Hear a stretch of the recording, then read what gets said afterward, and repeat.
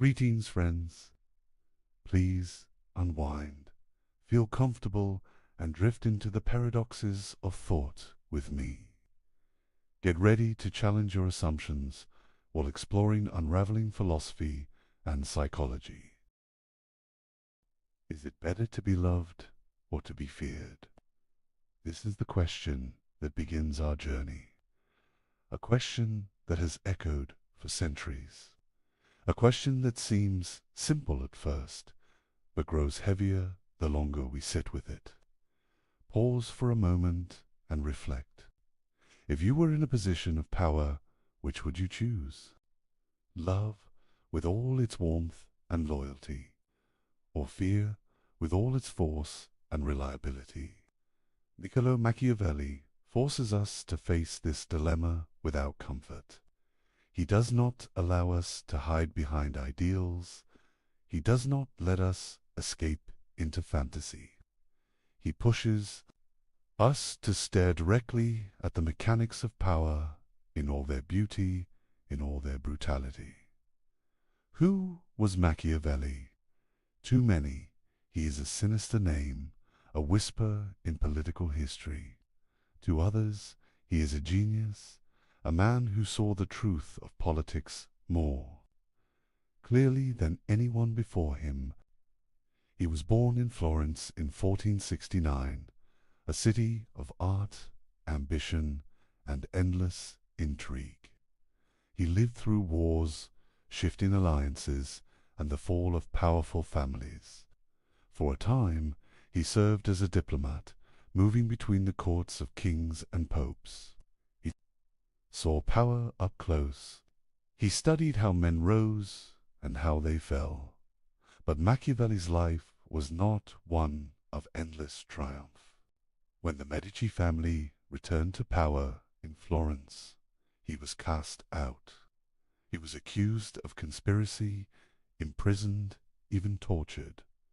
When he was finally released, he was forced into exile. His career seemed broken, his influence gone. Yet it was in that exile, stripped of privilege and honor, that he wrote his most famous work, The Prince. Many read The Prince as a manual for tyranny, a book that teaches rulers how to deceive, manipulate, and control. Others see it as satire, perhaps a veiled attack on the very leaders it appears to praise. Some read it as a desperate plea from a man trying to win back his position.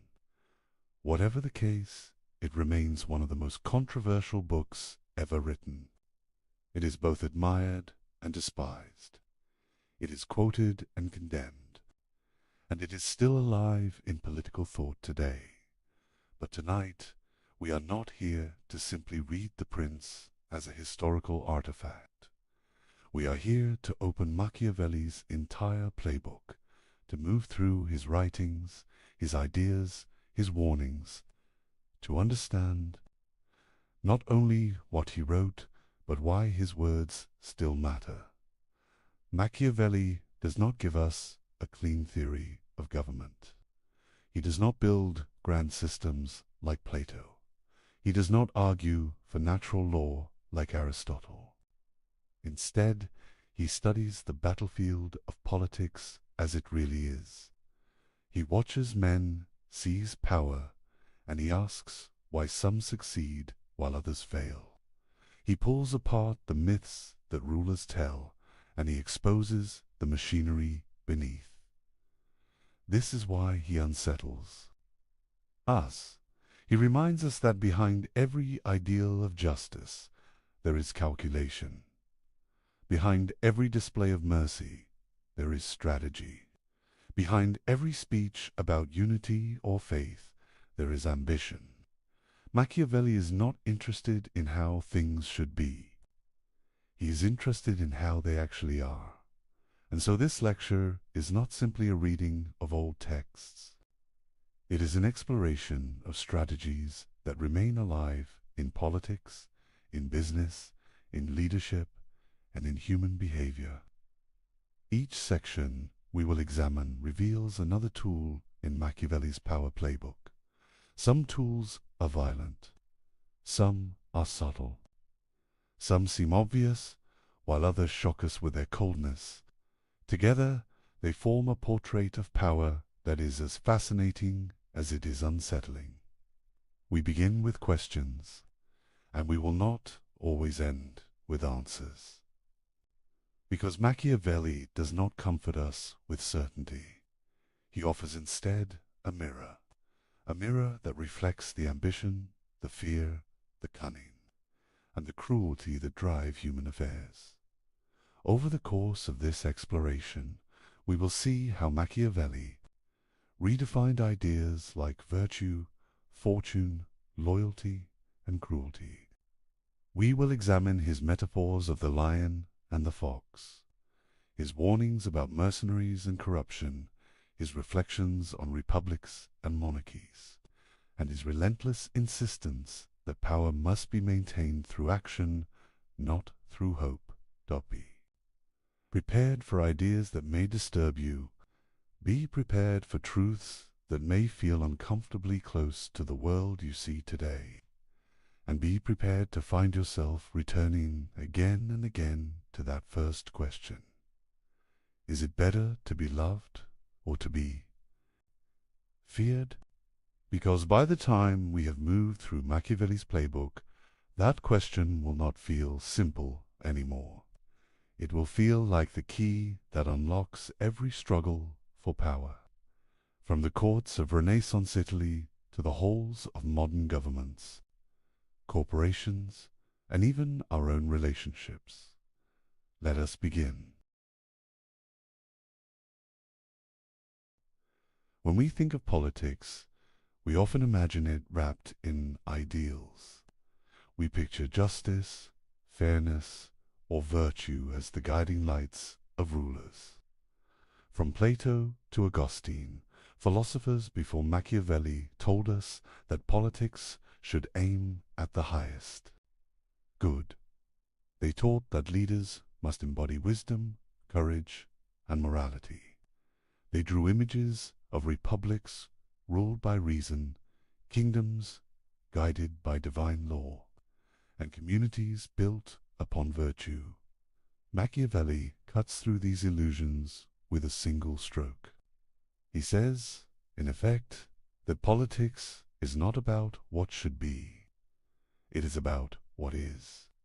The ideals may look beautiful, but they are fragile masks. Behind them lies the raw struggle for survival, dominance, and control.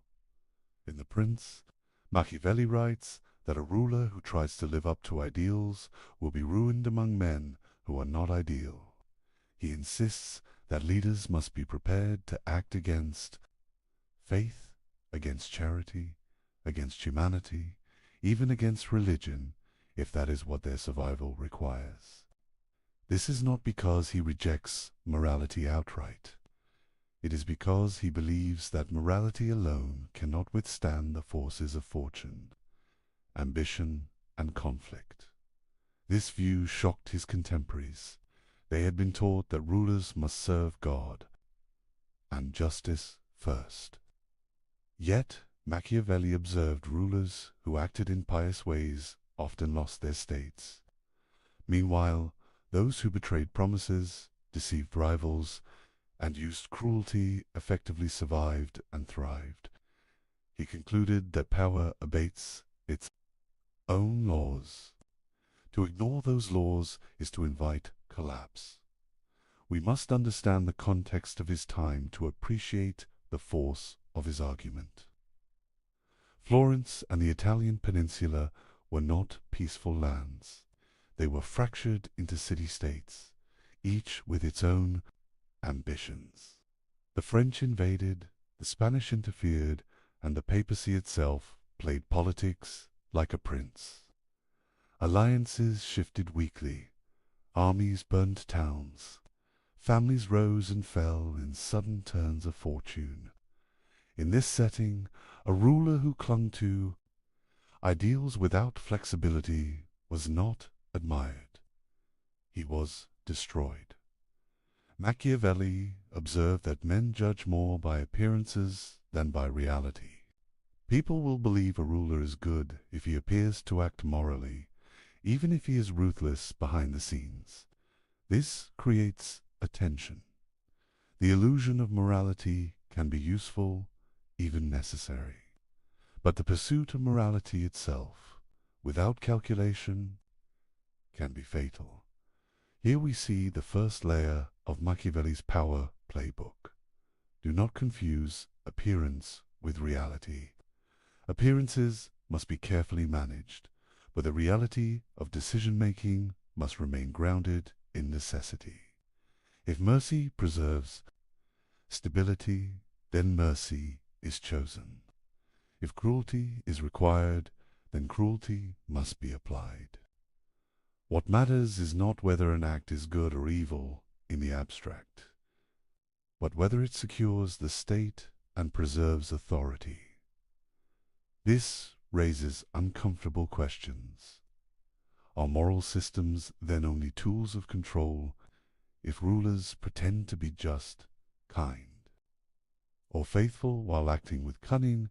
Is morality anything more than theater? Machiavelli does not answer directly. Instead, he turns the question back to us. Do we prefer a ruler who clings to ideals and loses the kingdom, or a ruler who bends morality and keeps the kingdom alive? He points to history for answers. Consider the Roman Republic, which he admired in his discourses on Livy. Rome expanded, not by living as a model of peace and charity, but through discipline, cunning, and often harsh measures. Its leaders pretended to honor traditions and gods, but behind that veil they made ruthless decisions for survival. Machiavelli's lesson is clear. Stability requires more than ideals. It requires cold, practical calculation. Let us pause and reflect. Imagine two leaders facing the same crisis. One refuses to break his promises because he believes in absolute honesty. The other breaks his word when it serves his interest. Who survives? Machiavelli would say the second. Why? Because men are fickle, promises are fragile, and power rests on force and cunning more than on trust. This does not mean Machiavelli denies all value in morality. He sees its utility. He urges rulers to appear merciful, faithful, and upright. He insists that people must see their leader as virtuous, yet he separates this appearance from reality. A wise ruler is skilled in performance. He puts on the mask of virtue while keeping the hands of strategy free. This duality between appearance and reality is one of Machiavelli's most unsettling contributions to philosophy. It strips away comforting illusions. It tells us that rulers succeed not because they are moral, but because they understand when to use morality and when to discard it. Think again of Plato. In the Republic, Plato describes the philosopher king as one who rules with wisdom and justice, guided by eternal truth. Machiavelli turns this image upside down. For him, the successful ruler is not the philosopher who contemplates ideals. It is the strategist who adapts, deceives, and seizes opportunity. Where Plato sought harmony between justice and power, Machiavelli separates them. The contrast extends further. Christian thinkers taught that rulers must be shepherds of their people, accountable to divine law. Machiavelli does not dismiss religion entirely, but he treats it as another instrument.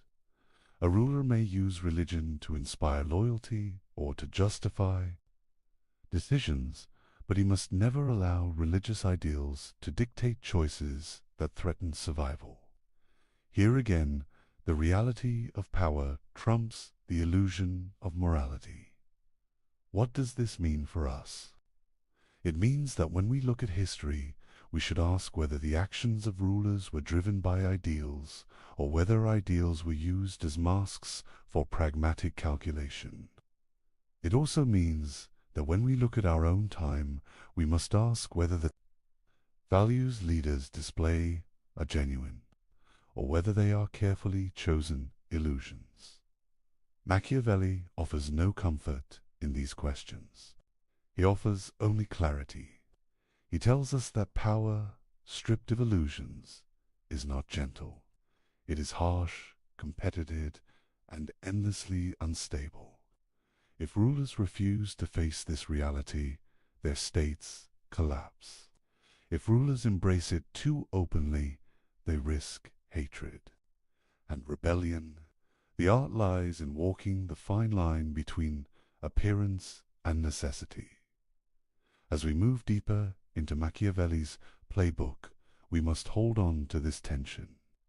The illusions of morality are powerful, but the reality of power cannot be ignored.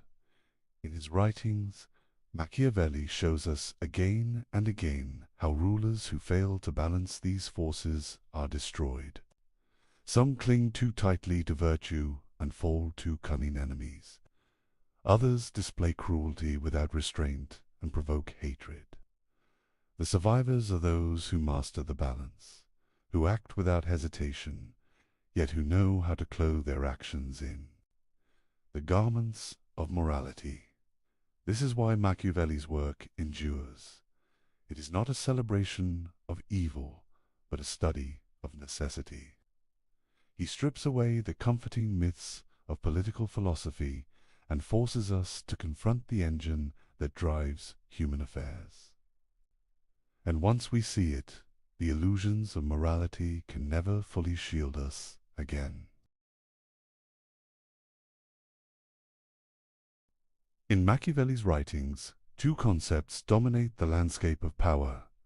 These are fortuna and virtue. To understand his playbook, we must first understand them. Fortuna is often translated as fortune or luck. It represents the unpredictable elements of life. It is the flood that can sweep away kingdoms. It is the sudden death of a prince. It is the betrayal of allies, the revolt of citizens, the invasion of foreign armies. Fortuna is chaos made tangible virtue. On the other hand, is not morality. It is not virtue in the sense of goodness or justice. It is a kind of strength, skill, and decisiveness. It is the ability to shape circumstances. It is a capacity to act boldly, to plan wisely, and to respond quickly. Virtue allows a ruler to confront fortune and, when possible, to bend it to his will. Machiavelli presents these two forces as intertwined. Fortune is like a river that rises and falls without warning. Virtue is the dam, the levee, or the engineer who redirects the waters. Without virtue, fortuna will destroy even the strongest ruler. Without fortuna, virtue has no challenges to overcome, but its presence is constant. It tests leaders, punishes hesitation, and rewards audacity. Consider his famous river metaphor. Machiavelli describes fortune as a river that floods suddenly. The flood destroys villages, drowns cattle, and scatters crops. Those who prepare levees, who build channels, who anticipate the rising waters, survive. Those who do not are swept away. In human affairs, fortune functions in the same way. Wars, betrayals, deaths, and revolutions can overwhelm a state in an instant. Virtue is the preparation, the adaptability, and the courage to confront these forces. This does not mean that fortune can be fully controlled. Machiavelli is clear. Fortune is unpredictable and often cruel, but it can be mitigated. A prince who acts boldly, decisively, and with cunning can reduce the power of fortune. He can turn its unpredictability into opportunity. History is full of examples. Leaders who hesitated in crises perished. Leaders who seized the moment thrived. Machiavelli observes that fortune favors the bold vertic also requires knowledge and action.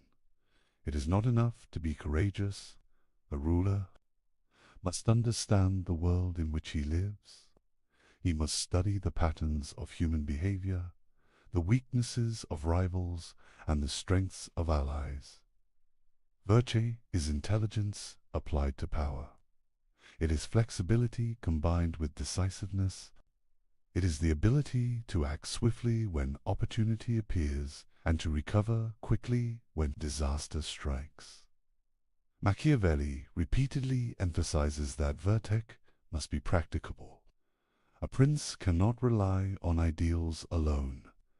He must take risks, sometimes calculated, sometimes bold, to secure his position.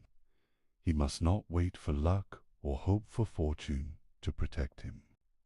Fortune may knock on the door, but only Vert can open it. The interplay of fortune and virtue appears in Machiavelli's historical examples. Consider Cesare Borgia. He inherited a position of power and expanded it through audacity and strategy. He knew when to use force, when to deceive, and when to negotiate. He acted decisively against enemies, and fortune, in some measure, favored him. Yet Borgia's success was not guaranteed. When his father, Pope Alexander VI, died, fortune turned. Borgia's enemies struck, and his state collapsed. This demonstrates the limits of vertic when fortune is overwhelming. Machiavelli also examines the role of timing in vertic. Acting too soon can provoke resistance before power is secure. Acting too late can allow enemies to consolidate their strength. A wise ruler observes carefully, prepares meticulously, and strikes with precision. Vertic is the skill of timing. It is the combination of preparation, courage, and intelligence. We must also consider the human dimension. Virtue is not only strategic, it is psychological. A ruler must inspire confidence, command respect, and manage fear. Virtue allows a leader to read the hearts of men, to discern who will betray, who will follow, and who will hesitate. It is the skill of understanding not just events, but people. Fortune tests the world. Virtue tests human nature. There is a deeper lesson here. Machiavelli does not glorify luck. He does not suggest that fortune alone creates great leaders. He insists that a ruler's success depends on his ability to seize opportunity, adapt to changing circumstances, and act decisively.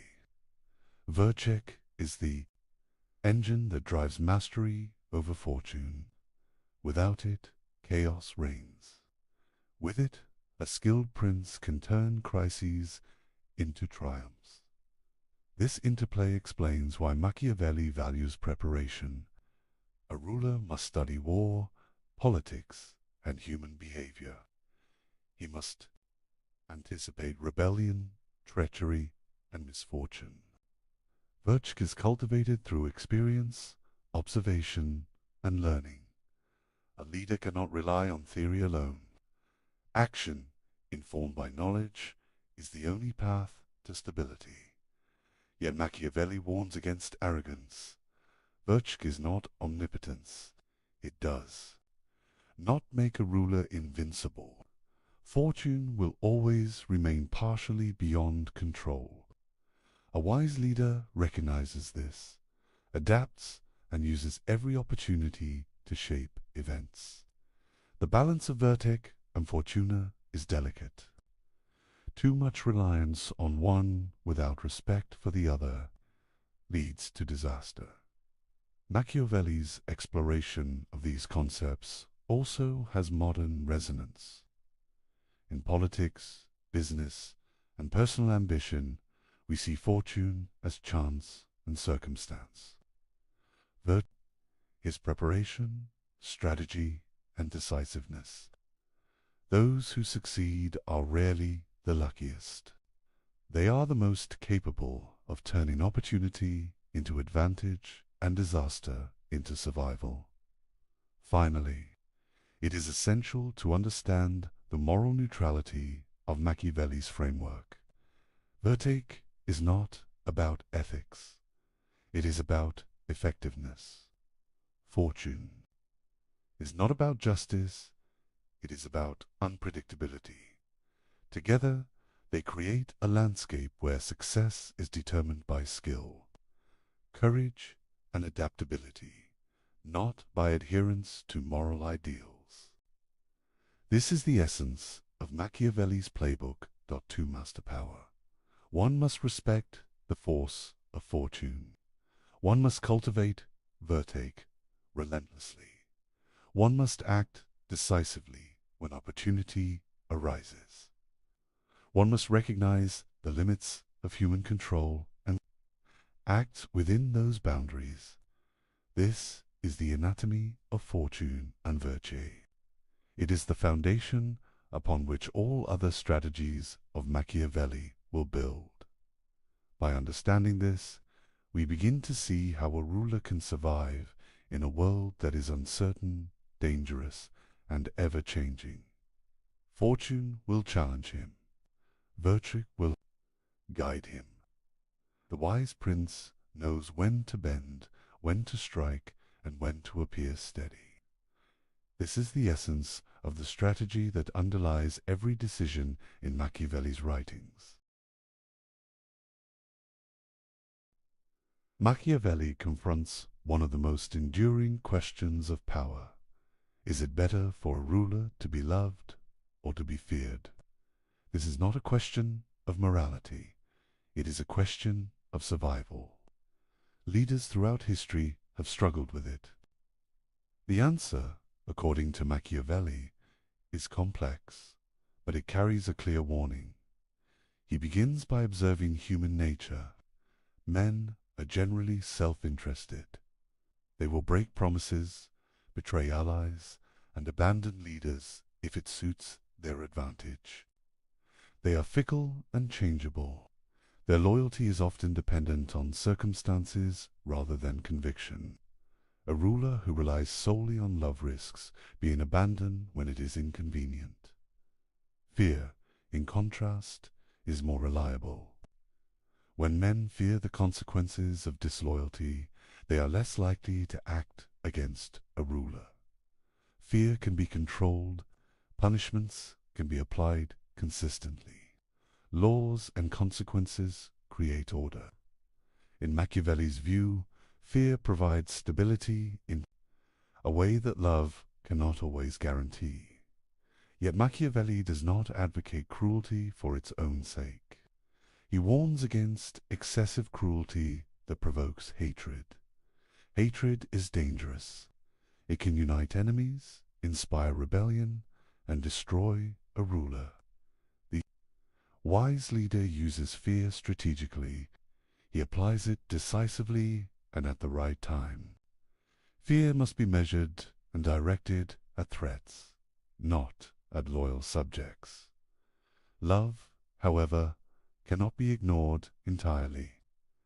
People prefer to follow a leader who is respected and admired.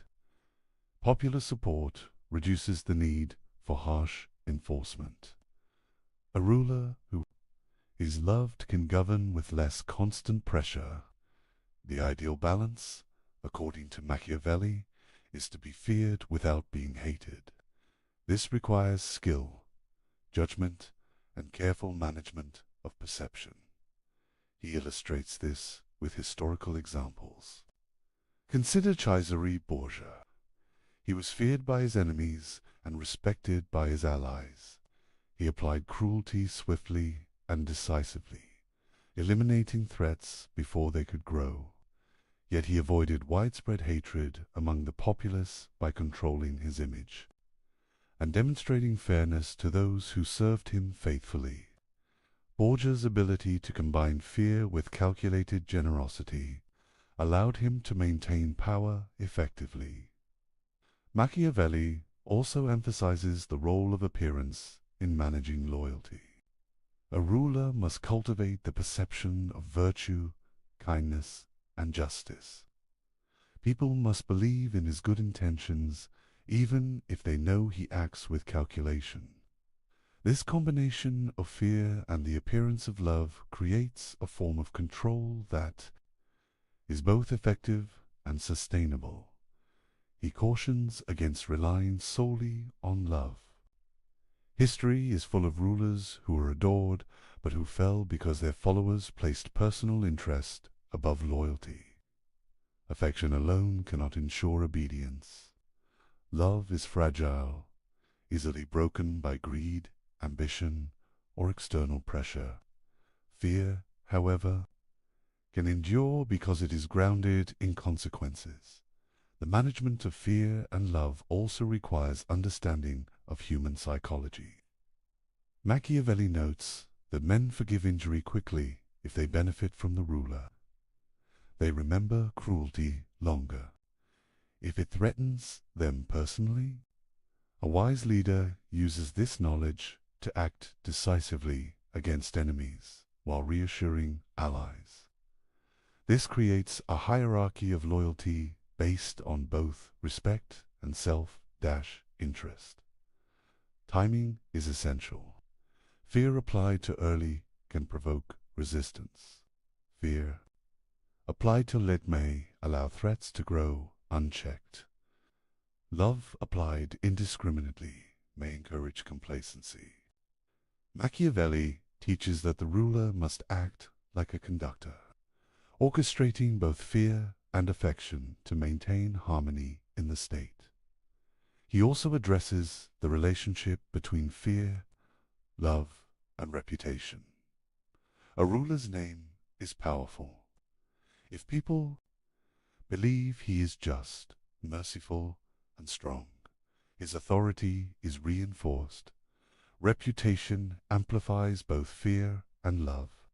A clever ruler manages his image with care, demonstrating strength when necessary and benevolence when advantageous. Machiavelli warns that extremes are dangerous. Excessive cruelty provokes hatred. Excessive leniency invites disobedience. Excessive reliance on affection leaves the ruler vulnerable to betrayal. The key is moderation and calculation. The ruler must constantly assess the loyalty of subjects and the stability of his power. Another important point is the unpredictability of human nature. People's emotions cannot be controlled completely.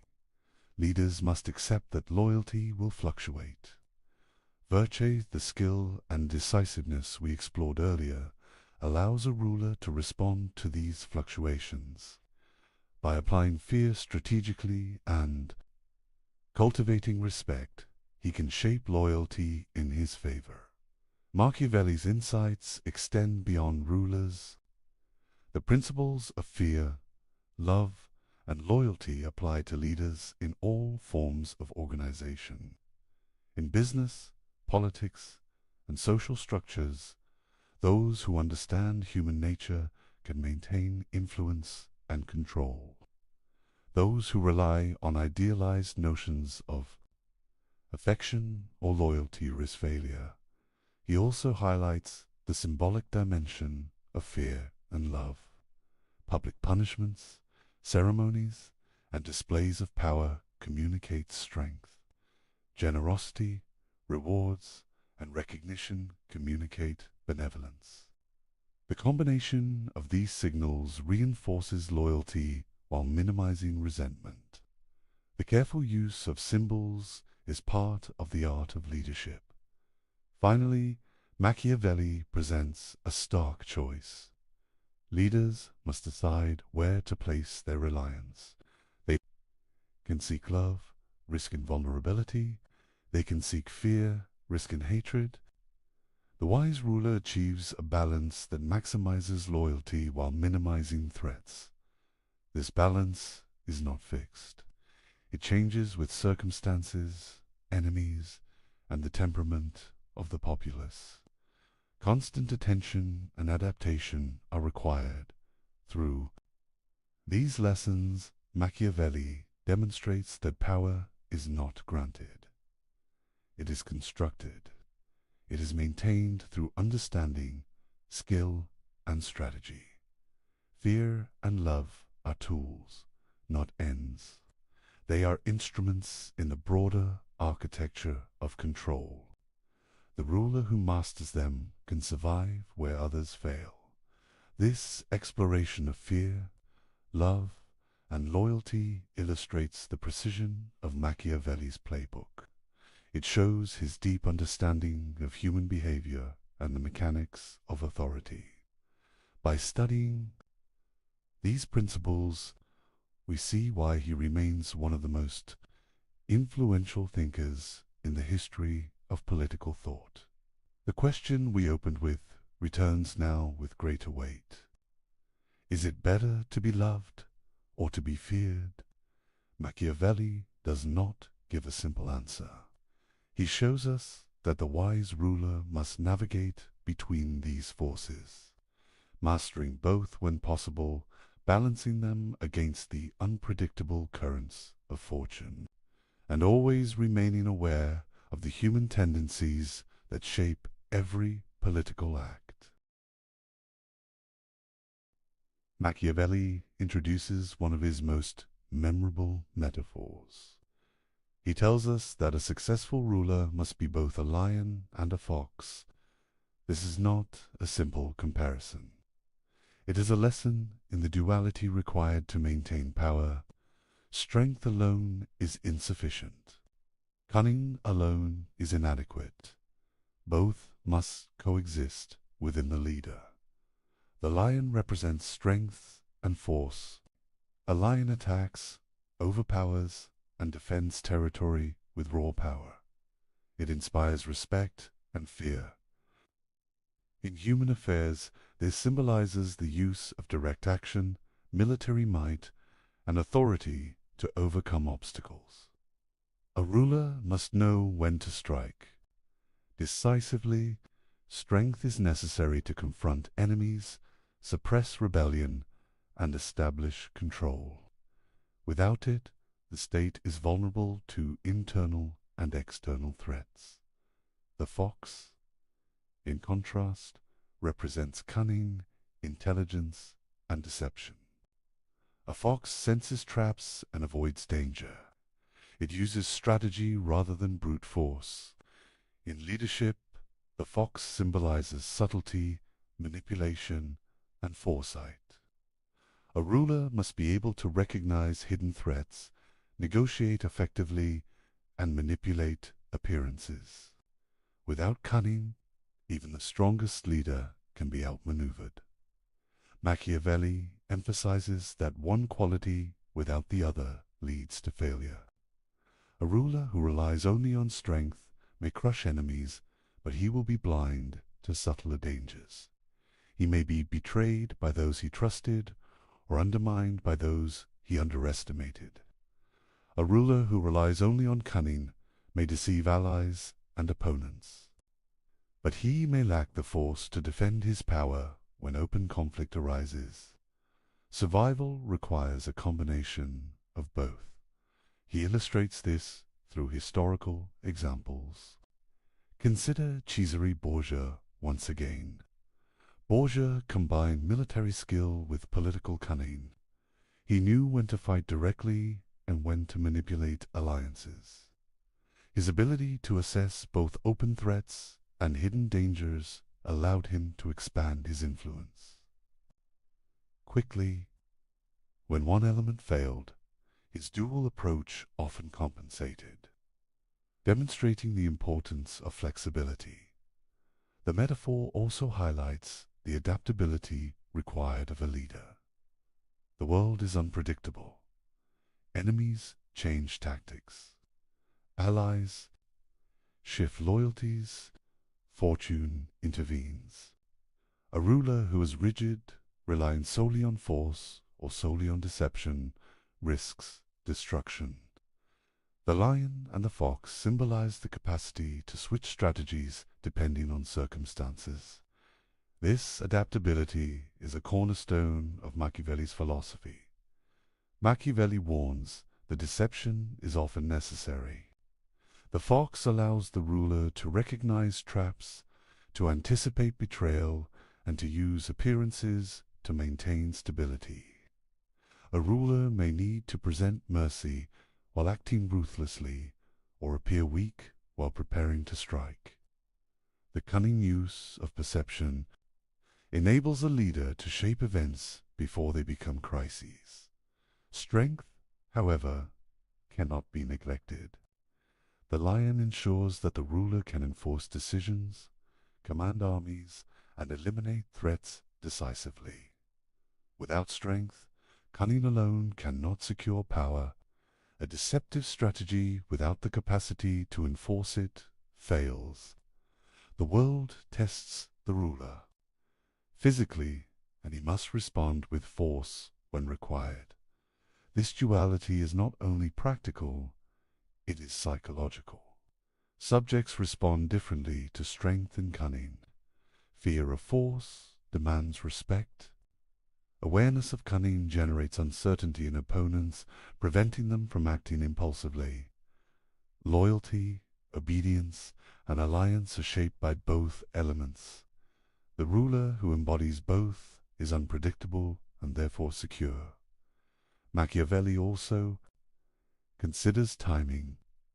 The lion and the fox must be deployed according to circumstances. A time of rebellion may demand the strength of the lion. A time of diplomacy may demand the subtlety of the fox. A ruler who cannot read the situation or who applies the wrong method invites disaster. Success is contingent upon judgment as much as skill. The duality extends to internal governance as well. Rulers must manage advisors, nobles, and citizens with both strength and cunning. They must reward loyalty, punish betrayal, and manipulate perception. The lion ensures the power to act decisively. The fox ensures the capacity to navigate complex social and political networks. Together, they allow the ruler to maintain stability over time. Machiavelli also notes that appearances matter. The ruler should project the qualities of both animals. Even when they are not fully exercised, a leader who appears strong can deter enemies. A leader who appears cunning can prevent plots. Perception is an instrument of power, reinforcing both force and strategy. The lesson for leaders is clear. One cannot rely solely on morality, ideology, or a single skill.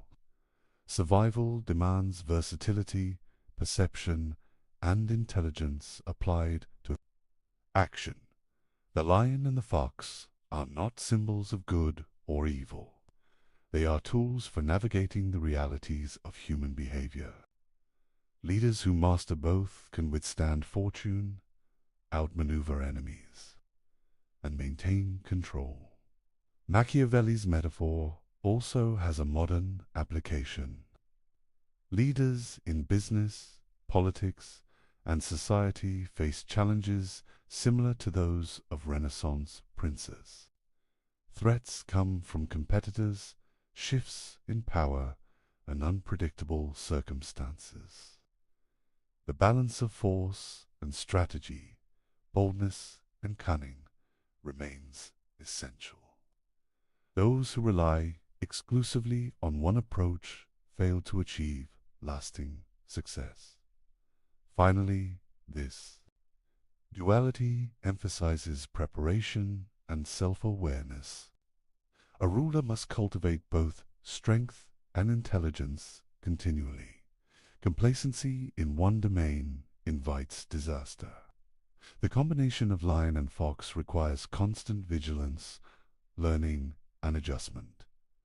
Leadership is not a static condition. It is an ongoing process of adaptation and mastery. Machiavelli's insight is that the art of power is not a single skill.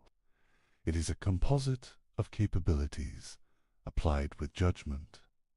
The lion and the fox exemplify this. They teach that power is dynamic, conditional, and deeply intertwined with human nature. A leader who embodies this duality understands both the threats he faces and the opportunities he can seize. By studying this principle, we begin to see the depth of Machiavelli's strategy. Power is never absolute. It must be constantly managed. Force and cunning are complementary tools. They must be balanced, applied with foresight, and adapted to shifting circumstances. This understanding sets the foundation for every further strategy in Machiavelli's playbook. Machiavelli addresses one of the most controversial aspects of his philosophy. He argues that cruelty, when applied correctly, can be necessary for the stability of a state. This idea challenges conventional morality. It is not intended to shock. For its own sake, it is practical. It is rooted in the realities of human behavior and political survival. He begins by distinguishing between types of cruelty. There is cruelty that is well used. There is cruelty that is excessive or poorly timed. Well-used cruelty is decisive. It is applied quickly and with purpose. It eliminates threats, prevents rebellion, and secures authority. Poorly used cruelty is endless and arbitrary. It breeds hatred, fear without respect, and eventual collapse. Machiavelli explains that cruelty is most effective when it is limited and targeted. A ruler may need to eliminate rivals or punish conspirators. When this is done decisively, the message is clear. Potential enemies understand the consequences of opposition. This type of cruelty prevents disorder, it consolidates power, it does not invite continuous resistance because it is controlled. Historical examples illustrate his point. Consider Cesare Borgia. Borgia faced a fragmented state and rebellious subjects. He acted with ruthless efficiency against those who threatened his authority. Ramiro de Orco, one of his lieutenants, was sent to enforce discipline. The people initially resented the actions, but Borgia quickly executed de Orco, presenting himself as just. The cruelty served a purpose, and then it ended. This calculated approach stabilized the region. Machiavelli emphasizes that cruelty must be applied at the beginning of a ruler's tenure. Early decisive actions prevent prolonged unrest. Hesitation allows enemies to grow stronger and emboldens conspirators. Once a ruler establishes control through measured force, ongoing cruelty becomes less necessary. The goal is to secure loyalty, not to perpetuate fear indefinitely. He also warns against arbitrary cruelty. Violence without purpose undermines authority. It creates resentment. It destabilizes rather than strengthens. The wise leader uses cruelty as a tool, not as an expression of personal anger. Decisions must be calculated and disciplined. Emotion alone is insufficient and dangerous. Machiavelli extends his analysis to the broader principle of necessity. Rulers exist in a world of danger. Enemies plot, allies betray, and fortune is unpredictable. In this context, cruelty is often unavoidable. It is the means by which order is maintained and the state preserved. Without it, instability spreads. Without it, even the most virtuous ruler can be overthrown. The psychological dimension is important. People fear what is visible and immediate. When a ruler applies force decisively, the population learns the consequences of disobedience. This fear can be controlled and focused. In contrast, excessive leniency or delayed punishment allows resentment to fester. Threats multiply when cruelty is inconsistent or unclear. Machiavelli also highlights the perception of cruelty. A ruler should not appear cruel for its own sake. Actions should be framed as necessary for the common good or for the security of the state. Public perception shapes loyalty. People tolerate force if it is justified and purposeful. They rebel when cruelty seems arbitrary or self-serving. Timing, again, is essential. Initial acts of cruelty secure authority. After stability is established, further violence can be reduced. The ruler can shift focus to appearances of mercy, justice, and virtue.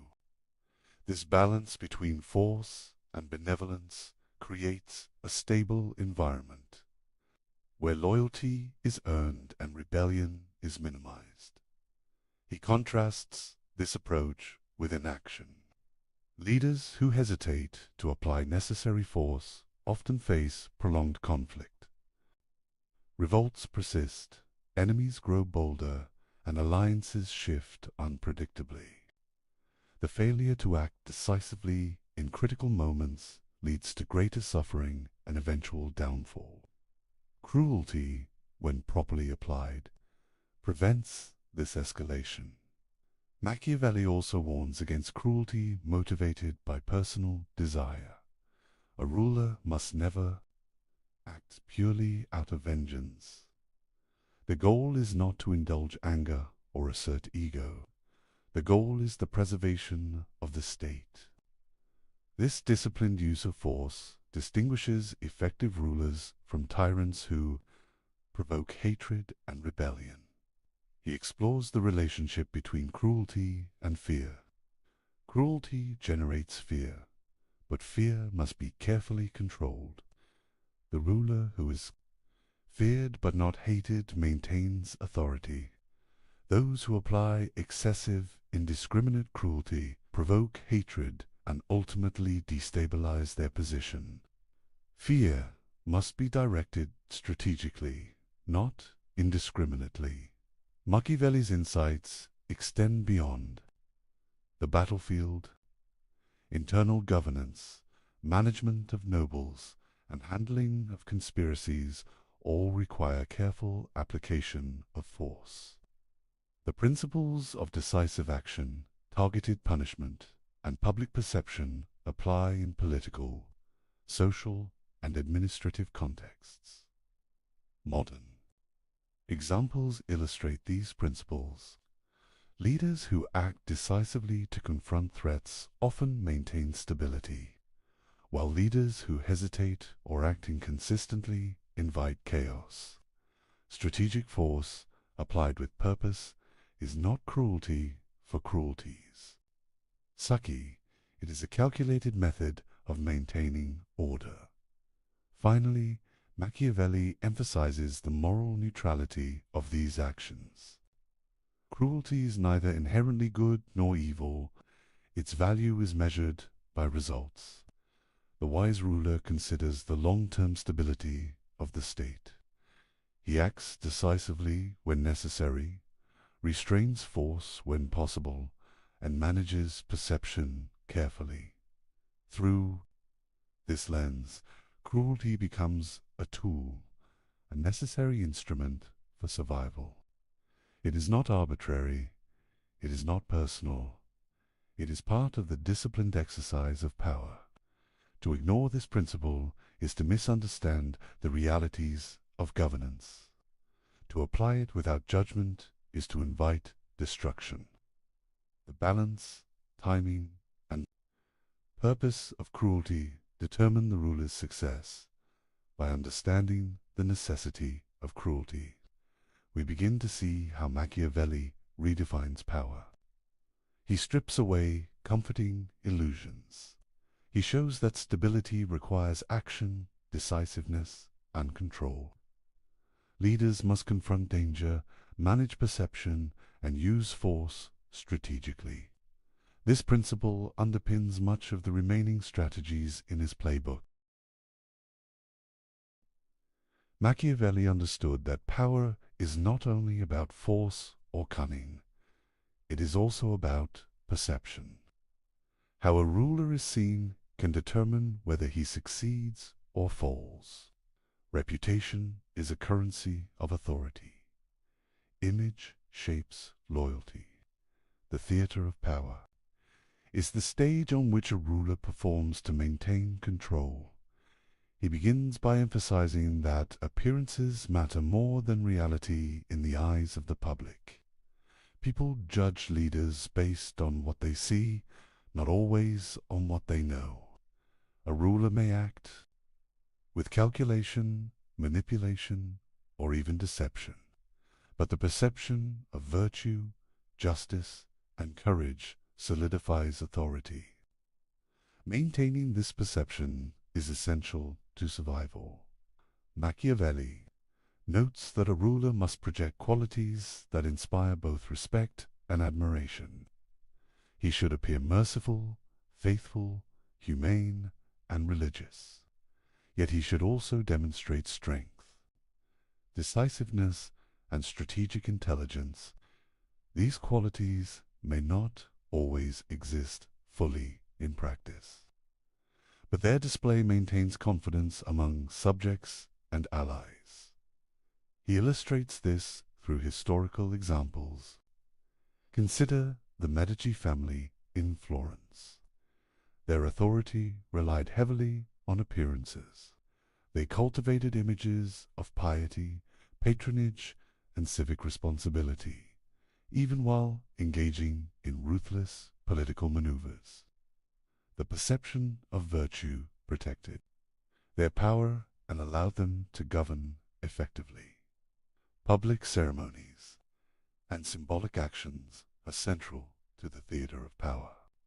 Processions, proclamations, and displays of generosity communicate a ruler's qualities.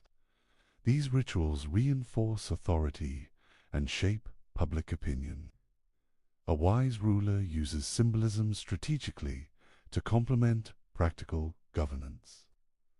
Actions and appearances together create stability and influence. Machiavelli warns against inconsistency between image and action. If a ruler is perceived as just but acts cruelly without explanation, trust erodes. If he appears merciful but fails to act decisively when necessary, fear and respect diminish. The alignment of perception and action is delicate. Leaders must cultivate both carefully. He also emphasizes that reputation affects both allies and enemies. Allies are more likely to support a ruler who is respected and admired. Enemies are more likely to hesitate if they believe a leader is capable, decisive, and shrewd. Reputation amplifies the impact of both fear and love. It extends influence beyond immediate actions and creates strategic leverage. Machiavelli explores the importance of consistency. While flexibility is essential in tactics. The public perception of a ruler must appear stable. Sudden changes in behavior or values can create uncertainty and doubt. A stable image fosters loyalty, trust, and deference. A reputation for strength, wisdom, or justice protects a ruler from instability. He examines how rulers can manipulate perception deliberately. Deception is not inherently evil in this context. It is a tool. A ruler may appear merciful while acting decisively or appear humble while exercising authority firmly. By managing appearances, the ruler controls not only immediate reactions, but also the long-term loyalty of subjects. Machiavelli also highlights the interplay of private action and public display. A ruler may act ruthlessly in private to secure control while presenting fairness publicly. The effectiveness of power often depends on this duality. The public cannot witness every act. What they perceive shapes their behavior. Clever leaders leverage this to maintain order. Historical examples extend to military leaders as well. A general who appears disciplined, courageous, and strategic inspires confidence among troops. Soldiers follow not only because of orders, but also because of belief in competence. Reputation reinforces obedience and enhances effectiveness in both governance and warfare. Machiavelli also considers the fragility of reputation. A single scandal or misstep can undermine decades of careful cultivation. Leaders must guard against false reports, betrayal, and rumor. Information management is essential. The theater of power includes not only actions, but the narrative that surrounds them. He emphasizes that reputation is cumulative. Small acts of courage, fairness, or generosity build perception over time. Strategic displays amplify influence. Similarly, repeated acts of cruelty or indecision erode credibility. The ruler must understand the long-term effects of each decision. On public perception, Machiavelli also examines the use of storytelling and legacy. Leaders often shape their image through narratives that highlight successes and obscure failures. Propaganda, public records, and controlled accounts of events all contribute to the theater of power. The ruler who controls the story controls the memory of his rule. He warns that relying solely on appearances without substance is dangerous. A ruler may deceive temporarily, but if underlying weaknesses exist, fortune will expose them. Strength, cunning, and decisiveness must underpin image. Reputation amplifies power, but cannot replace competence. Modern parallels are clear. In politics, business, and society, leaders manage public perception constantly. Media, communication, and symbolic actions influence loyalty, respect, and obedience. The principles Machiavelli outlined centuries ago remain relevant. Reputation shapes decisions, alliances, and opportunities. Finally, Machiavelli emphasizes the integration of all elements of power. Reputation, force, cunning, cruelty, and appearance are not separate. They interact. A wise ruler balances them to maintain authority. Perception enhances action. Action reinforces perception. Together, they create a resilient, adaptive, and effective system of governance. Through understanding the theater of power, we see that leadership is both practical and performative. A ruler must master not only the mechanics of control, but also the art of influence. Every gesture, decision, and public appearance contributes to the stability of the state. Reputation is the stage upon which all other strategies unfold. By studying these lessons, we begin to see Machiavelli not as a promoter of immorality, but as an analyst of survival and influence. Leaders who understand perception and cultivate their image can navigate challenges, inspire loyalty, and maintain power in ways that are both strategic and enduring. Machiavelli understood that power does not exist in isolation. A ruler is surrounded by allies, adversaries, and opportunists. Success depends on the careful management of relationships. Friendships, loyalties, and enmities are tools to be understood and used wisely. He begins by emphasizing the impermanence of alliances. People are motivated by self-interest. Allies today may become enemies tomorrow. Shared goals are often temporary. The wise ruler anticipates these shifts.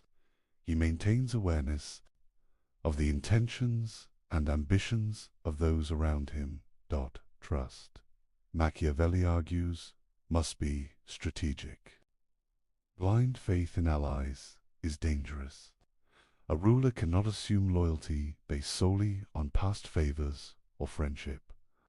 Those who seem most devoted may betray at the moment of greatest opportunity. Conversely, apparent rivals may be managed or even converted into useful allies if their ambitions align temporarily with the ruler's objectives. He provides historical examples to illustrate these points. Florence, Venice, and other Italian city-states were constantly shifting in alliances. Leaders who relied too heavily on external support often found themselves abandoned when foreign powers pursued their own interests. Survival required vigilance and flexibility. Alliances must be nurtured, tested, and sometimes replaced. Machiavelli emphasizes the importance of understanding human motivation. People act primarily out of self-interest, fear, or ambition. A ruler who misreads the desires and incentives of allies risks being manipulated. He must study the character and behavior of those around him carefully. Observing actions is often more revealing than listening to words. He also addresses betrayal. It is inevitable in human affairs. Rulers must plan for it. Defensive measures such as dividing potential adversaries, rewarding loyalty, and punishing treachery decisively reduce the likelihood of surprise attacks. Machiavelli stresses that swift and calculated responses to betrayal send clear signals, reinforcing both fear and respect. Another principle is the selective cultivation of friends and enemies. Not all alliances are equally valuable. The ruler must identify those who can contribute to stability, military strength, or economic advantage. Some rivals can be left unchecked if their ambitions are contained. Others must be neutralized through diplomacy, coercion, or strategic force. Proper management ensures that threats are minimized while benefits are maximized. Machiavelli also highlights the importance of adaptability. Relationships are not static. Circumstances change. A once trusted ally may become dangerous. A previously hostile neighbor may become an opportunity for alliance. The successful ruler continually reassesses the political landscape. Decisions must be based on the current balance of power, not past assumptions or sentiments. He examines the role of deception in managing allies and enemies. Transparency can be exploited. The ruler must sometimes conceal intentions, provide misleading signals, or present false security to maintain advantage. Deception is a tool, not a moral failing. When used to preserve the state and protect power, historical examples reinforce these lessons. The Papal States frequently negotiated alliances with city-states and foreign powers. Those who overestimated loyalty or underestimated ambition often lost territory or influence. Leaders who balanced diplomacy with readiness for conflict maintained authority more effectively. Machiavelli's observations emphasized pragmatism over idealism. He also considers the psychological impact of power. Allies observe how a ruler handles threats, betrayal, and opportunity. Swift action and decisive judgment inspire confidence. Hesitation and indecision undermine trust. Reputation, decisively linked to behavior, shapes future relationships. Allies and enemies alike adjust their strategies based on perceived strength and intelligence. Machiavelli warns against over-reliance on any single ally.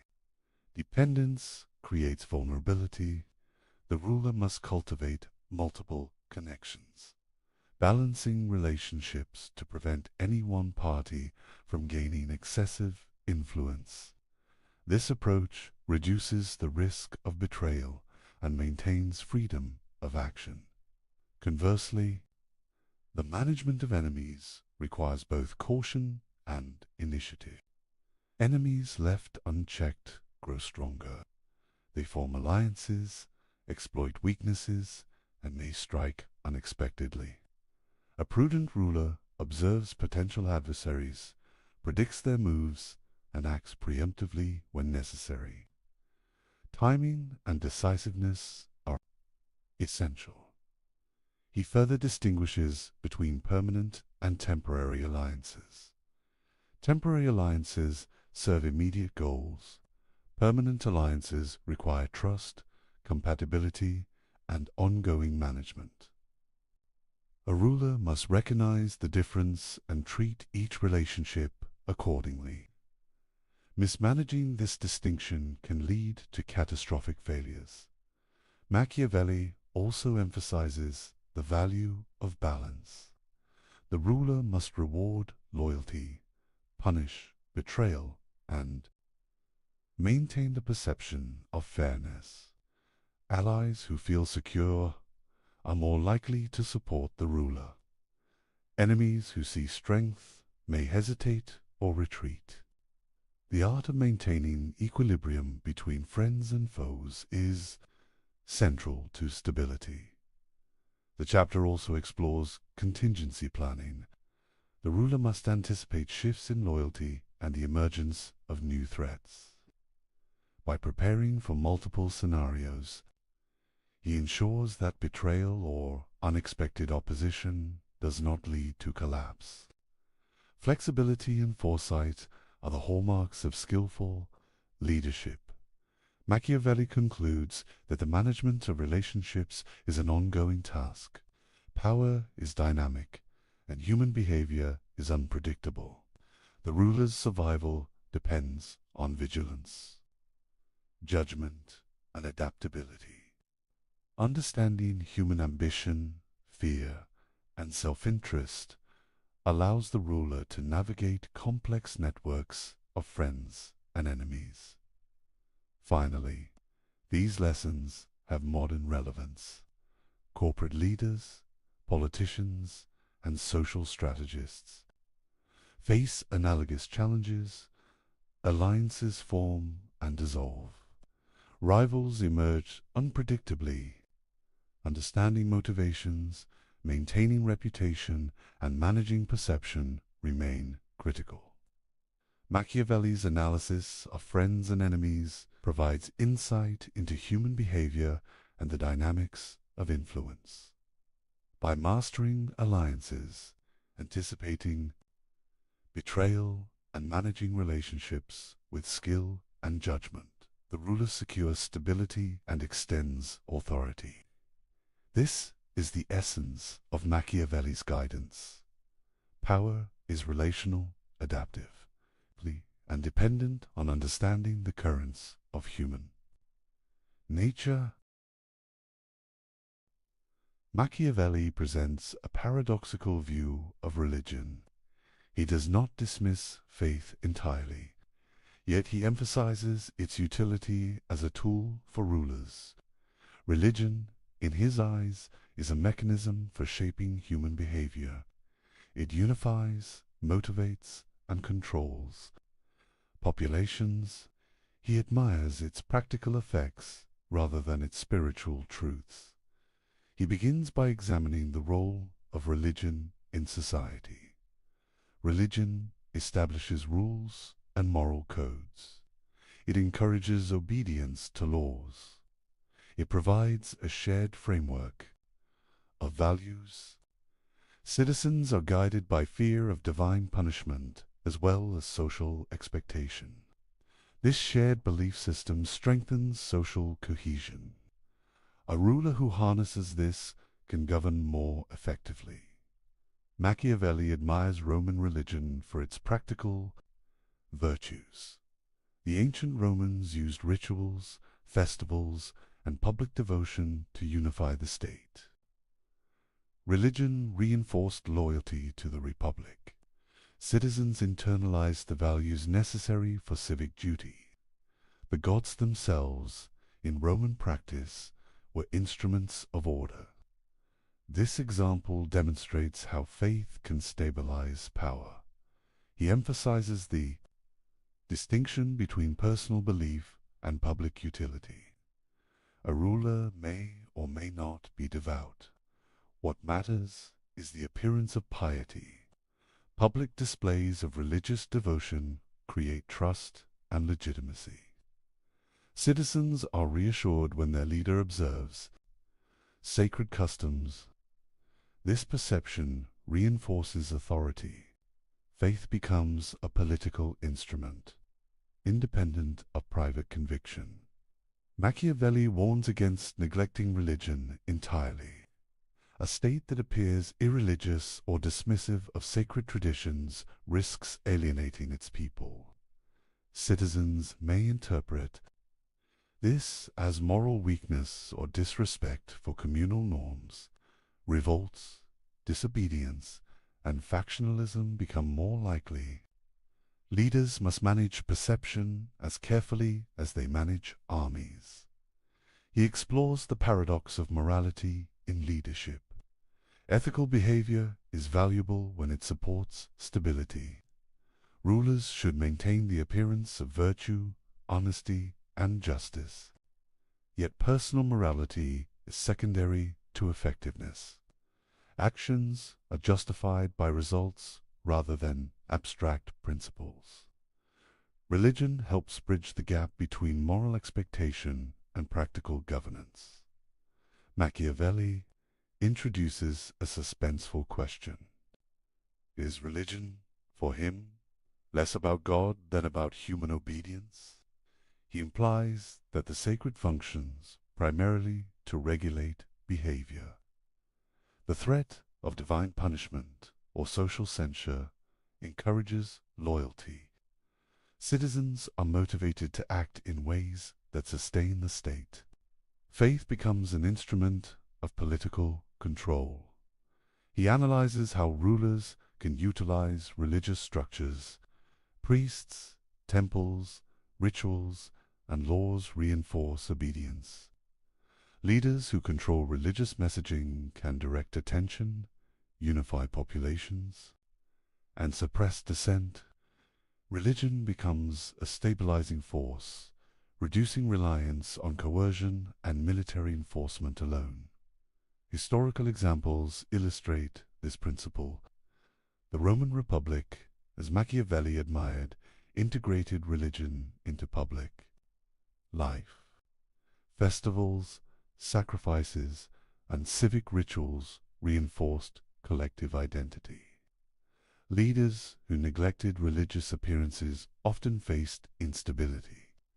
The power of perception, supported by shared belief, reinforced authority more effectively than force. Alone, Machiavelli also highlights the psychological dimension. People are more likely to follow laws and respect authority when they believe the ruler shares their values. Ritual, symbolism, and demonstration of piety cultivate trust. Even if a ruler privately doubts or manipulates faith, the public perception is what matters. Religion becomes a form of social technology. He contrasts genuine devotion with performative faith. Personal belief is not required for effective governance. What matters is consistent display. Leaders who observe sacred customs, attend ceremonies, and speak in morally resonant terms project stability. Citizens respond to visible piety. The mask of religion is a tool to maintain social order. Machiavelli further explores the consequences of neglecting this tool. A ruler who appears impious risks alienating both the people and the elite.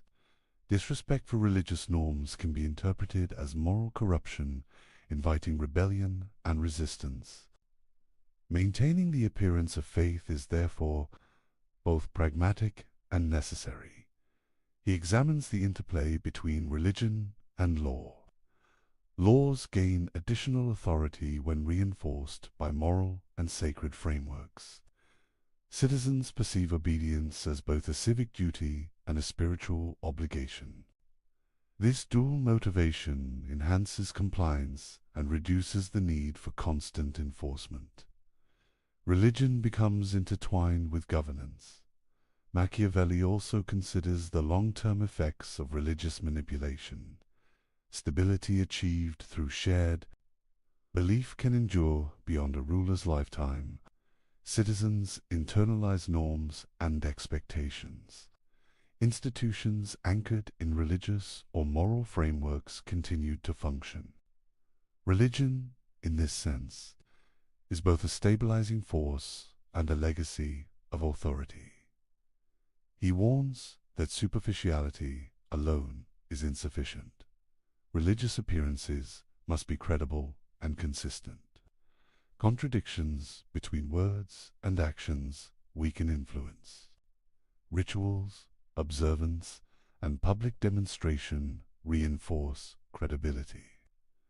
The ruler who carefully manages both perception and action maintains legitimacy. Finally, Machiavelli emphasizes that religion is inseparable from the exercise of power. It is not simply a private matter. It functions as a tool, a mechanism for obedience, and a means of reinforcing social cohesion. The prudent ruler integrates faith into the architecture of authority, using it to stabilize the state while pursuing pragmatic objectives. By studying Machiavelli's approach, we see a ruler who understands human behavior deeply.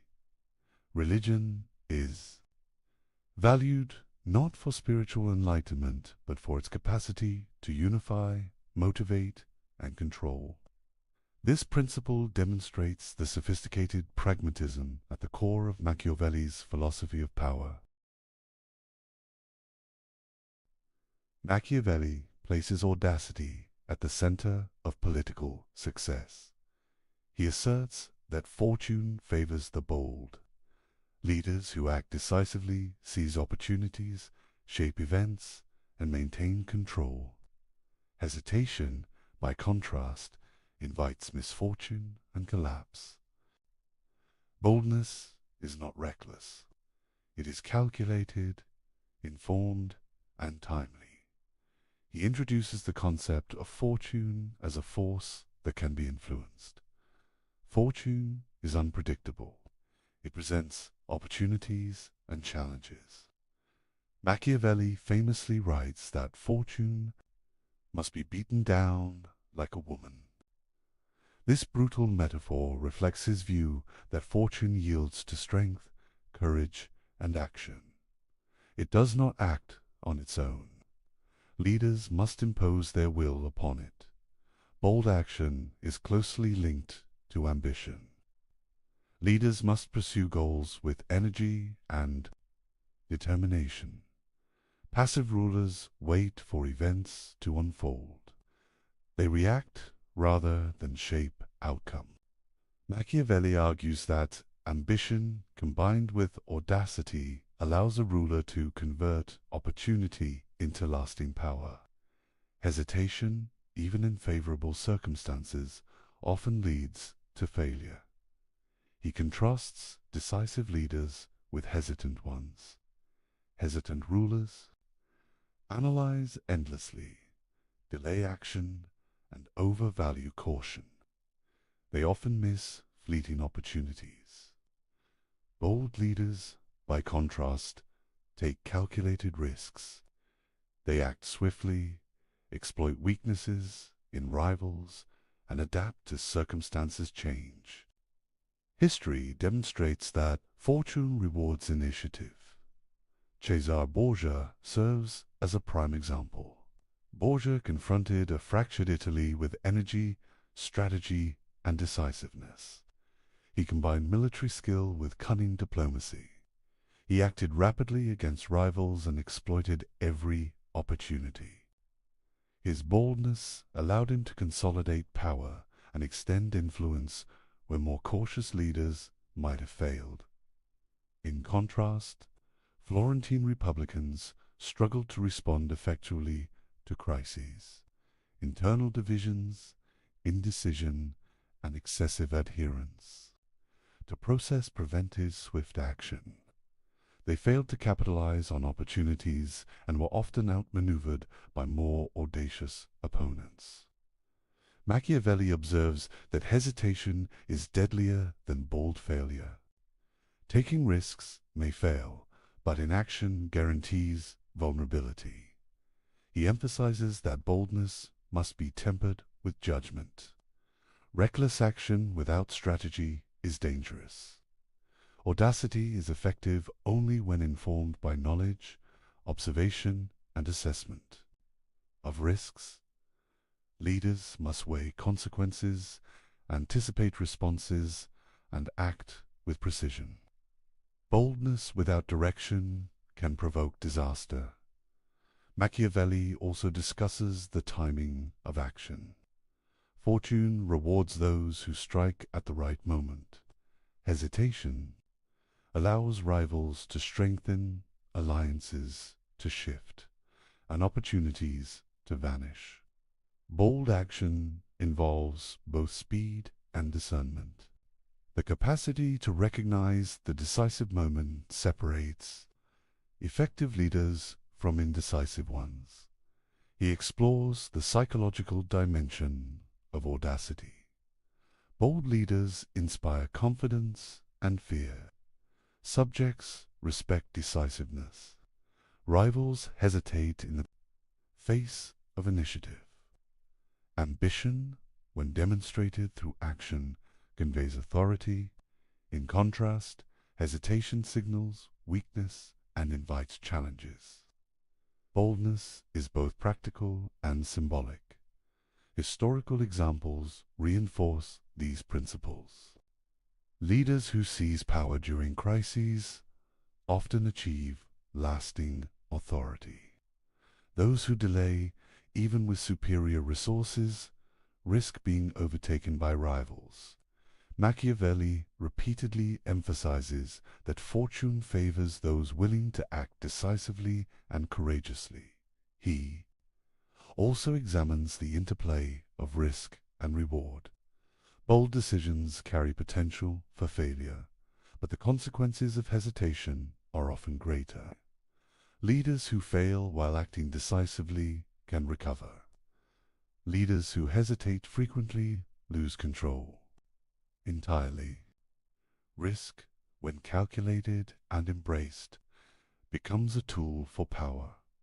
Machiavelli stresses that audacity affects both internal and external politics. Domestically, decisive action quells dissent and inspires loyalty. Externally, it deters aggression and exploits weaknesses in rivals. Boldness establishes initiative. Hesitation surrenders it. Maintaining momentum is central to sustaining authority. The metaphor of fortune as a woman underscores the active role leaders must play. Fortune does not yield passively. It responds to courage, energy, and assertive effort. Leaders shape their destiny by imposing their will upon circumstances. This principle highlights the dynamic relationship between human action and unpredictable events. He further explores the cumulative effect of boldness. A leader who consistently acts decisively builds reputation and credibility. Subjects and allies observe audacity as competence. Rivals perceive a pattern of strength and initiative. Over time, bold action creates a self-reinforcing cycle of authority and influence. Machiavelli also examines failures of audacity. Leaders who act boldly without preparation, intelligence, or strategy invite disaster. Success requires both courage and competence. Boldness is a necessary condition for power, but it is not sufficient alone. Knowledge, skill, and foresight are equally essential. He concludes with the central lesson: hesitation is deadlier than bold failure. Inaction allows rivals to advance, fortune to shift, and opportunities to disappear. Bold, calculated action may encounter setbacks, but it preserves initiative and maximizes the possibility of success. Hesitation guarantees loss. Through this analysis, Machiavelli emphasizes a core principle of his philosophy. Ambition, courage, and decisive action define effective leadership. Fortune favors those who confront uncertainty actively, shape events strategically, and refuse to be paralyzed by risk. Boldness is both a weapon and a shield in the machinery of power. Machiavelli admired the Roman Republic. He saw in it a model of political strength, resilience, and adaptability. Unlike principalities ruled by a single prince, republics distributed power. Authority was shared among institutions, citizens, and elites. This structure created stability, accountability, and long-term endurance. He begins by contrasting republics with monarchies. Principalities concentrate power in one individual. Decision-making is rapid but highly dependent on the ruler's abilities. The state is vulnerable if the prince is weak, indecisive, or corrupt. Republics, by contrast, distribute authority across councils, assemblies, and magistrates.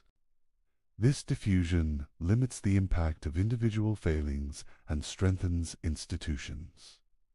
Machiavelli praises the capacity of republics to harness civic virtue.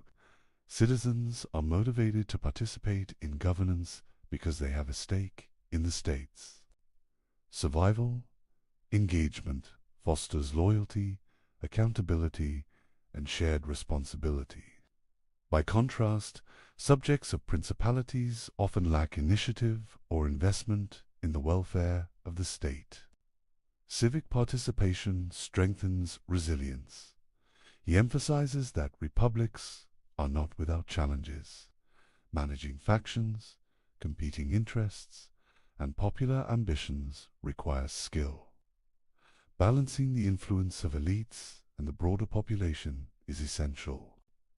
The state must allow freedom while maintaining order. Too much liberty invites chaos. Too much control breeds resentment. The art of governance is in finding this balance. Machiavelli presents suspenseful insight. He is not simply a cynic focused on manipulation. He also values liberty when it is managed wisely.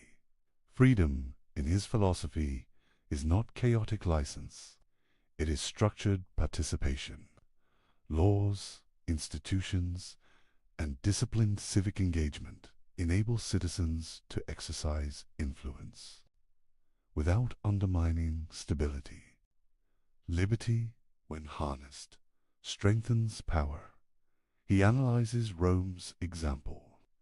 The Roman Republic maintained equilibrium between the Senate, magistrates, and the people. Elites provided experience and strategic oversight. Citizens offered legitimacy, manpower, and engagement. This balance preserved stability, allowed flexibility, and mitigated risks posed by individual weaknesses. Machiavelli admires the synergy of collective governance. By contrast, principalities often rely on fear, coercion, or personal charisma to maintain authority. Stability is contingent on the ruler's competence and the loyalty of a few elites. This makes principalities more vulnerable to fortune, internal conspiracy, and rebellion. Republics, by dispersing power and fostering civic responsibility, are better equipped to endure crises. Machiavelli also examines the role of laws in republics. Legal frameworks create predictable rules, reducing the influence of arbitrary decisions. Institutions enforce laws consistently, maintaining fairness and legitimacy. In principalities, law often depends on the ruler's whims. In republics, law is institutionalized, creating stability and long-term resilience. He highlights the importance of civic virtue. Citizens must be invested in the common good. Participation is not merely symbolic, it is functional. Civic education, military service, and public engagement cultivate loyalty and responsibility. A republic thrives when citizens act both freely and prudently. Liberty must be disciplined to be effective. Machiavelli also explores the dangers of imbalance. If elites dominate excessively, the population may rebel. If the people wield unchecked influence, disorder can follow. Successful republics manage tensions through structured participation, checks and balances, and the cultivation of respect for institutions. The equilibrium between freedom and control is delicate but achievable. He emphasizes that republics are dynamic. They adapt to changing circumstances, harness collective strength, and endure when well governed. Principalities, in contrast, often falter under poor leadership. When the ruler is incapacitated, the state's survival is threatened. Machiavelli's analysis suggests that republics are more resilient by design. Historical examples reinforce these lessons. Florence, Venice, and Rome illustrate the strengths and weaknesses of republics. Rome's system, in particular, demonstrates the power of structured liberty, balanced authority, and active citizenship. Machiavelli draws enduring lessons from these examples for both rulers and citizens. Machiavelli also notes that principalities and republics share common vulnerabilities. Corruption, factionalism, and complacency can destabilize any government. The difference lies in the mechanisms for managing these risks. Republics possess institutions and participation that absorb shocks. Principalities rely largely on the ruler's ability to respond effectively. He examines the tension between freedom and security. Citizens must feel free enough to engage, innovate, and participate, but constrained enough to prevent chaos. Machiavelli stresses that liberty is valuable when it serves the state's stability and long-term strength. Unmanaged freedom threatens survival. Carefully balanced liberty sustains power. Finally, Machiavelli concludes that the choice between republic and principality depends on context, skill, and circumstance. Principalities offer speed and centralized decision-making, but are fragile. Republics require management of complex relationships and institutions, but endure when cultivated wisely. Leaders must understand the dynamics of power and human behavior. To maintain authority in either system, by studying Machiavelli's analysis, we see that he values liberty, not abstractly, but as a practical instrument. Freedom strengthens the state when structured, disciplined, and balanced against control. The study of republics reveals how power can be distributed without sacrificing stability, and how leadership can harness collective strength to withstand both internal and external threats. Machiavelli's life took a dramatic turn in 1512. The Medici returned to power in Florence. Machiavelli, once a diplomat and senior official, was suddenly cast out. His career ended abruptly. He was accused of conspiracy, imprisoned, and subjected to torture. The physical pain was brief, but the humiliation and desperation lingered. Exile followed. He retreated to his family estate in the countryside. Isolated, stripped of office, and under constant scrutiny, Machiavelli faced the reality of personal and political ruin. This period of displacement, however, became fertile ground for his ideas. In solitude, he turned experience, observation, and reflection into a framework for understanding power. It is in this context that he began writing The Prince. The text is more than a treatise. It is a calculated communication. Machiavelli presents his most daring insights on leadership, manipulation, and survival. Yet there is an underlying tension. Is this guidance sincere, ironic, or a survival strategy? The uncertainty itself adds to the drama of the work. The Prince can also be seen as a job application to the Medici. Machiavelli presents himself as a thinker capable of advising rulers, particularly Lorenzo de' Medici. Every paragraph balances demonstration of knowledge with subtle flattery. It is strategic, persuasive, and highly personal. He seeks to regain influence and relevance through the written word. Suspense is central to understanding this moment. Imagine Machiavelli seated at his desk, quill in hand, contemplating the boldest ideas he has ever conceived. He writes of cruelty, deception, and manipulation, fully aware of the dangers these thoughts carry if misinterpreted. Every sentence is calculated, every example carefully chosen. He is both fearless and cunning. Machiavelli's writing reflects a mind sharpened by adversity. Exile forced him to analyze politics with clarity and detachment. Personal experience, observation of leaders, and historical case studies converge in his analyses. The Prince emerges as a concentrated playbook of power distilled from the turbulence.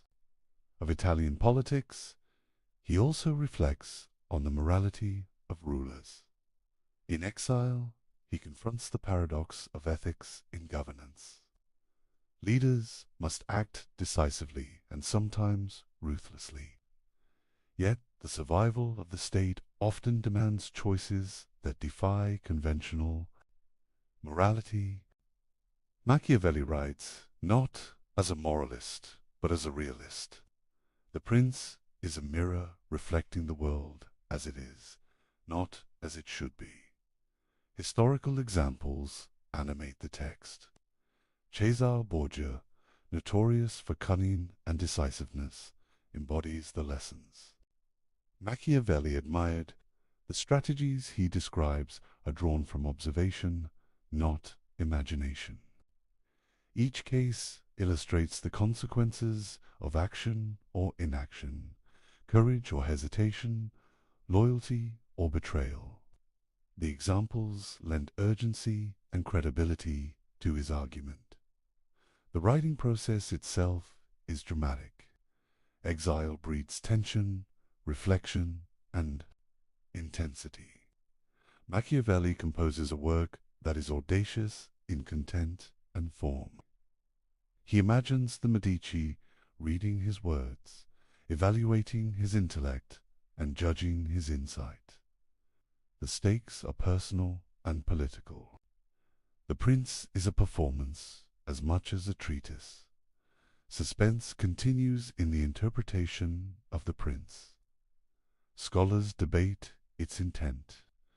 Was it sincere advice intended to guide rulers toward effective governance? Was it satire exposing the brutality of politics through exaggeration? Or was it itself a mask, concealing Machiavelli's personal vulnerabilities and ambitions? The ambiguity enhances the text's power and intrigue. He also reflects on exile as a catalyst for intellectual creation. Removed from office, Machiavelli gains the freedom to think without constraint. Observations of power, human ambition, and political dynamics crystallize into concise, radical insights. Exile transforms adversity into opportunity, misfortune, into intellectual productivity. The text combines theory and practice. Machiavelli does not write abstractly. He examines practical methods to acquire, consolidate, and maintain power. Each chapter addresses real threats, human weaknesses, and strategic possibilities. The Prince is simultaneously a manual, a demonstration of expertise, and a calculated appeal to potential patrons. He illustrates the tension between fear and love, fortune and audacity, cruelty and mercy. Each paradox is heightened by his own precarious situation.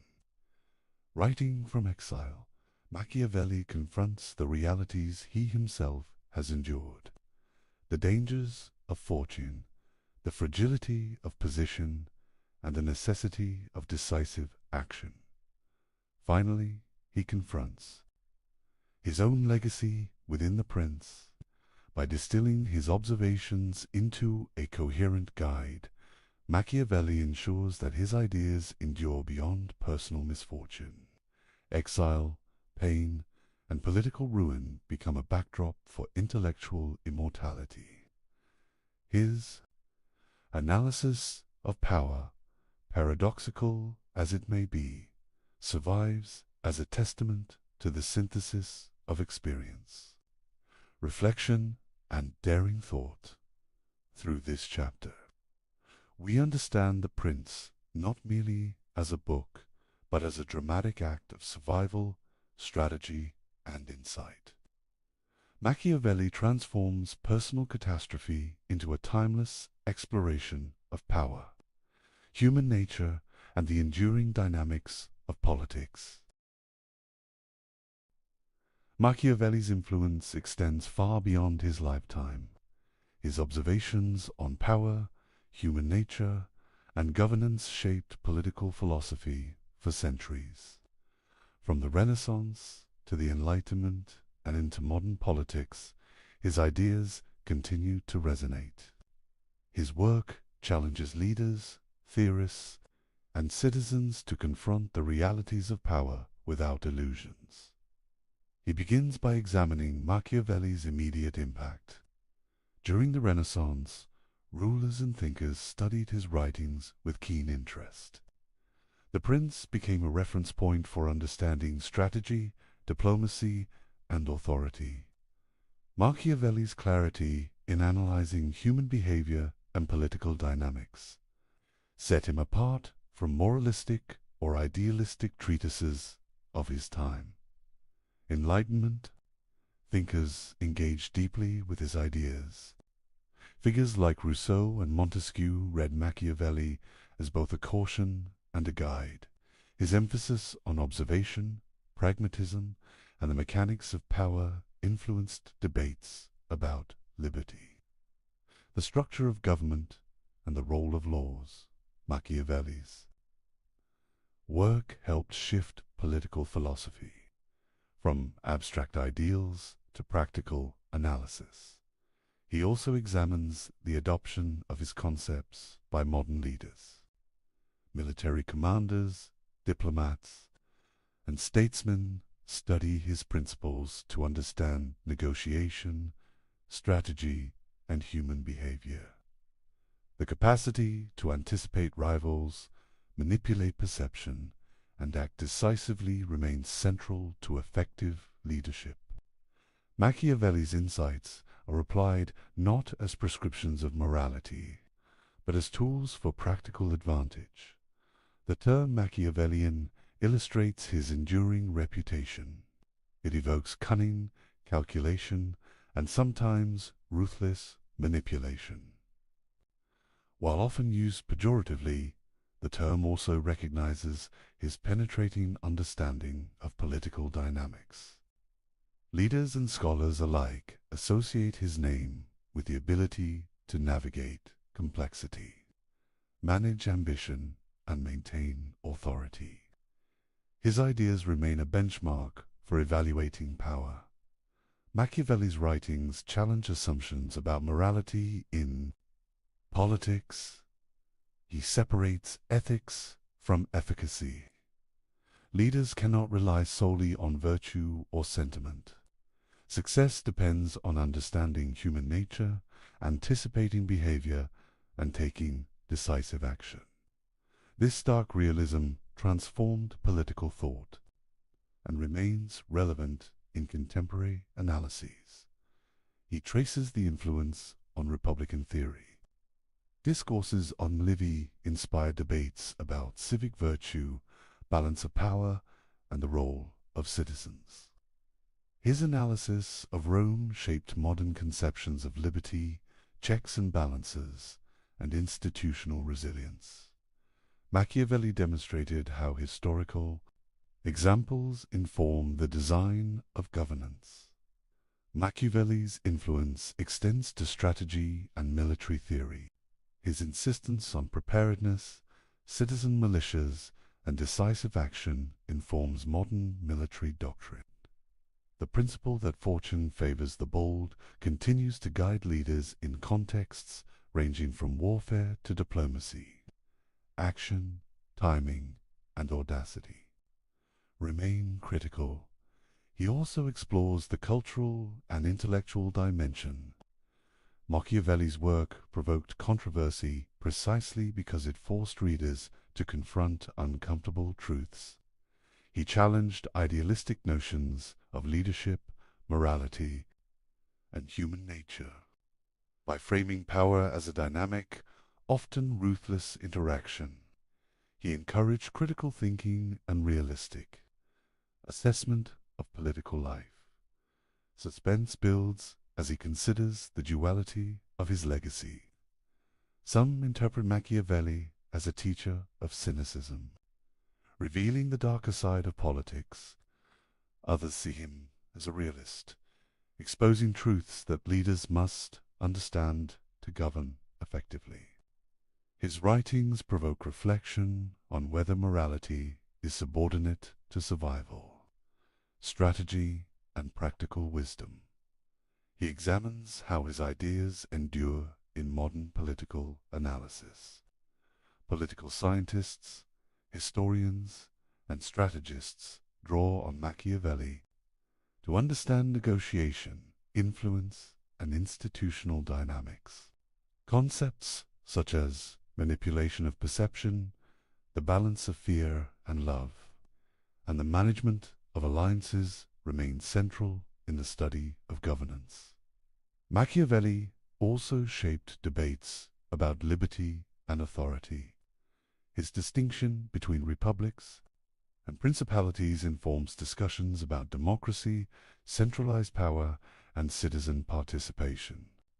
Leaders and theorists continue to grapple with questions of freedom, control, and institutional balance, echoing his analyses from centuries ago. He highlights that his enduring influence is not merely theoretical. The real-world application of his principles demonstrates their practical value.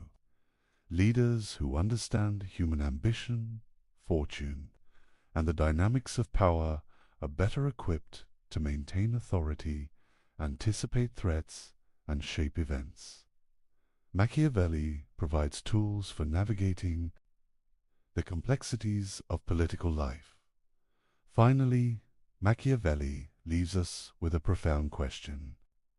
Did he reveal the truth of politics, stripped of illusion and idealism? Or did he invent a darker lens, teaching leaders to view human nature through suspicion, fear, and manipulation? The tension persists. His legacy forces reflection, debate, an examination of power in every age. Through this chapter, we see that Machiavelli's influence endures because he confronts the realities of human behavior and political life with unflinching clarity. His work continues to challenge, provoke, and inform leaders, scholars, and citizens alike. The playbook he left behind remains relevant, controversial, and profoundly instructive. We return to the opening question. Is it better to be loved or feared? Machiavelli does not give a simple answer.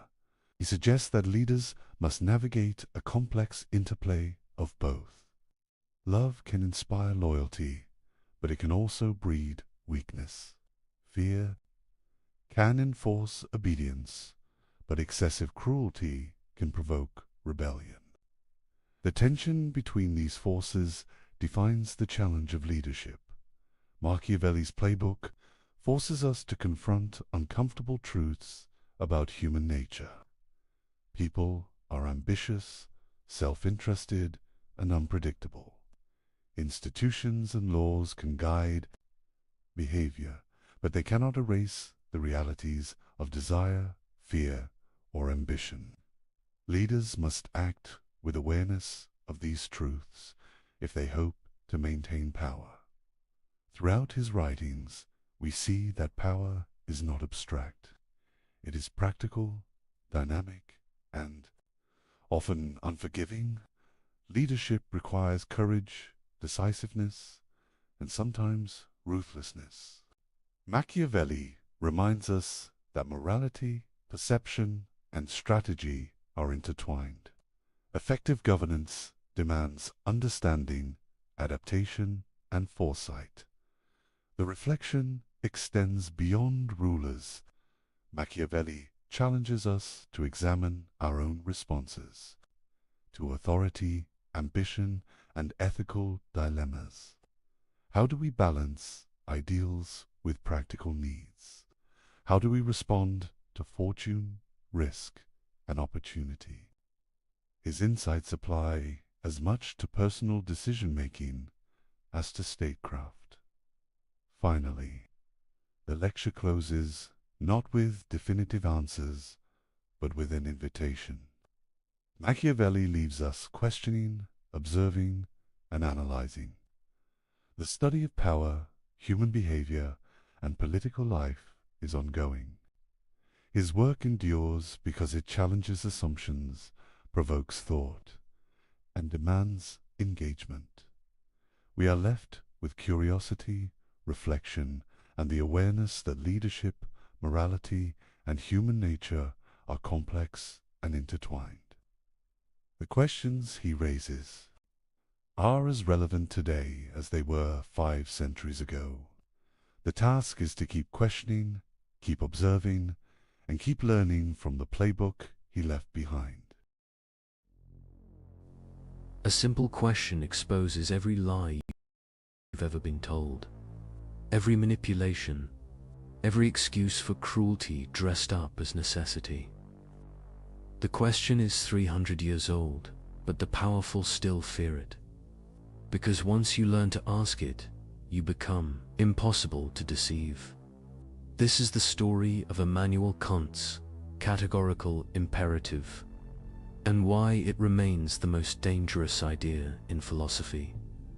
For centuries, human beings have justified terrible actions with reasonable-sounding explanations. Everyone does it. The ends justify the means. It's just business. You have to break a few eggs to make an omelette. These phrases roll off tongues in boardrooms, courtrooms, and living rooms around the world. They sound pragmatic, sophisticated, realistic. But in 1785, a German philosopher in the small city of Kingsburg discovered something extraordinary. He found a test that exposes every one of these justifications as empty rationalization. A single principle that reveals why certain actions are wrong, not because they produce bad outcomes, not because society disapproves, but because they violate something fundamental about what it means to be human. Before we understand why Kant's principle is so powerful, we need to understand the problem it solves. And that problem is as old as human civilization itself. Imagine a world where everyone truly believed that morality was simply a matter of personal opinion, where right and wrong carried no more weight than preferences about food or music, where murder is wrong had the same logical status as I don't like cilantro. This might sound liberating, at first complete moral freedom. No judgments, everyone doing their own thing, but think it through. Really think it through. In such a world, when someone steals from you, you cannot say they did something wrong. You can only say you didn't like it.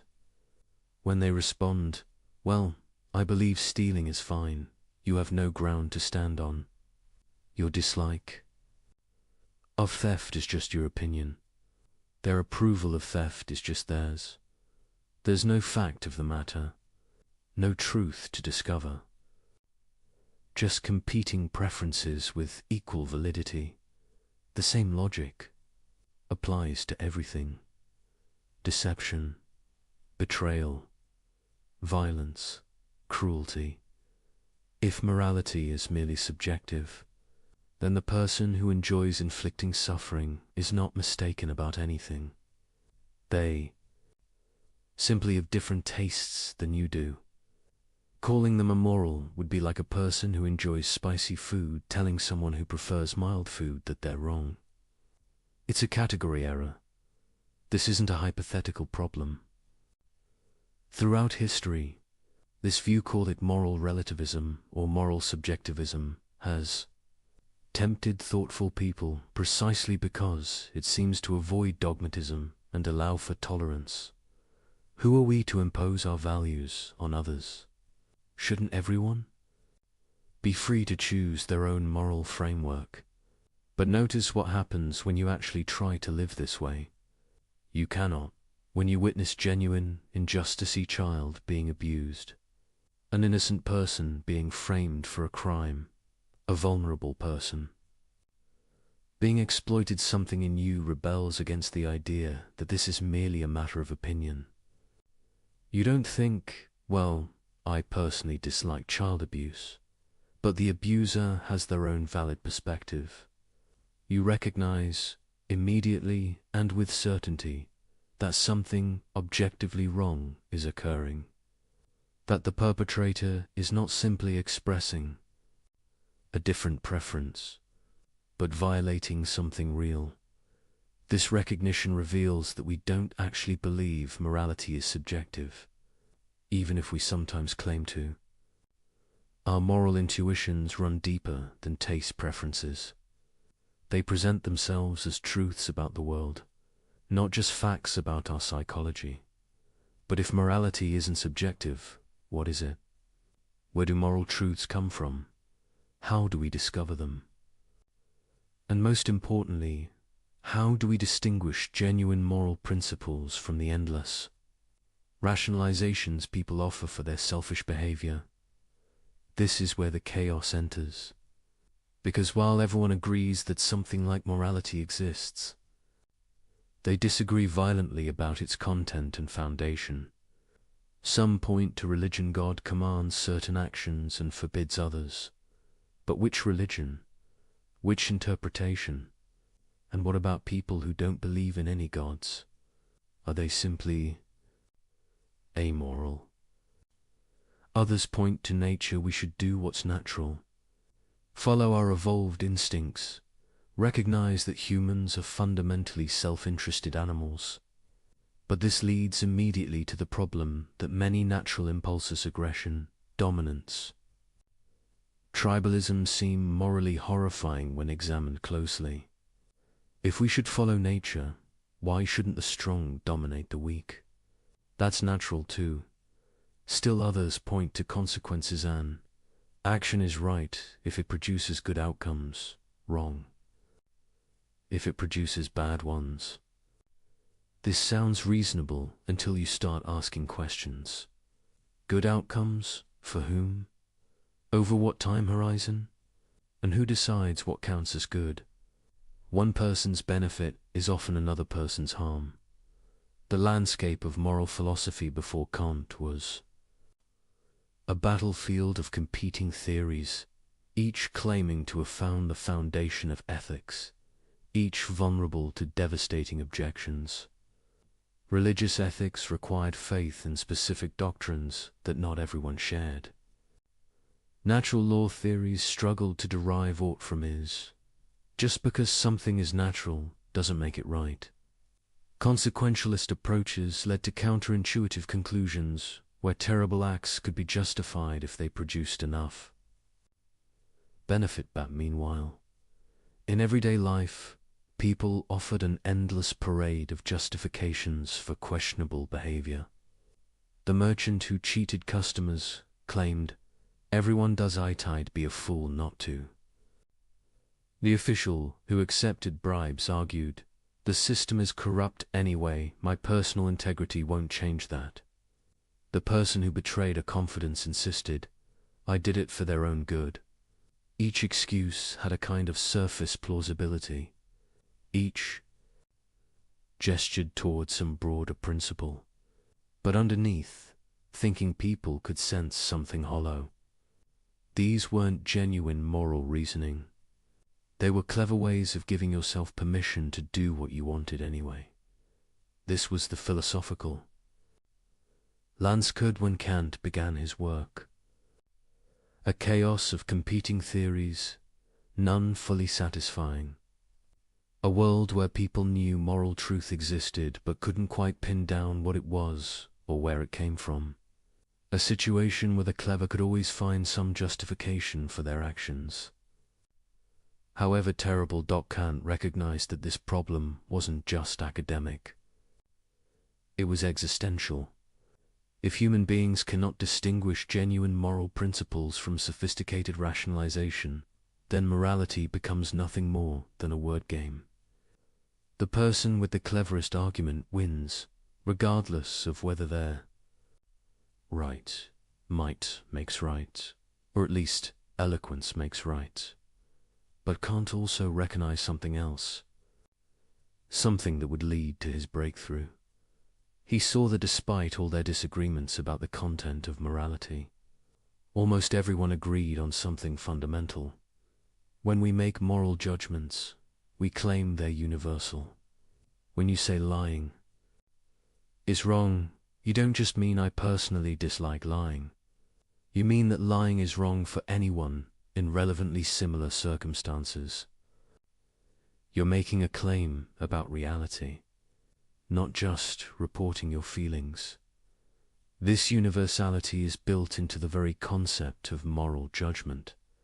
It's what distinguishes saying murder is wrong from saying I don't like asparagus. The latter is explicitly about me and my preferences. The former is about everyone, a claim that holds regardless of what any individual thinks or feels. And this universality, Kant realized, was the key to everything.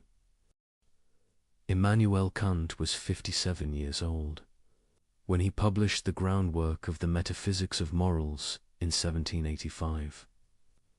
He had spent decades thinking about the nature of knowledge, reality, and human reason.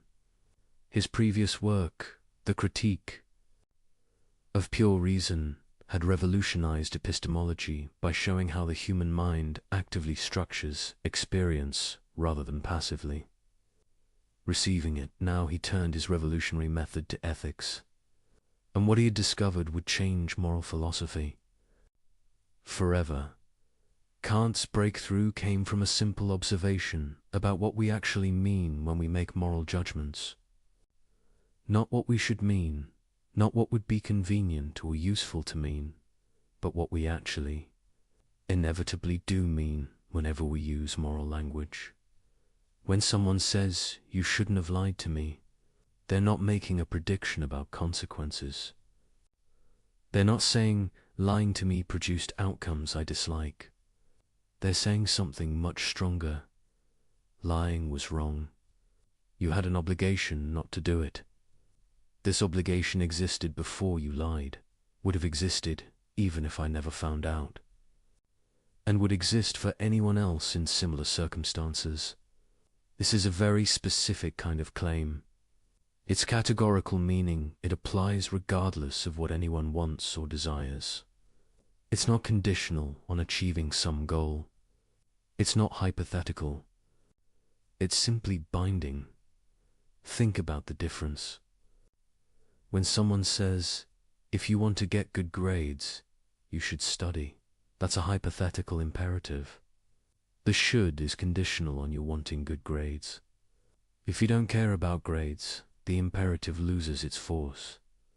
But when someone says, "You should keep your promises," they're not conditioning the obligation on whether you happen to want to keep promises. They're saying you're bound to keep them whether you want to or not. That's a categorical imperative, a command that applies to you simply because you're a rational being, regardless of your personal goals or desires. This distinction might seem subtle, but it's revolutionary. Because once you see it, you realize that most attempted justifications for immoral behavior try to smuggle hypothetical imperatives into places where only categorical ones belong. When someone says, "I had to lie because I wanted to avoid conflict," they're treating morality as hypothetically, if you want to avoid conflict, then lying is acceptable. But that's not how morality actually works. The wrongness of lying doesn't depend on whether avoiding conflict is your goal. It's wrong categorically, regardless of what you want. Kant saw that moral obligations had to be categorical, or they weren't really moral obligations at all. They would just be strategic advice dressed up in ethical language. But this raised an even deeper question. Where do categorical imperatives come from? What gives them their binding force? Previous philosophers had offered various answers. Divine command, God makes them binding. Natural law, they're written into the fabric of reality. Social contract, we all agree to follow them. But each answer had problems. If categorical imperatives come from God, then non-believers have no reason to follow them. If they come from nature, we're back to the problem of deriving ought from is. If they come from social agreement, then they're not really categorical, they're conditional on the agreement. Holding Kant's answer was startling in its elegance. Categorical imperatives don't come from anything outside human reason. They emerge from the nature of rational agency itself. Here's how the argument works. When you act, you always act according to some principle or maxim. This isn't something you can avoid. Even seemingly random or impulsive actions are based on implicit principles. I'll do whatever feels good in the moment. Or I'll follow my first instinct. Or I'll do what's easiest. These maxims are the subjective principles that guide your choices. Sometimes you're aware of them, sometimes not. But they're always there. Now, when you act on a maxim, you're implicitly claiming something. You're claiming that acting this way is permissibly at least for you in this situation. You're treating your maxim as a principle of action. But here's the key insight. If you're a rational being, someone who acts based on reasons rather than mere instinct, then you must be consistent. You cannot coherently claim that some principle justifies your action while simultaneously denying that same principle when others try to act on it. If you lie to someone because it's convenient, you're implicitly claiming that lying for convenience is a permissible principle of action. But then you cannot coherently object when others lie to you for their convenience.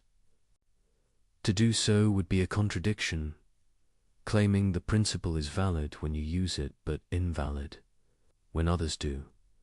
This isn't just hypocrisy, it's rational incoherence. It's trying to have things both ways, in a way that violates the basic laws of logic. And this, Kant realized, is where moral obligation comes from. It doesn't require God, or nature, or social agreement.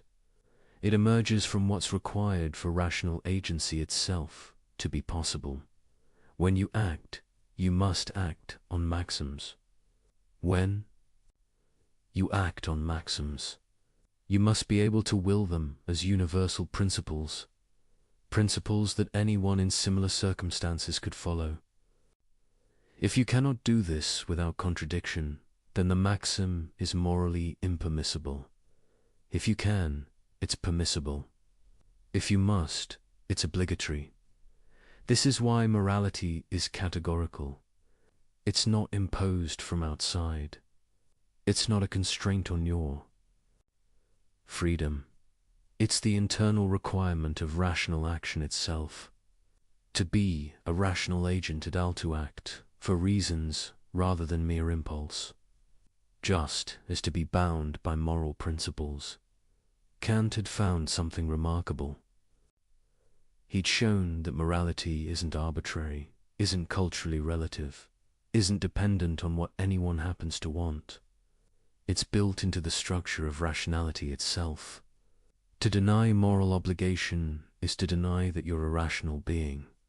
And to deny you're a rational being is to undermine any claim you might make, including the claim that morality doesn't exist. But there was more.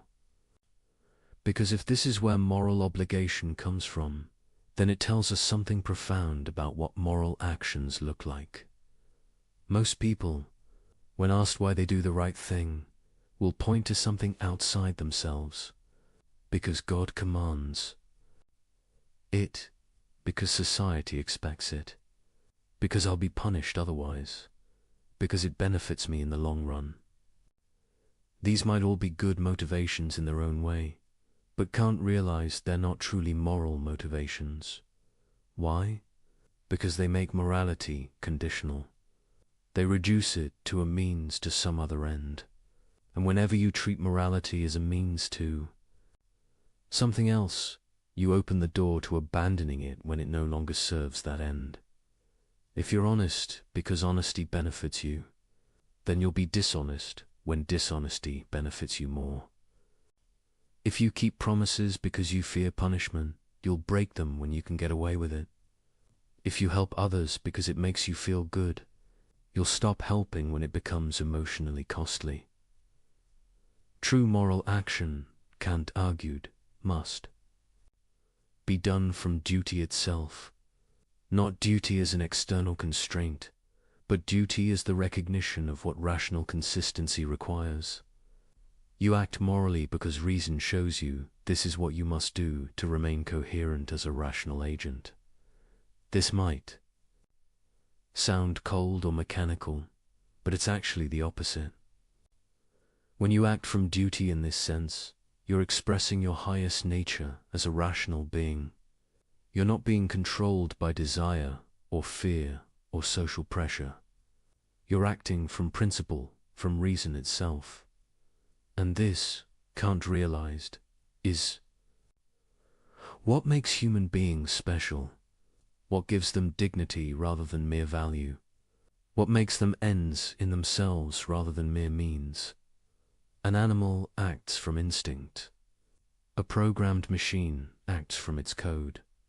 But a rational agent acts from self-given principles. This capacity for autonomy, for giving laws to yourself through reason, is the source of all moral worth. When you act morally, you're not obeying some external authority. You're legislating for yourself. You're being autonomous in the deepest sense, and this autonomy is precisely what the moral law protects and demands. This was Kant's revolutionary insight. Morality isn't imposed on rational beings from outside. It's what rational agency itself requires. The moral law and the law of reason are the same thing. To be free, in the truest sense, is to be bound by principles you give yourself through reason, and to be moral is to exercise this freedom in a way that respects the same capacity in others. Understanding this changes everything. Because now we can see why certain maxims fail moral scrutiny. It's not because they produce bad outcomes, though they often do. It's not because an authority figure forbids them, though they often might. It's because they're rationally incoherent. They cannot be universalized without contradiction, and this gives us the tool we need. A way to test any proposed action, any justification, any moral claim. A principle that cuts through complexity and rationalization to expose the underlying truth. Kant called it the categorical imperative. Now we arrive at the principle itself, the test that exposes every rationalization, every excuse, every sophisticated justification for doing wrong. Kant formulated it in several ways, but the most famous version reads, "Act only according to that maxim whereby you can at the same time will that it should become a universal law." Let's break this down, because every word matters. Act only according to that maxim. A maxim is your subjective principle of action. It's the rule you're following when you do something. Sometimes it's explicit, I will always tell the truth. Sometimes it's implicit, I'll lie when it benefits me. But every action has one.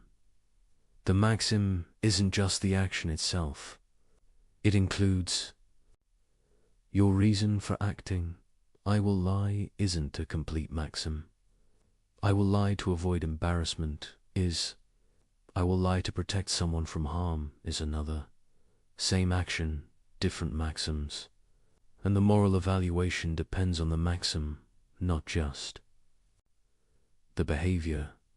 This is crucial, because it means you can't game the system by describing your action in favorable terms while ignoring your actual motivation. The maxim captures what you're really doing and why. ... whereby you can, at the same time will... This is where it gets interesting. Kant isn't asking whether you do will it, or whether you'd like to will it. He's asking whether you can will it without contradiction, whether it's rationally possible. Think of it like a logical consistency test. Can this principle operate in all cases without undermining itself? Or does it depend on others not following it? That it should become a universal law. Universal means applying to everyone in relevantly similar circumstances. A law means a principle that holds necessarily, not just contingently. So the test asks, can you coherently will that everyone, when in circumstances like yours, acts according to the same principle you're following? Not would you prefer they did, but can you rationally will it without contradiction? Let's see how this works with concrete examples. Consider lying. Suppose your maxim is, I will make false promises when it helps me get what I want. Now apply the universalization test. Can you will that everyone follows this maxim? That whenever someone wants something, they can make promises they have no intention of keeping? Here's where it breaks down. If everyone made false promises whenever convenient, the entire practice of promising would collapse. No one would believe promises anymore. The institution itself would dissolve. But notice your maxim depends on other people believing promises. You're trying to exploit their trust. You're relying on the general practice of promise-keeping existing, while simultaneously acting to undermine it. This is the contradiction. You cannot coherently will your maxim as universal law, because doing so would destroy the very conditions that make your maxim effective. You're trying to make an exception for yourself, while depending on others not making exceptions for themselves. This isn't a contradiction in consequences, though those would be bad. It's a contradiction in conception. The maxim, when universalized, undermines its own possibility. It's like sawing off the branch you're sitting on. Kant called this a contradiction in conception, and it marks actions that are strictly forbidden. You cannot universalize the maxim even in thought without logical incoherence. But there's another type of failure, more subtle. Consider refusing to help others in distress.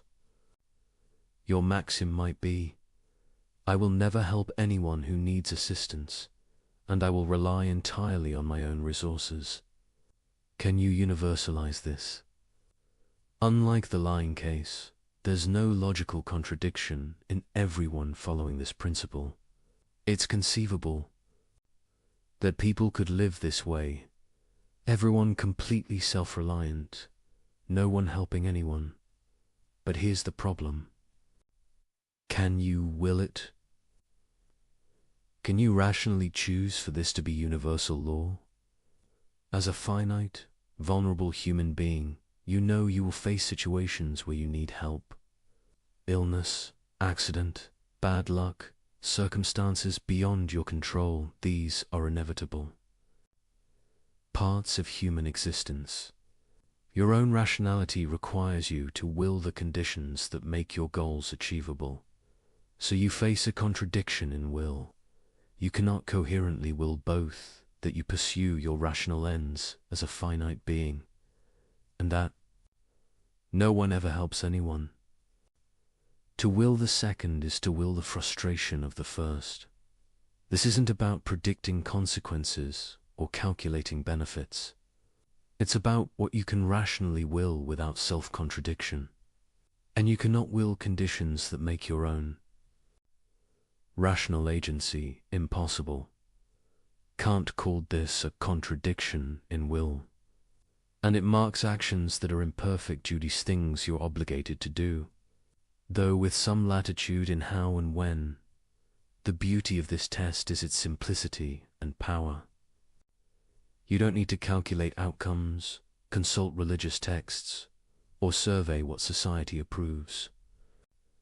You just need to think clearly about whether you can universalize your maxim without contradiction. But people often try to evade the test through clever reformulation of their maxims. They make them so specific that they don't seem to apply to anyone else. I will lie when my name is John, and it's raining on a Tuesday in March, and I'm wearing blue socks. Well, that's so specific it only applies to me right now. Surely I can universalize it. But this is cheating. The maxim must include genuinely relevant features of your situation, not arbitrary details designed to make it unique. What makes your circumstances different isn't your name or the whether it's morally relevant factors. Like whether you're protecting someone from harm or just avoiding embarrassment. The test requires honesty with yourself. You have to formulate your maxim in terms of features that actually matter to your moral reasoning, not accidental details that make your case seem special. Another evasion, but everyone does it. The fact that many people violate a moral principle doesn't make the principle invalid. It just means many people are acting wrongly. Universalization isn't about what people actually do. It's about what can be rationally willed as a universal law.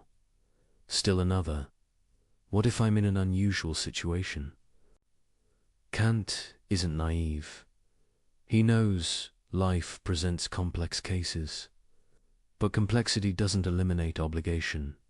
It just makes discernment more difficult. The categorical imperative doesn't provide automatic answers to every dilemma. It provides a test for evaluating your reasoning. And here's something crucial that people often miss. The categorical imperative isn't about predicting what would happen if everyone acted that way. It's about whether you can rationally will it. Suppose I want to become a concert pianist. Can I will that everyone becomes a concert pianist? Well, if everyone did, there'd be no farmers, doctors, builders. Society would collapse.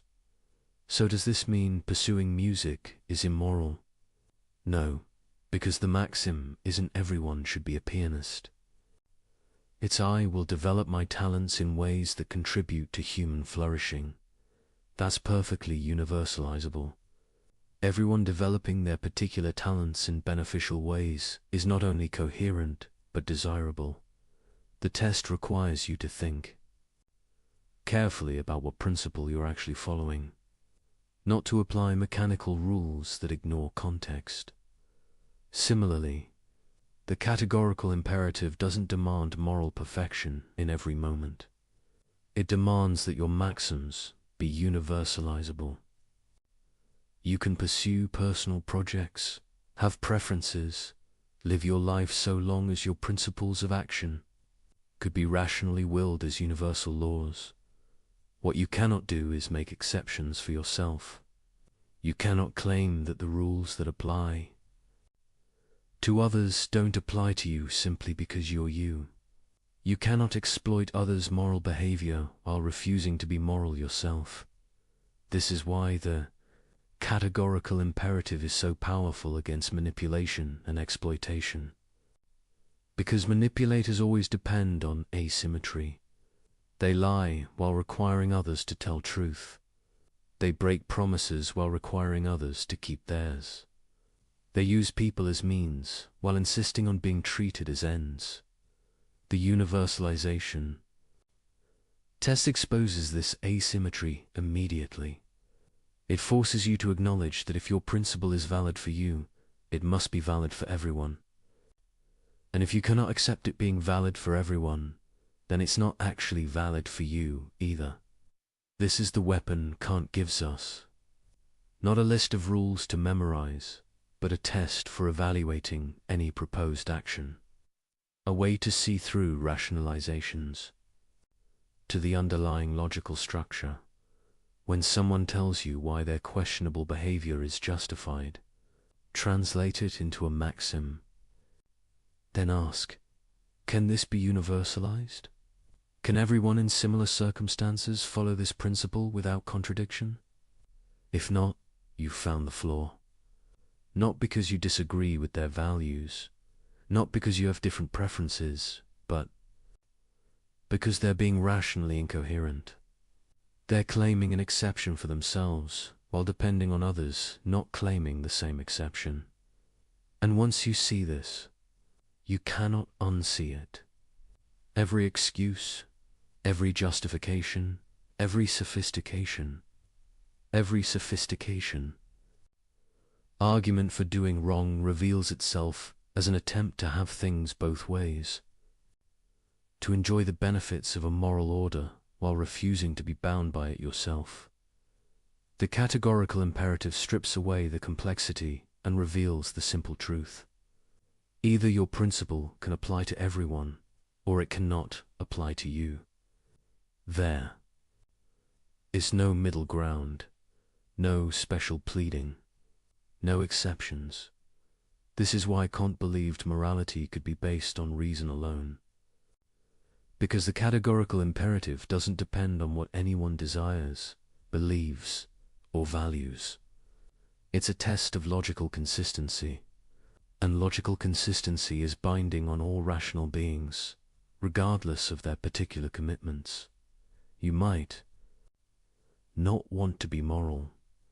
You might wish you could lie, cheat, and exploit with impunity. But if you're rational, you cannot coherently claim the right to do so. Because to claim that right is to grant it to everyone, which destroys the very conditions that make your actions effective. This is the trap that catches all moral violators. They want the benefits of a moral order trust, cooperation, stable expectations while refusing its burdens. But they cannot have both. The moment they claim the right to violate moral principles for their benefit, they grant that same right to everyone else. And in doing so, they destroy the very order they depend on. The first formulation of the categorical imperative gives us a test for evaluating maxims. But Kant offered a second formulation that goes deeper, revealing what's at stake in moral action. He called it the formula of humanity, and it reads, act in such a way that you treat humanity, whether in your own person or in the person of another, always at the same time as an end and never simply as a means. This formulation shifts focus from the logical structure of maxims to the fundamental value that makes morality possible. And in doing so, it reveals something profound about human dignity. Let's unpack it carefully. Treat humanity ... Not just human beings as biological organisms, but humanity the rational nature that makes us moral agents. The capacity for setting ends, making choices, legislating principles for ourselves. Double quote, ... whether in your own person or in the person of another ... This is crucial. You can violate humanity in yourself as much as in others. Destroying your own rational nature is as wrong as destroying someone else's. ... Always at the same time as an end. An end is something valuable in itself, not just as a means to something else. To treat humanity as an end is to recognize its unconditional worth, its dignity rather than mere price. ... And never simply as a means. Notice the word simply. Kant isn't saying you can never use people as means. You use people as means all the time in perfectly innocent ways. When you buy groceries, you're using the cashier as a means to get food. When you ask for directions, you're using someone as a means to find your way. The problem is treating people merely or simply as means, using them as tools without respecting their rational agency, manipulating, coercing, or deceiving them in ways that undermine their capacity to make informed choices. This formulation captures something the universalization test points toward but doesn't make explicit. Why can't you lie? Because lying treats the person you deceive as a mere tool for achieving your ends. You're manipulating their beliefs to get what you want, without respecting their capacity to reason and choose for themselves. Why can't you break promises? Because promises are commitments between rational agents. Breaking them treats the other person as someone whose rational expectations don't matter, as if they were just an obstacle to navigate rather than a fellow agent with legitimate claims. Why can't you coerce? Because coercion overrides someone's will, treating them as an object to be controlled rather than a person whose choices deserve. Respect, the formula of humanity, reveals that all moral violations share a common structure.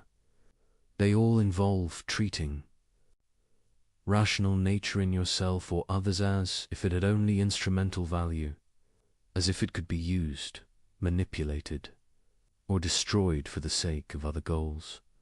But rational nature isn't valuable because it's useful. It's valuable in itself. It's the source of all value. Without rational beings who can recognize value, judge worth, and set ends, nothing would have value at all. Think about it. Why is gold valuable? Because rational beings desire it and use it. Why is health valuable? Because rational beings pursue it as an end. Everything else in the universe has value only in relation to rational beings who can care about it, pursue it, use it for purposes. But rational nature itself is different. It's not valuable because it serves some further end. It's valuable because it's the condition of anything having value at all. It's what Kant called an end in itself, something with absolute rather than conditional worth. This is why human dignity is unconditional, not because humans are more intelligent than other animals, or more capable, or more anything, but because humans are rational agents, beings who can recognize value, legislate principles, and hold themselves and others accountable. This rational agency is what makes moral law possible, and recognizing it in all human beings is what morality requires now. The formula of humanity and the universalization test are meant to be equivalent. Two ways of expressing the same fundamental principle. And we can see why. When you violate the universalization test, you're always treating humanity as mere means. The liar uses others' rationality against them, manipulating their beliefs. The promise breaker treats others' rational expectations as inconveniences. The person who refuses all help treats their own rational nature as dispensable in times of need. Conversely, when you follow the universalization test, you'll necessarily respect humanity as an end, because universalization means treating all rational agents symmetrically, acknowledging that what makes your claims valid, your rational nature, makes their claims valid too. But the formula of humanity brings something into sharper focus. It emphasizes that morality isn't just about following rules. It's about recognizing and respecting value, the unconditional worth of rational agency. This has practical implications. It means moral action isn't about grudging compliance with obligations. It's about appreciating what's genuinely precious and acting accordingly. When you keep a promise, you're not just following a rule. You're respecting the rational nature of the person you made the promise to, acknowledging that their plans and expectations matter because they're a rational agent. When you tell the truth, you're not just avoiding lying.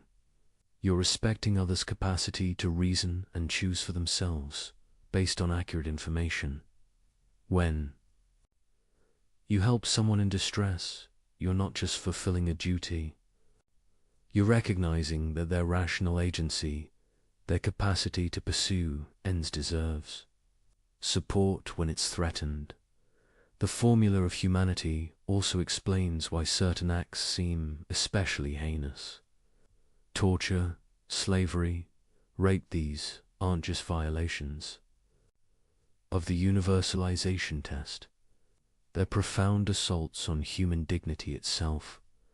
Torture treats a person as nothing but a source of information, denying their status as an end in themselves.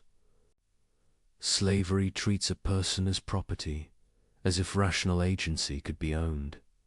Rape treats a person as an object for sexual gratification, completely overriding their will and agency. These acts don't just break moral rules, they attack the very thing that makes morality possible, the rational nature that gives humans their dignity. And notice, the formula of humanity protects you as much as others. You cannot treat your own humanity as mere means either. This rules out self-destructive behavior that damages your rational capacities, addiction that undermines your ability to choose freely, degradation that corrupts your moral judgment.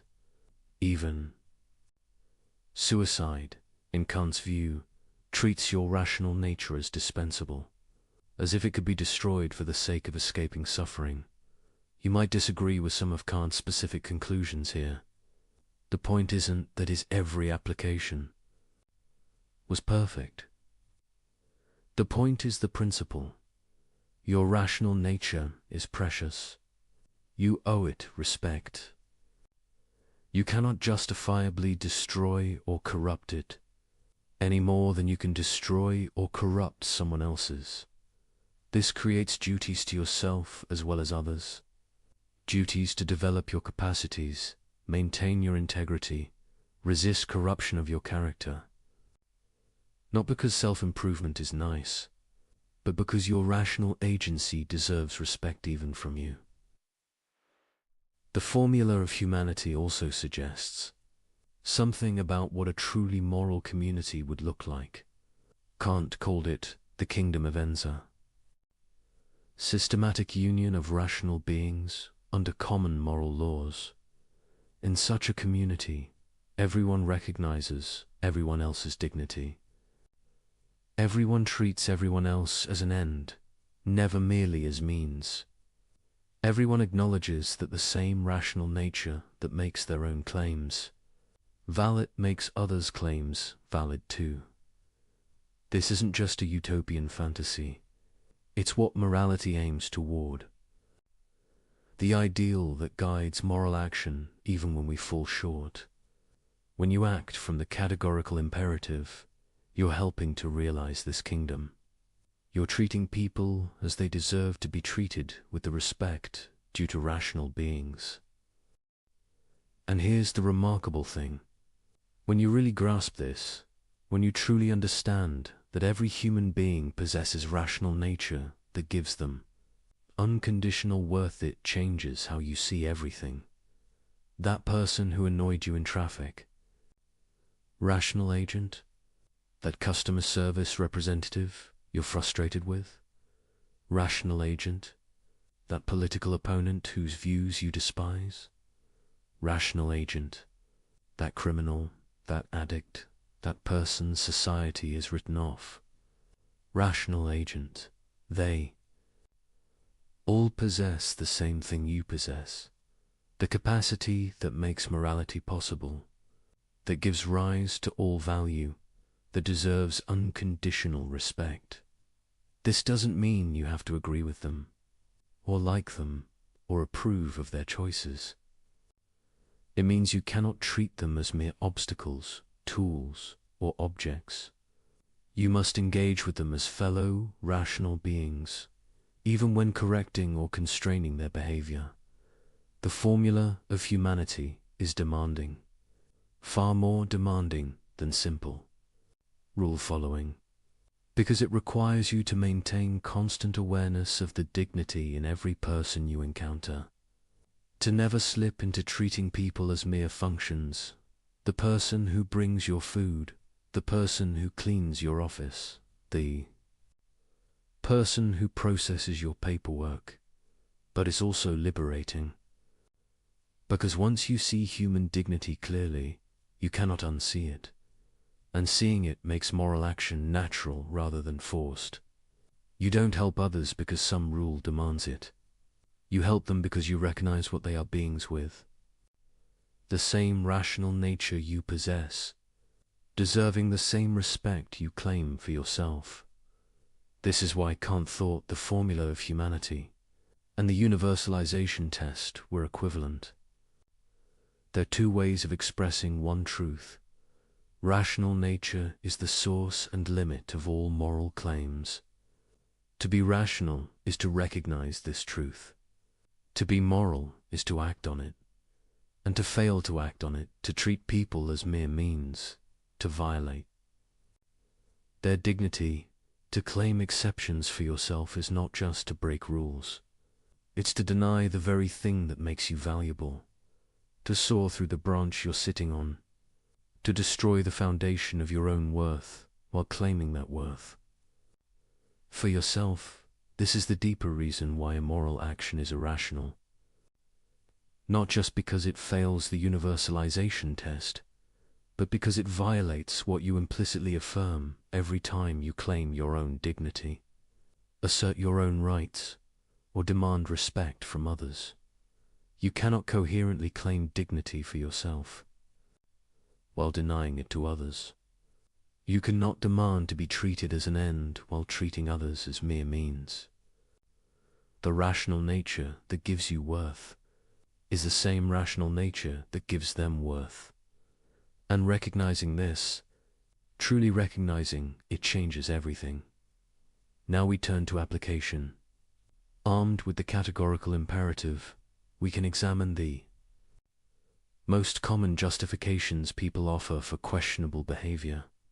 And we begin with perhaps the most universal: lying. It's just a white lie. It doesn't hurt anyone. You've heard this. You've probably said it. We all have. Someone asks if you like their haircut. You think it's terrible, but you say it looks great. What's the harm? You spared their feelings. You avoided awkwardness. Everyone does it. But let's apply Kant's test. What's the maxim here? I will deceive others when telling the truth would cause minor discomfort or social awkwardness. Can this be universalized? Can you will that everyone follows this principle? At first glance, it seems fine. If everyone told white lies to spare feelings, wouldn't that make social life smoother? Less conflict, less hurt, more harmony. But look closer. If everyone lies to avoid discomfort, what happens to communication itself? When someone compliments you, you can no longer trust it. Maybe they mean it, maybe they're just being polite. When someone agrees with you, you don't know if they actually agree or are avoiding disagreement. When someone says they'll do something, you can't be certain they actually intend to. The entire fabric of linguistic trust begins to unravel. And notice your white lie only works because most people still generally tell the truth. You're exploiting their honesty. You're depending on others maintaining the practice of truthful communication while you make an exception for yourself. This is the characteristic structure of moral failure. The liar needs truth-telling to exist as a general practice, or their lies would have no effect, but their lying, if universalized, would destroy that very practice. But surely, someone objects, we can distinguish between harmful lies and harmless ones, between lying to defraud someone and lying to spare their feelings. Can we? Let's think carefully. The problem isn't the immediate consequence. The problem is what you're doing to the other person. When you lie to someone, even benevolently, you're making a decision for them. You're deciding they shouldn't have accurate information. You're treating them as someone whose rational judgment can be manipulated for their own good. But who are you to make that decision? If you respect them as a rational agent, as an end in themselves, you must allow them to form judgments based on truth, even uncomfortable truth, even truth that might lead them to choices you wouldn't prefer. To lie to them even kindly is to treat them as a child, as someone whose rationality needs to be managed rather than respected. It's fundamentally paternalistic, assuming you know better than they do what information they should have. Kant goes further. He argues that lying undermines your own dignity, not just others. When you lie, you corrupt your own character. You train yourself to treat truth as negotiable, as something to be deployed strategically rather than respected unconditionally. Over time, this corrodes your moral judgment. You become someone who asks, "Can I get away with this?" rather than, "Is this right?" You lose the clarity that comes from unconditional commitment to truth. But what about lying to save a life? This is the famous challenge to Kant. Suppose someone is hiding in your home, fleeing from someone who wants to murder them. The would-be murderer knocks on your door and asks if you're hiding anyone. Do you lie? Common sense screams yes. How? Could telling the truth possibly be right when a life is at stake? Kant's answer shocked his critics then and shocks people now. He said you must not lie, not even here, not even to save an innocent life. Many people think this proves Kant's ethics is absurd, that it leads to monstrous conclusions, that any moral theory producing such results must be rejected. But before we dismiss him, let's understand his reasoning. Kant isn't saying you must tell the murderer where the victim is. He's saying you cannot lie. These aren't the same thing. You could refuse to answer. You could say, "I'm not telling you that." You could physically prevent the murderer from entering, but you cannot deceive. Why not? Because the moment you grant yourself permission to lie even for the best reasons, you've abandoned the categorical imperative. You've made truth-telling conditional rather than absolute. You've decided that there are circumstances where deception is permissible, and once you've done that, where do you stop? If you can lie to save a life, can you lie to prevent serious harm? Can you lie to avoid major financial loss? Can you lie when the truth would be very inconvenient? Every liar thinks their situation is special, their reasons compelling. The business person lying to close a deal thinks their company's survival justifies it. The politician lying to voters thinks maintaining power for the right policies justifies it. The person lying to their spouse thinks preserving the relationship justifies it. Once you abandon the categorical imperative in favor of consequentialist calculation, you have no principled way to limit deception. You're just negotiating how much truth can be sacrificed for your goals. Kant saw this clearly. Either truth-telling is a categorical imperative, or it isn't. Either you respect the dignity of rational agents by never deceiving them, or you treat deception as a tool to be deployed when useful. There's no stable middle ground.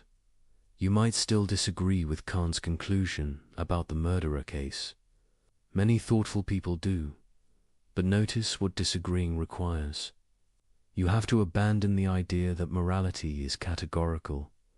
You have to accept that moral principles have exceptions, that duty is conditional, that the rightness of action depends on circumstances and outcomes.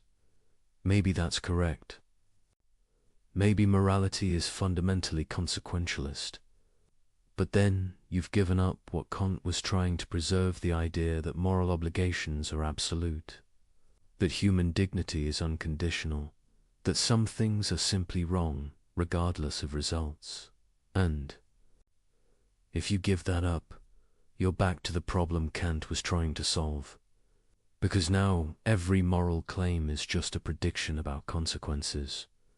Every principle is just a rule of thumb. Every obligation is just a suggestion that holds until circumstances change. The liar's excuse in all its forms, from white lies to strategic deceptions, rests on making truth conditional, on deciding that honesty matters, except when it doesn't.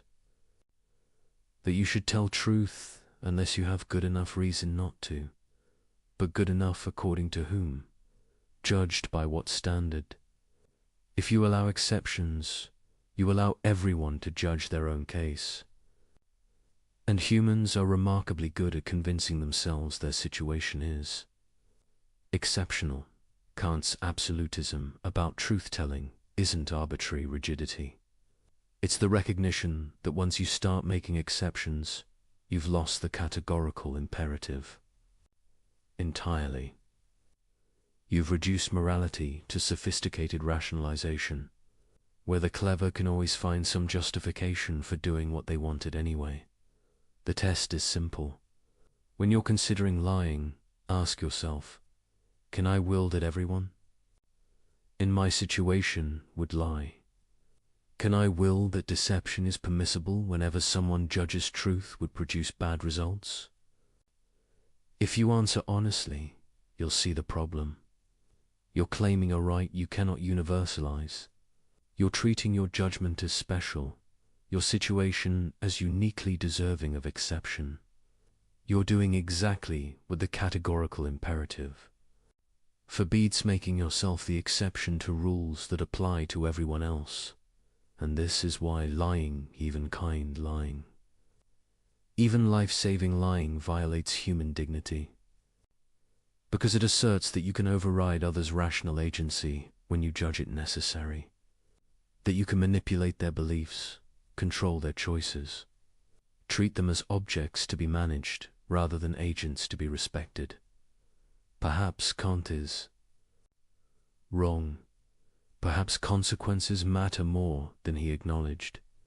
Perhaps flexibility is wisdom rather than weakness. But if he's wrong, we need to explain why. We need to show how we can allow exceptions without opening the door to unlimited rationalization. How we can make truth conditional without making it meaningless. How we can respect human dignity while sometimes deceiving people for their own. Good. These are hard questions. Much harder than the comfortable assumption that of course you should lie to save a life. Suggests Kant forces us to think carefully about what we're really doing when we lie, about what we're claiming about ourselves and others, about whether our reasons are genuinely exceptional or just conveniently self-serving. And once you start thinking this way, you can't stop. Every easy excuse becomes suspect. Every comfortable rationalization reveals itself as exactly what Kant warned against: an attempt to have things both ways, to enjoy moral status while avoiding moral obligation. Lying is straightforward deception, but manipulation is more subtle. The manipulator doesn't necessarily lie. They just arrange circumstances, frame choices, and craft messages in ways that lead people to do what the manipulator wants. I'm not forcing anyone, the manipulator says. I'm just being persuasive, influencing, presenting things in a favorable light. If people make bad choices, that's on them. This excuse appears everywhere. In marketing campaigns that exploit psychological vulnerabilities, in personal relationships where one person constantly maneuvers the other, in institutions that design systems to nudge people toward profitable behaviors. In conversations where someone uses emotional pressure to get their way, the manipulator always has the same defense. I didn't force them. They chose freely. I just made my case effectively.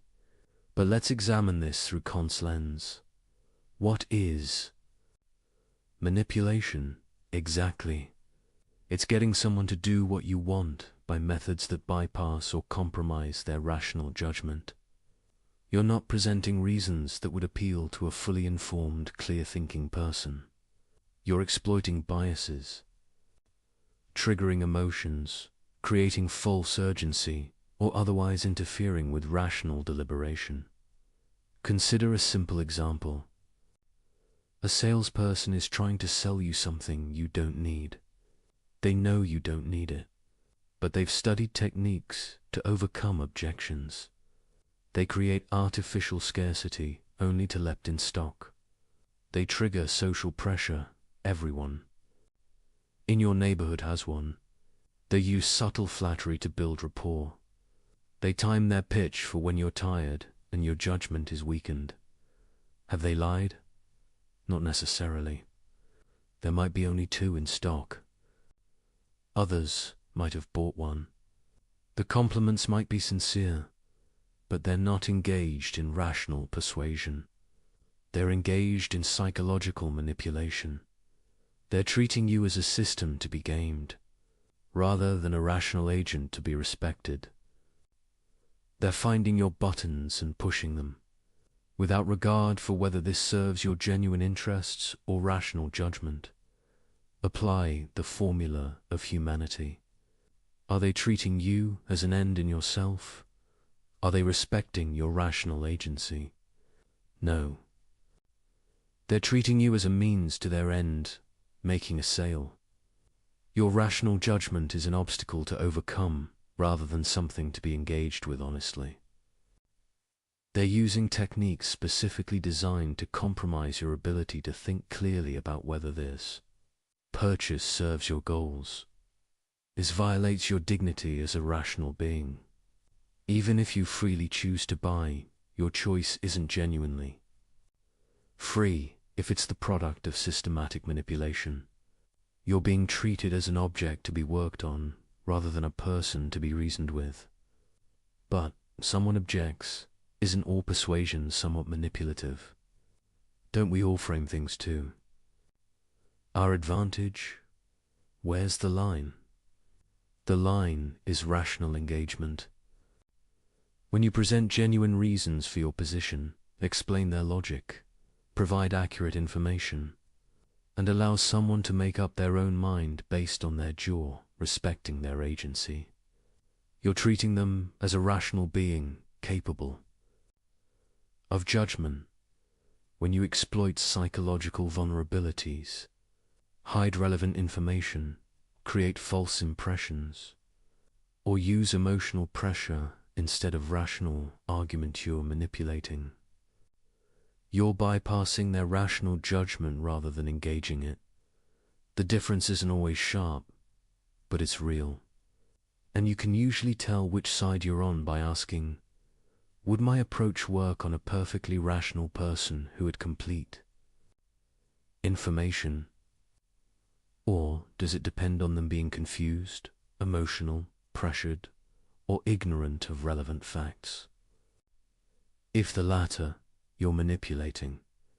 This applies to personal relationships as much as commercial ones. Perhaps more. Consider someone who wants their partner to do something. Instead of asking directly and respecting whatever answer they get, they create situations where saying no would be awkward. They make the person feel guilty about past refusals.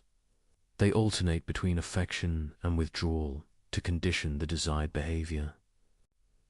They frame the request in ways that make it seem unreasonable to refuse. This might be effective. It might even be unconscious. But it's manipulation. It treats the partner as someone to be controlled rather than respected. It undermines their capacity to make genuine choices based on their own values and judgment. The manipulator might say, but I know what's good for them better than they do. This is the paternalistic defense. I'm manipulating them for their own benefit. But this misses the fundamental point. Even if you're right about what's good for them, and you usually aren't, you have no right to override their agency. They're not children. They're rational beings capable of making their own mistakes and learning their own lessons. To manipulate them, even benevolently, is to deny them the respect their rational nature deserves. It's to assert that your judgment of their good matters more than their own judgment, that you're entitled to control their choices when you think you know better. This is precisely what the formula of humanity forbids. You cannot treat someone as mere means to an end, Devon, if that end is their own welfare. You must respect their capacity to set their own ends, make their own choices, live their own life. The universalization test makes this clearer. What's your maxim? I will manipulate others when I believe it will lead them to choices I think are better for them. Can you universalize this? Can you will that everyone manipulates everyone whenever they think they know better? Obviously not. Because you don't want others manipulating you based on their judgment of your good. You want them to respect your autonomy, present you with accurate information and genuine reasons, and allow you to decide for yourself. But if you claim that right for yourself while denying it to others, you're making the classic exception. You're saying your judgment is special, your manipulation justified, your paternalism warranted, while everyone else must respect your autonomy. You can override theirs when you see fit. This is the fundamental incoherence in all manipulation. The manipulator depends on others not manipulating them. They require a baseline of honest communication, rational engagement, and respect for agency in order to function. But they refuse to provide that baseline themselves when it's inconvenient.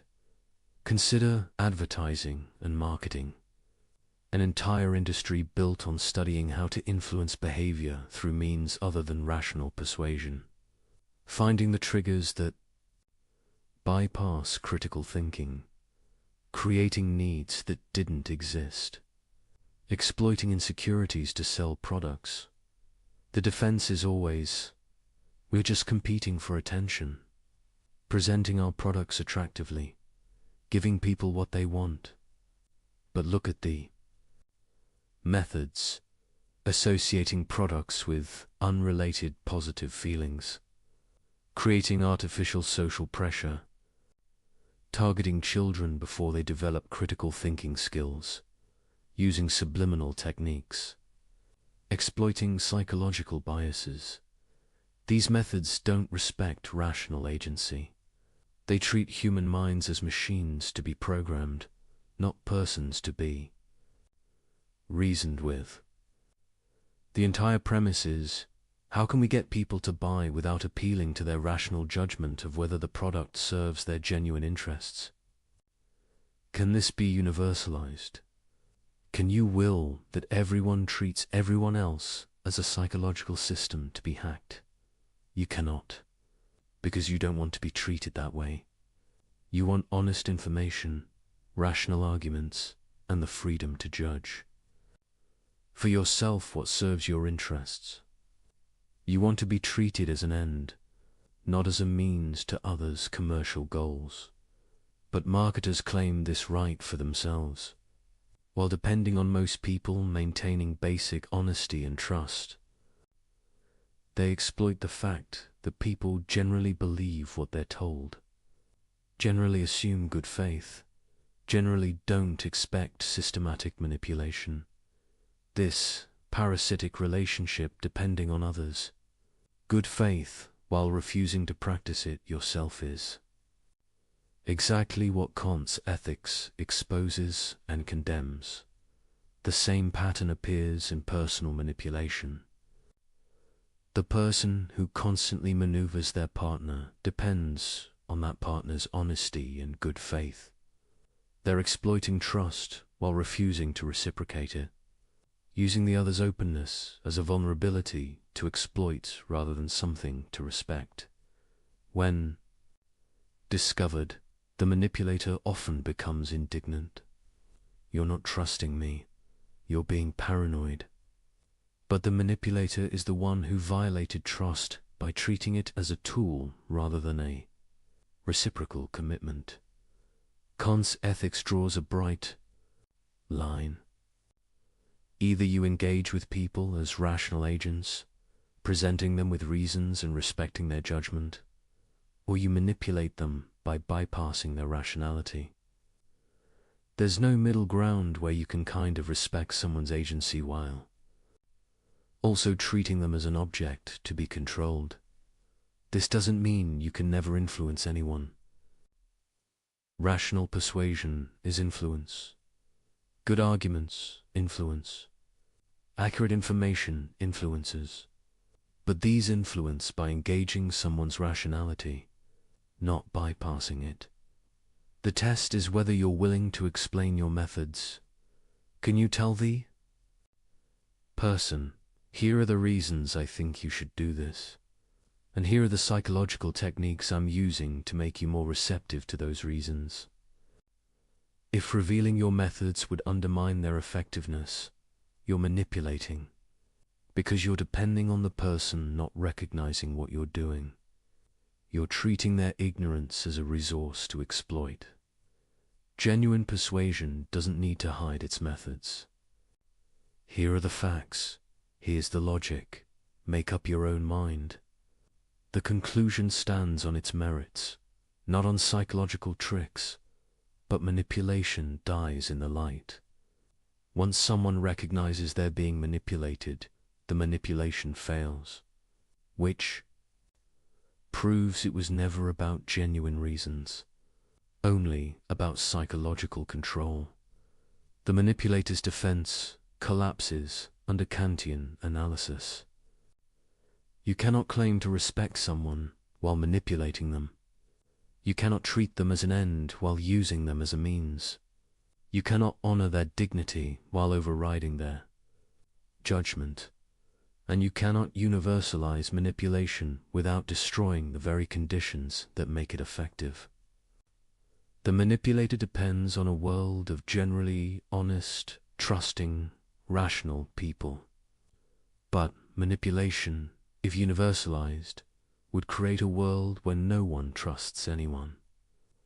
Everyone suspects ulterior motives, and all communication becomes a game of deception and counter-deception. In such a world, manipulation itself would be impossible, because it requires targets who aren't expecting it. It requires a baseline of good faith to exploit. This is the trap Kant's ethics reveals. Every form of treating people as mere means depends on others not doing the same. Every violation of human dignity requires dignity to generally be respected, or there would be no stable expectations to violate. The manipulator wants to have it both ways, to enjoy the benefits of a world built on mutual respect while refusing to provide that respect themselves, to use others as tools while insisting on being treated as an end. But they cannot have both. The universalization test forces the choice. Either everyone can manipulate everyone, in which case manipulation becomes impossible, or no one can, in which case you must stop. There is no exception for when you think you know better. No justification based on good intentions. No excuse that your manipulation is sophisticated or subtle or for the right reasons. To be a rational being is to respect rational beings. To claim dignity for yourself is to grant it to others, and to grant it truly is to engage with them as agents, never as mere objects of manipulation. We have a fiduciary duty to maximize shareholder value. This phrase has justified countless actions over the past century. exploitation of workers, environmental destruction, predatory pricing, tax avoidance schemes that deprive communities of resources, lobbying against regulations that would protect public health, offshoring to exploit cheaper labor and weaker safety standards. The logic seems airtight. A corporation exists to generate profit for its owners. Managers are legally obligated to pursue this goal. Therefore, any action that increases profit is not just permissible but required. To do otherwise would be failing in your duty. This is perhaps the most influential moral justification in the modern world. It shapes how billions of people work, consume, and think about economic activity. It's taught in business schools, defended by economists, enshrined in law, and it's completely incompatible with Kant's ethics. Let's examine it carefully. What's the maxim underlying corporate behavior justified by profit maximization? I will treat employees, customers, communities, and the natural world as mere means to the end of generating profit for shareholders. Can this be universalized? Can you will that all corporations follow this principle without restriction? Think about what that world looks like. Every company treats its workers as interchangeable units, paying minimum wage, providing no benefits, firing at will, caring nothing for their welfare beyond what's legally required. Every company treats customers as sources of revenue, selling them whatever they can regardless of actual value or benefit. Every company treats the environment as a free resource to exploit, dumping waste wherever cheap is, extracting resources without regard for sustainability. In such a world, human beings exist to serve economic activity. Their dignity, their welfare, their very lives become subordinate to profit generation. They are means, not ends. But notice something crucial. The people making these decisions, the executives, the shareholders, don't want to be treated this way themselves. They want fair wages, safe working conditions, honest products, clean environments. They claim dignity as persons, not mere economic units. They're making the classic exception. The categorical imperative applies to how others must treat them, but it doesn't constrain how they treat others when profit is at stake. This becomes clearer when we apply the formula of humanity directly. Does treating workers as expendable resources respect their rational nature?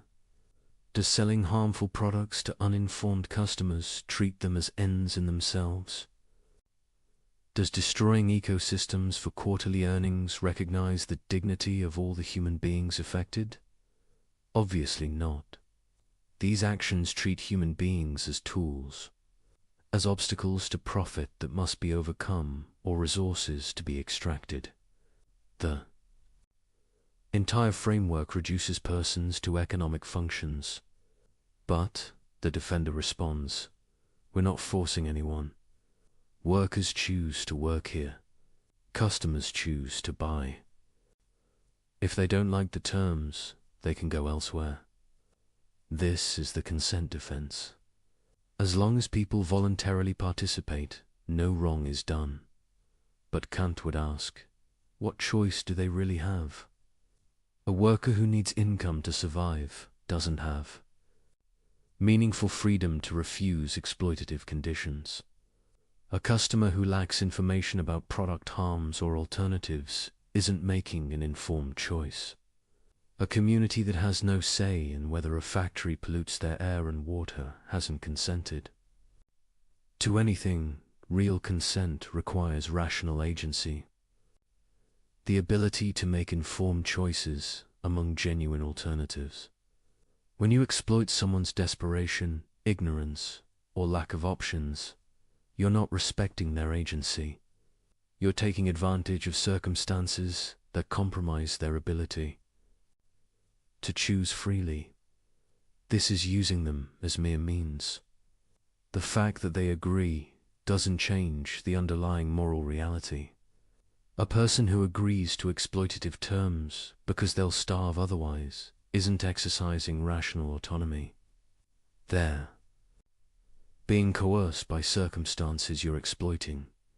Moreover, the consent defense itself can't be universalized. The corporation claims the right to pursue profit limited only by what people agree to. But do they grant others this same right?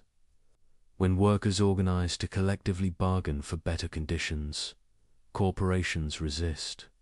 When communities try to regulate business practices, corporations lobby against it. When customers demand safer products, corporations fight disclosure requirements. When governments try to enforce labor standards, corporations relocate to places with weaker protections. In other words, corporations want freedom for themselves, but oppose others exercising freedom to constrain corporate power. They claim the right to treat people as means, while resisting when people try to assert their status as ends. This is straightforward hypocrisy. If the consent defense were genuinely principled, corporations would accept workers' right to refuse exploitative conditions, customers' right to full information, communities' right to protect their interests. But they don't. They claim freedom for themselves and resist it in others. The deeper problem is that the entire framework of profit maximization treats human dignity as negotiable. It says, respect for persons is a cost to be minimized, a constraint to be evaded, an obstacle to overcome. If paying workers fairly reduces profit, pay them less. If honest disclosure hurts sales, obscure the truth. If environmental protection costs money, fight the regulations. Always, always. The question is, how little can we respect human dignity while remaining legal and profitable? This inverts the proper relationship. Human dignity isn't a cost. It's the foundation of all value. Rational beings aren't resources for economic activity. Economic activity is supposed to serve rational beings. When you make profit the ultimate goal and treat everything else, including human welfare, as mere means to that goal, you've created a system fundamentally at odds with Kantian ethics. Kant would ask, what is profit for? Why does it matter?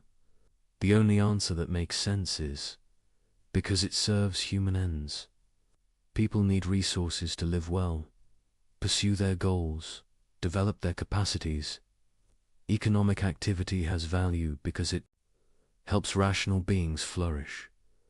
But if you organize economic activity to maximize profit without regard for human flourishing, you've made the means more important than the end.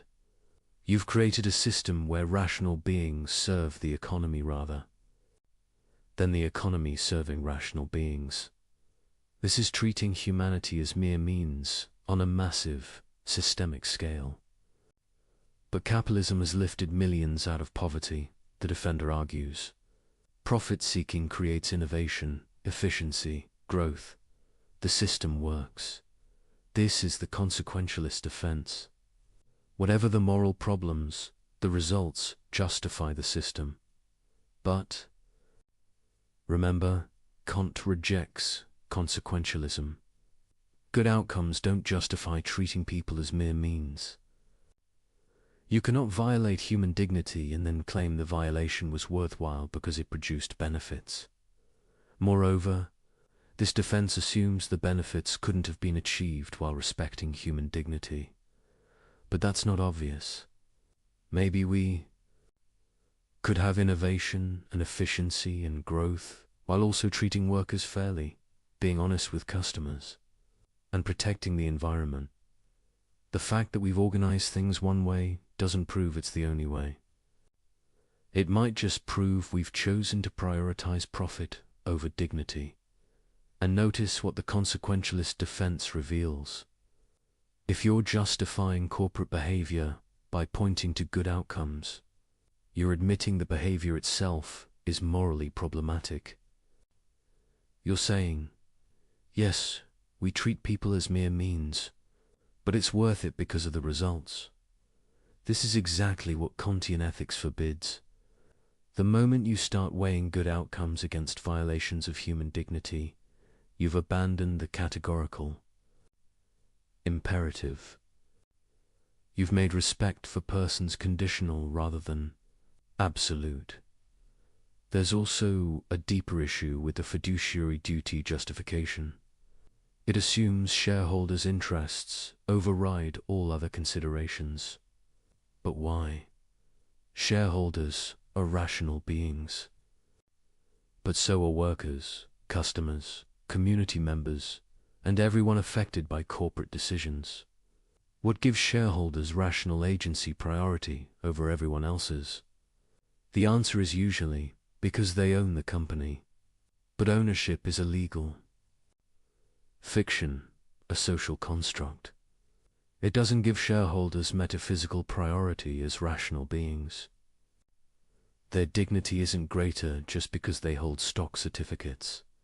From a Kantian perspective, all stakeholders are rational beings whose dignity must be respected. You cannot treat workers, customers, and communities as mere means just because. Shareholders have a different legal relationship to the corporation.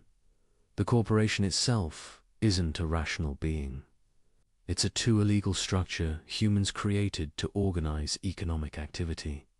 And tools should serve human ends. All human ends, not just shareholders. When we organize corporations to maximize shareholder value while treating everyone else as mere means, we've created an institution fundamentally at odds with human dignity. We've built exploitation into the system's basic logic. Kant would say this is irrational. Not just morally wrong, but actually incoherent. Because the corporation depends on all those people it treats as mere means. It needs workers who show up, customers who buy, communities that provide infrastructure. It operates within a social order built on mutual respect and cooperation, but it's parasitic on that order. It takes the benefits while refusing the obligations. It depends on others acting morally while claiming exemption from morality itself. This can't be universalized. If every institution treated human dignity as subordinate to its organizational goals, society would collapse. There would be no stable expectations, no trust, no cooperation. The very conditions that make corporate activity possible would be destroyed. The corporation succeeds by treating people as means while depending on most of society continuing to treat people as ends. It's making an exception for itself that cannot be generalized. Some defenders try a different approach. They argue that corporations can pursue profit while also respecting human dignity. That good corporate citizenship is compatible with profit. Maximization. That the two goals align more than they conflict. Perhaps sometimes they do, but structural incentives matter. When quarterly earnings drive decisions, when executives are compensated based on stock price, when competition rewards whoever can cut costs most aggressively, the system pushes toward treating dignity as expendable. You see this in how corporations behave when they think no one is watching. When oversight is weak, when regulations are unenforced, when consumers can't easily tell the difference between ethical and unethical practices, corners get cut, people get exploited, communities get harmed. This reveals the underlying logic. Respect for human dignity happens when it's profitable or required, not because it's recognized as unconditionally binding. A genuinely Kantian corporation would be different. It would start from the premise that all stakeholders are rational, beings whose dignity must be respected. Profit would be pursued only within constraints set by this fundamental commitment. That might mean lower returns for shareholders. It might mean slower growth. It might mean competitive disadvantages against less scrupulous rivals. But that's the point. Moral obligations aren't conditional on convenience. You don't get to violate human dignity because respecting it is costly. The categorical imperative doesn't have an exception for but profit. The uncomfortable truth is that much of modern corporate behavior is simply incompatible with treating people as ends in themselves. The entire structure is built on the premise that profit justifies treating human beings as resources to be exploited rather than persons to be respected. This doesn't mean all business is immoral. It means we need to rethink how we organize economic activity, to ask whether the institutions we've created truly serve human flourishing or whether they've made humans serve institutions. From a Kantian perspective, the answer is clear. Any system that treats profit maximization as the ultimate goal, while treating human dignity as a constraint to be minimized, has inverted the proper order of values. Rational beings are ends. Economic systems are means. When we organize things the other way around, we've committed a fundamental moral error, one that corrupts everything built on that foundation. The greatest good for the greatest number. This principle sounds obviously right. Who could object to maximizing overall welfare? Isn't that what morality should aim for, making the world as good as possible for as many people as possible? This is utilitarianism, and is probably the most intuitively appealing alternative to Kantian ethics. While Kant focuses on duty and principle, utilitarians focus on outcomes and consequences. While Kant asks whether your maxim can be universalized, utilitarians ask whether your action produces the best overall results. The conflict between these approaches runs deep, and Kant's critique of consequentialism reveals something crucial about the categorical imperative. Consider a classic utilitarian scenario. 5 people are dying and need organ transplants. One person walks into the hospital for a routine checkup. That person is a perfect match for all 5.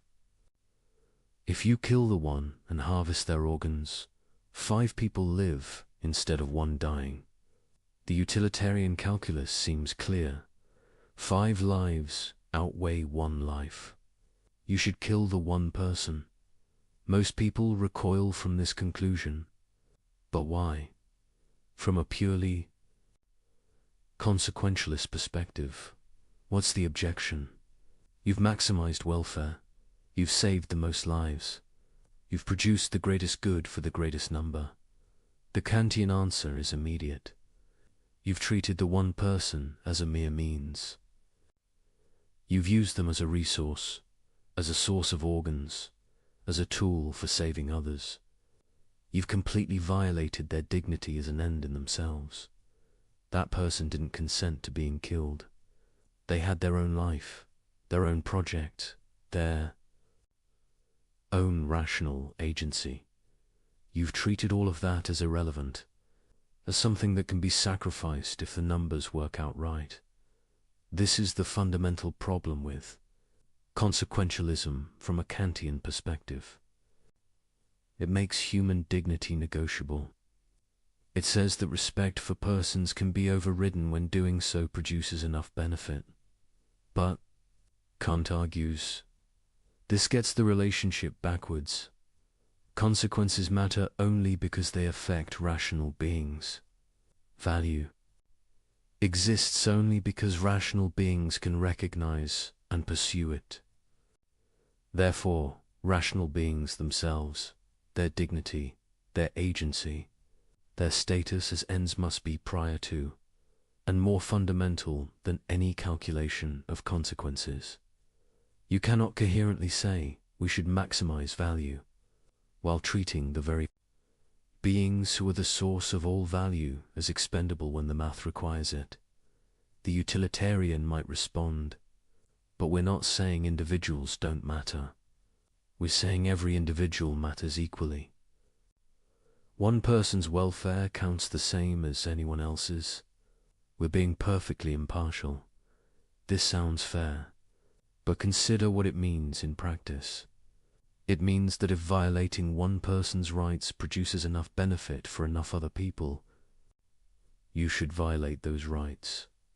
If enslaving a minority produces enough happiness for the majority, slavery is justified. If torturing one person saves many others, torture is required. The utilitarian might say these scenarios are unrealistic, that violating rights rarely produces net benefits. But that's an empirical claim, not a principled objection. If the numbers did work out that way, utilitarianism would endorse the violation. This reveals something crucial. Utilitarianism doesn't actually protect human dignity. It protects people's welfare only instrumentally, only when protecting it maximizes overall utility. The moment violating dignity becomes more useful than respecting it, utilitarianism requires. The violation, Kant would say, this makes dignity conditional. And if dignity is conditional, it's not really dignity at all. It's just another value to be weighed against other values. But the whole point of dignity is that it's unconditional. Rational beings have worth that doesn't depend on consequences, on utility calculations, on whether respecting them produces good outcomes. They have worth simply because they're rational agents capable of setting ends. To treat this worth as negotiable, as something that can be sacrificed for sufficiently good consequences, is to deny what makes human beings different from objects. It's to treat persons as if they were just a very complicated source of utility rather than beings with intrinsic value. The deeper problem is that utilitarianism can't be universalized in the Kantian sense. What's the maxim of utilitarian action? Something like, I will do whatever produces the greatest total utility, even if it requires treating some people as mere means. Can everyone follow this maxim? Can it be willed as universal law? Consider, what happens if everyone acts to maximize utility without constraints on respecting dignity? You get a world where anyone can be sacrificed at any time if doing so benefits enough others. There are no stable rights, no protected freedoms, no inviolable dignity. In such a world, you cannot plan your life. You cannot trust that others will respect your agency. You cannot know whether you'll be the one selected for sacrifice when the utility calculus requires it. More fundamentally, the entire framework of morality breaks down. Because morality requires stable expectations, reciprocal respect, and recognition of each other as agents with claims that bind others.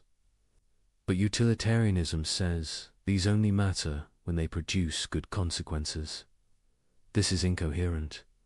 The very idea of moral obligation of being bound to respect others, regardless of whether doing so benefits you, is incompatible with making everything conditional on consequences. Kant saw this clearly. Either morality is categorical or it's not morality at all. It's just sophisticated prudence. Doing what's useful while calling it duty. Utilitarians might object that this is unfair. They're not abandoning morality. just grounding it differently. Instead of abstract principles, they base ethics on the concrete reality of human welfare. But Kant would ask, why does human welfare matter? The only answer that makes sense is, because humans are beings whose well-being has value. But why does their well-being have value? Because they're rational agents capable of caring about their lives, setting goals, pursuing ends. In other words, human welfare matters because human agency matters. The value of good consequences derives from the value of the rational beings who experience those consequences. But if that's true, then you cannot coherently sacrifice the agency that gives consequences their value for the sake of those consequences. You're sawing off the branch you're sitting on. This is the deep incoherence in consequentialism. It depends on the value of rational agency to explain why consequences matter, but then treats rational agency as expendable when pursuing good consequences. Cons. Ethics doesn't have this problem. It says, rational agency is the source of all value. Therefore, respect for rational agency is the fundamental moral requirement. Consequences matter, but only within the constraint of respecting dignity. You cannot produce good outcomes by methods that violate what makes outcomes good in the first place. The utilitarian might make one more argument. Maybe, in theory, utilitarianism allows rights violations. But in practice, respecting rights generally produces the best outcomes. So Kantian. Principles and utilitarian calculations usually lead to the same conclusions. This is true more often than not. But it's a contingent coincidence, not a principled convergence. Kant would say, if you're following moral principles only because they produce good outcomes, you're not actually following them morally. You're using them instrumentally. And the moment you encounter a case where violating principles produces better outcomes, you'll violate them. True moral action requires acting from duty itself, not from calculation of consequences. It requires recognizing moral principles as categorically binding, not as useful rules of thumb. This matters because humans are very good at convincing themselves that their rule violations will produce good outcomes. The person who betrays a confidence tells themselves it's for the best. The official who takes a bribe tells themselves they'll do more good with power than without it. The person who breaks a promise tells themselves that consequences justify it. If morality is fundamentally consequentialist, these rationalizations might sometimes be correct. And if they might sometimes be correct, everyone will think their case is one of those times. This is why Kant insists on categorical principles, not because consequences don't matter, but because making morality conditional on consequences opens the door to unlimited rationalization. The utilitarian's trap is thinking you can maximize good outcomes while treating the beings who are the source of all value as means to those outcomes. But this is incoherent. Value exists because of rational agency. Therefore, rational agency must constrain how you pursue value.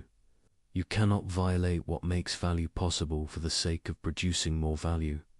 When you try, you end up with conclusions that shock moral intuition, killing the innocent to save the guilty if the numbers work, torturing one to benefit many, enslaving minorities for majority happiness, breaking promises when convenient, lying when useful. Each conclusion follows logically from utilitarian premises. Each reveals what's at stake when you abandon categorical respect for human dignity. Kant isn't saying consequences are irrelevant. He's saying they're not fundamental. They matter, but they matter within constraints set by respect for rational agency. You should produce good outcomes, but only by methods that treat people as ends, never merely as means. This is harder than pure consequentialism. It means sometimes you cannot do what would produce the best outcomes because doing so would violate someone's dignity. It means constraints on pursuing the good that have nothing to do with whether the pursuit would be successful. But Kant would say this: difficulty reveals moral truth rather than obscuring it. Morality is difficult because human dignity is unconditional. Because rational beings have worth that doesn't depend on whether respecting them is convenient or beneficial. Because some things are simply wrong regardless of consequences. If you abandon this, if you make dignity conditional on producing good outcomes, you've given up the substance of morality while keeping its language. You're left with sophisticated calculation, dressed up as ethical reasoning. The utilitarian's trap is thinking you can avoid this while still being consequentialist. But you cannot. The moment you make consequences fundamental in dignity derivative, you've opened the door to treating people as expendable resources, to violating rights when the numbers require it, to sacrificing persons for impersonal goods. And once you've done that, you're no longer doing ethics in any meaningful sense. You're just doing accounting with human lives. In the real world, power matters. Ideals are nice, but survival requires strength. The strong dominate the weak. That's just how things are. This is perhaps the oldest justification for a moral behavior, before sophisticated philosophical systems, before appeals to greater goods, before elaborate rationalizations. There was simply power. The assertion that might makes right, that winners write the rules, that morality is just a story the strong tell to control the weak. This view has enormous, intuitive appeal. Look at history, look at nature. The powerful do seem to prevail. Resources flow to those who can take them. Those with strength impose their will on those without it. Why shouldn't we acknowledge this reality? Why pretend otherwise with talk of dignity and moral obligation? Kant's response to this position is devastating, not because he denies the reality of power, but because he shows that the power player's logic is self-refuting. Let's examine it carefully. What's the maxim underlying pure power ethics? I will take whatever I can get through superior force, and others have no legitimate claim against me except their own power to resist. Can this be universalized? Can you will that everyone follows this principle? The power player might say yes. That's exactly what I'm saying. Let everyone exercise whatever power they have. May the best survive. But notice what this actually means. If everyone follows this maxim, you live in a world of pure conflict, a war of all against all, where every interaction is a test of force, where no commitments bind, where cooperation is impossible except as temporary alliance based on mutual threat. In such a world, you cannot sleep safely, cannot trust anyone, cannot plan beyond immediate survival, cannot develop anything requiring time and cooperation, cannot build, create, or achieve anything complex. More fundamentally, you cannot even assert claims. When you say this is mine, you're making a claim that goes beyond mere physical possession. You're asserting a right that should bind others, even when you're not actively defending the resource. But if might makes right, there are no such rights. There's only current ability to control. The moment you turn your back, lose your strength, or face superior force, you lose everything. Can you will this? Can you rationally choose a world where you have no stable claims, no protected space, no security beyond immediate force? You cannot, because willing requires planning. Planning requires stability. Stability requires that others respect claims. You're not currently enforcing with power. In other words, the power player depends on others not following the power maxim. They depend on a world where most people respect rights, keep commitments, and cooperate so the power player can exploit that cooperative order while refusing to be bound by it themselves. This is the classic exception cancer ethics exposes. The power player wants the benefits of a moral, order-stable property, honored agreements, predictable behavior while claiming exemption from moral constraints themselves. But they cannot have both. If power is really the only reality, then their own claims based on power have no more validity than anyone else's. They cannot object when others use power against them. They cannot complain about injustice, betrayal, or violated agreements. Because, in a world of pure power, there is no justice. There is only force and counterforce. The formula of humanity reveals another dimension of this failure. When you treat others based solely on power relations, you're not engaging with them as rational agents. You're treating them as obstacles to overcome or resources to exploit. But you don't treat yourself this way. You regard yourself as an agent with legitimate projects, justified claims, and reasonable expectations. You think others should respect your interests, honor their commitments to you, and recognize your autonomy. This is inconsistent. Either rational agency creates legitimate claims, or it doesn't. If it does, then others' rational agency creates claims on you. If it doesn't, then your own rational agency creates no claims on others. You cannot coherently assert your own dignity while denying others. Because the same rational nature that grounds your claims grounds theirs. The power player might respond, I'm not making moral claims, I'm just taking what I can. I don't ask others to respect my rights, I defend them with power. But this is self-deception.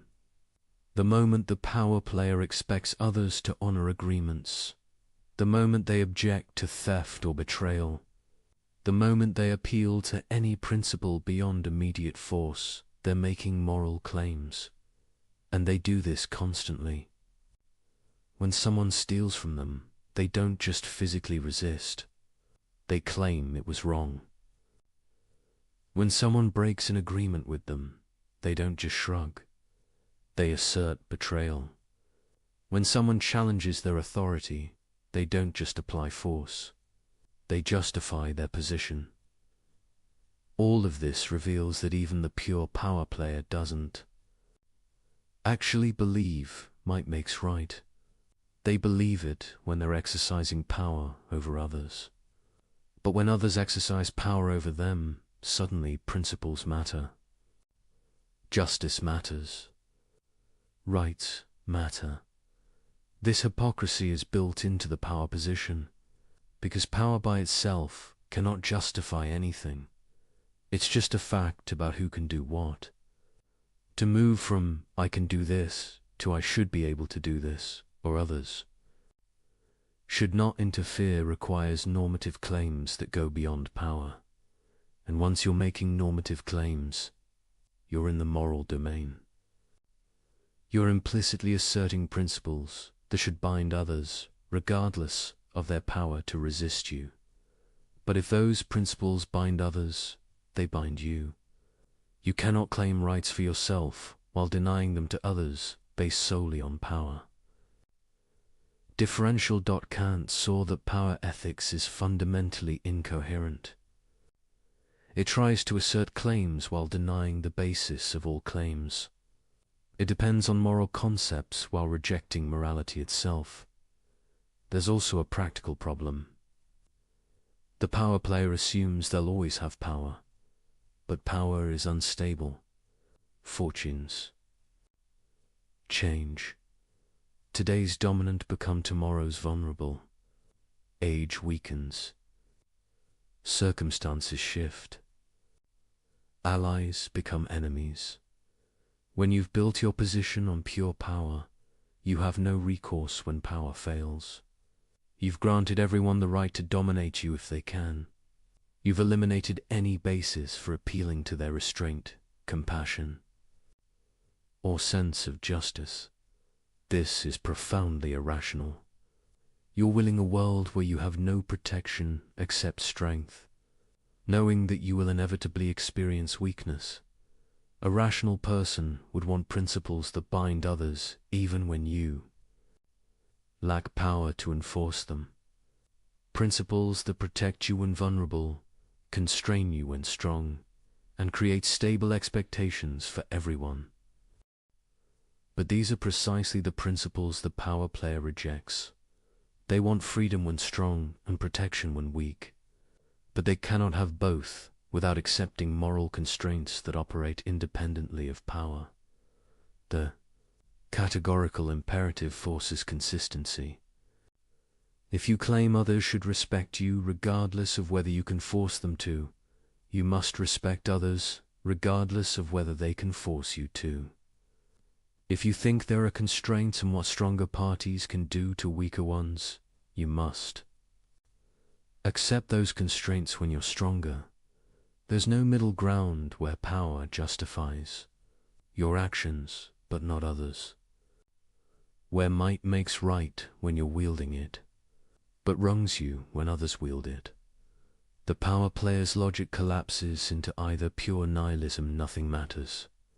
There are no legitimate claims, force is the only reality, or concealed moralism, where they make exception for themselves while denying others the same claims. If they choose nihilism, they've given up any grounds for objecting to anything. They cannot complain about injustice, betrayal, cruelty. They can only resist or submit. This makes rational agency impossible, because agency requires being able to make and receive claims. If they choose concealed moralism, they're admitting that moral principles exist and bind others. But then why don't those same principles bind them? What makes them special? Usually the answer is, because I'm stronger, because I can, because I have the power to make exceptions for myself. But this is circular. You're using power to justify claiming exemption from moral principles, while depending on those principles to constrain others' use of power against you. This doesn't work.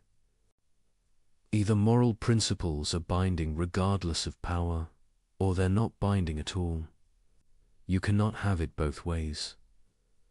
Kant would say, the power player's mistake is treating power as if it were a source of normativity, as if being able to do something gave you the right to do it, as if superior force made your claims more valid than others. But power is normatively neutral. It's just a capacity. What matters morally is how you use that capacity, whether you exercise it in ways that respect the rational nature of those affected. When you have power over others, you have greater responsibility, not greater permission. Because you can do more harm, can violate dignity more extensively, can create more suffering through careless exercise of strength. The person with power who uses it purely for self-interest, while disregarding others' dignity, is acting worse than the powerless person who would do the same. Because they're doing more damage to the moral order, treating more people as mere means, causing more violation of rational agency. This is the opposite of what power ethics claims. It says power gives you a pass from moral constraints. Kant says power gives you greater obligations precisely because you can do more harm. The fundamental insight is this: rational agency is what grounds moral claims. Power has nothing to do with it. The weakest person has the same dignity as the strongest, the same status as an end in themselves, the same right to respect. Power can't change this. It can only create temptations to violate it and opportunities to uphold it. When the powerful respect the weak, despite having no external compulsion to do so, they demonstrate genuine moral character. They show they recognize dignity as unconditional, not dependent on whether others can force respect. When the powerful exploit the weak simply because they can, they reveal themselves as morally bankrupt. They show they recognize no principles beyond convenience, no constraints beyond external force. And most tellingly, they show they don't really believe their own position, because they still expect others to respect them, still make claims, still appeal to principles when it suits. Then, the power player wants moral order for themselves and moral freedom over others. But this cannot be universalized.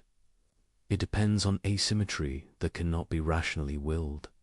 Either we all live under power alone, in which case no one has legitimate claims and life is nasty, brutish, and short, or we all live under moral principles that bind regardless of power, in which case the strong must respect the weak.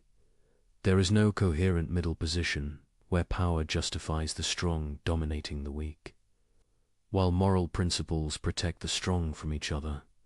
Kant's ethics reveals that might doesn't make right, it only makes might. And if that's all it makes, then the mighty have no more justified claims than anyone else. Their power is just a fact, not a justification. The only thing that makes claims justified, that gives anyone the right to expect anything from anyone else, is rational agency. And rational agency belongs equally to the strong and the weak, the powerful and the vulnerable, the dominant and the dominated. To recognize this is to see that power ethics is not just wrong, but incoherent. It asserts claims while denying the only possible basis of claims. It demands respect while refusing to give it. It wants the benefits of morality while rejecting moral constraints. And it cannot be universalized without destroying itself.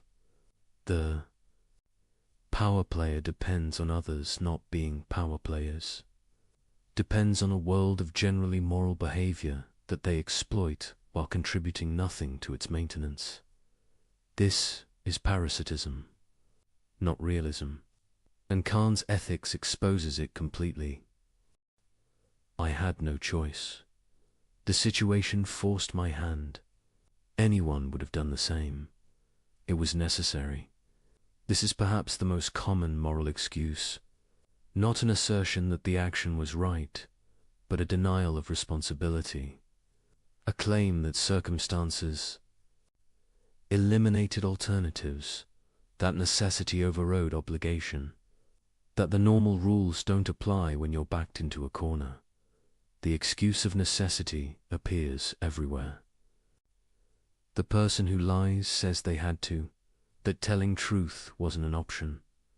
The person who breaks a promise says circumstances changed, that keeping it became impossible. The person who betrays someone says they were forced, that they faced pressures, leaving no room for loyalty. Sometimes these claims are legitimate. Sometimes circumstances genuinely eliminate options, creating tragic situations where any choice causes harm. But far more often, the excuse of necessity is sophisticated self-deception, a way of denying agency when agency would require difficult choices. a way of avoiding responsibility by claiming helplessness. Kant's ethics cuts through this evasion ruthlessly. First, we need to distinguish genuine necessity from false necessity. Genuine necessity means literal impossibility. You cannot keep a promise to meet someone if you're physically prevented from traveling. You cannot tell truth if you're unconscious. You cannot fulfill an obligation if circumstances make the action literally impossible. But this kind of necessity is rare. Most claims of necessity aren't about impossibility, but about cost. I had to lie usually means telling truth would have been costly. I had to break my promise usually means keeping it would have been difficult.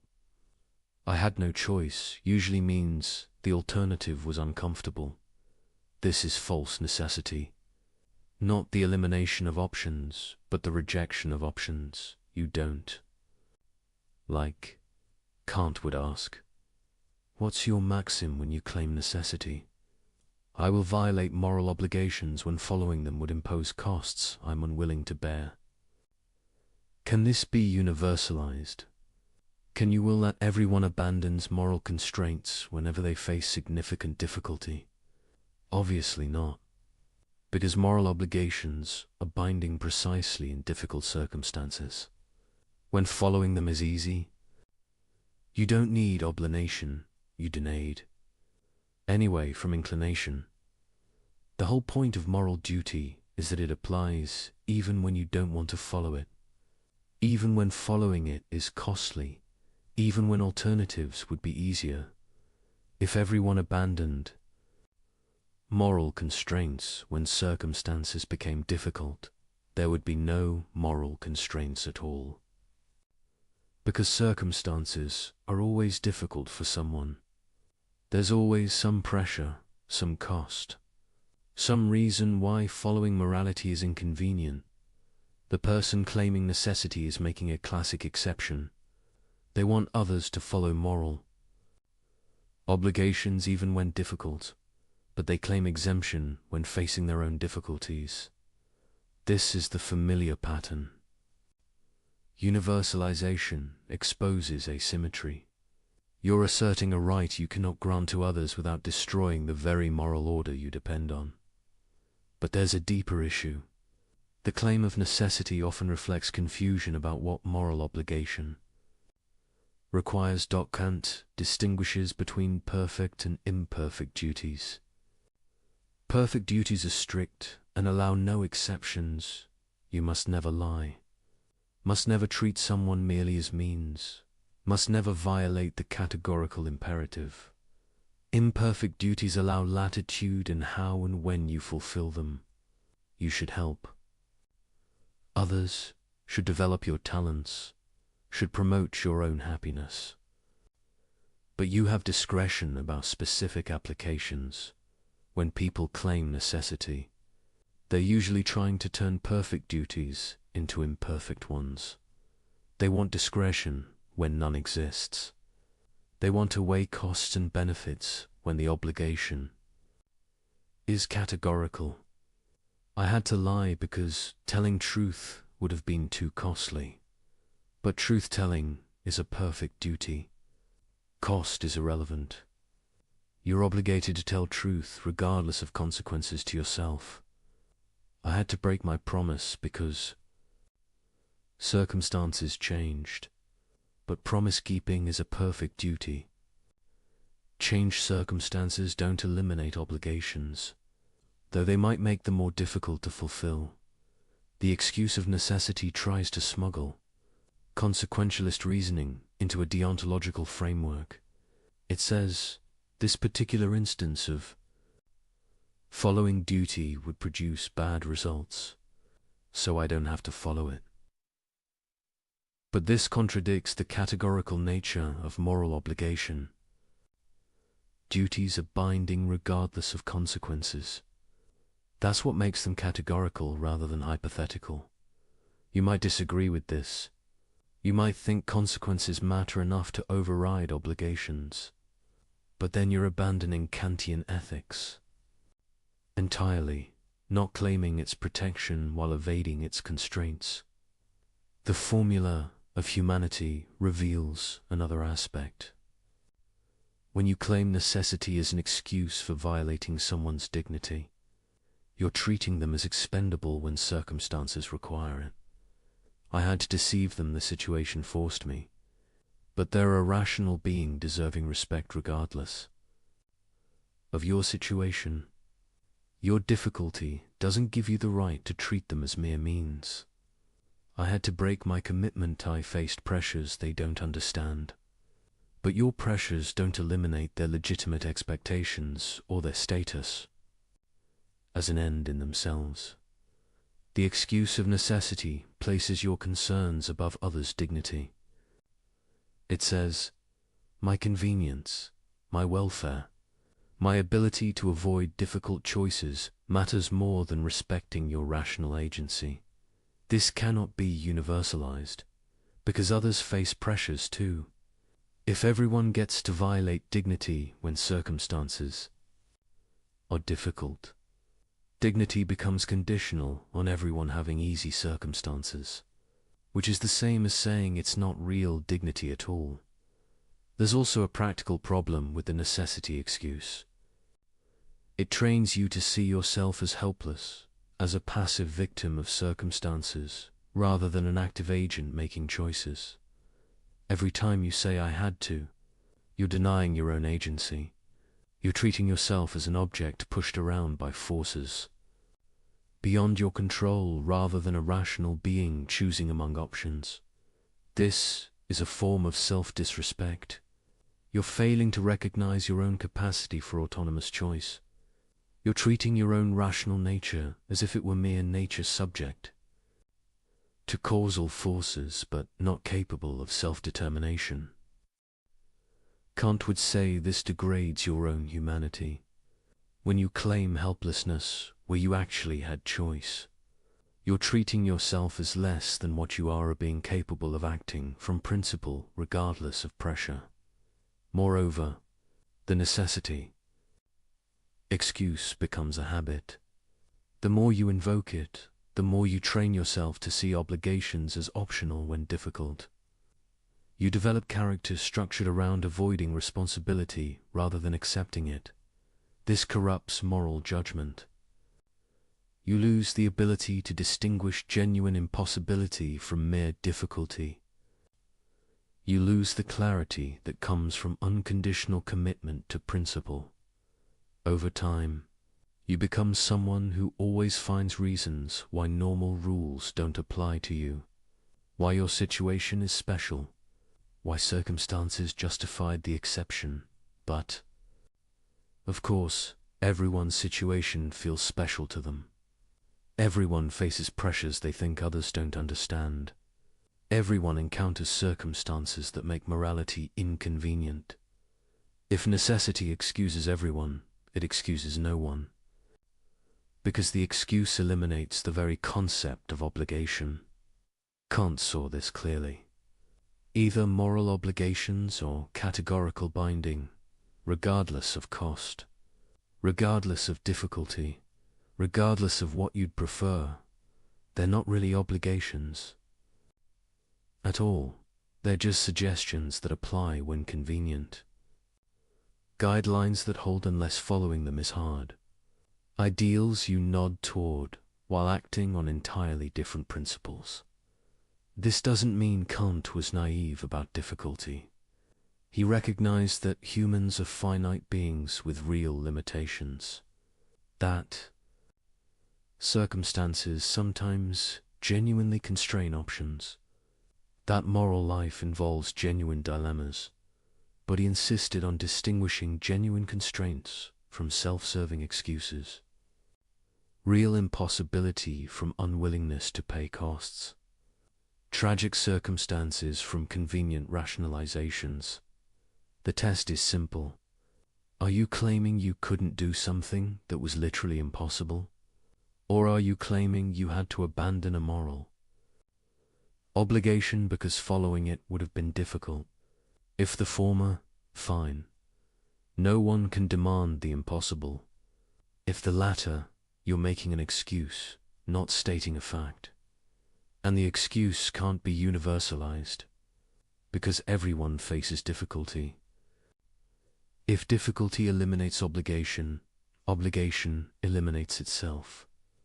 There's one more aspect to consider. The excuse of necessity often reveals failure of moral imagination, an inability to see options that would allow you to fulfill obligations. Despite difficulty, when you claim I had no choice, you're usually wrong.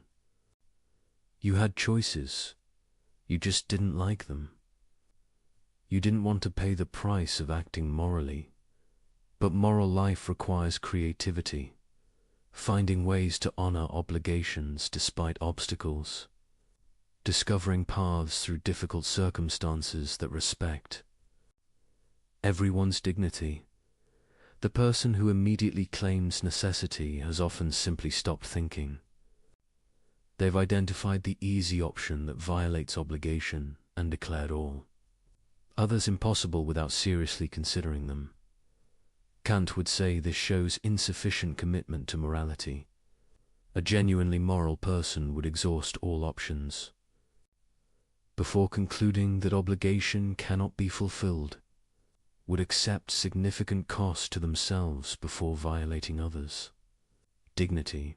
This doesn't mean moral heroism is required of everyone, but it means you cannot casually abandon obligations while claiming you had no alternative. The excuse of necessity, in most cases, is simply moral laziness, a refusal to think hard about options, to accept costs, to honor the categorical nature of obligation, and when you examine it through Kant's test, it fails immediately.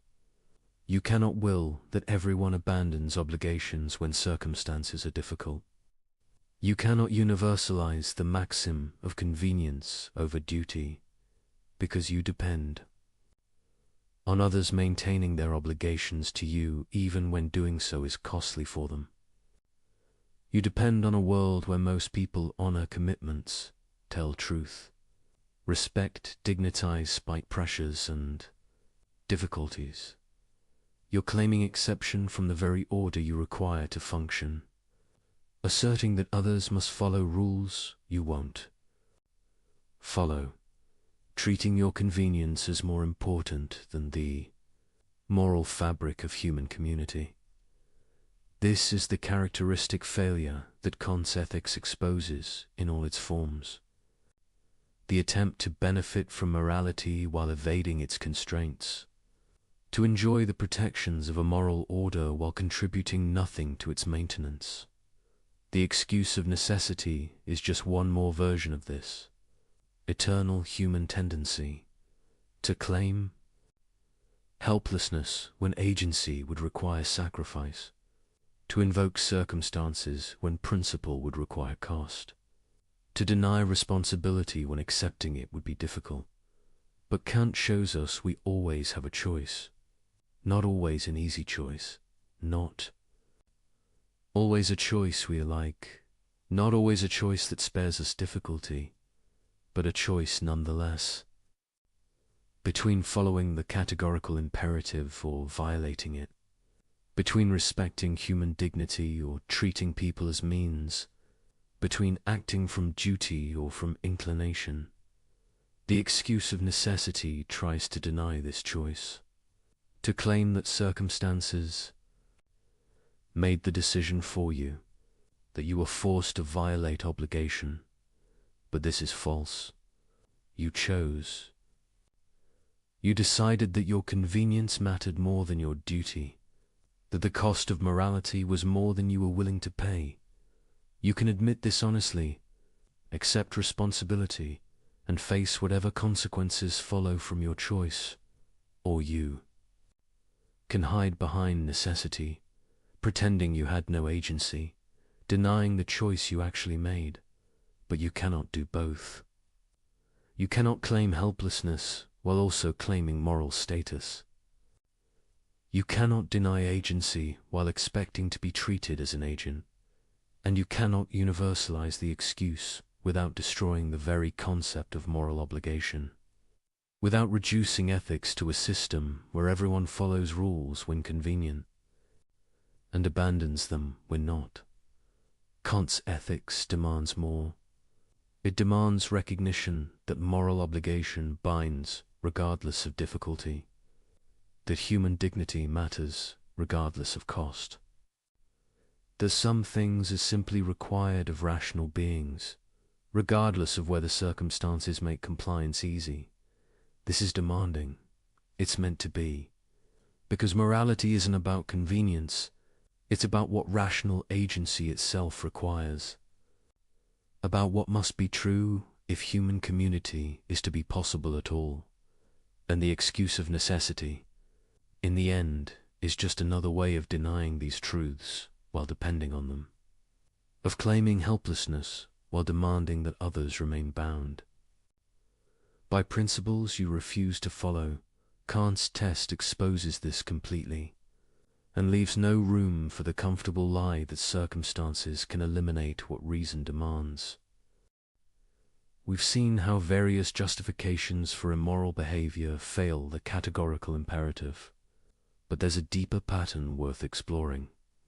A reason why bad maxims always fail universalization, and understanding this pattern reveals something profound about the structure of morality itself. Every immoral maxim has the same fundamental problem. It depends on conditions it simultaneously undermines. It requires stability it destroys. It exploits an order it refuses to maintain. Think about lying. The liar needs people to believe them. But lying, if universalized, destroys belief itself. The practice of communication depends on a presumption of truthfulness. When that presumption collapses, words lose their power to convey information. The liar is sawing off the branch they're sitting on. Their maxim only works because most people don't follow it. They're making an exception for themselves that cannot be generalized. This isn't an accident. It's structural, built into the nature of rational agency in communication. When you speak, you implicitly claim to be communicating something true. Not necessarily that your statement corresponds to reality, but that you believe what you're saying. You're presenting your words as expressions of your actual thoughts. Lying violates this implicit claim. You're using the communication system while refusing to play by its rules. You're exploiting others' assumption of good faith while acting in bad faith yourself. This is why the contradiction isn't just about consequences. It's about the internal coherence of the maxim itself. You cannot universalize lying because doing so destroys the very practice that makes lying possible. The same pattern appears in promise breaking. Promises work because people generally keep them. They create expectations that guide planning and enable cooperation. When someone makes a promise, others adjust their behavior in reliance on that commitment. The promise breaker exploits this system. They gain the benefits of being trusted, without bearing the costs of being trustworthy. They want others to treat their promises as binding while treating those same promises as optional for themselves. But if everyone broke promises when convenient, the institution of promising would dissolve. No one would adjust their behavior based on commitments. Promises would become mere predictions, not obligations. The promise breaker, like the liar, depends on others maintaining what they refuse to maintain. They're parasitic on a practice they're undermining. This reveals something important about why Kant's ethics works. It's not imposing arbitrary constraints from outside. It's showing what rational agency itself requires. To be a rational agent is to act for reasons, to claim that your actions are justified. And to claim justification is to assert principles that apply beyond your particular case. When you act, you're implicitly saying, this type of action, in these types of circumstances, is permissible. You're making a universal claim, whether you realize it or not. The categorical imperative simply makes this implicit universality explicit. It asks, can your maxim actually function as a universal principle, or does it depend on others not following it? If the latter, you're being incoherent. You're claiming a justification that undermines itself when universalized. You're trying to have things both ways to benefit from a practice while refusing to maintain it. This is why bad maxims always self-destruct, not because God punishes them, not because society disapproves, not because they produce bad consequences, though they often do, but because they're rationally incoherent. They cannot survive their own universalization. Consider manipulation. The manipulator needs people who aren't suspicious, who take communications at face value, who assume good faith. Manipulation works by exploiting trust.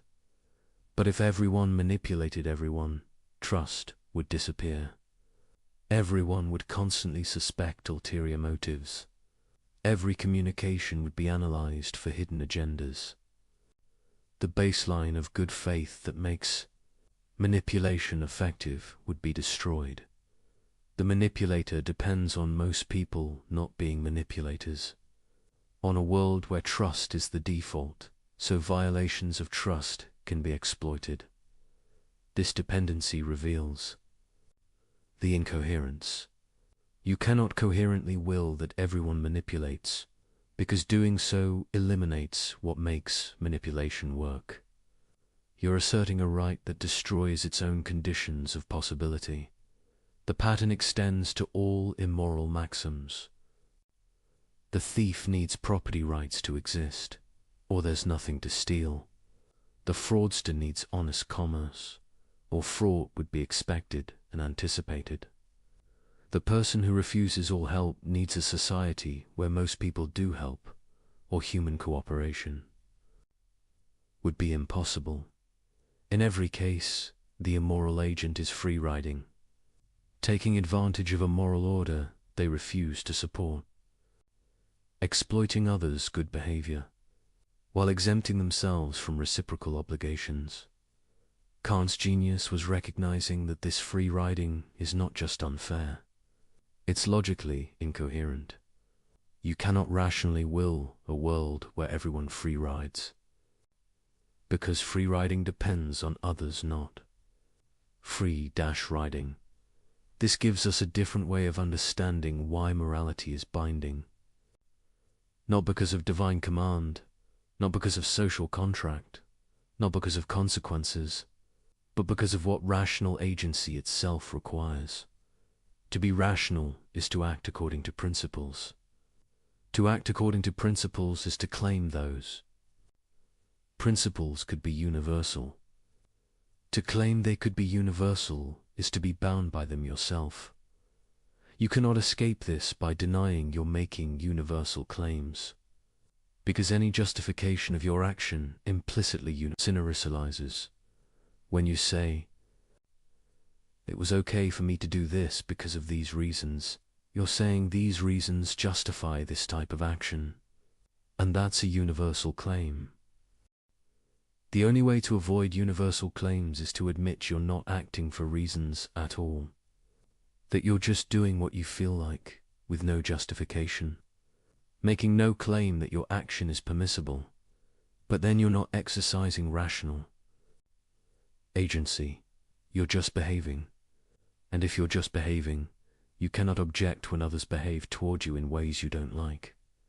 You've given up any basis for making claims against others. This is the choice Kant presents. Either you act rationally, according to principles that could be universal, in which case morality binds you, or you give up rationality entirely, in which case you give up any basis for asserting claims making demands, or expecting anything from anyone. Most people don't want to give up rationality. They want to be rational agents who act for reasons and can justify their choices. But they also want to avoid moral constraints when those constraints are inconvenient. Kant shows this is impossible. You cannot claim rational agency for yourself while denying its implications. You cannot assert justifications while refusing to universalize them. You cannot expect others to respect your claims while refusing to respect theirs. The self-destructive nature of bad maxims isn't a curious feature. It's the fundamental fact about immoral action. Every violation of the categorical imperative is an attempt to assert something that cannot be coherently asserted, to claim a right that destroys itself. When universalized, to enjoy benefits while refusing to bear their costs. This is why you can always tell when someone's reasoning is bad. Not because you have moral intuitions that disagree, not because you calculate different consequences, but because their maxim, when made explicit and universal, reveals its own incoherence. They want special treatment they cannot justify, exceptions. They cannot universalize, rights they cannot grant to others without undermining their own position. Kant gives us the tool to see this, to take any proposed action, any justification, any moral claim and test whether it can survive its own. Universalization, if it can, the action is at least permissible. If it cannot, the justification is hollow. Not wrong in some subjective sense, but objectively incoherent, self-undermining, rationally untenable. This is the deeper pattern. Bad maxims fail not because they violate external rules, but because they violate the internal requirements of rational agency itself. They try to claim what cannot be claimed, to assert what cannot be asserted, to universalize what destroys itself when universalized. And once you see this pattern, you cannot unsee it. Every rationalization reveals itself as an attempt to make an exception that cannot be made. Every excuse exposes itself as a claim to rights that undermine themselves when, extended, the categorical imperative is not a constraint imposed from outside. It's the internal logic of rational agency made explicit. Acting morally is not sacrificing your interests for some external authority. It's being consistent with what you're already implicitly claiming whenever you act rationally at all. This is why Kant believed morality could be based on reason alone. Not because reason tells us what to desire or what goals to pursue, but because reason itself has a structure, and acting according to that structure requires acting morally. The person who violates the categorical imperative isn't just doing something wrong. They're being irrational, incoherent, self-contradictory. They're claiming what they cannot claim, asserting what they cannot assert, willing what they cannot will. And this irrationality is visible, not through moral intuition or divine revelation or cultural conditioning, but through simple logical analysis, through asking, can this maxim be universal? Does it survive its own generalization, or does it depend on conditions it undermines? When you ask this question honestly, bad maxims always reveal themselves. They collapse under their own weight. They prove unable to sustain what they require. This is the deeper pattern, and understanding it transforms how you think about morality. It's not about following rules because someone said so. It's about being coherent, about not soaring off the branch you're sitting on, about not claiming rights you cannot grant, about not willing what cannot be willed. It's about recognizing what rational agency itself demands, and accepting that you cannot escape those demands while remaining rational. Having understood why bad maxims self-destruct, we can examine the deeper architecture of how people try to evade moral constraints. There are patterns to manipulation and rationalization, strategies that appear again and again, and understanding. These patterns helps you recognize violations before they deceive you. The first strategy is particularization, taking a universal moral principle and adding qualifications that make it apply only to others. You shouldn't lie becomes people shouldn't lie to me. Promises should be kept becomes others should keep their promises to me. Human dignity must be respected becomes my dignity must be respected. The pattern is subtle because it uses moral language while evacuating moral content. It sounds like you're affirming moral principles, but you're actually claiming special status that exempts you from them. Kant's test exposes this immediately. Can you universalize your actual maxim? Not the principle you cite, but the principle you actually follow. If your real maxim is, others must respect my dignity, but I can treat them as mere means when convenient, that obviously fails universalization. You're claiming an exception with no justification. The second strategy is false equivalence, treating fundamentally different situations as if they raise the same moral issues, then using one to justify the other. Everyone lies sometimes, so my lies are no different. But your lies and white lies about someone's haircut are categorically different. One manipulates someone for your benefit. The other spares minor hurt feelings. The maxims are completely different. All business involves some exploitation, so my exploitation is normal. But there's a difference between employing someone at market wages and systematically abusing workers because you can. The fact that all economic relationships involve power doesn't mean all exercises of power are equivalent. This strategy works by blurring distinctions, by grouping all instances of some behavior together, regardless of maxims, intentions, or contexts, then using the acceptability of mild instances to justify severe violations. Kant's ethics requires examining actual maxims, not surface behaviors. Two people might tell falsehoods. Following the maxim, I will speak falsely to protect someone from harm. Another following, I will deceive others for personal gain. Same behavior, completely different moral status. The third strategy is infinite regress, questioning every moral claim until the person either gives up or admits uncertainty, then treating this as permission to ignore morality entirely. Why should I respect human dignity? Because Kant said so. Why should I listen to Kant? Because he gave good arguments. Why should I care about good arguments? Because rationality matters. Why does rationality matter? This can continue indefinitely, but it proves nothing. You can apply the same strategy to any claim whatsoever, including the strategy itself.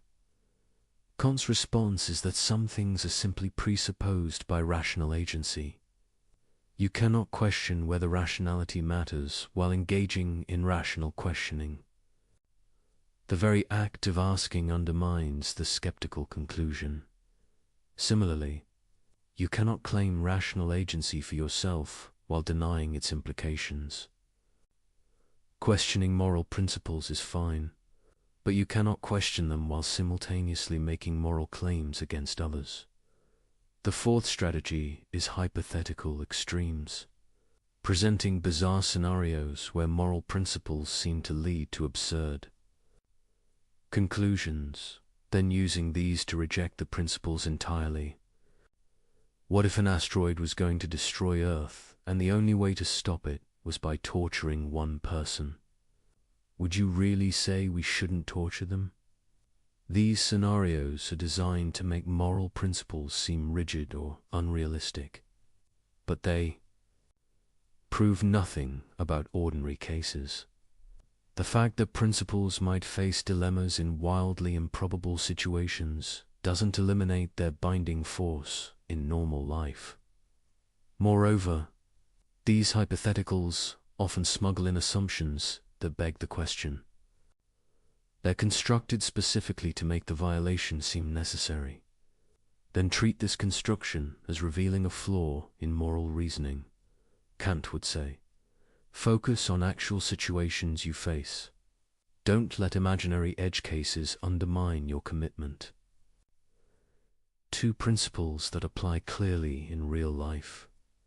The fifth strategy is motive questioning. Instead of engaging with moral arguments, attacking the motives of people making them, you only care about honesty because you're judgmental. You only oppose exploitation because you're envious. You only emphasize duty because you're repressed. This is ad hominem reasoning. It tries to discredit moral claims by discrediting their advocates. But the validity of an argument doesn't depend on the character of the person making it. Kant's principles stand on their own logical merits. They're true or false based on whether they survive rational examination, not based on who endorses them. The sixth strategy is selective empathy. Focusing intensely on how moral principles constrain you, while ignoring how your violations harm others. When told not to lie, you vividly imagine the awkwardness of telling truth. When told not to manipulate, you focus on how difficult, honest persuasion would be. When told not to break promises, you emphasize how circumstances have changed, but you don't imagine what it's like to be lied to be manipulated, to have commitments broken. You don't feel the violation of agency, the loss of dignity, the harm to trust. This asymmetry allows you to see moral constraints as unreasonable impositions, while not seeing your violations as significant. Wrongs. Kant would say, apply the formula of humanity consistently. Imagine yourself in the position of those affected by your actions.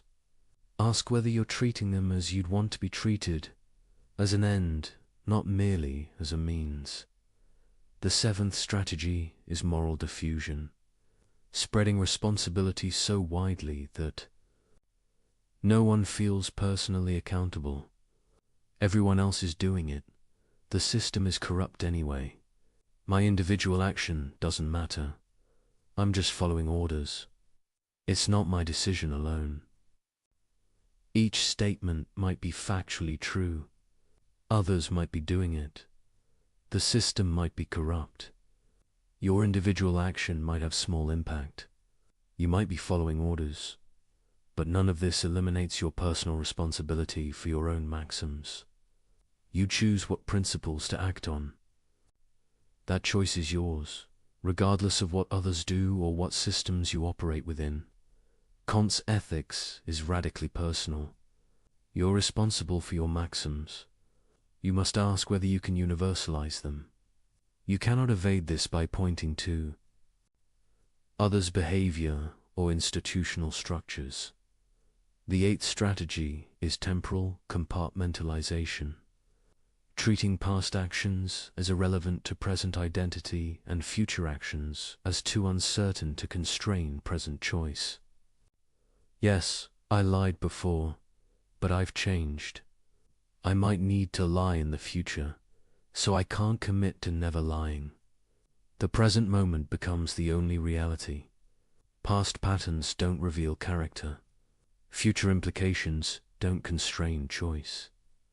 This allows you to repeatedly violate principles while claiming each instance is an exception, not a pattern. To avoid accountability for establishing habits and corrupting character, Kant would emphasize that moral development matters. Each choice shapes who you become.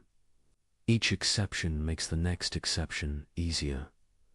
Character is built through consistent commitment, not through treating each situation as isolated. The ninth strategy is emotional override, using intense feelings to bypass rational evaluation. I was so angry, I was terrified, I was desperate. The emotion becomes both explanation and justification, as if feeling something strongly makes acting on it permissible. But emotions don't suspend the categorical imperative. They explain why you violated it, showing you acted from inclination rather than duty. But they don't justify the violation. Kant isn't saying emotions are bad. He's saying they can't override moral obligation. When duty and inclination conflict, duty must prevail if you're to be genuinely moral rather than merely following your feelings. The 10th strategy is definitional games. Redefining terms to make violations seem like compliance. I'm not lying, I'm being strategic with information. I'm not manipulating, I'm influencing. I'm not exploiting. I'm engaging in mutually beneficial exchange. I'm not violating dignity. I'm being realistic about human nature. The words change, but the underlying maxims remain the same. You're still deceiving, still treating people as mere means, still making exceptions for yourself. Kant would focus on the actual maxim you're acting on, regardless of how you label it. What principle are you really following? Can that principle be universalized? Understanding these strategies reveals something important.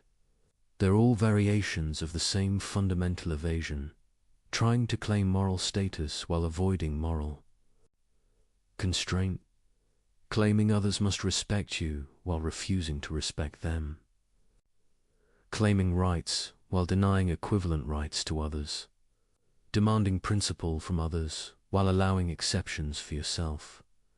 Every strategy tries to maintain the asymmetry that Kant's ethics exposes, to preserve the gap between how you want to be treated and how you're willing to treat others. This is why manipulation has an architecture. It's not random. It follows patterns because it's always trying to solve the same problem. How to violate the categorical imperative while claiming its protections? The answer is, you can't, not coherently. Every evasion strategy fails under examination. Every rationalization reveals itself as special pleading. Every exception proves unable to generalize. But humans are remarkably persistent. When one strategy fails, we try another. When direct violation is too obvious, we obscure it with rhetoric. When logical analysis exposes the problem, we appeal to emotion or authority. The architecture of manipulation is intricate because people are clever. But it's also fragile because all its structures rest on the same incoherent foundation. The attempt to have moral order without moral constraint. Recognizing these patterns makes you harder to manipulate and less likely to manipulate yourself. When someone tries one of these strategies, you can identify it. When you're tempted to rationalize, you can catch yourself. The categorical imperative, once truly understood, acts like a philosophical immune system. It recognizes attempts to evade it, rejects sophistical reasoning, and maintains clarity about what rational consistency requires. This doesn't make moral life easy. Recognizing manipulation doesn't eliminate temptation. Understanding doesn't automatically produce right action, but it does strip away comforting illusions. It makes self-deception harder. It exposes the architecture of rationalization so you can see it operating in yourself and others. And seeing clearly is the first step toward acting well. Throughout our exploration, one concept has appeared again and again: autonomy. It's time to understand why this concept is so central to Kant's ethics and why it unlocks everything else. The word autonomy literally means self-law. Auto, self. Nomos, law. A being who gives laws to themselves rather than receiving them from outside.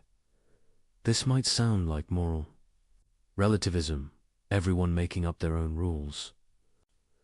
But Kant means something entirely different. Something profound about what it means to be rational. To see this, we need to distinguish autonomy from mere independence. Independence is simply doing what you want without external constraint. A person stranded alone on an island is independent in this sense. But they're not autonomous in Kant's sense. Autonomy isn't about absence of constraint. It's about the source of constraint. An autonomous being is constrained by principles, by laws, by obligations. But these constraints are self-imposed. They come from the rational nature of the being itself, not from external forces. Think about mathematics. When you recognize that 2 + 2 = 4, you're constrained. You can't rationally believe that 2 + 2 = 5. But this constraint isn't imposed from outside. It comes from the nature of rational thought itself. You give this law to yourself through your own reason. Moral autonomy works similarly.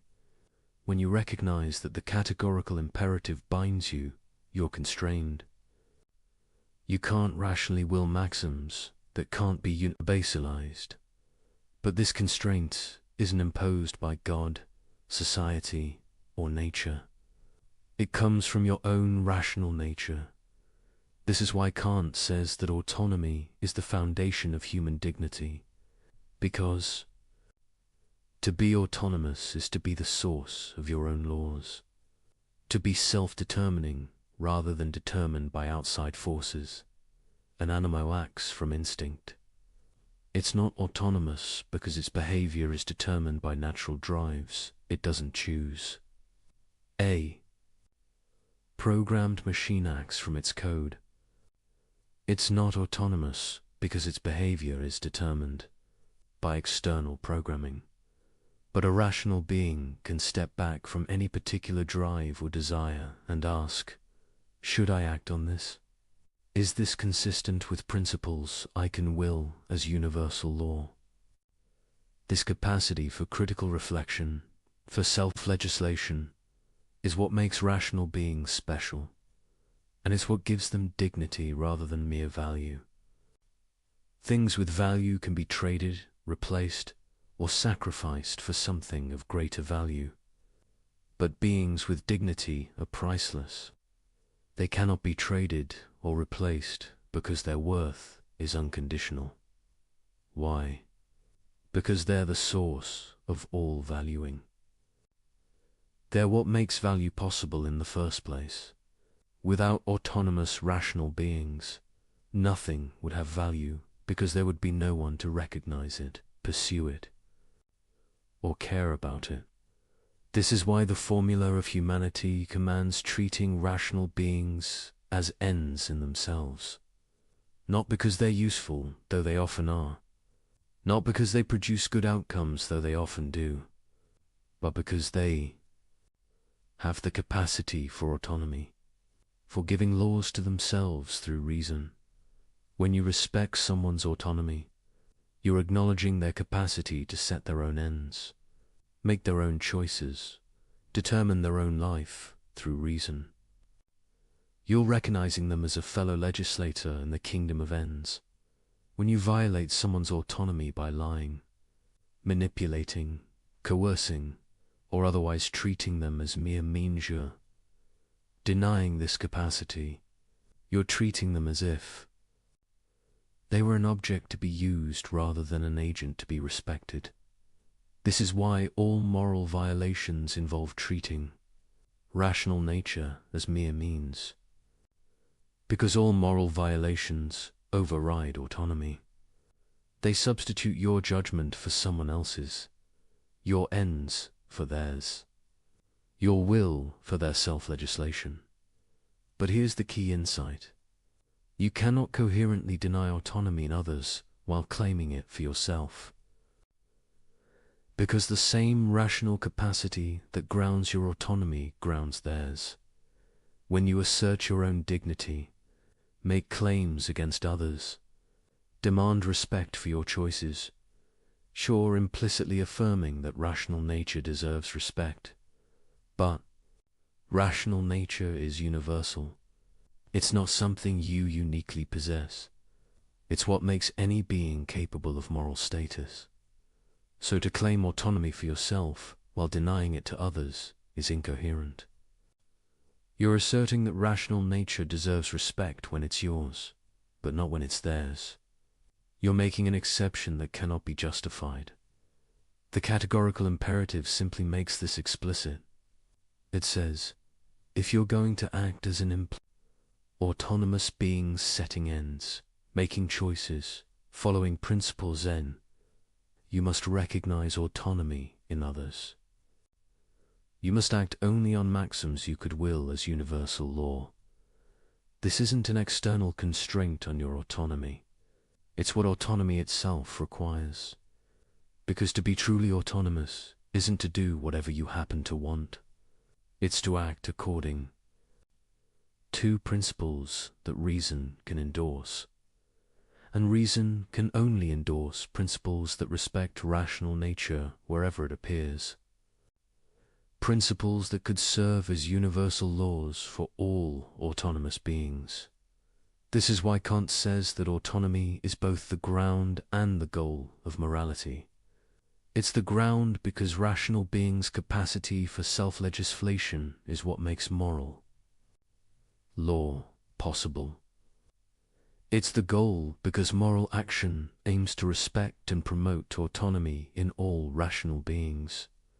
When you act morally, you're exercising your own autonomy, giving law to yourself through reason, and you're respecting others, autonomy treating them as self-legislating beings rather than mere objects.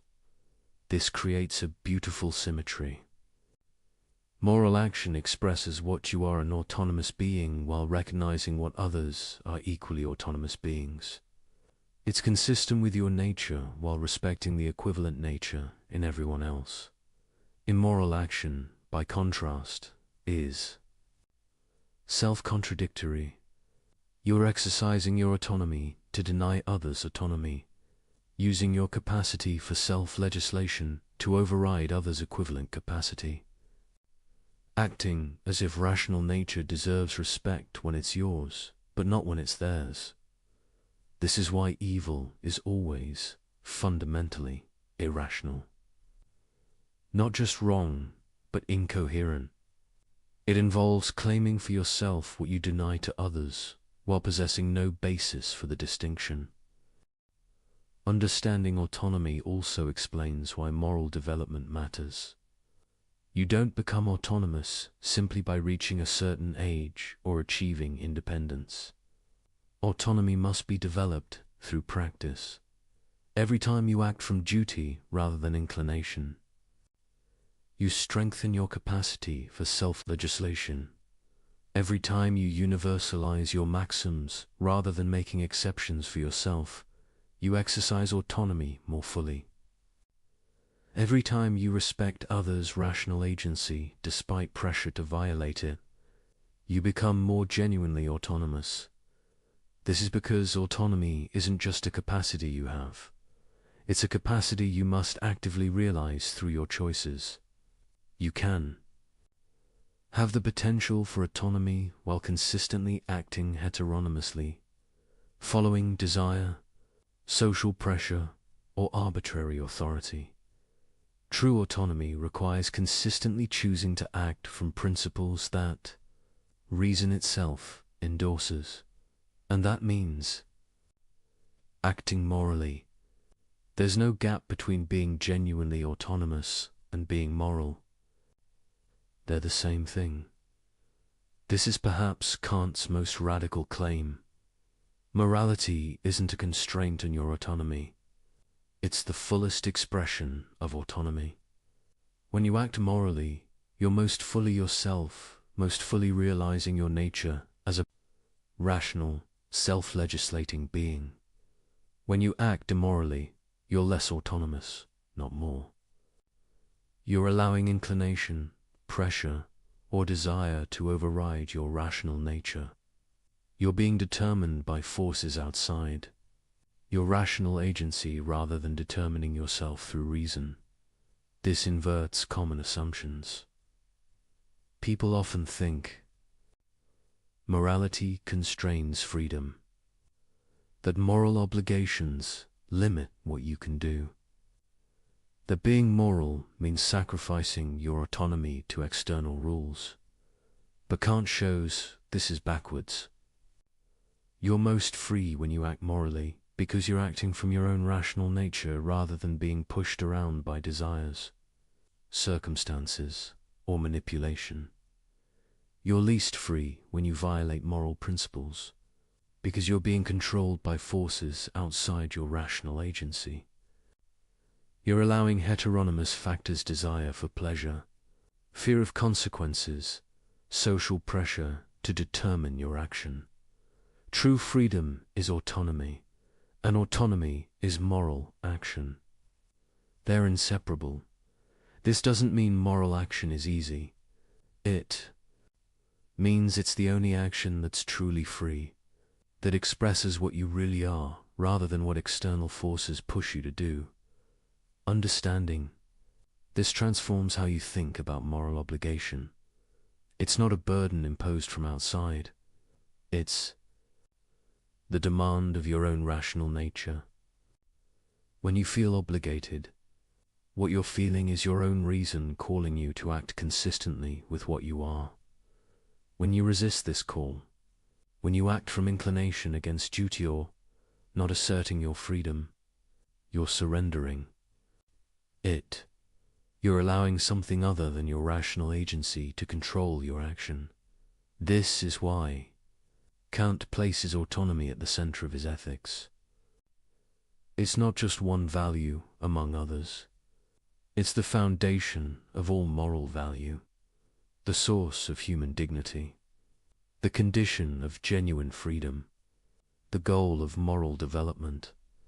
And it's the key to understanding why the categorical imperative binds, not because some external authority demands it, but because your own rational nature demands it.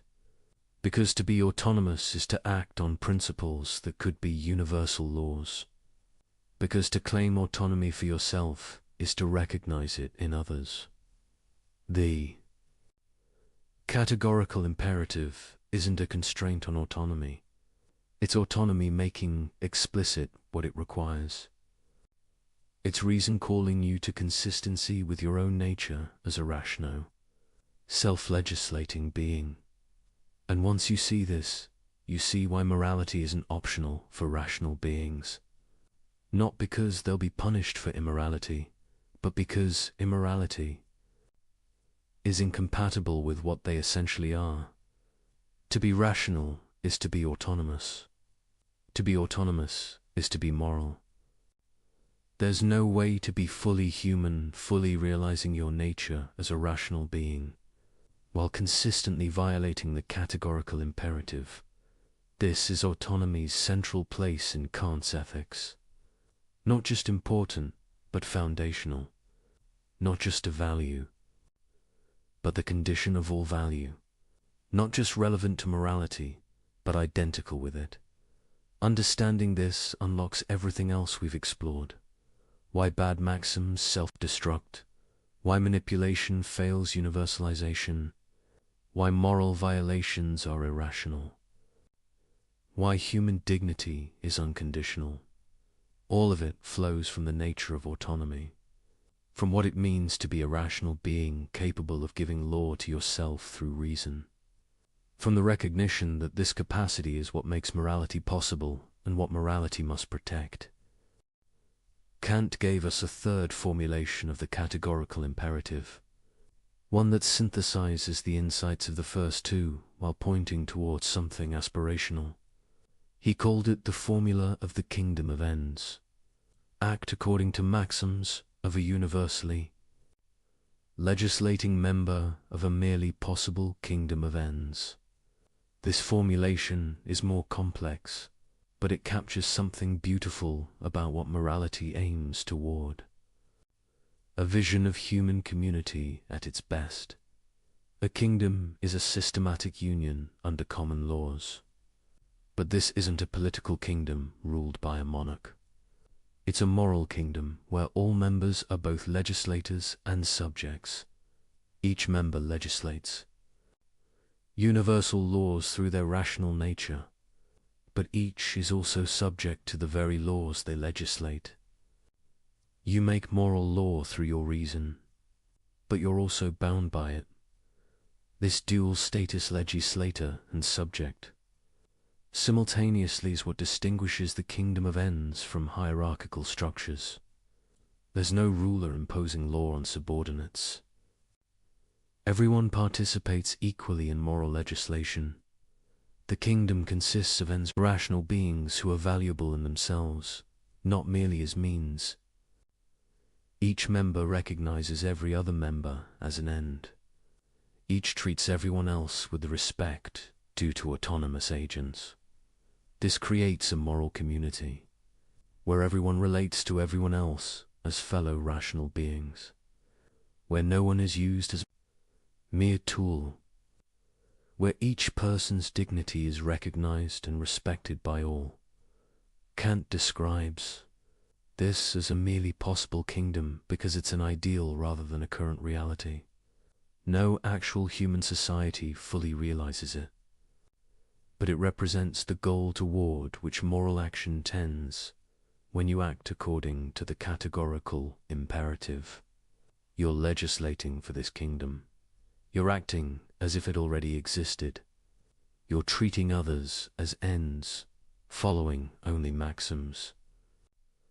That could be universal laws, recognizing the dignity of all rational beings.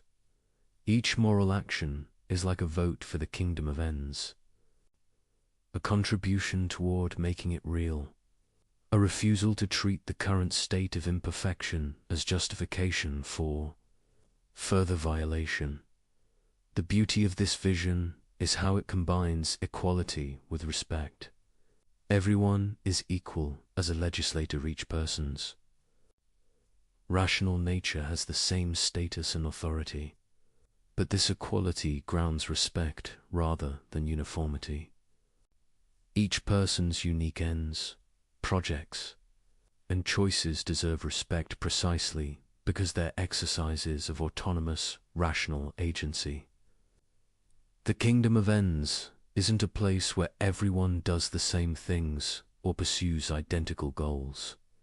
It's a community where everyone pursues their own rationally chosen ends while respecting others' equivalent freedom to do the same. This vision has political implications. It suggests what legitimate political authority looks like. Not ruled by the powerful over the weak, but self-governance by rational beings who recognize each other's equal status. Laws are legitimate when they could be willed by everyone as self-legislation. When they respect the autonomy of all citizens, treating them as ends rather than means. When they create conditions for each person to develop and exercise their rational capacities. But the kingdom of ends goes beyond politics. It's a moral ideal that applies to all human relationships, to families, friendships, businesses, institutions, any context where rational beings interact. In each context, the question is, are people treating each other as ends in themselves, as autonomous agents whose dignity deserves respect? Or are they treating each other as mere tools, as means to their own ends. A family that respects the kingdom of ends would recognize each member's rational agency. Parents would guide children toward autonomy rather than merely controlling them. Adults would respect each other's choices, even when disagreeing. Relationships would be structured by mutual respect rather than domination.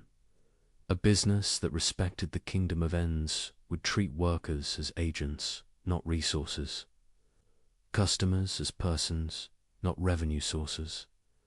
Communities as partners, not externalities. Profit would be pursued within constraints, set by respect for human dignity. An institution that respected the kingdom of ends would empower rather than subordinate. It would create space for people to exercise autonomy rather than merely following orders. It would be accountable to those it affects rather than imposing decisions on them. None of this means conflict disappears. Rational beings with different ends will sometimes clash. But in the kingdom of ends, these conflicts are resolved through reason, dialogue, and respect rather than through power, manipulation, or violation of dignity. The ideal might seem impossibly distant. Human societies are full of hierarchy, exploitation, and violation. Most relationships involve some degree of using others as means. Perfect respect for autonomy seems utopian, but Kant would say this doesn't undermine the ideal. It just means we have work to do. Each action that respects dignity moves us closer. Each refusal to treat people as mere means contributes to realizing the kingdom. And importantly, you can act as a member of the kingdom of ends regardless of whether others do. You can treat people as ends even when they treat you as means. You can follow universal laws even in an unjust world. This is what acting from duty means. Not waiting until conditions are perfect, but acting morally now. Treating the kingdom of ends as already existing through your own behavior, even when others haven't caught up. This is hard. It means respecting people's dignity even when they don't respect yours. Maintaining moral principles even when others violate them. Acting as if rational nature deserves unconditional respect even in circumstances that make this costly. But it's the only way the ideal can ever be realized. Not through some sudden transformation, but through individuals choosing to act morally despite imperfect conditions. Through each person taking responsibility for their own maxims, their own treatment of others, their own contribution to moral community. The kingdom of ends represents Kant's answer to cynicism. Yes, people often act badly. Yes, the world is full of exploitation and violation. Yes, perfect justice seems impossibly distant. But this doesn't mean moral action is pointless. Every moral action is a contribution. Every respect for dignity creates a small instance of the kingdom. Every universalizable maxim legislates for the ideal, and gradually, through accumulation of individual moral choices, human community can approximate the ideal more closely. Not perfectly. Human nature is flawed, circumstances are difficult. Conflicts are inevitable, but better than before, more respectful of dignity, more consistent with what rational beings deserve. This is Kant's vision. Not naive optimism about human goodness, but realistic hope based on what autonomy makes possible. Not fantasy about perfection, but commitment to progress through moral action. The kingdom of ends is the goal. The categorical imperative is the path. Each individual's choice to act morally is a step forward. And while no one can create the kingdom alone, everyone can refuse to act as if dignity doesn't matter. This refusal, this commitment to treating rational nature as an end, regardless of circumstances, is what moral action means. And it's available to everyone, always, regardless of what others do. You cannot create the kingdom of ends by yourself, but you can be its representative in every action. You can legislate its laws through your maxims. You can treat everyone you encounter as the fellow member of a moral community. They deserve to be recognized as. This is what the formula of the kingdom of ends asks. Not that you wait for perfect conditions, but that you act now as if those conditions existed. Not that you create utopia, but that you refuse to let imperfection justify violations. It's demanding, but it's also liberating, because it means your moral action always matters, always contributes, always makes the world slightly more like what it should be. The kingdom of ends is possible, precisely because each rational being can choose to realize it in their own actions, can treat others as ends, can follow universal laws, can recognize dignity regardless of what others do, and through these individual choices, the merely possible becomes increasingly real. Kant's ethics has faced serious objections since its inception. Understanding these challenges helps us appreciate both the theory's strengths and its genuine difficulties. Let's examine the most important criticisms, honestly. The first major objection is rigidity. Critics argue that Kant's categorical imperatives allow no exceptions, even when exceptions seem obviously right. The murderer at the door case is the classic example. Surely you should lie to save an innocent life. Kant's response seems heartless to many. He insists you cannot lie even here. This leads critics to say his ethics is too rigid for real life, that it produces counterintuitive conclusions, that flexibility matters. But defenders point out that Kant offers options besides lying. You can refuse to answer. You can physically prevent the murderer from entering. You can do many things. The prohibition is specifically against lying, not against protecting the innocent. Moreover, if we allow exceptions for good consequences, where do we stop? Once we say lying is acceptable when it produces good outcomes, we've abandoned the categorical nature of moral obligation. We're back to consequentialism with all its problems. The deeper response is that Kant's ethics isn't about maximizing good outcomes. It's about respecting human dignity regardless of consequences. If this sometimes requires accepting worse outcomes, that's the price of treating moral principles as truly categorical. You might still disagree, but the disagreement is about whether morality is fundamentally deontological or consequentialist, not about whether Kant is consistent within his framework. The second objection concerns conflicts of duty. What happens when two perfect duties conflict? When keeping one promise requires breaking another? When telling truth to one person means violating confidentiality to another? Kant has no clear procedure for resolving these conflicts. He tends to deny they can genuinely occur, to suggest that careful analysis will reveal one duty takes priority, or that there's a creative solution respecting both. But critics say this is unrealistic. Real life does present tragic choices where any option violates some duty. Kant's ethics seems to break down here. Defenders argue this objection misunderstands the theory. Kant isn't claiming moral life is easy or that dilemmas never occur. He's claiming that moral principles are categorical. When you face a genuine dilemma, You do your best to reason through which obligation is stronger. Then accept responsibility for the choice. The theory doesn't provide mechanical answers, but it does provide a framework for thinking through difficult cases. And it prohibits certain easy outs like sacrificing others' dignity for your convenience. The third objection involves moral motivation.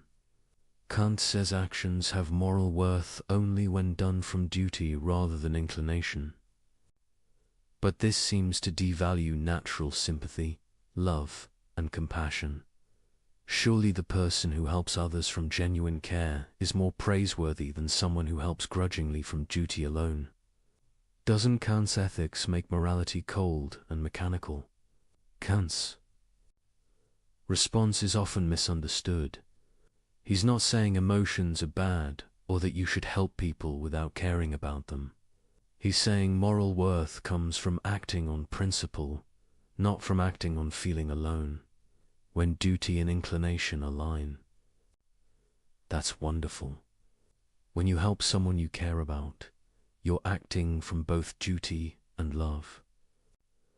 But the moral worth specifically comes from the recognition that you would have obligations, even if you didn't feel like helping.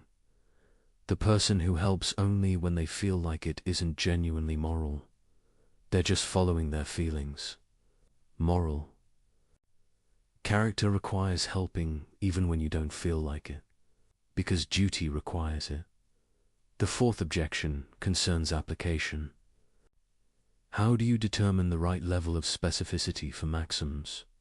How do you know which features of your situation are morally relevant? The theory seems to require perfect judgment while providing limited guidance. This is a fair concern. Kant's ethics requires practical wisdom to apply correctly. You can't just mechanically test maxims without understanding which formulations capture the morally relevant features. But defenders argue this is true of any ethical theory. All require judgment in application. Kant at least provides clear principles to guide that judgment, the tests of universalization and respect for humanity. Moreover, practice improves judgment. As you apply the categorical imperative over time, you develop better intuitions about which maxims accurately describe your actions and which features matter morally. The fifth objection involves scope. Does the categorical imperative apply to non-human animals? To future generations? To artificial intelligences if they become rational? Kant's framework seems unclear about boundaries. Kant himself limited moral status to rational beings. Animals, in his view, have only indirect moral significance. We shouldn't be cruel to them because cruelty corrupts our character, not because they have rights. Many modern philosophers find this too narrow. They argue that the capacity to suffer, not just rationality, creates moral status, that we have direct duties to animals, not just indirect ones mediated through effects on human character. This is a real tension. Kant's focus on rational agency as the sole source of moral status seems problematic to many contemporary thinkers. But extending moral status beyond rational agency requires rethinking the foundation of his theory. The sixth objection concerns realism. Is Kant's account of autonomy psychologically realistic? Can humans really act from pure rational principle, rather than emotion and desire? Doesn't his theory require capacities humans don't have? Research in psychology and neuroscience suggests that emotion and reason are deeply intertwined. The so-called rational decision-making always involves emotional components. That pure practical reason might be a myth. Defenders argue Kant isn't denying the role of emotion. He's making a normative claim about what gives actions moral worth, not an empirical claim about how human psychology actually works. Moreover, the fact that perfect autonomy is difficult doesn't make it irrelevant. It's an ideal we can approximate, a standard that guides self-improvement, even if we never achieve it completely. These objections are serious. They point to genuine difficulties in Kant's ethics, but none of them devastate the theory. Each has responses that preserve the core, insights while acknowledging limitations. Perhaps the fairest assessment is this: Kant's ethics captures something deeply true about morality and human dignity. The categorical imperative reveals real inconsistencies in immoral reasoning. The formula of humanity identifies genuine violations we should care about, but the theory isn't perfect. Application requires judgment it doesn't fully provide. Some conclusions seem counterintuitive. Some questions don't have clear answers within the framework. This doesn't mean we should abandon Kant. It means we should engage with his ideas thoughtfully. Take what works, grapple with what doesn't, and recognize that ethical thinking is an ongoing project without final answers. The categorical imperative remains a powerful tool for moral reasoning, even if you don't accept every detail of Kant's system. The universalization test and respect for humanity can guide ethical thinking. What matters most is the core insight. Rational beings have dignity that deserves unconditional respect. Moral principles must be universal, not arbitrary exceptions. Using people as mere means violates something fundamental about what they are. These insights survive even if specific applications are debatable. They provide framework for moral thinking even if they don't resolve every dilemma. They call us to higher standards even if perfect. Consistency is difficult. Kant's ethics isn't the final word in moral philosophy, but it's an essential word, one that transformed how we think about duty, dignity, and what it means to be rational beings living together. The challenges make the theory richer, not weaker. They show where more work is needed, where judgment matters most, where difficult choices remain difficult. But they don't undermine the fundamental achievement, showing that morality can be grounded in reason itself, that human dignity has philosophical foundation, that rational consistency demands moral action.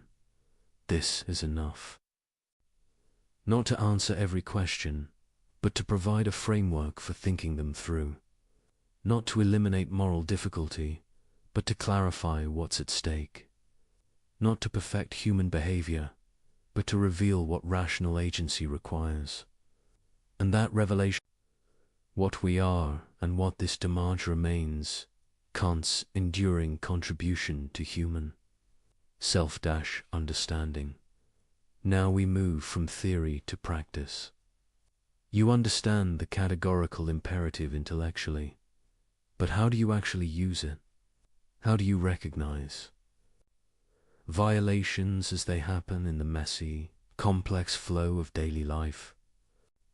The first step is developing what we might call moral attention, the ability to notice when someone is treating rational beings as mere means, when universal principles are being violated, when dignity is being compromised. This is harder than it sounds. We're surrounded by violations so normalized we don't see them, practices so common they seem natural, behaviors so standard they feel inevitable. Consider advertising. Every day you're exposed to hundreds of messages specifically designed to bypass your rational judgment, to trigger desires you didn't have, to create needs that don't exist, to associate products with emotions unrelated to the product itself. Watch a commercial carefully. Notice how it works. It's not presenting rational arguments for why you should buy something. It's showing you attractive people, creating artificial scarcity, exploiting insecurities, triggering social pressure. This is manipulation in its purest form, using your psychology against you, treating you as a system to be hacked rather than a rational agent to be convinced. Once you see it, you can't unsee it. The entire commercial landscape reveals itself a systematic violation of the formula of humanity. Every ad is trying to use you as a means to someone else's profit, without engaging your rational agency honestly.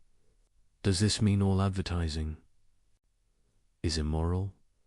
Perhaps not every instance, but the dominant model certainly violates Kantian principles. And recognizing this changes how you relate to commercial messages or consider workplace dynamics. How many conversations involve people treating each other as obstacles rather than persons, as functions rather than agents, as means to productivity rather than ends in themselves? A manager who sees employees only as resources to be optimized. A colleague who views others only as competition or tools. A system that measures human worth by output and treats dignity as overhead cost. These aren't dramatic violations. No one is shouting about their contempt for human dignity. But the structure of how people relate treats rational agency as secondary to organizational goals. Treats persons as occupying roles rather than as beings whose autonomy deserves respect. Watch for phrases that reveal this: human resources, labor costs, productivity metrics. Each phrase subtly treats people as inputs rather than ends, as things to be managed rather than agents to be respected. Or consider social media. You post something, immediately you're aware of performing for an audience, crafting your image, managing impressions, competing for attention and validation. But what's your actual maxim? Not the stated one I'm sharing my thoughts, but the real one that drives behavior.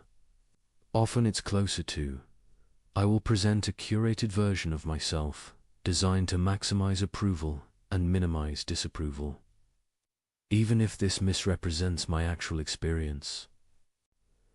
Can this be universalized?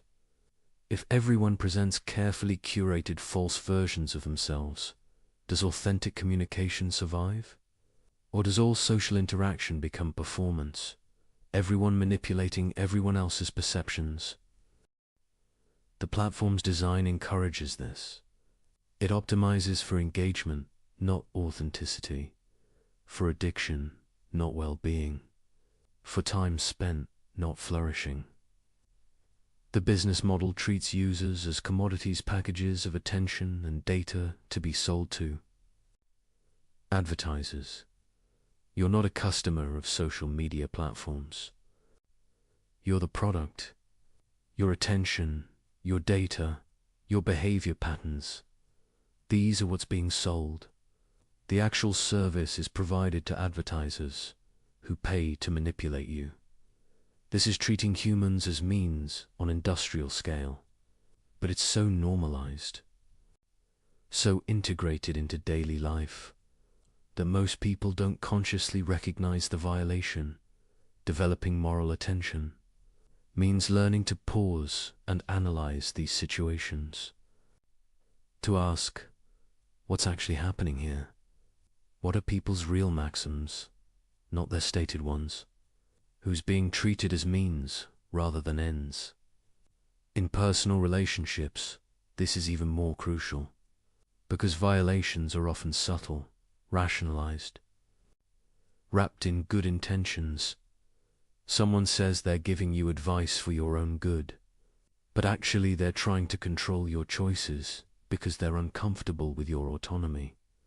They want you to be what they think you should be, not what your own rational judgment determines.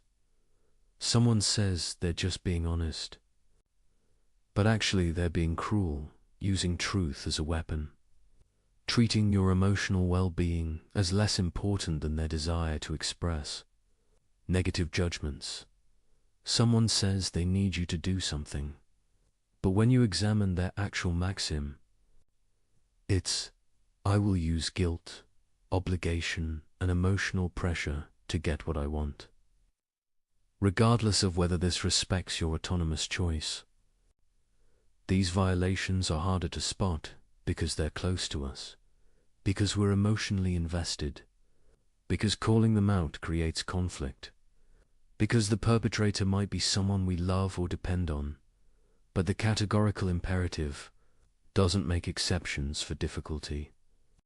If your parent, spouse, friend, or colleague is treating you as a means rather than an end, that's a violation regardless of their intentions, regardless of how much you care about them. Recognizing this isn't about becoming judgmental. It's about seeing clearly, about understanding what's actually happening beneath the surface of social interaction. And once you develop this attention, you notice patterns. Certain types of people consistently violate. Certain situations reliably create pressure toward treating others as means. Certain institutions structurally encourage violation. The salesperson who builds rapport just to close a deal, the date who uses strategic ambiguity to maintain multiple options, the colleague who shares information selectively to maintain power, the institution that creates rules that serve administrative convenience rather than human flourishing. Each instance has its own surface story, but underneath the same pattern, treating rational beings as tools, as obstacles, as resources, as anything except what they actually are: autonomous agents whose dignity deserves unconditional respect. Learning to recognize this in others is valuable, but it's even more important to recognize it in yourself, because you do it too. Everyone does. The question isn't whether you ever treat people as means, but whether you notice when you're doing it and commit to doing better. You're late to meet someone. Your maxim isn't I prioritize punctuality. It's closer to my time is more valuable than others' time, so they should wait when convenient for me. Can you universalize that? You tell a story that makes you look good but omits details that would complicate the narrative. Your maxim isn't I'm sharing my experience. It's I will manipulate others' perceptions of me by selectively presenting information. Can you universalize that? You've promised to do something with no real intention of following through. Your maxim isn't I'm making a commitment. It's I will say whatever is convenient now, regardless of whether I'll honor it later. Can you universalize that these casual, everyday violations are where most moral failure happens? Not in dramatic confrontations with evil, but in small compromises, in treating people as slightly less important than you, in making minor exceptions for yourself, in allowing convenience to override principle. The categorical imperative, properly applied, catches all of it. Every rationalization, every excuse, every comfortable compromise with treating people as less than ends in themselves. This can feel overwhelming. If you look carefully at daily life through Kantian lens, violations are everywhere. In yourself, in others, in institutions, in culture. But the point isn't to become paralyzed by guilt or rage. It's to develop clarity, to see what's actually happening, to recognize patterns of violation so you can begin addressing them. Start small. Pick one area of life and apply moral attention consistently. Maybe it's how you interact with service workers, checking whether you're really treating them as persons or just as functions. Maybe it's how you present yourself online, examining whether you're being authentic or performing. Maybe it's how you handle workplace relationships, noticing when you treat colleagues as obstacles versus agents. Apply the tests. When you're about to act, pause and ask, what's my actual maxim? Can I universalize it?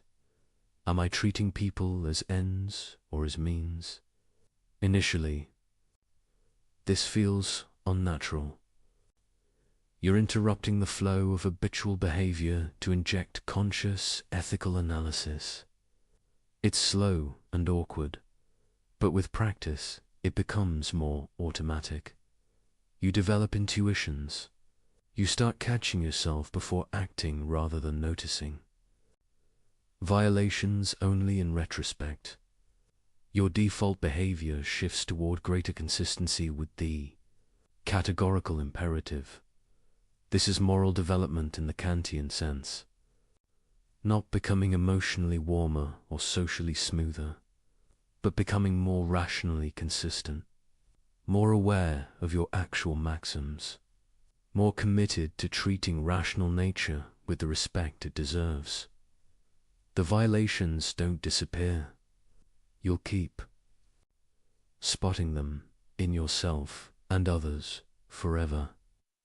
But you'll get better at recognizing them quickly, better at correcting course, better at maintaining standards despite pressure. And something interesting happens. As you develop moral attention, as you consistently apply the categorical imperative, you start seeing the world differently. You notice the constant manipulation more clearly, but you're less controlled by it. You recognize dignity violations, but you maintain your own dignity in response. You see how often people treat each other as means, but you commit more firmly to treating them as ends. The categorical imperative becomes less like a rule you follow and more like a perspective you inhabit. A way of seeing that reveals what's really happening beneath social surfaces. A clarity about what rational beings deserve and what violations look like. This clarity is liberating, because once you see clearly, you can choose consciously. You're no longer just floating through social interactions, unconsciously participating in mutual instrumentalization. You're an agent, making real choices about how to relate to other agents. Sometimes you'll compromise. Sometimes you'll fail. Sometimes you'll choose convenience over principle. But at least you'll know what you're doing. You'll be conscious rather than habitual, responsible rather than reactive, and increasingly you'll choose the harder path. Not because you're morally superior, but because you've developed the clarity to see what's at stake. You understand that every violation, however small, is a failure to respect what makes humans special. Every exception you make for yourself erodes your own rational integrity.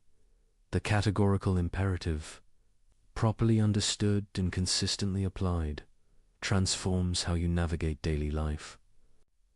It gives you tools to see clearly, standards to aspire toward, and principles that don't bend when things get difficult. This is what living the imperative means. Not perfection, but attention.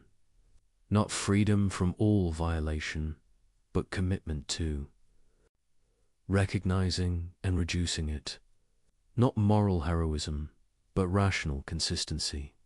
And it starts with simply noticing, with paying attention to actual maxims rather than stated intentions, with asking whether actions can be universalized, with checking whether people are being treated as ends or as means. Once you start noticing, you can't stop. The violations are everywhere. but so are the opportunities to do better. Recognizing violations in others is easier than addressing them in yourself. Because in yourself, you see all the complexity, all the reasons, all the circumstances that make your violations seem necessary or justified. But the categorical imperative doesn't care about your special circumstances. It asks only, can your maxim be universalized? Are you treating rational nature with the respect it deserves? Personal application starts with brutal honesty about your actual maxims, not the principles you claim to follow, but the rules you actually act on. Not your ideals, but your practices. This is harder than it sounds. We're experts at self-deception, at describing our behavior in flattering terms while acting on entirely different principles. You say you value honesty, but your actual maxim might be, I will be honest when convenient, but lie when truth would create significant awkwardness or cost. You say you respect others' autonomy, but your actual maxim might be, I will respect others' choices when I agree with them, but pressure and manipulate when I think I know better. You say you keep commitments, but your actual maxim might be, I will honor promises when easy, but feel free to break them when circumstances change or when I find something better to do. The gap between stated values and actual maxims is where all moral failure lives. Closing that gap is what personal application means. Start by picking specific situations and reconstructing your maxims honestly. A recent interaction where you felt uncomfortable afterward. A choice you rationalize but now question. A moment when you treated someone as less important than yourself. Write out what you actually did and why. Not the charitable interpretation, but the real reason. The maxim you actually followed, even if it's embarrassing to admit. Then test it. Can this maxim be universalized? If everyone followed this principle, would the world still function? Would it create the kind of community you want to live in? Often the answer is obviously no. Your maxim was selfish, short-sighted, or inconsistent. You were making an exception for yourself that you wouldn't grant others. This recognition is uncomfortable. It reveals that you're not living up to your own standards, that the gap between your ideals and your actions is real and significant. But discomfort is useful. It's your own rational nature calling attention to inconsistency, your own reason, pointing out that you're not being what you claim to be. The next step is commitment. Not vague resolution to do better, but specific commitment to changed maxims. 2 principles you'll actually follow, not just endorse. If your maxim has been treating your time as more valuable than others, commit to punctuality. Not someday, but now. Not when convenient, but categorically. If your maxim has been lying when truth is awkward, commit to honesty. Accept the discomfort. Face the consequences.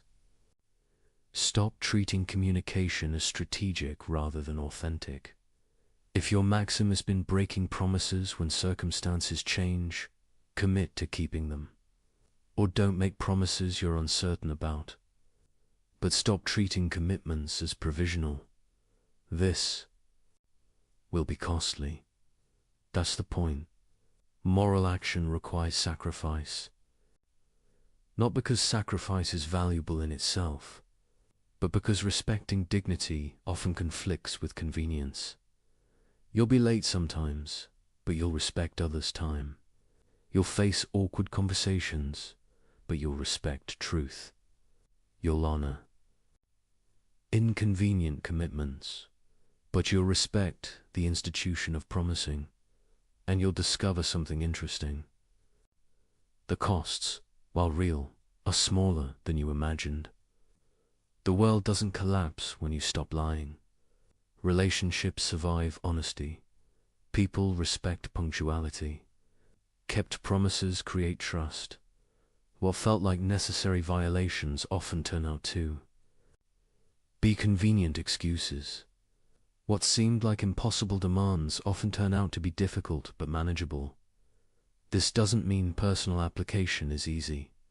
It means your initial resistance was often exaggerated, that your fears about the cost of morality were partly projection, but sometimes the costs are real and significant.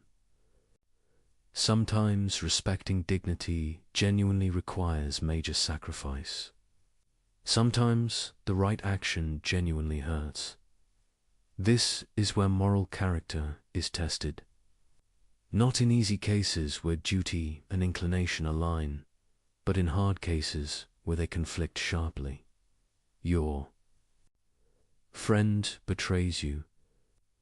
Your inclination is to retaliate, to hurt them back, to treat them as they treated you. But the categorical imperative requires maintaining respect for their dignity, even when they've violated yours. This doesn't mean accepting abuse. You can protect yourself, set boundaries, end the relationship, but you cannot treat their wrongdoing as license for your own, cannot respond to their violation with equivalent violation. A colleague gets credit for your work.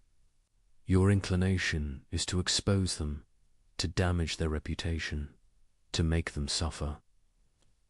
But the categorical imperative requires treating them with the respect their rational nature deserves, regardless of whether they reciprocate. This doesn't mean silence. You can address the injustice, correct the record, protect your interests, but you cannot treat their wrongdoing as permission to violate their dignity in return. Someone causes you serious harm.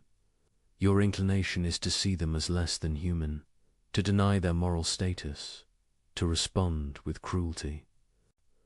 But the categorical imperative recognizes their dignity even in their worst actions. This is perhaps the hardest application. To maintain moral principles when someone has forfeited all claim to your sympathy. To treat their rational nature with respect even when they've failed to respect yours or others. But this is what categorical means. Not binding when convenient. Not applicable when others deserve it. But absolute, unconditional, non-negotiable. The temptation is always to make exceptions, to say this case is special, this person is different. These circumstances justify violation, but every exception undermines the categorical nature of moral obligation. Every justice once becomes a pattern. Every justified violation becomes a precedent for future violations. Personal application requires catching yourself making exceptions, noticing when you're treating moral principles as provisional, recognizing when you're claiming special circumstances that don't actually matter morally. This is ongoing work.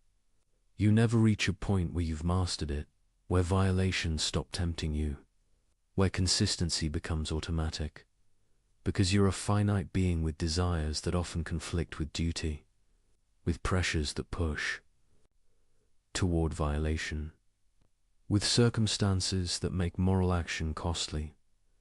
Moral development isn't about eliminating these conflicts. It's about choosing rightly despite them, about strengthening your commitment to principle through repeated practice. Each time you act from duty rather than inclination, you reinforce that capacity. Each time you maintain principle despite cost, you build character that makes future moral action easier. Not easy moral action is always demanding when duty and desire conflict, but easier than it was before, more natural, more integrated into who you are. This is why Kant emphasizes virtue as a disposition, not a single act, but a stable tendency toward moral action, a character structured by commitment to the categorical imperative rather than by pursuit of personal advantage. Building this virtue requires conscious effort over time. You can't just decide to be virtuous and have it be so. You must practice, must repeatedly choose principle over convenience, must strengthen moral commitment through exercise, like strengthening a muscle, and you must be honest about failures. When you violate principles, acknowledge it clearly.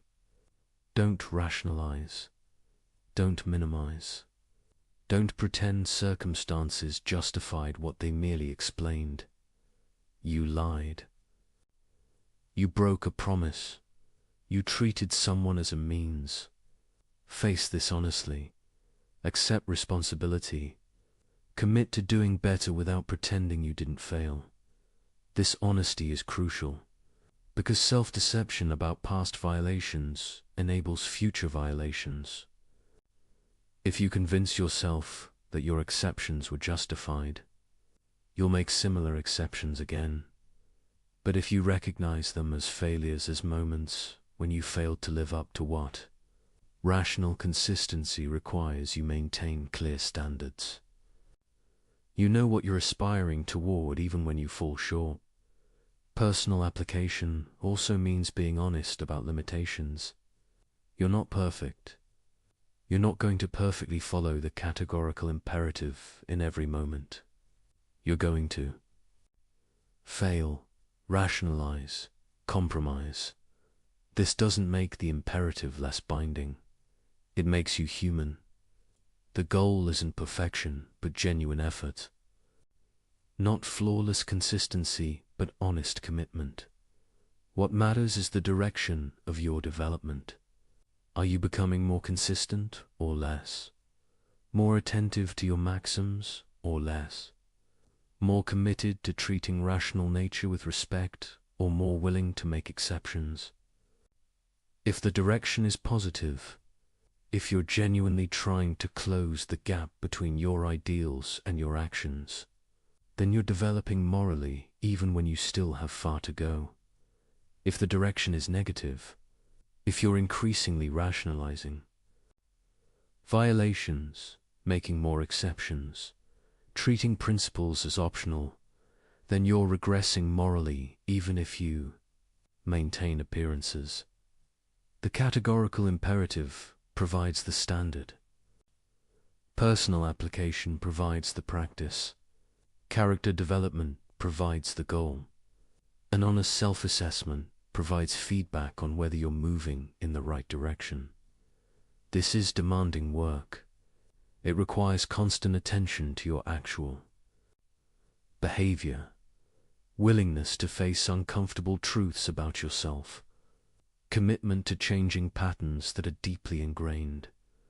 But it's also liberating, because moral clarity about your own behavior eliminates the constant, low-level guilt that comes from knowing you're not living up to your standards while refusing to examine why. When you're honest about violations, you can address them directly. When you commit to genuine principles rather than convenient ideals, you know what you're actually aspiring toward. When you take responsibility for your choices, you become genuinely autonomous rather than just reactive. Personal application isn't about becoming perfect. It's about becoming real, about closing the gap between who you claim to be and who you actually are, about living with integrity in the deepest sense, being whole rather than divided between stated values and actual practices.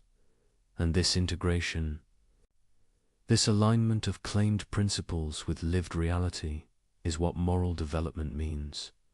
Not achieving perfection, but achieving honesty. Not becoming flawless, but becoming genuine. The categorical imperative asks you to be what you claim to be, to follow the principles you assert, to treat rational nature with the respect you demand for yourself. Personal application is accepting this challenge, examining your actual maxims, testing them for universalizability, changing them when they fail, and building character through repeated practice of principled action. It's hard work. It never ends. But it's the only way to truly respect your own rational nature by living consistently with what rational agency requires. Personal moral development matters, but humans don't live in isolation. We exist in communities, institutions, and relationships. The categorical imperative has implications for how we structure these social contexts. The first question is whether you can maintain moral principles in immoral environments. If everyone around you violates dignity, treats people as means, and follows self-interest rather than duty, can you be different? Kant's answer is yes, you must be. Because the categorical imperative binds you regardless of what others do. You're responsible for your own maxims, not for whether others respect theirs. This is both empowering and isolating. Empowering because you're not dependent on others' moral behavior to act morally yourself. Isolating because maintaining principles when others don't creates friction. When everyone lies, your truthfulness makes you seem naive or rigid. When everyone manipulates, your honest communication seems ineffective. When everyone treats relationships transactionally, your respect for persons seems foolish. But the categorical imperative doesn't promise ease. It promises rational consistency, and rational consistency requires maintaining principles even when costly. This doesn't mean withdrawing from society. It means participating while refusing to adopt society's violations. Being in the world, but not of it, in the sense of maintaining moral clarity, despite surrounding compromise. You work in an organization that treats employees as resources. You cannot change the system alone, but you can treat people you interact with as ends. Can recognize their dignity in your specific relationships, even when the broader structure doesn't. You live in a culture saturated with manipulation. You cannot eliminate advertising or social media mechanics, but you can refuse to manipulate in your own communications, can be authentic in your presentations of self, even when everyone else is performing. These individual acts of integrity might seem small. What difference does one person's moral behavior make in vast systems of violation? But this question misses the point. You're not responsible for fixing everything. You're responsible for your maxims, for whether your actions can be universalized, for how you treat the rational beings you encounter, and your example matters more than you might think. Because most people participate in violations without examining them. They follow social scripts, adopt normal behaviors, do what everyone else does. When you don't, when you maintain standards others have abandoned, you make the invisible visible. You reveal that alternatives exist, that dignity can be respected, even when it's not standard practice. This influence works subtly. You're not preaching or judging. You're simply being consistent, treating people with respect they're not used to receiving, communicating honestly in contexts of routine manipulation, keeping commitments in environments of casual breach.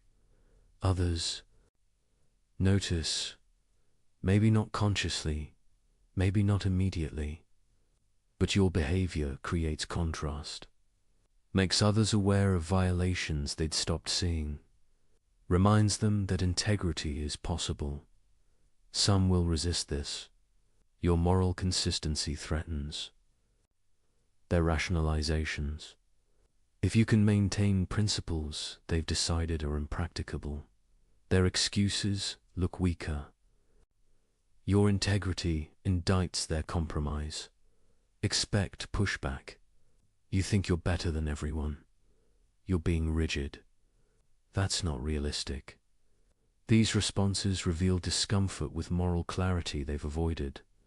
Don't defend yourself by claiming moral superiority. You're not better than them. You're just trying to be consistent with what rational agency requires. But also don't abandon standards to make others comfortable with their violations. This is delicate navigation. Maintaining principles without self-righteousness. Being clear about standards without being judgmental. Offering example without demanding others follow it. The key is recognizing that you can only control your maxims. You can be clear about principles. You can explain why you act as you do if asked. But you cannot force others to adopt the categorical imperative. Each person must recognize moral requirements through their own reason. You can't argue someone into genuine moral commitment. You can only demonstrate what it looks like and hope. The example resonates with their own rational nature, but you can do more than just model individual behavior. You can also advocate for structural changes that reduce systematic violations, for institutional designs that respect rather than violate, dignity, for policies that treat people as ends rather than means. This is where personal morality meets social reform. Kant wasn't naive about institutions. He recognized that structures shape behavior, that environments can make moral action easier or harder. A workplace designed around respect for autonomy makes treating people as ends more natural. A marketplace regulated to prevent exploitation reduces systematic violations.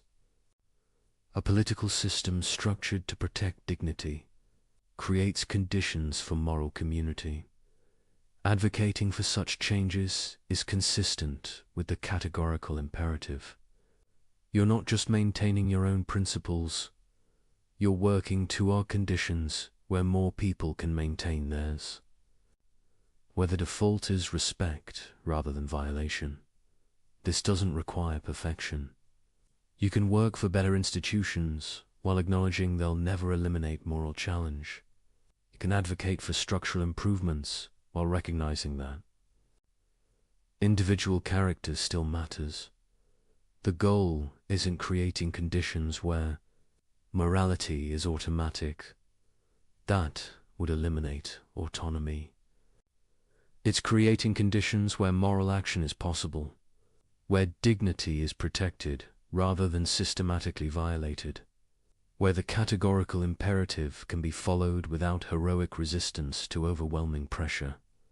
Education plays a crucial role here, not moralizing lectures or rote memorization of rules, but cultivation of capacities for moral reasoning, teaching people to examine their maxims, to test for universality, to recognize when they're treating others as mere means. This kind of education empowers autonomy rather than replacing it with external authority. It develops people's ability to think morally rather than just enforcing compliance with rules.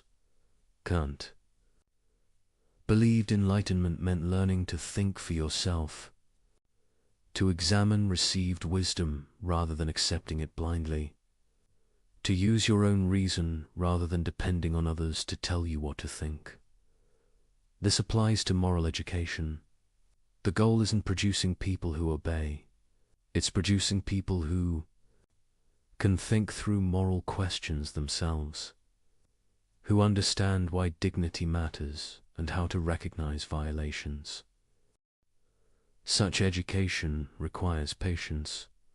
You cannot shortcut moral development, cannot make people understand through force or manipulation, can only create conditions where understanding becomes possible and hope individuals choose to develop it. In relationships, The social dimension of the categorical imperative means recognizing that treating individuals as ends requires respecting their connections. Their families, communities, and relationships matter to them. Your actions toward them affect these broader networks.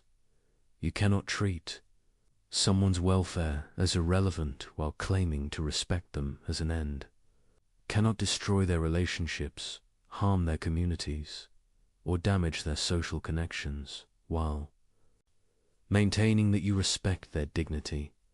This doesn't mean never disagreeing or opposing, but it means recognizing that persons exist in webs of relationship, that respecting them requires some regard for what they care about, even when you don't share their values. The categorical imperative applies to communities as well as individuals. A genuine moral community would be structured by mutual recognition of dignity, by practices that respect autonomy, by institutions that treat rational nature as an end rather than a means. Building such communities requires collective effort. No individual can create them alone, but each person can contribute through their choices about how to relate to others, through refusing to participate in systematic violations, through advocating for better structures.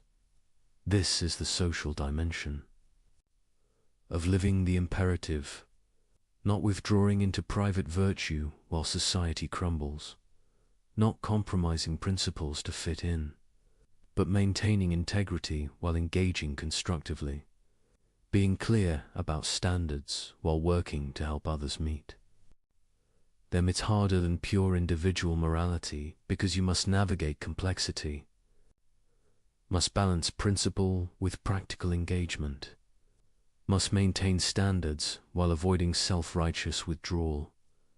But it's necessary because humans are social beings, because isolation isn't autonomy, because the kingdom of ends is a community, not a collection of hermits.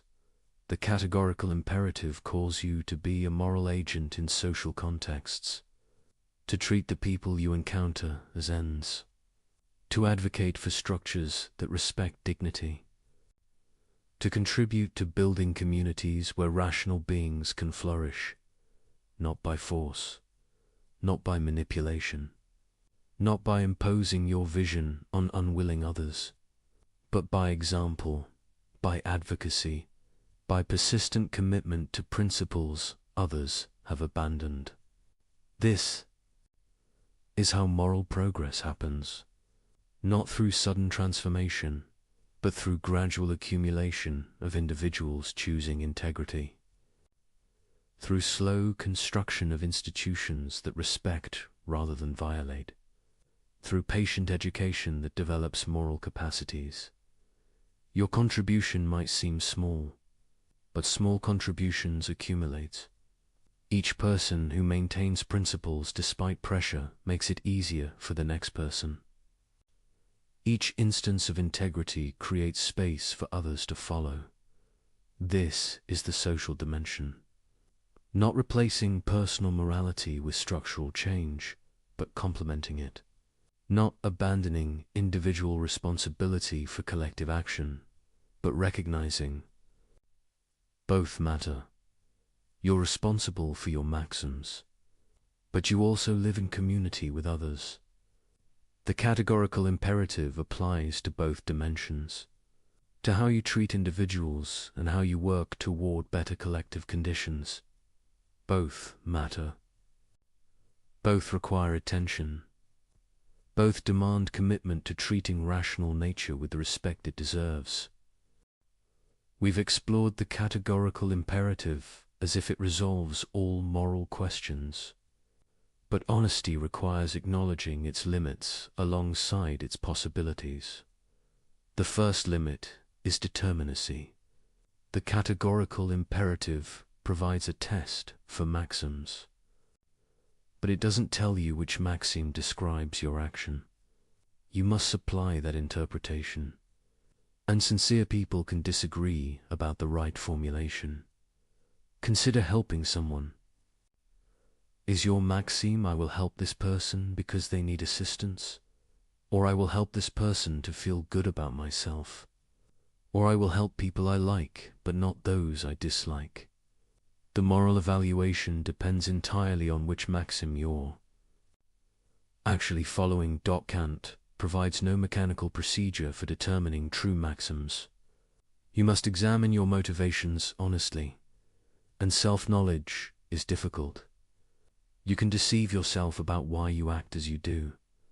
This doesn't make the categorical imperative useless, but it means applying it requires judgment, honesty, and self-awareness that the formula itself doesn't provide.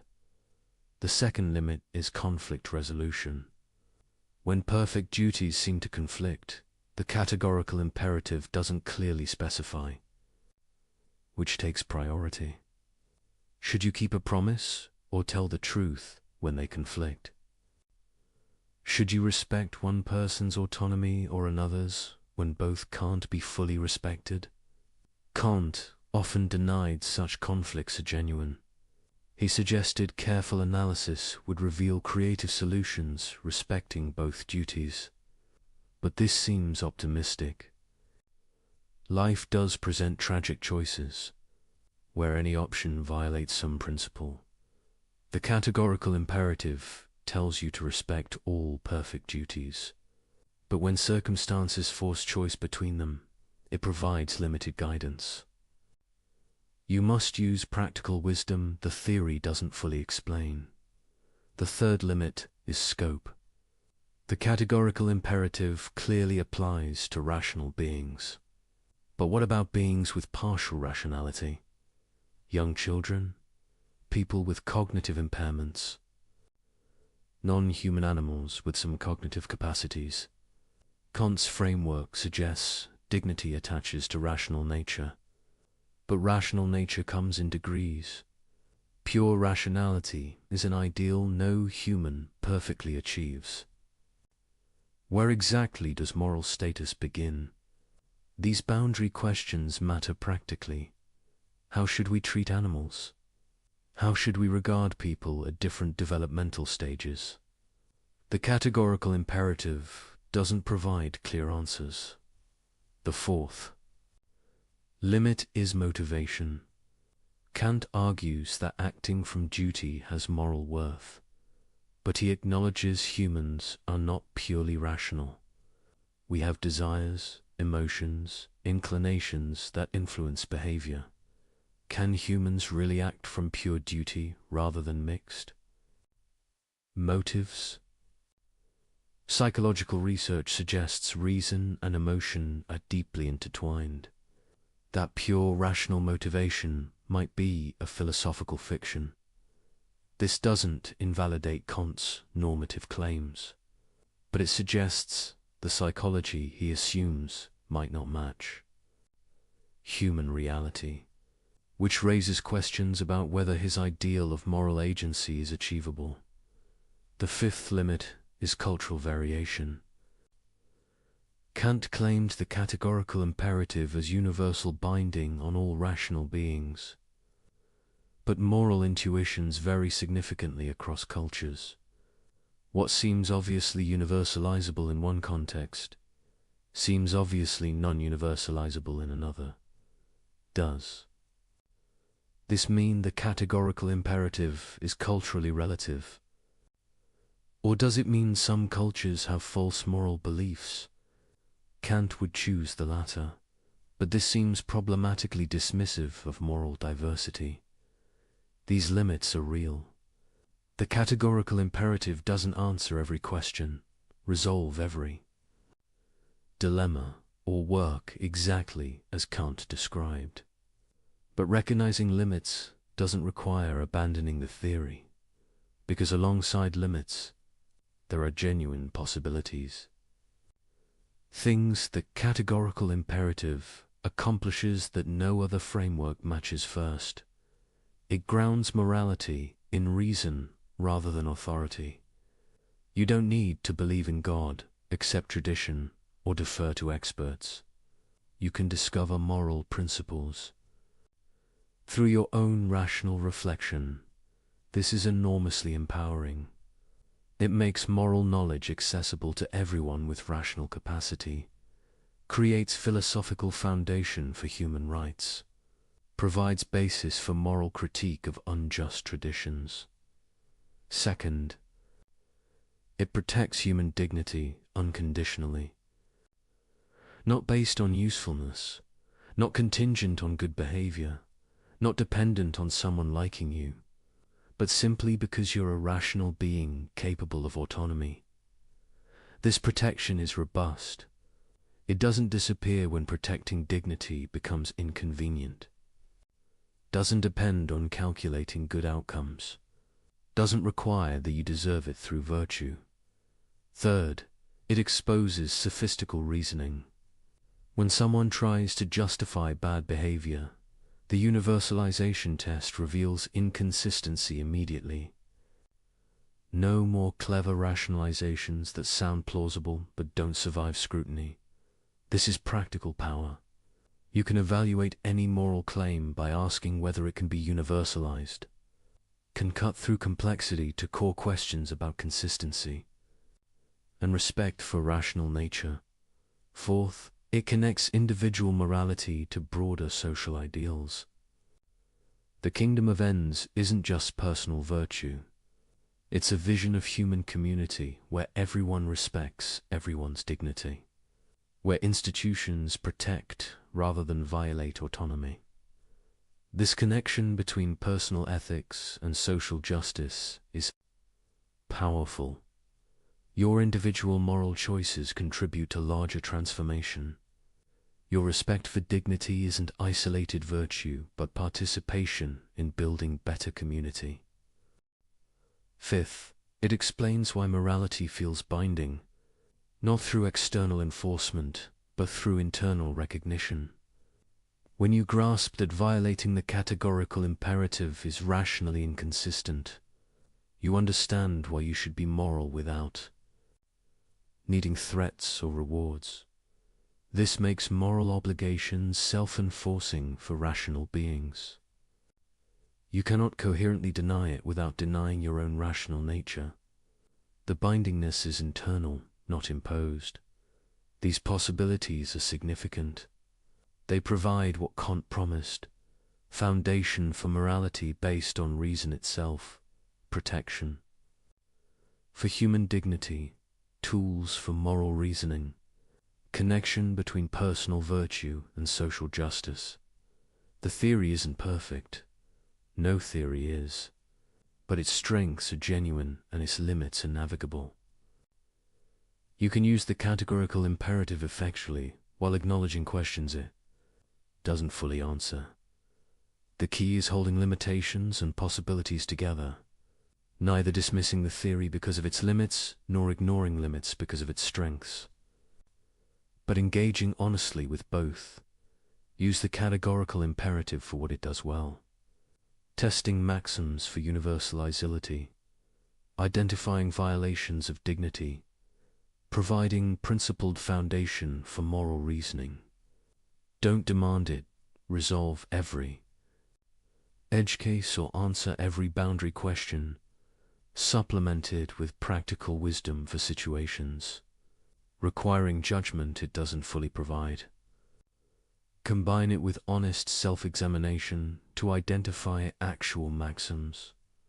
Integrate it with understanding of human psychology to make ideals realistic, but don't abandon its core insights.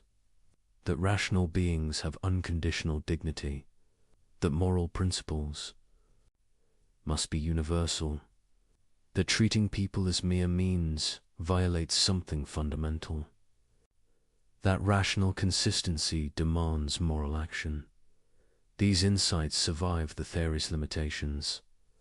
They provide genuine guidance even when application requires additional judgment. They ground human rights even when boundary cases remain unclear. The categorical imperative is a tool, powerful but not omnipotent, clarifying but not automatic, principled but requiring wise application.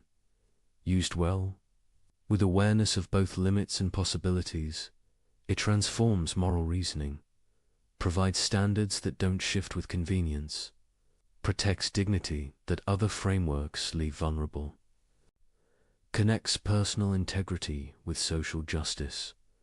This is enough, not to answer every question, but to ground the most important answers, not to eliminate moral difficulty, but to clarify what's at stake, not to perfect human behavior, but to reveal what rational agency requires, and for beings who are rational but finite, who must navigate complex reality with imperfect knowledge, who need both principle and judgment as combination of limits and possibilities, is exactly what moral theory should provide.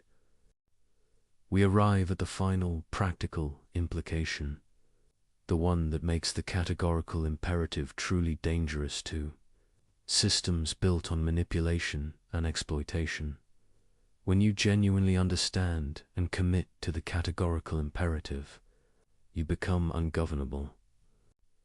Not in the sense of being uncontrollable or rebellious, but in the sense of being immune to manipulation, resistant to exploitation, impossible to deceive. Because you now possess a tool that exposes every sophisticated rationalization, every clever excuse, every attempt to use you as a means while claiming to respect you as an end. You're immune to advertising because you recognize it as systematic manipulation.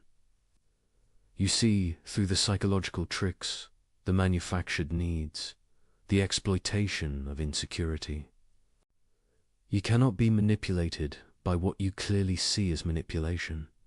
You're immune to political rhetoric that treats citizens as means to power. You recognize empty appeals, false promises, strategic ambiguity. You demand actual principles rather than accepting comfortable lies. You're immune to social pressure that demands you violate your principles to fit in.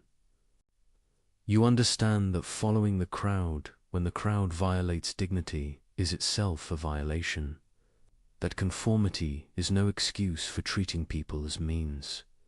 You're immune to institutional demands that you compromise integrity for organizational goals. You recognize when systems ask you to treat people as resources rather than persons, and you refuse, regardless of career consequences. This is what ungovernable means. Not that rules don't apply to you, but that bad rules have no moral authority.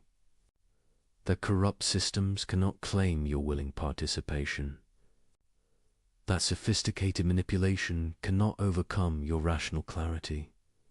Organizations built on exploitation need willing participants who don't examine the actual maxims they're following, who accept surface justifications without testing for universality, who prioritize their careers over others' dignity.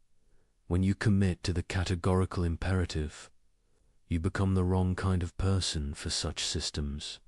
You ask uncomfortable questions. You refuse convenient violations. You maintain standards others have abandoned. This makes you difficult to manage, hard to control, resistant to corruption. Not because you're rebellious by nature, but because you've developed clarity about what rational consistency requires. The powerful often prefer people who are confused about morality, who can be convinced that violations are necessary, that exceptions are justified, that circumstances override principles. Such people are manageable. They'll do what they're told. If the rationalization is sophisticated enough, but you're no longer confused. You understand that moral principles are categorical, that human dignity is unconditional, that no sophistical argument makes violation acceptable. This clarity is freedom, true freedom, not freedom from all constraint you're constrained by, rational consistency, but freedom from manipulation, from exploitation, from sophisticated systems designed to use you. You cannot be recruited into violating dignity because you see the violation clearly. Cannot be persuaded that treating people as means is acceptable because you understand why it isn't. Cannot be pressured into compromising principles because you grasp their categorical nature. This is why philosophy matters, why abstract, ethical reasoning has concrete implications, why understanding the categorical imperative changes how you navigate reality. You're not just learning theory. You're developing capacities that protect you from manipulation and enable you to protect others. You're becoming a rational agent who truly exercises autonomy rather than just responding to sophisticated control. This doesn't make life easier. Being ungovernable means accepting costs. When you refuse to participate in violations, you lose opportunities available to those who compromise. When you maintain principles others have abandoned, you face social pressure.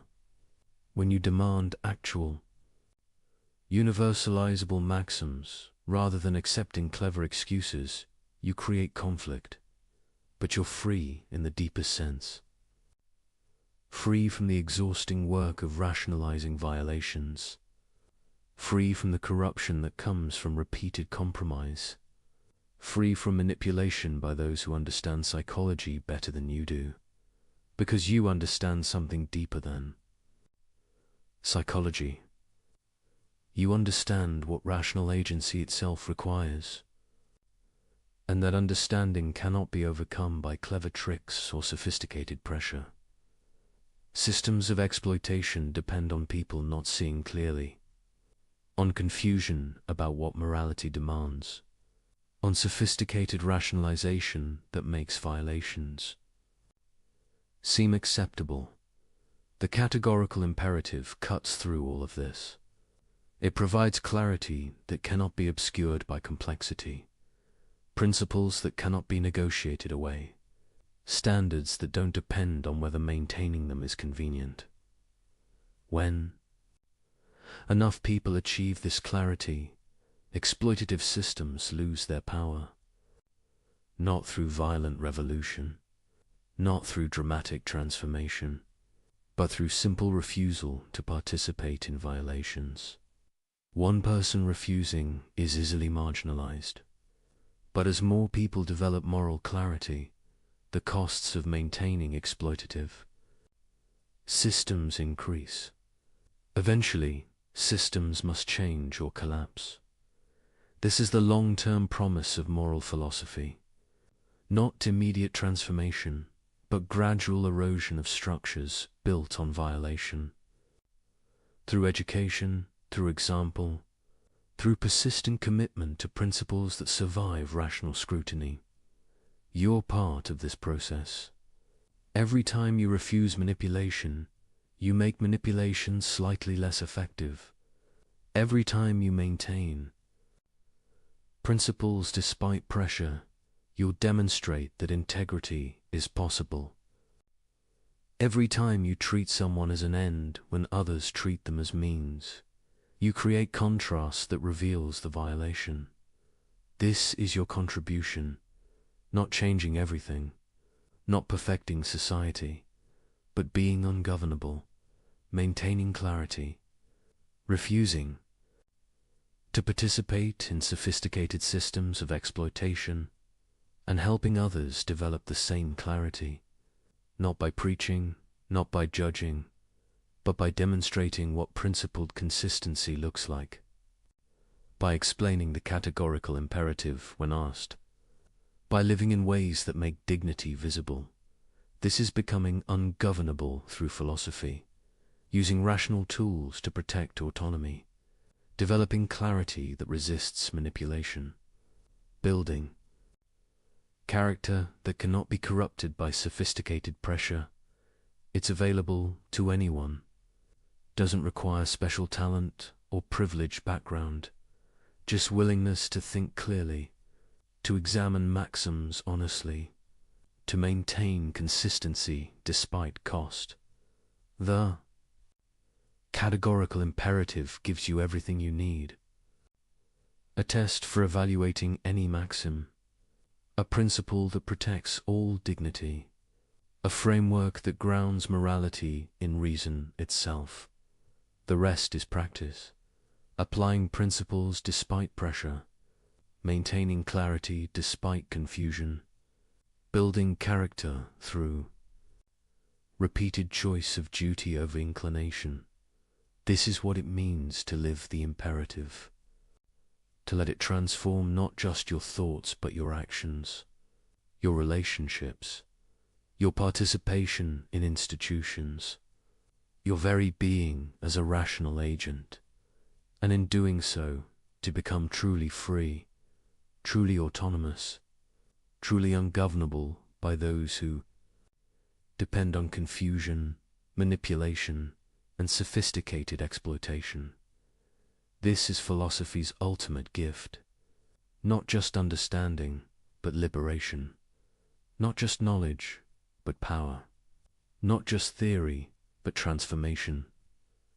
The categorical imperative makes you dangerous, not to legitimate authority or genuine community, but to systems built on violation, to manipulation disguised as persuasion, to exploitation justified by necessity.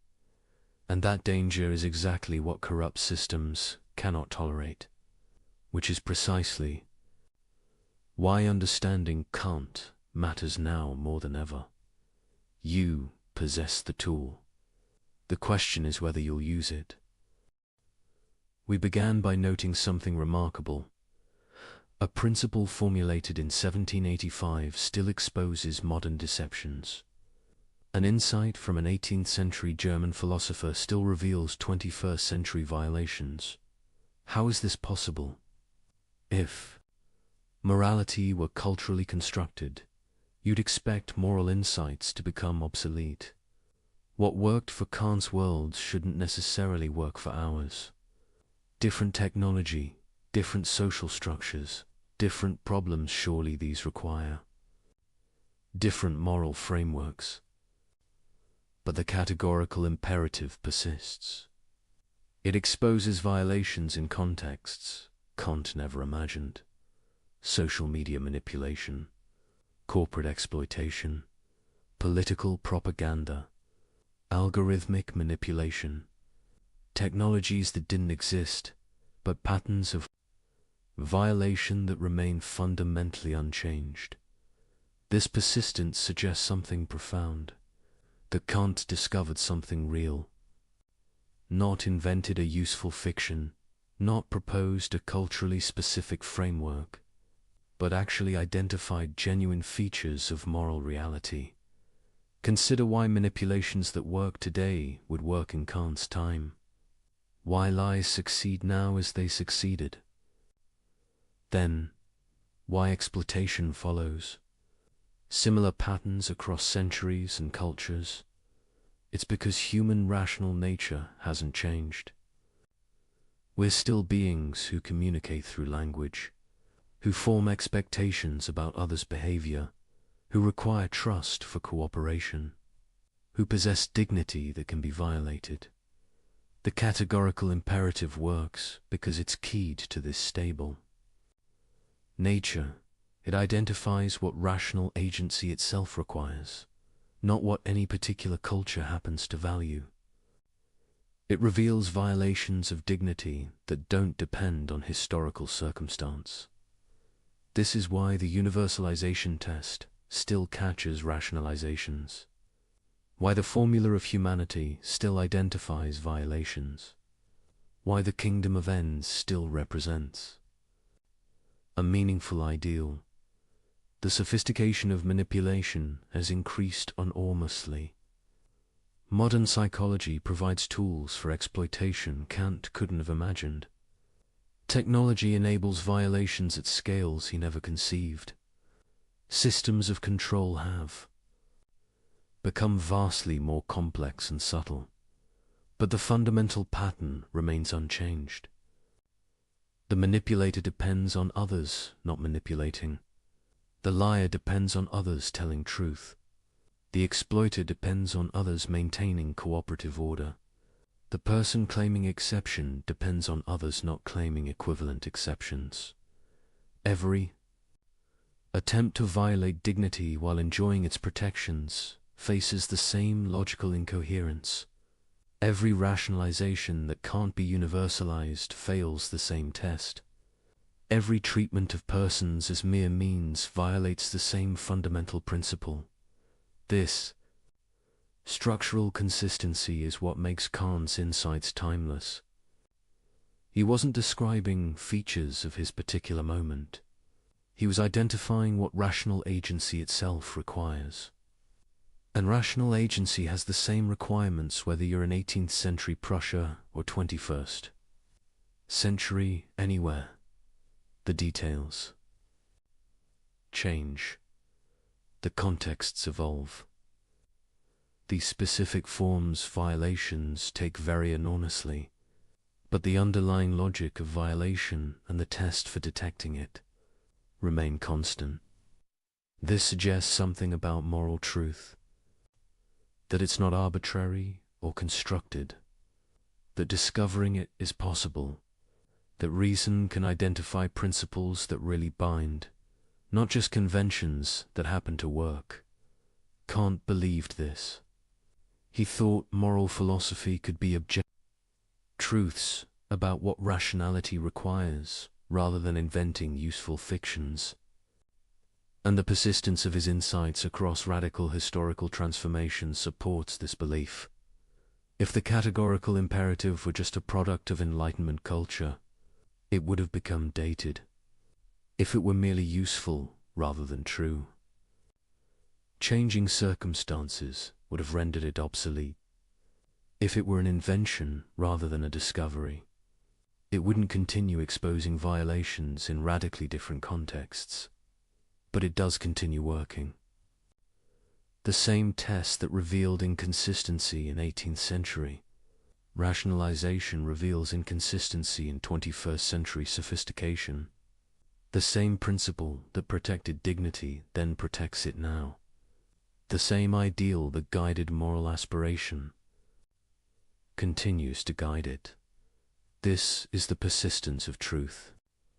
Not because people keep choosing to believe Kant, but because he identified something real about what rational beings are, and what this requires.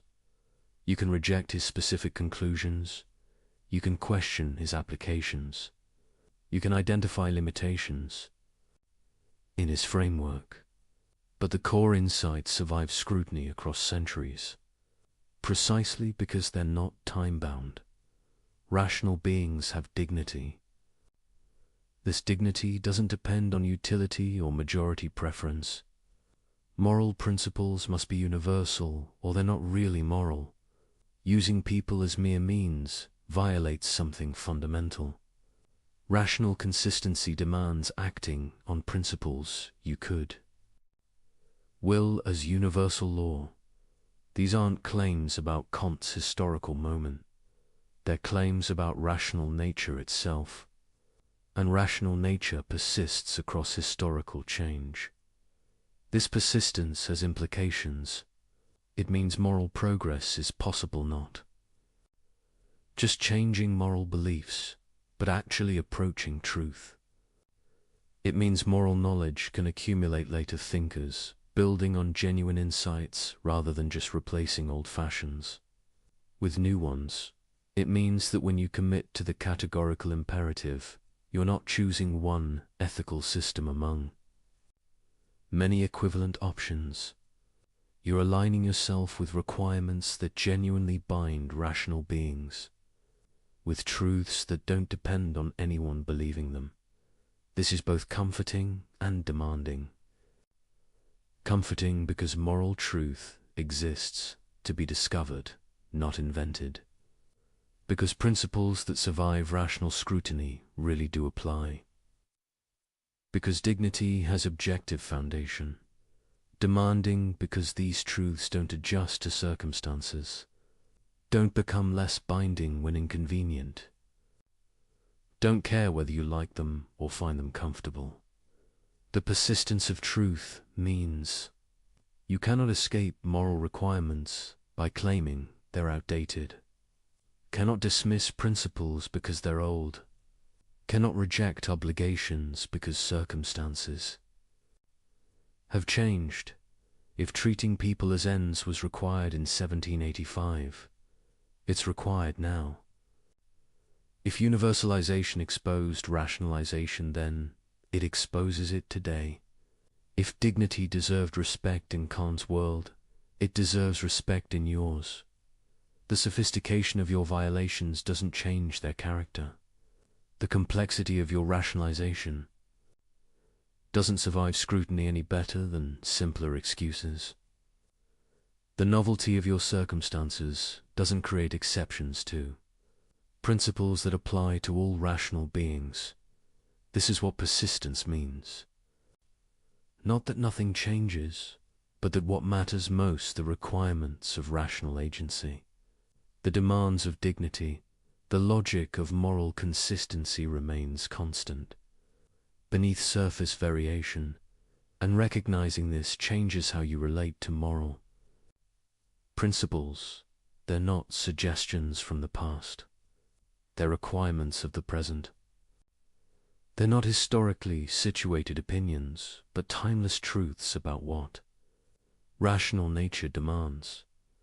This doesn't mean Kant was right about everything. Doesn't mean his specific applications were perfect. Doesn't mean his framework has no limitations. But it means he discovered something that persists because it's true, that continues revealing violations because violations really are violations, regardless of how skillfully they're disguised or how much circumstances have changed.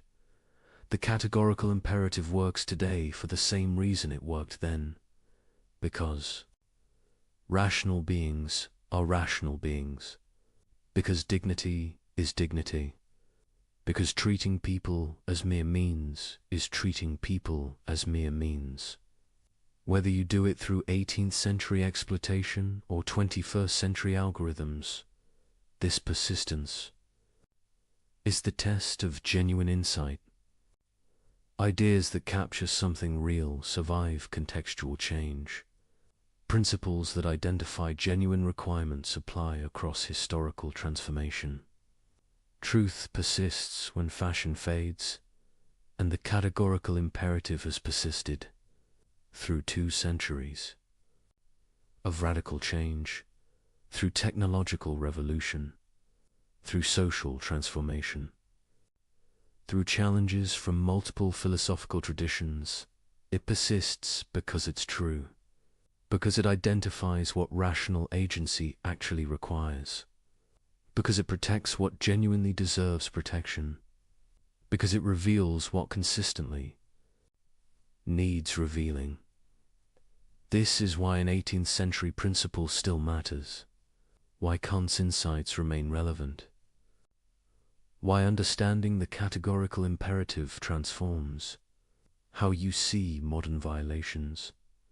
Not because he was particularly clever at constructing systems, but because he was particularly clear at seeing what was really there, at identifying requirements that genuinely bind, at discovering truths that don't depend on historical circumstance. The persistence of truth is the ultimate validation, not immediate popularity, not universal acceptance, but survival across time, across context, across challenge. And by this measure, Kant's core insights have proven themselves. They persist because they're true. They continue working because they identify what really matters. They remain relevant because rational nature remains constant.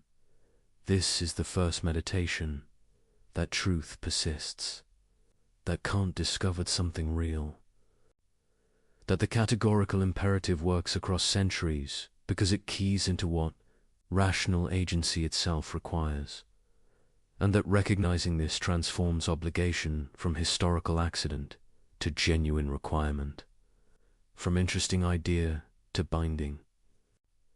Truth, from philosophical system to revelation of what you really are and what this demands. But this raises a deeper question. How did Kant discover these truths? How did rational analysis alone reveal requirements that genuinely bind? How is moral knowledge possible at all? This is the mystery at the heart of ethics. Not just what's right, but how we can know what's right. Not just what obligations exist, but how we access them through thought. Kant's answer is simultaneously elegant and mysterious. Moral knowledge is possible through the same rational faculty that makes any knowledge possible. Through reason examining its own requirements, through rational self-reflection revealing what rational agency itself demands. But this seems almost magical. How can thinking about thinking reveal genuine obligations? How can examining the structure of rationality uncover duties that really bind? Consider what Kant actually did. He analyzed what's involved in making any moral judgment at all, what you're implicitly claiming when you say something is right or wrong, what rational agency requires when you act for reasons rather than mere impulse. And from this analysis, he derived the categorical imperative, not from external authority, not from empirical observation, not from surveying what people happen to believe, but from examining what's involved in being a rational agent at all. This is the crucial move. Morality emerges from rational agency itself, from what you must presuppose to act rationally, from requirements that come with claiming to be a reasoning being. When you assert your own dignity, demand respect, make claims against others, you're implicitly affirming that rational nature deserves respect. But rational nature is universal, so you're committed to respecting it wherever it appears. When you justify your actions by citing reasons, you're implicitly claiming your reasons could justify similar actions by others. But then you cannot coherently reject others acting on equivalent reasons in relevantly similar circumstances. When you treat certain things as binding on others, you're implicitly granting that principles bind. But principles, by their nature, apply universally, so you're committed to being bound by the same principles. You assert bind others. Each of these moves reveals that rational agency comes with commitments. Not commitments you choose, but commitments built into what rational agency is. Requirements that come with thinking and acting rationally at all. This is how moral knowledge is possible. Not through mystical intuition or divine revelation or empirical observation, but through analyzing what rational agency itself requires. Through reason examining itself and discovering what it demands. The mystery is how this works. How examination of rational structure reveals genuine obligations. How thinking produces knowledge of what you ought to do. Part of the answer is that rationality has intrinsic norms. To be rational isn't just to follow any patterns of thought whatsoever. It's to conform to standards of consistency, coherence, and universality. These standards aren't imposed from outside. They're what makes thought rational rather than arbitrary. Moral norms emerge from applying these standards of rationality to action. An action is rational when it conforms to principles you could will universally, when it respects the rational nature that makes principle following possible, when it treats rational beings as ends rather than mere means. These aren't additional requirements added to rationality. They're applications of rational standards to the domain of action, logic extended to practice. Consistency demanded in behavior as well as belief. This is why moral obligations are categorical. They're not based on what you happen to want or contingently value. They're based on what rational consistency itself demands, on requirements that come with being a rational agent at all. But the mystery deepens when you recognize that. These requirements are simultaneously discovered and binding. You don't create them by thinking about them, but you cannot know them without thinking about them. They're objective, but accessible only through subjective, rational reflection. This is the paradox at the heart of moral knowledge. The requirements are real, they bind, whether or not you recognize them. But knowing them requires rational self-examination. They're accessible only through your own thinking. Can't resolve this by arguing that rational nature is both empirical and noumenal. As empirical beings in time, we discover moral requirements through reflection. As noumenal beings, we're subject to those requirements independently of whether we discover them. The moral law is both in us and above us. We give it to ourselves through reason, yet it binds us unconditionally. We're simultaneously the legislators and the subjects of moral law. This might sound paradoxical, but it captures something important about moral knowledge. You cannot delegate it to others. Cannot accept moral truth on authority.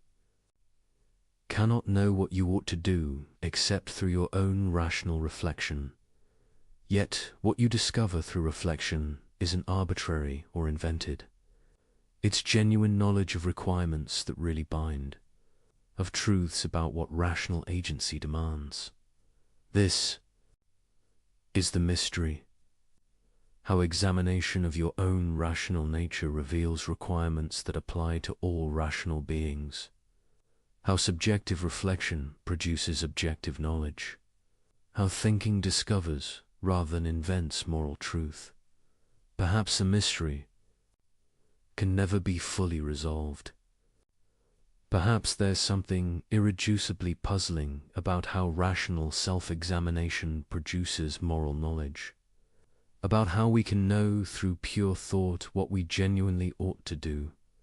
But the mystery is productive.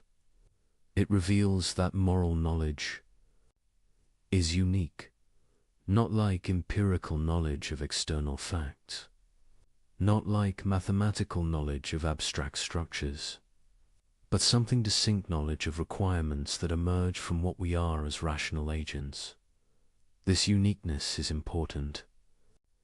It means moral truth can't be reduced to other kinds of truth, can't be discovered through the same methods that work for science or logic.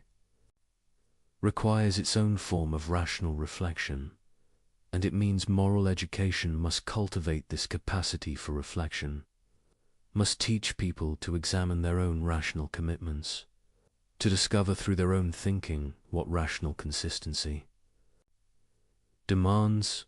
You cannot be told what your moral obligations are and genuinely understand them.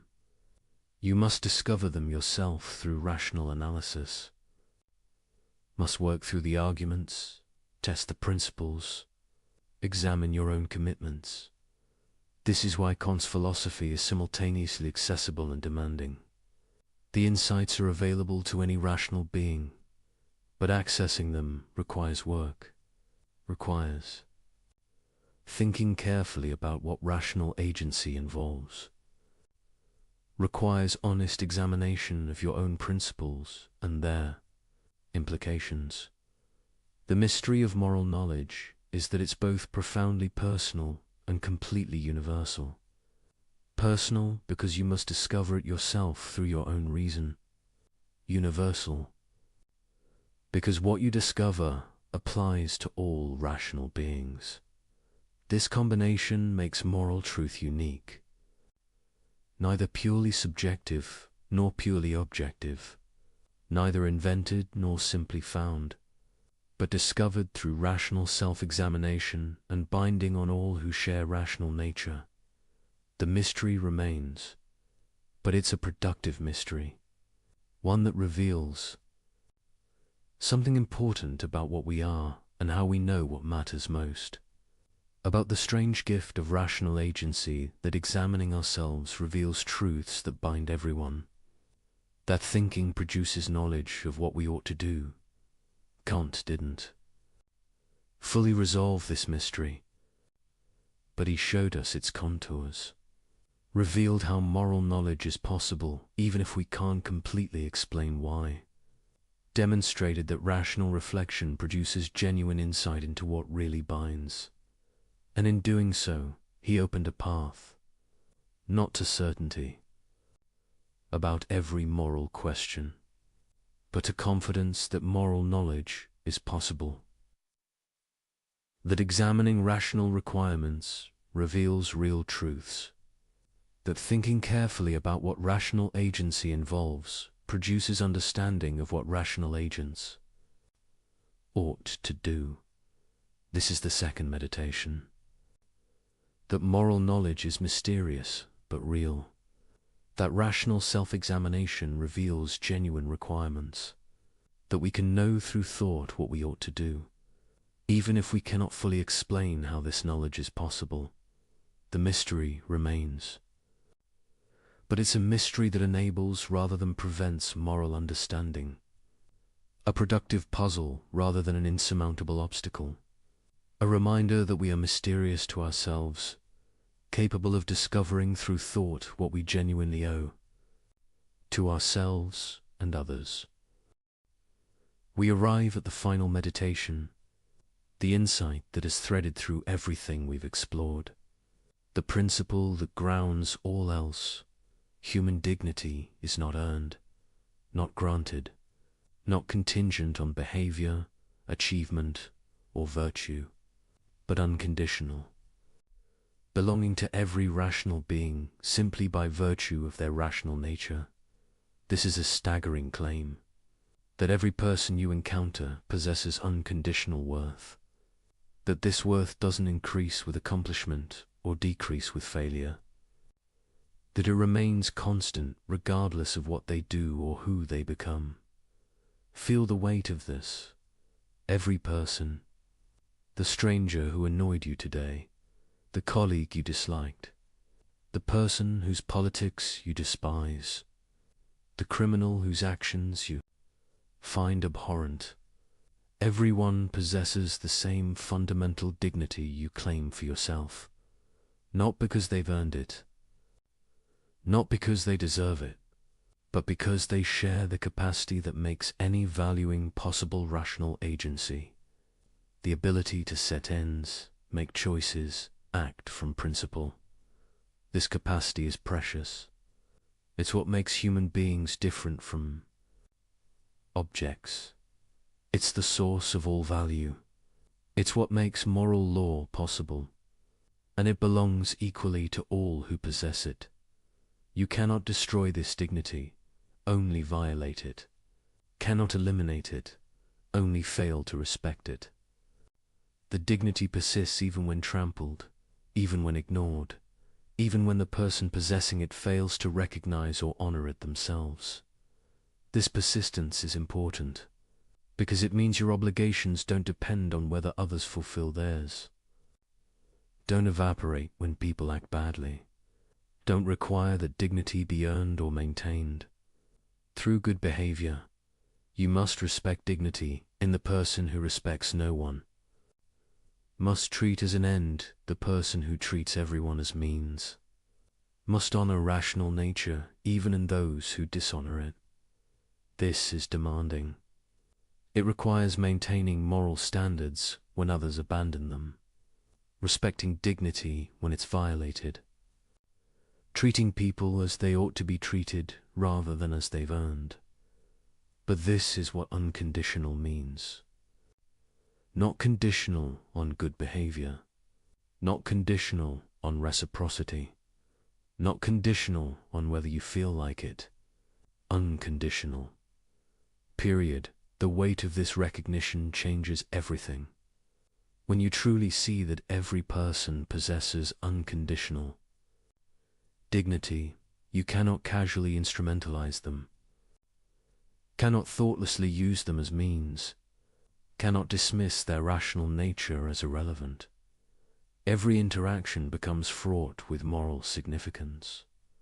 Every choice about how to treat someone becomes a choice about whether to honor their dignity or violate it. Every relationship requires conscious attention to whether you're respecting their autonomy or undermining it. This weight is heavy. It's meant to be, because what's at stake matters absolutely.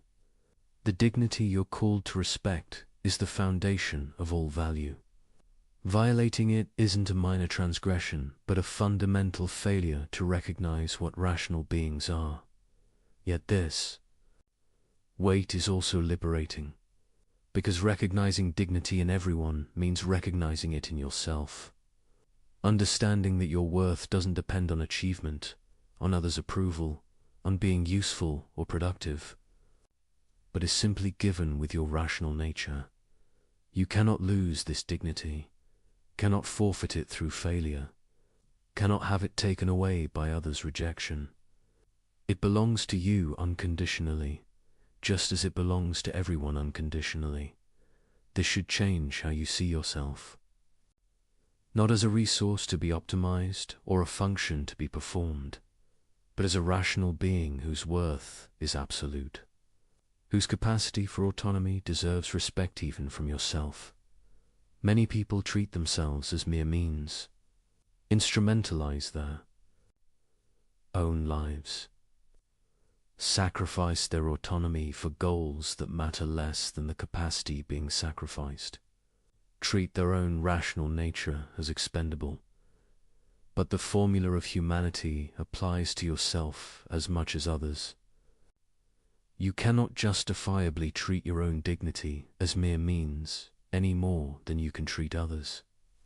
Dignity that way, this creates duties to yourself, to develop your capacities, to maintain your integrity, to resist corruption of your rational nature. Not because self-improvement is nice, but because your rational agency deserves respect. The weight of dignity is thus double. You must respect it in others and in yourself, must treat all rational beings, yourself included, as ends, never merely as means, must honor rational nature wherever you encounter it, including in the mirror. This is demanding, but the demand comes from what you are, from the rational nature you possess, from the capacity that gives you worth and that gives everyone worth. When you grasp this fully, when you really understand the weight of dignity, two things happen simultaneously. First, you become more serious about morality, because you see what's actually at stake. Not arbitrary rules or social conventions, but recognition of what makes beings valuable at all. Violations aren't just bad behavior, but failures to respect what really matters. Second, you become more free, because your worth doesn't depend on anything external. Your dignity is given with your rational nature and cannot be taken away. Others can violate it, but they cannot eliminate it. You possess unconditional worth regardless of circumstances. This combination increase seriousness about moral obligation and increased confidence in your own worth is what understanding dignity produces. You're called to more because you recognize what's at stake, but you're also liberated because you understand that your value is secure, that nothing can diminish your fundamental worth as a rational being. This is the weight of dignity, heavy because it demands unconditional respect for all rational beings, light because it secures your own worth unconditionally, heavy because you must maintain standards when others don't. Light because your worth doesn't depend on others maintaining standards toward you. Heavy because every interaction carries moral weight. Light because this weight comes from something precious, the rational nature that makes you and everyone special. Kant's ethics returns us to this fundamental insight again and again, that rational beings have dignity, that this dignity is unconditional, that respecting it is what morality requires. Everything else follows from this. The categorical imperative, the formula of humanity. The kingdom of Enzol are applications and elaborations of this basic recognition. When you truly grasp the weight of dignity, you understand why lying violates morality, why manipulation fails the categorical imperative, why exploitation is wrong, why all violations of rational agency are fundamentally failures to recognize what matters most. You understand because you see clearly, not through moral intuition or cultural conditioning or divine revelation, but through recognizing what you are and what this means, a rational being capable of autonomy, possessing dignity that deserves unconditional respect, worthy not because of what you achieve, but because of what you are. This is true of you. It's true of everyone. And recognizing this truth, recognizing it, letting it transform how you see yourself and others, is what moral enlightenment means. The weight of dignity, both burden and gift, demand and liberation, obligation and assurance.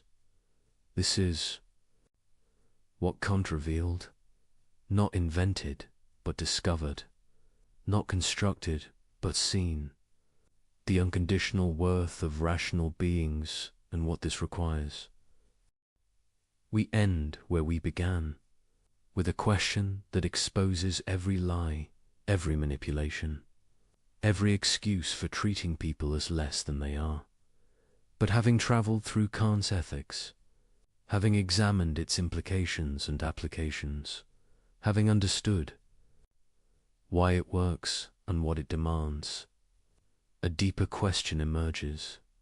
What does it mean that one 18th century principle still exposes modern evil?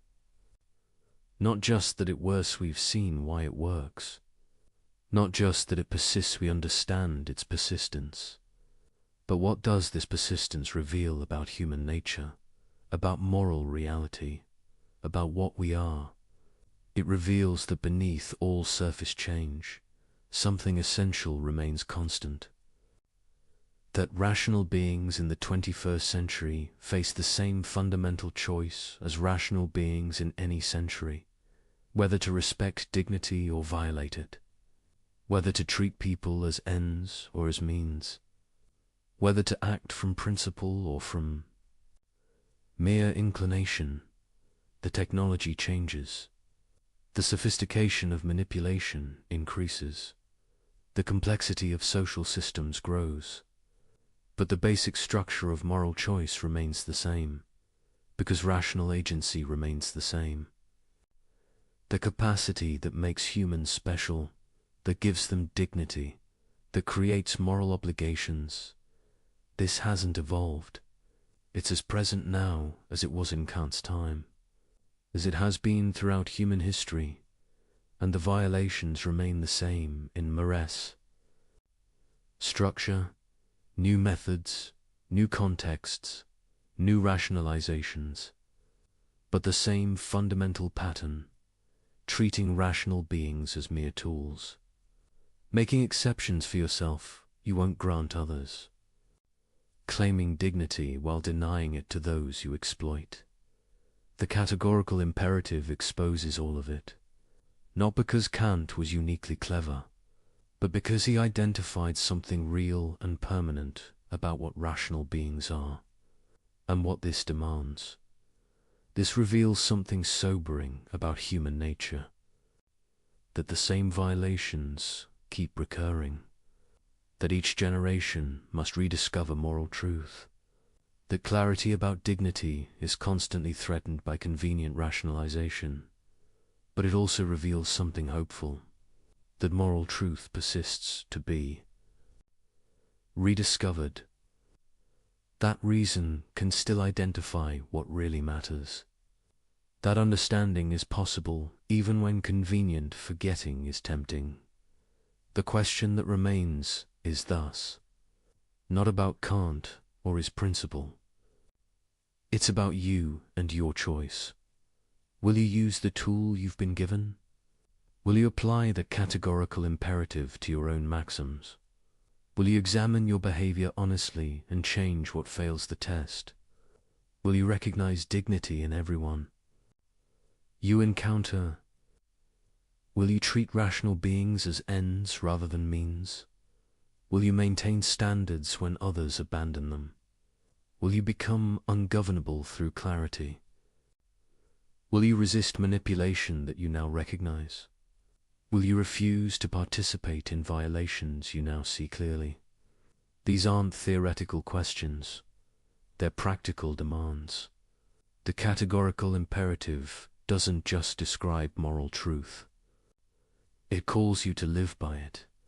And this call cannot be escaped through clever argument, cannot be evaded through sophistical reasoning, cannot be rationalized away by claiming special circumstances, because you now understand how all those strategies work, how every evasion ultimately fails, how every violation reveals itself under examination, how every rationalization collapses when tested for universality. You possess the tool that exposes every excuse. The question is whether you'll use it on yourself as rigorously as you use it on others, whether you'll maintain the same standards for your own behavior that you demand from everyone else. This is the choice that remains, not whether the categorical imperative is correct. You understand why it is, not whether dignity deserves respect. You'll recognize that it does. But whether you'll actually align your behavior with what you now understand, this choice cannot be made once and then forgotten. It must be renewed constantly. In every interaction, every decision, every moment when convenience tempts you toward violation, the categorical imperative doesn't make moral life easy. It makes it clear. You now know what you're called to do. Whether you'll do it is up to you. But understand what's at stake. Not just your personal virtue, though that matters. Not just your relationships, though they'll be affected. But your very nature as a rational being. To consistently violate the categorical imperative is to live in contradiction with your own rational nature. To claim dignity while denying it to others. To demand respect while refusing to give it. To assert autonomy while undermining the autonomy that makes your own meaningful. This contradiction corrupts from within, not through external punishment, but through internal incoherence, through the slow erosion of moral clarity, through gradual acceptance of rationalization as reason. But to live by the categorical imperative is to achieve integrity in the deepest sense. To align your behavior with what rational consistency requires. To respect in practice what you affirm in principle. To be whole rather than divided. This wholeness is its own reward. Not the only reason to be moral, should be moral, because dignity deserves respect, regardless of benefits to you, but a natural consequence of rational consistency. When you live by principles, you can universalize. When you treat all rational beings as ends, when you maintain the standards that rational agency requires, you become what you essentially are. A rational being fully realizing its nature through autonomous moral action. This is what Kant offers. Not an impossible ideal, but a clear standard, not a burden to bear, but a nature to realize, not a constraint on freedom, but freedom's fullest. Expression, the question remains. The tool is in your hands. The violations are visible. The principles are clear. The choice is yours. What will you do with what you now understand? This is where philosophy meets life, where understanding demands decision, where knowledge calls for action. The categorical imperative has exposed every justification for evil. It has revealed what rational beings owe each other and themselves. It has shown you what dignity means and why it matters. Absolutely now, you must decide. Will you honor what you've discovered? Will you live by what you know? The question remains, and only you can answer it. Imagine this, Baghdad, the year 1091, the most powerful city on earth, a place where knowledge flows like water, where libraries tower higher than palaces, where scholars debate in marble halls that echo with the voices of genius, and at the center of it all, sitting on the intellectual throne of the Islamic world, are the philosophers. Not just any philosophers. These are men who believe they've cracked the code. Men who think they've unlocked the secrets of existence itself. Men who claim to know God's mind through pure reason alone. Their names, you might not recognize them today, but in the 11th century, they were superstars. Al-Farabi, the second, teacher, they called him.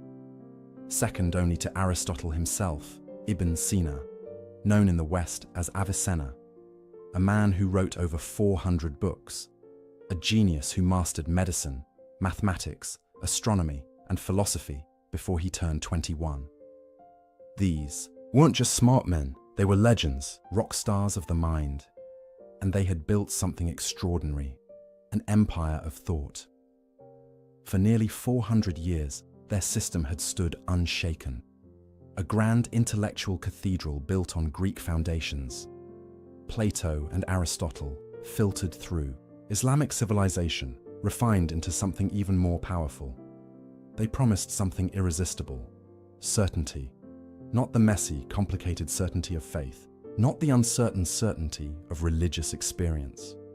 No, they offered mathematical certainty, logical certainty, the kind of knowing that couldn't be questioned, the kind of truth that stood independent of culture, of time, of even God himself. Think about that for a moment. These philosophers claimed they could prove the nature of reality through reason alone. They could demonstrate how the universe worked. They could explain the divine.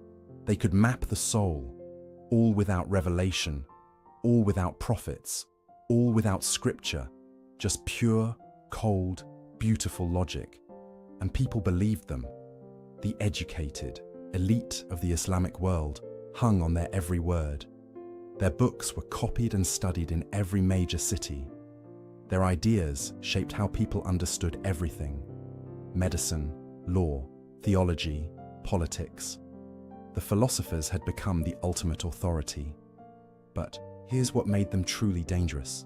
It wasn't just what they said, it was how certain they were when they said it. They didn't present their ideas as theories, as possibilities, as best guesses about the nature of things. They presented them as facts, necessary truths that couldn't possibly be otherwise. Take their view of God, for example. The philosophers had it all figured out. God was the necessary being, the unmoved mover, the first cause from which everything else flowed in a perfect, eternal chain of existence. Beautiful, right? Elegant, sophisticated, intellectually satisfying. But here's the problem.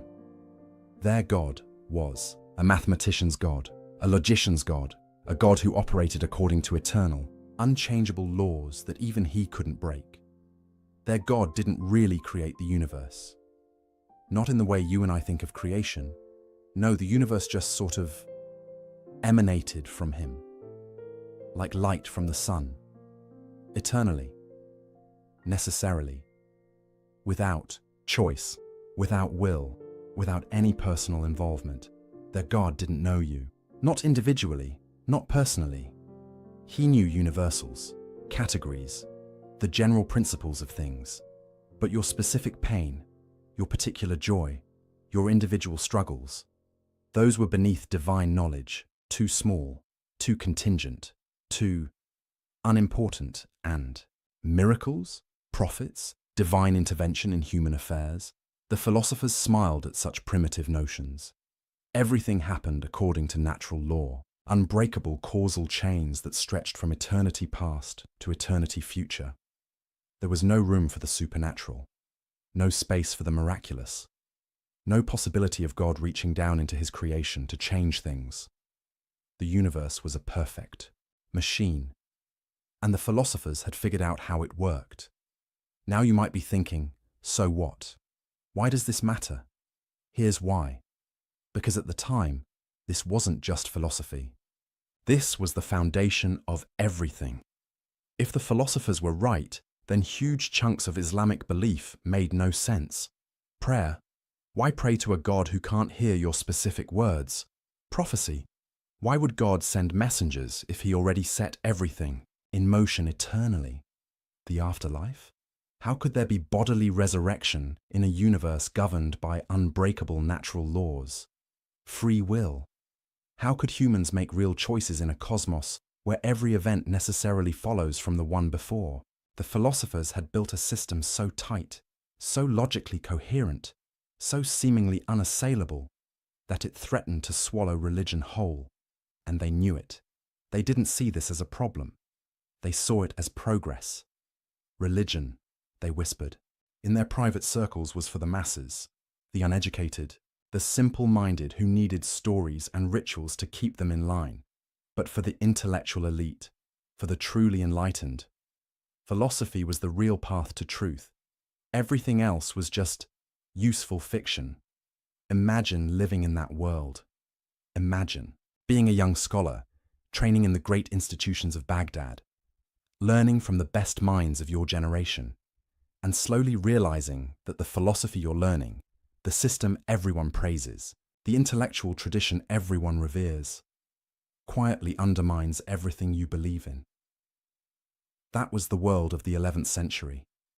Philosophy sat on its throne, unchallenged, unquestioned, seemingly unquestionable. Its authority was absolute. Its confidence was total. Its certainty was complete. The philosophers had won, or so they thought. Because somewhere in that world, a man was beginning to ask dangerous questions. Questions that would shake the throne of knowledge to its foundations. Questions that would expose cracks in the seemingly perfect edifice. Questions that would launch the most devastating intellectual assault the philosophical tradition had ever faced. His name was Abu Hamid Muhammad ibn Muhammad al-Ghazali, and he was about to start a war, not with swords, not with armies, with something far more dangerous. With doubt, the philosophers had built their empire on the promise of certainty, on the claim that reason alone could deliver absolute truth. But what if that certainty was an illusion? What if the foundations weren't as solid as they appeared? What if the throne of knowledge was built on sand? Al-Ghazali was about to find out, and when he did, nothing would ever be the same. The stage is set. The players are in position. The greatest intellectual drama of the medieval world is about to begin. A drama of ideas, yes, but also of crisis, of personal anguish, of a brilliant mind turning against itself, because this wasn't going to be a detached, academic exercise. This was going to be personal. Al-Ghazali wasn't just going to critique the philosophers from the outside, he was going to demolish them from within. He knew their arguments better than they did. He had mastered their logic. He had climbed to the very peak of their system, and from that height, he could see what no one else could see. The fatal flaws, the hidden contradictions, the unexamined assumptions, the cracks in the throne. But seeing them would cost him everything. his career, his reputation, his peace of mind. Because once you start questioning certainty itself, there's no safe place to stand. Once you begin doubting the foundations, the entire structure becomes unstable, including the ground beneath your own feet. Shao, philosophers promised a path to unshakable truth. Al-Ghazali was about to discover that the only thing certain in this world is uncertainty itself, and that realization would nearly destroy him. But first, he had to climb their ladder, master their system, become one of them. Only then could he bring it all crashing down.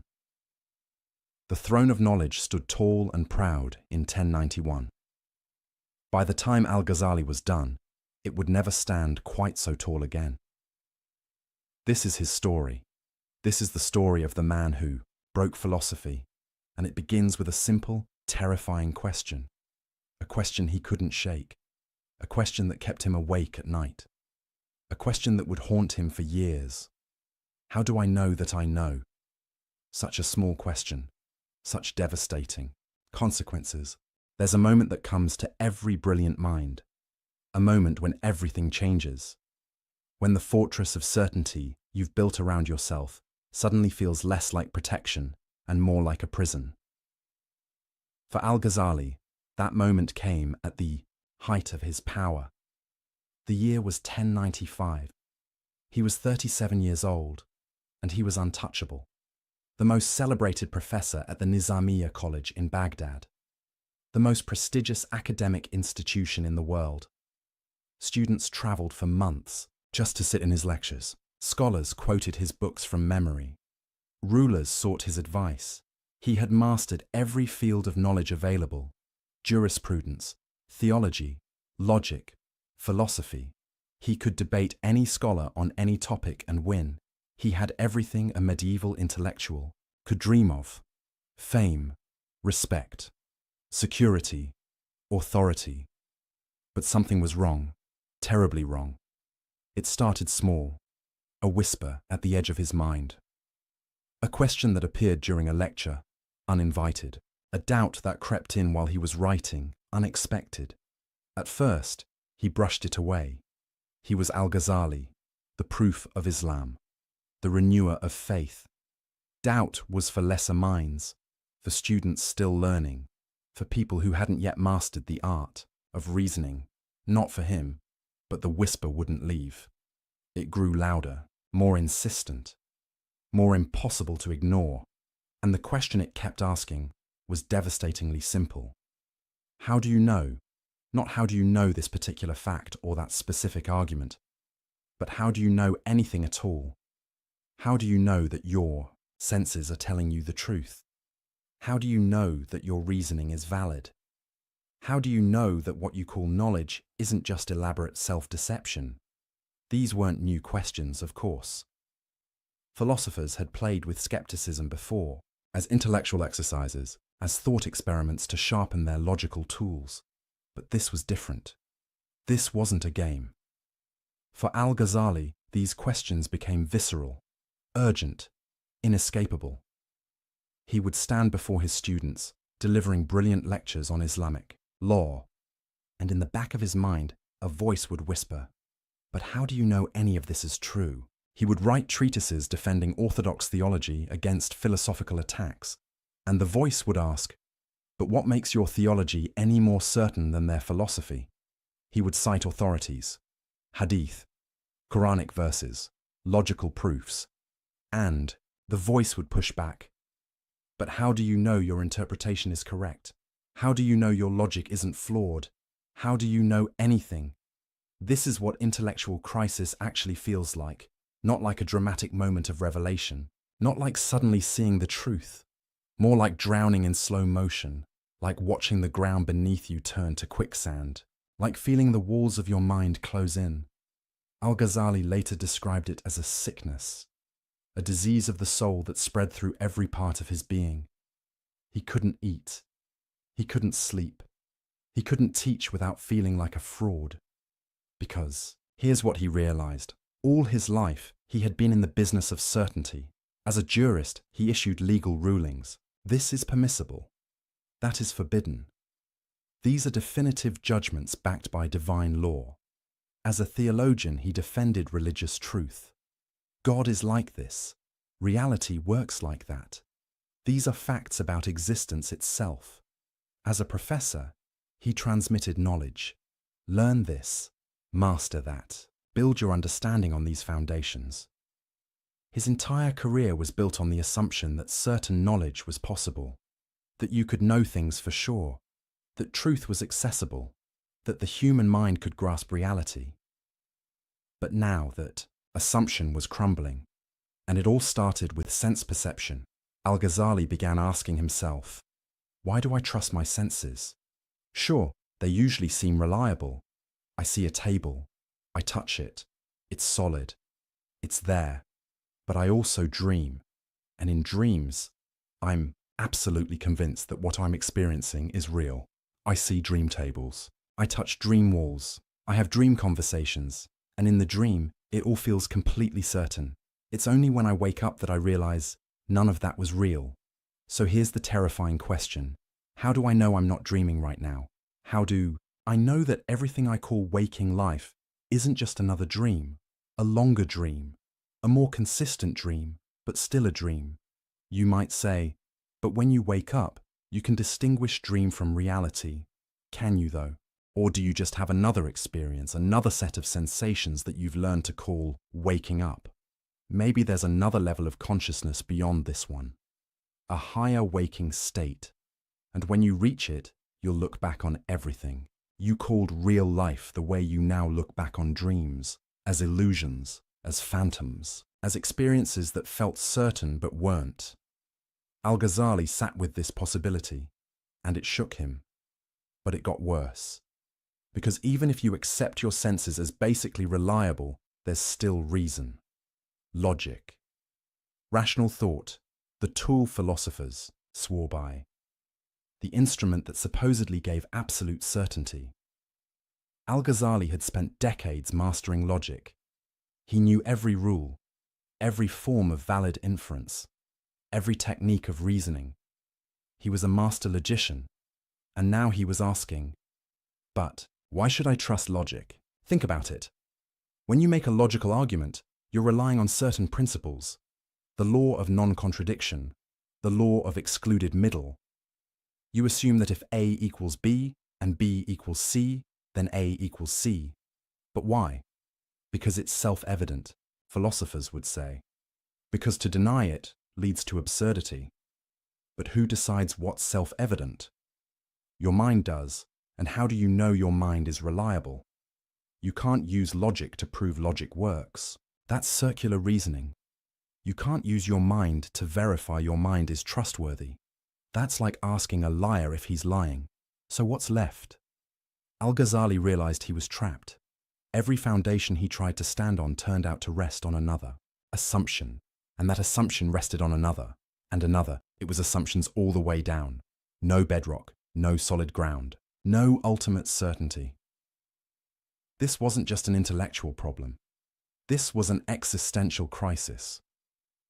Because Al-Ghazali had built his entire life on the belief that knowledge was possible, that truth was real, that you could be certain about important things. And now that belief was collapsing. He describes lying in bed for months, paralyzed by doubt, unable to work, unable to teach, unable to function. His colleagues were confused. His students were worried. His reputation was at stake. But he couldn't explain what was happening to him. How do you tell people, I'm not sure anything I've ever taught you is actually true? How do you say, I've lost faith in the very possibility of knowledge? You can't. So he suffered in silence. But here's where it gets really interesting. In the midst of this crisis, Al-Ghazali made a crucial observation.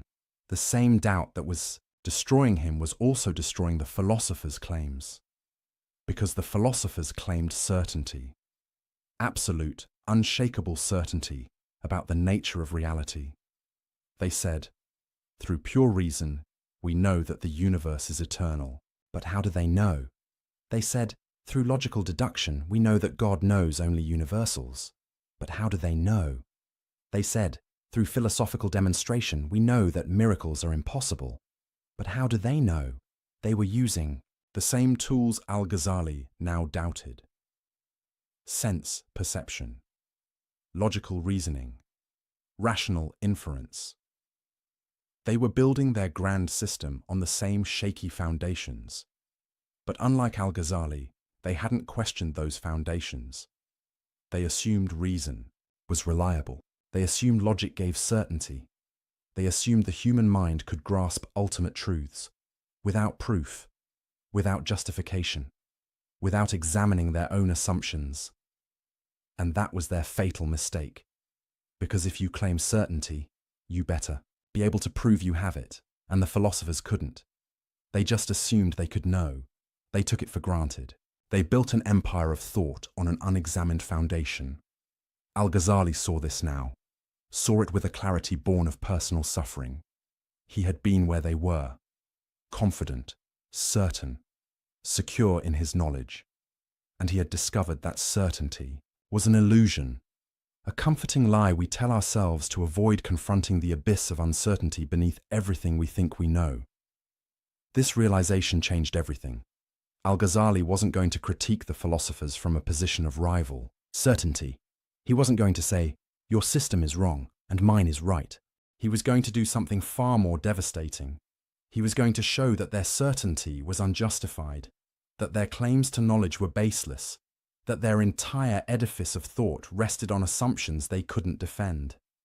He was going to use doubt as a weapon, not to destroy knowledge entirely, not to embrace complete skepticism, but to demolish the philosophers' arrogance, their certainty, their claim to have figured it all out, because he had learned something in his crisis, something the philosophers in their confidence had missed. Uncertainty isn't weakness, it's honesty. Doubt isn't the enemy of truth. It's the beginning of wisdom, and the willingness to question everything, even your own mind, is the only real path to understanding. The philosophers had never done that. They had never truly doubted, never really questioned their foundations, never honestly asked, how do I know that I know? They had been too busy building their systems to examine the ground beneath them. Al-Ghazali had looked down, and he had seen the abyss.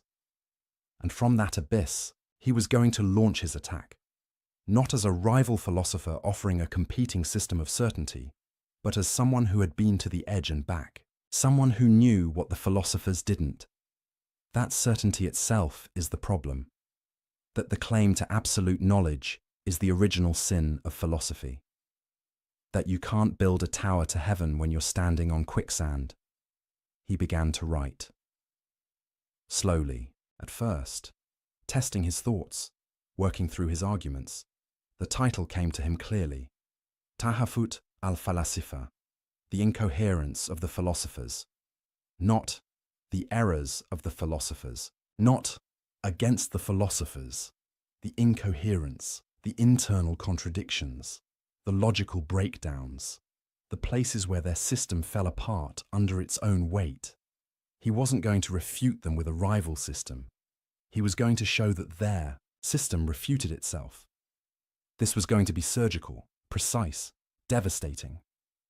He would take their own tools, their own logic, their own methods of reasoning, and turn them against the philosophers themselves. He would show that on their own terms, using their own standards, their conclusions didn't follow, that their certainty was unjustified, that their claims were incoherent, that the throne of knowledge they sat on was a house of cards, and when he was done, philosophy would never be the same. But this wasn't going to be easy, because to dismantle the philosophers, he first had to master them completely. He had to understand their system better than they did, see its weaknesses from the inside. He had to become one of them before he could destroy them, and that journey would take him to the darkest corners of thought, to questions that had no comfortable answers, to ideas that threatened everything he believed. He was about to catalogue 20 problems with philosophical thought, 20 cracks in the edifice, 20 reasons why certainty was impossible, 20 ways the philosophers had deceived themselves and everyone else. but we're going to focus on the big three. The three problems so devastating, so fundamental, so destructive to the philosophical worldview that Al-Ghazali declared them heresy, not just errors, not just mistakes, full-blown disbelief. Because these three ideas didn't just challenge philosophy, they challenged the very possibility of meaning, of purpose, of human dignity. They made the universe cold, mechanical, empty. And Al-Ghazali was going to show why they were wrong. The first problem, the eternity of the world. The second, God's knowledge of particulars. The third, the denial of bodily resurrection. Each one a battlefield, each one a crisis, each one a question that cuts to the heart of what it means to be human. And Al-Ghazali was ready for war. The whisper of doubt had become a battle cry.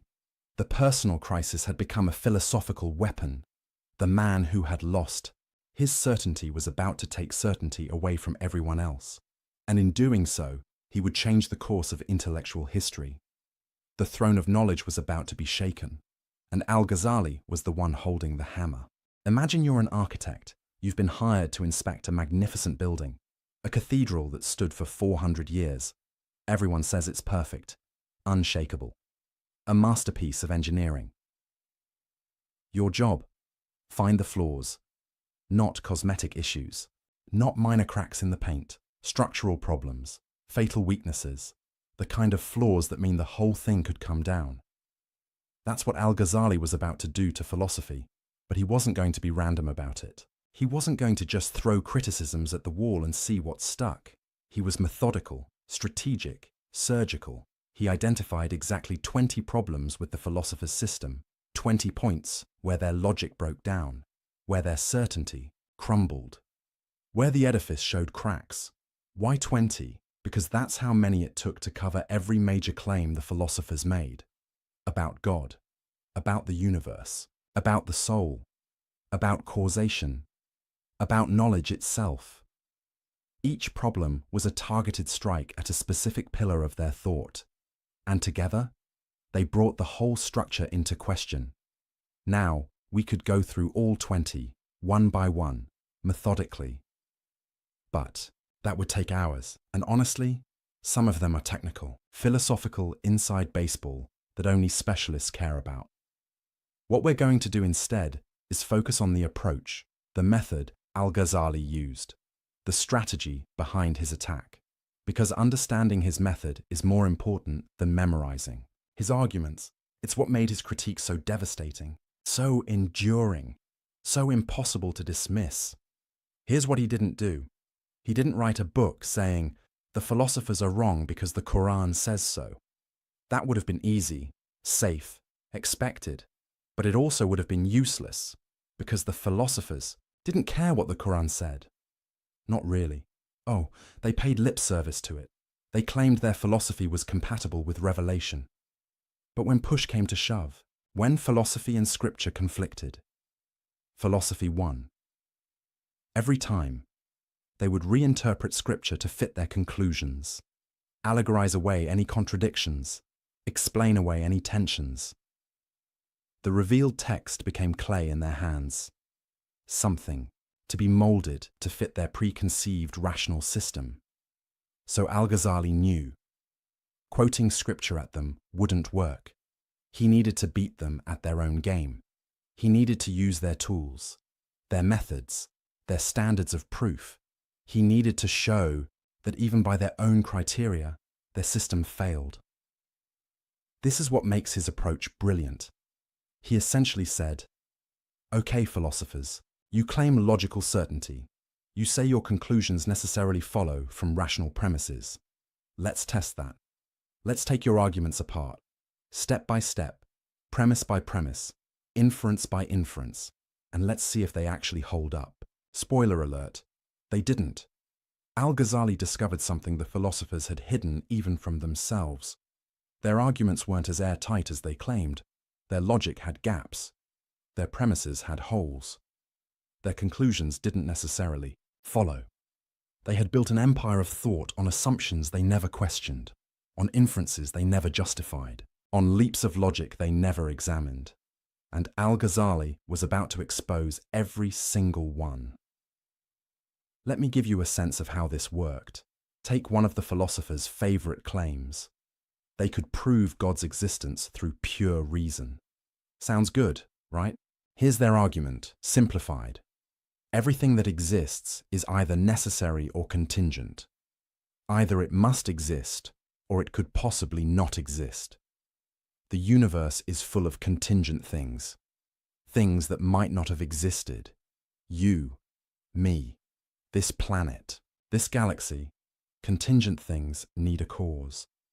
Something that brought them into existence. But you can't have an infinite chain of contingent causes. That's logically impossible. So there must be a necessary being at the start of the chain. Something that exists by its own nature. Something uncaused. And that necessary being is God. Boom. Logical proof of God's existence. The philosophers were proud of this argument. They thought it was bulletproof. Al-Ghazali looked at it and said, "Really, let's examine this more closely. First problem, why can't you have an infinite chain of causes?" The philosophers said, "Because that's absurd. You need a first cause." But why? Where's the logical proof that an infinite regress is impossible? They assumed it. They declared it. They found it intuitively obvious. But they never proved it. That's assumption number one. Second problem. Even if you need a first cause, why must it be God? Why not just an impersonal necessary being, a principle, a force, a quantum field? The philosophers jumped from there must be something necessary to that something is God with all the attributes we claim. But that's a huge leap, and they never justified it. That's assumption number two. Third problem. This whole argument assumes causation, works the way they think it does. But what if causation itself is questionable? What if cause and effect aren't as straightforward as they seem? We'll come back to this later, but for now, just note, the entire argument rests on an assumption about causation. That's assumption number three. See what Al-Ghazali was doing? He wasn't saying, your conclusion is wrong. He was saying, your proof doesn't work. You claim logical certainty, but you're actually making multiple unproven assumptions. You're not proving anything. You're just asserting things and calling it proof.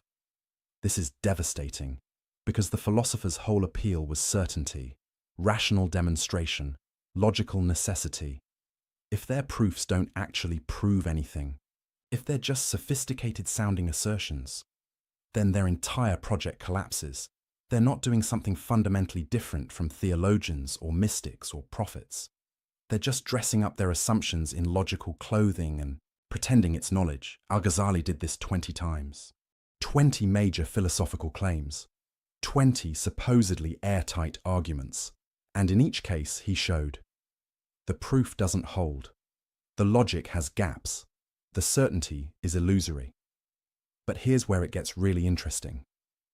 Al-Ghazali wasn't trying to prove the philosophers wrong about everything. That's not the point. The point was to show their certainty was unjustified. Maybe the universe is eternal. Maybe it's not. But you can't prove it through pure reason. Maybe God knows only universals. Maybe he knows particulars. But you can't demonstrate it logically. Maybe bodily resurrection is impossible. Maybe it's not. But you can't rule it out with philosophy. Al-Ghazali was attacking their epistemological arrogance, their claim to have certain knowledge about things that by their nature transcend human reason. He was saying, you don't know as much as you think you know. And more importantly, you can't know it the way you claim to know it.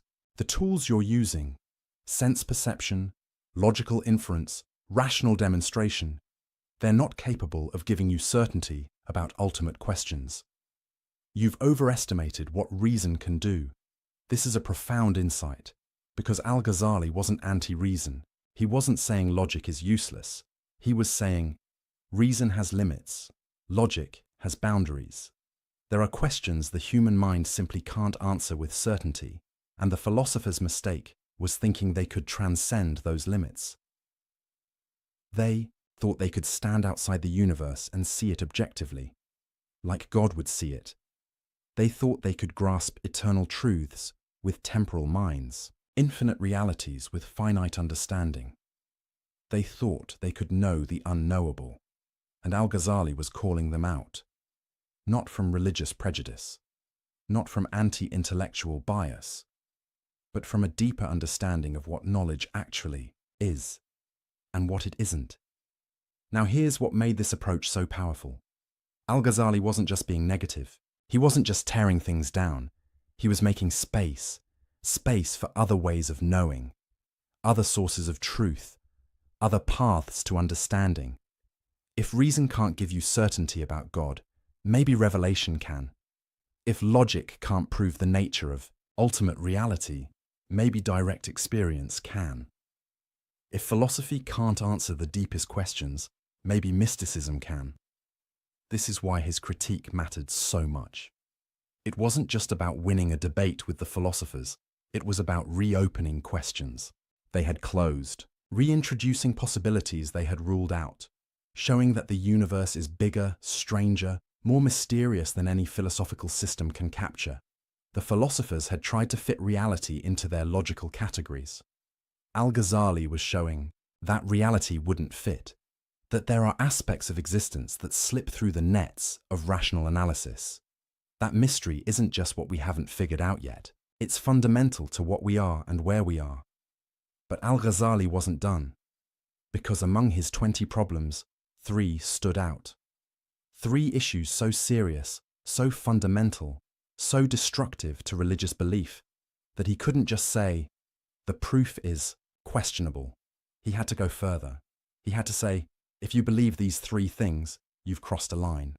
You're not just philosophically mistaken, you're religiously deviant.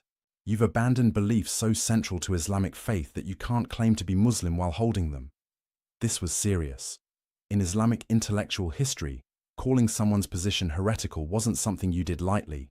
It had legal consequences, social consequences. It could destroy careers and reputations.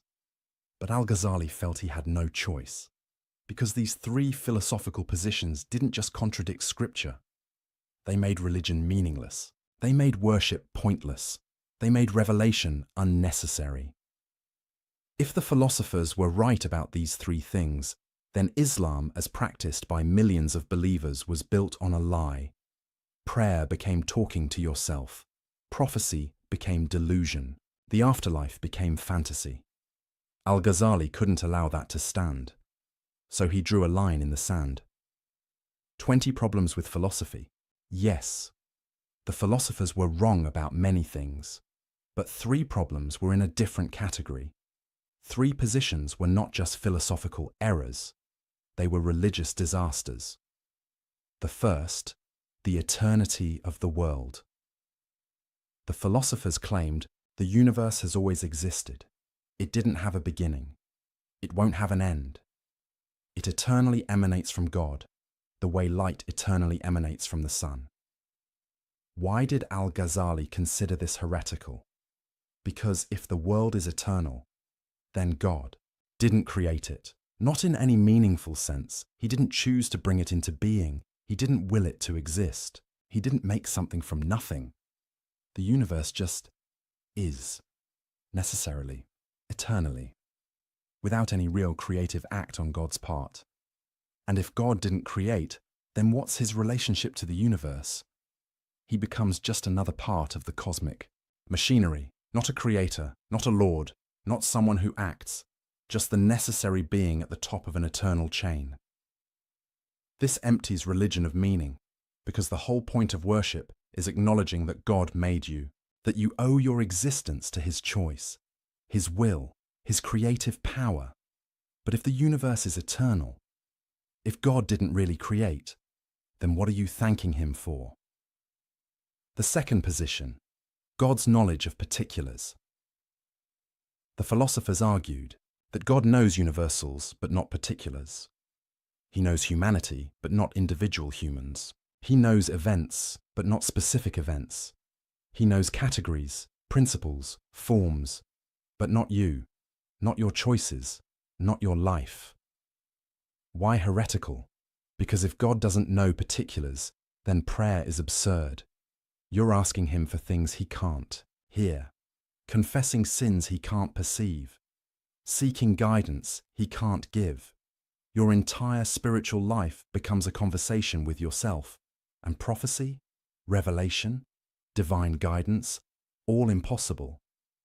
How can God send a specific message to a specific prophet at a specific time if he doesn't know specific things?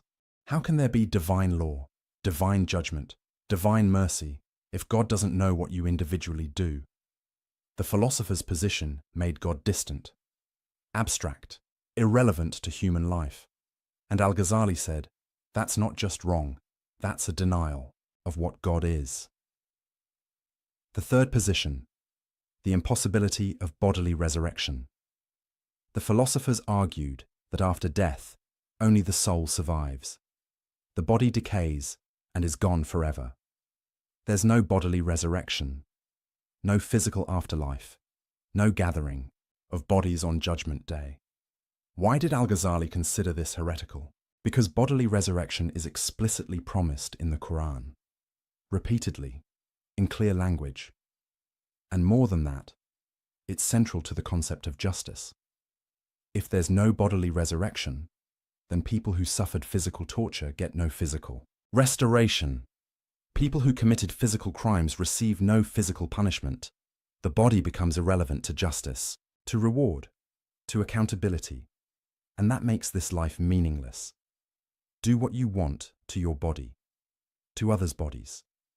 It doesn't matter, because the body is just temporary housing, something you shed like clothing. The philosopher's position made ethics cheap, made suffering meaningless, made justice incomplete, and Al-Ghazali couldn't accept that.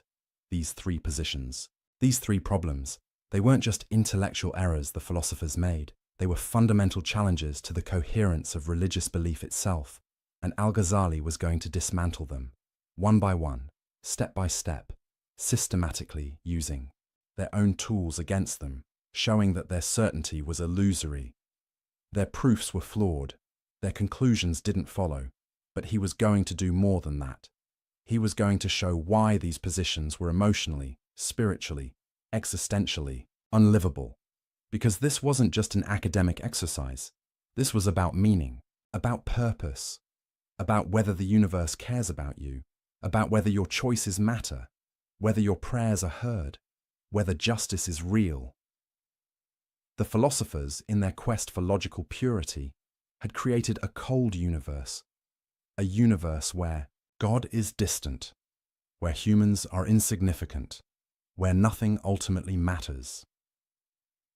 Al-Ghazali was about to warm it back up, not through sentiment, not through wishful thinking, but through rigorous philosophical argument, showing that the philosophers' cold universe wasn't logically necessary, that their conclusions didn't follow from their premises, that you could be just as rational, just as logical, just as philosophically rigorous, while believing in a God who acts, who knows, who cares. The 20 problems were the artillery barrage, softening up the philosophical defenses, showing weaknesses everywhere. But the 3 heretical positions, those were the main assault, the focused attack on the heart of the philosopher's system, and Al-Ghazali was ready. He had the arguments, he had the method, he had the motivation.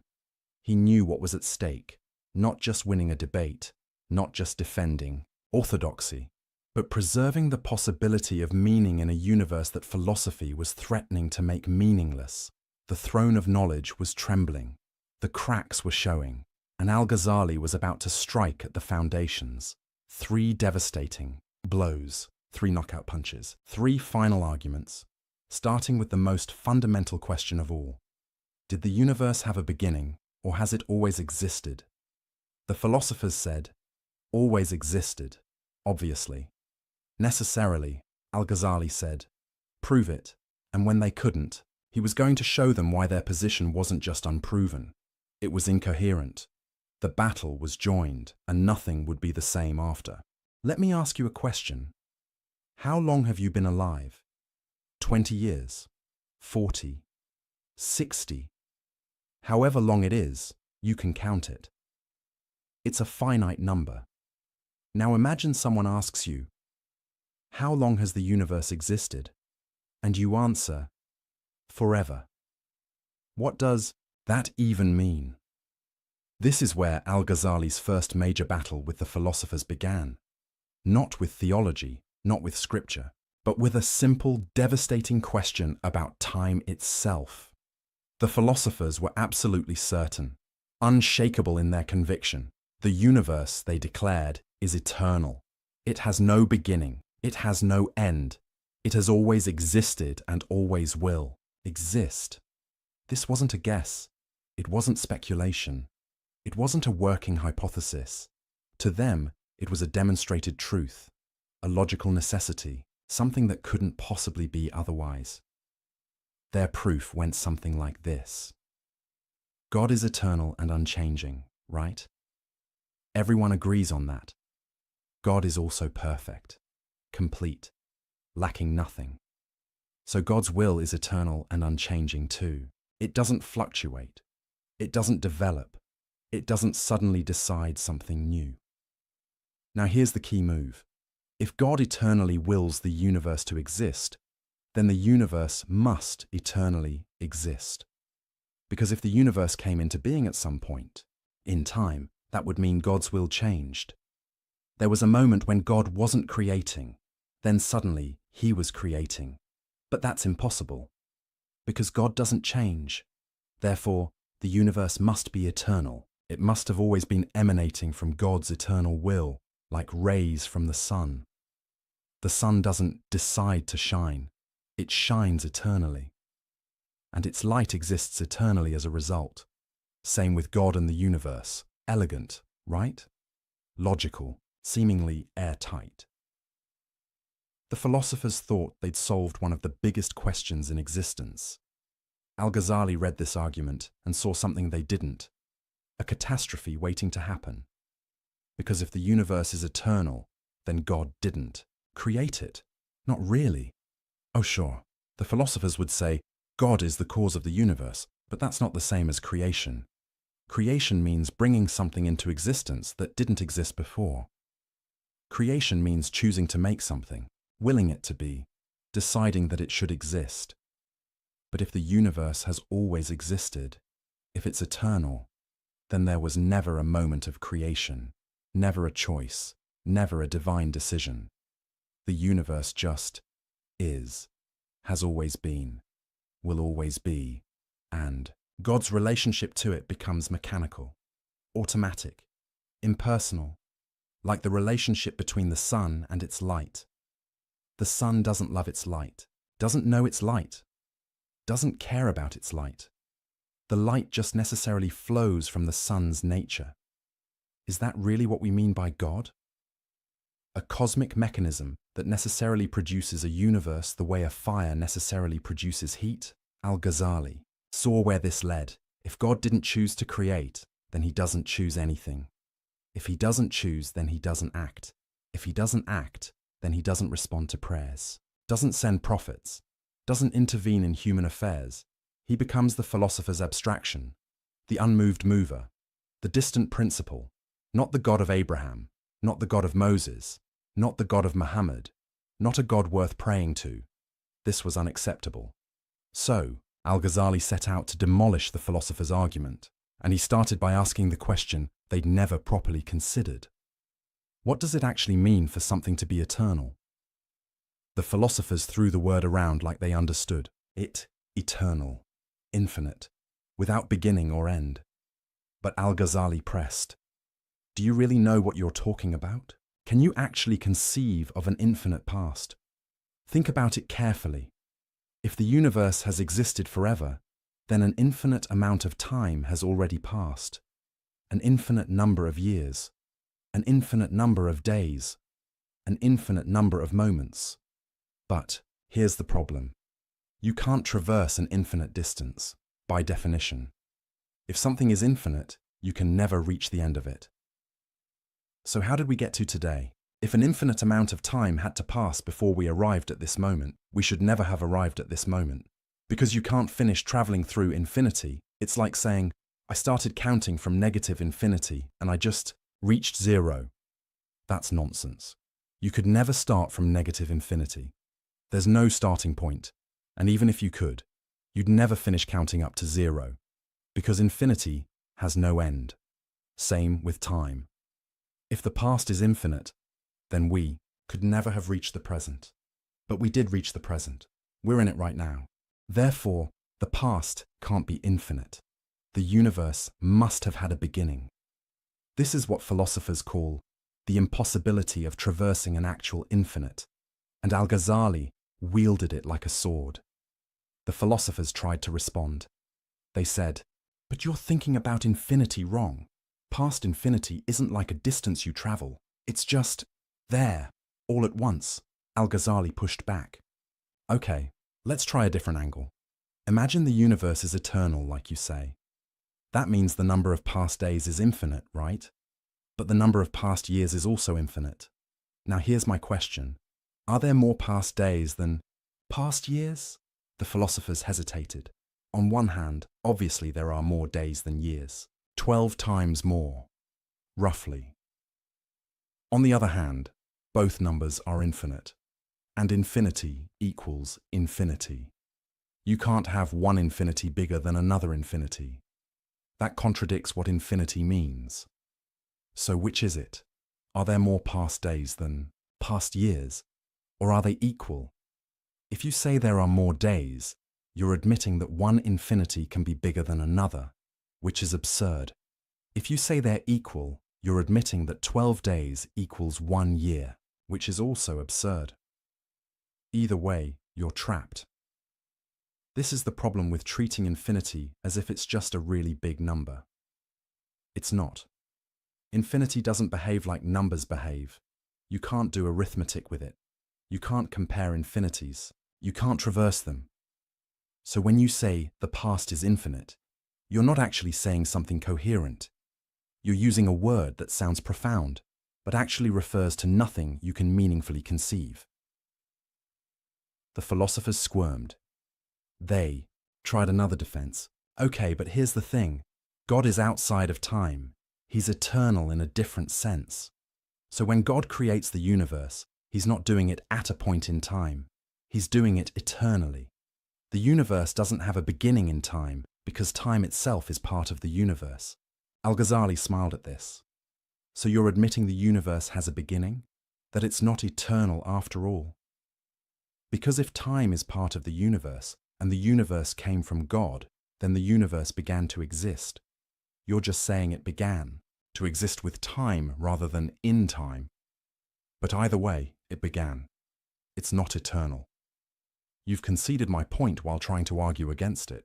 The philosophers realized they were in trouble. Every defense they mounted created new problems. But Al-Ghazali wasn't done. He had another angle of attack, an even more devastating one.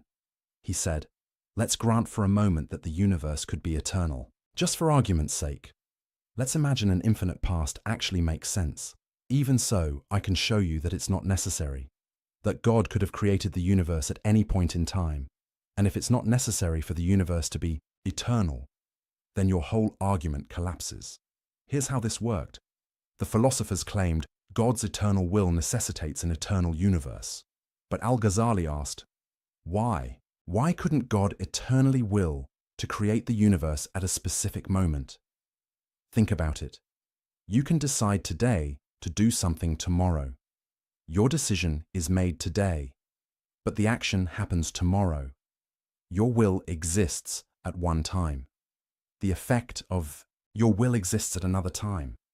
So why couldn't God's eternal will produce a temporally originated universe? God could eternally intend, let the universe begin at moment X. That intention is eternal, unchanging, always part of God's will.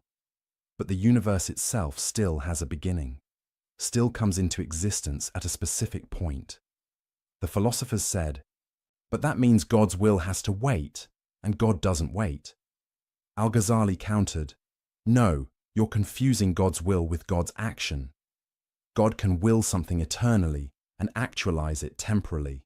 Your problem is you've collapsed will and action into the same thing, but they're not the same. Even for God, This was brilliant, because Al-Ghazali was using the philosopher's own distinction against them. They loved talking about God's essence versus God's attributes, God's knowledge versus God's action. Fine, apply that here. God's will can be eternal, but God's creative act can be temporal. No contradiction, no problem. No necessary eternal universe. The philosophers were backed into a corner, but they had one last card to play. They said, if the universe began, you have to explain why it began when it did and not earlier or later. If God could have created the universe at any point, why this point? What changed? Without a reason for the specific timing, creation becomes arbitrary, random, which is unworthy of God. This was their trump card, the principle of sufficient reason. Everything needs a reason, a cause, an explanation for why it is the way it is. If the universe began at moment X rather than moment Y, there must be a reason. But if God is eternal and unchanging, there can't be a reason for one moment over another. All moments are equal to God. So, either the universe is eternal, or creation is arbitrary. Pick your poison. Al-Ghazali looked at this argument and laughed, not because it was bad, but because it was so revealing. The philosophers were demanding that God conform to their philosophical principles. They were saying, God must have a reason for everything he does, and that reason must be accessible to human understanding. But why? Who says God needs to justify his choices to philosophers? Who says divine wisdom has to make sense according to human logic? The philosophers had forgotten something crucial. God is not like us. His knowledge is not like our knowledge. His will is not like our will. His reasons are not like our reasons. To demand that God provide a philosophical explanation for why he created when he did is to put philosophy above God. It's to say, God, you can only act in ways we can understand, ways that fit our logical frameworks, ways that satisfy our principle of sufficient reason. But that's backwards. God is the source of reason, not bound by it.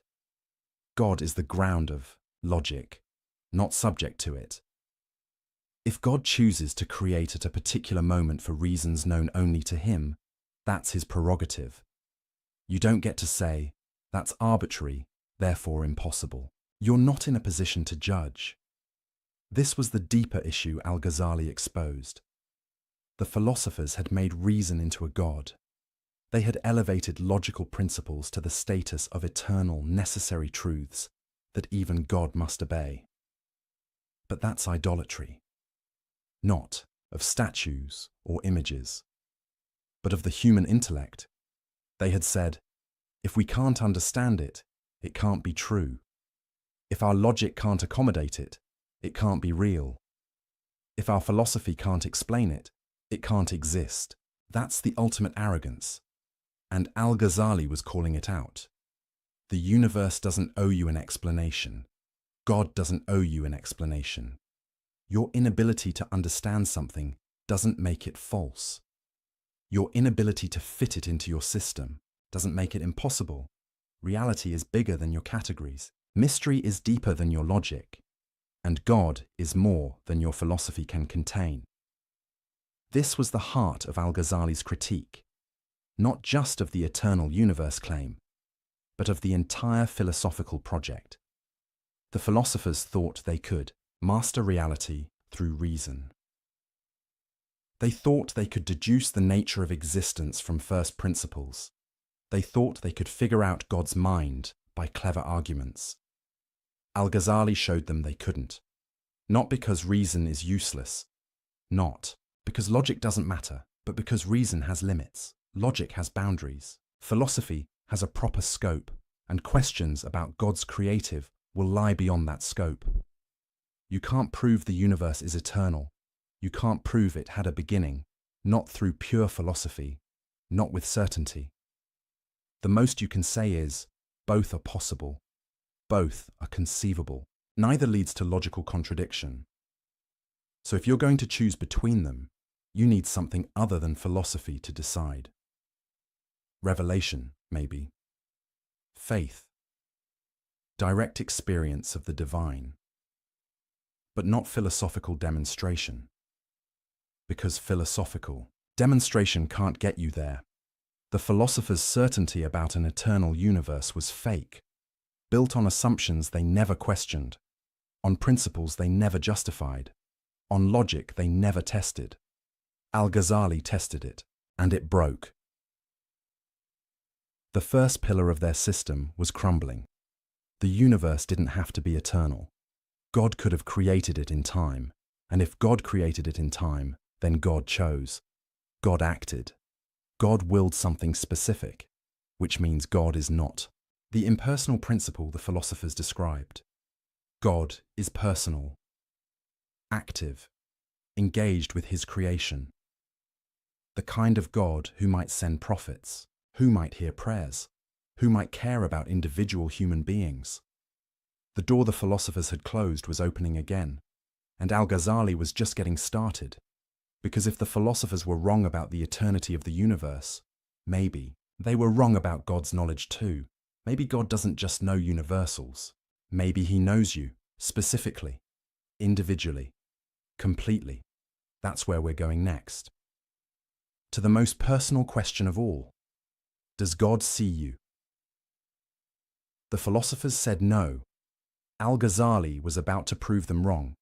And when he did, the entire cold, mechanical universe they'd built would start to feel warm again. Close your eyes for a moment. Think about the most painful experience of your life. Maybe it was losing someone you loved. Maybe it was a betrayal. Maybe it was a moment of crushing failure. Whatever it was, you felt it. You lived through it. It was real. Now imagine someone telling you, God doesn't know about that.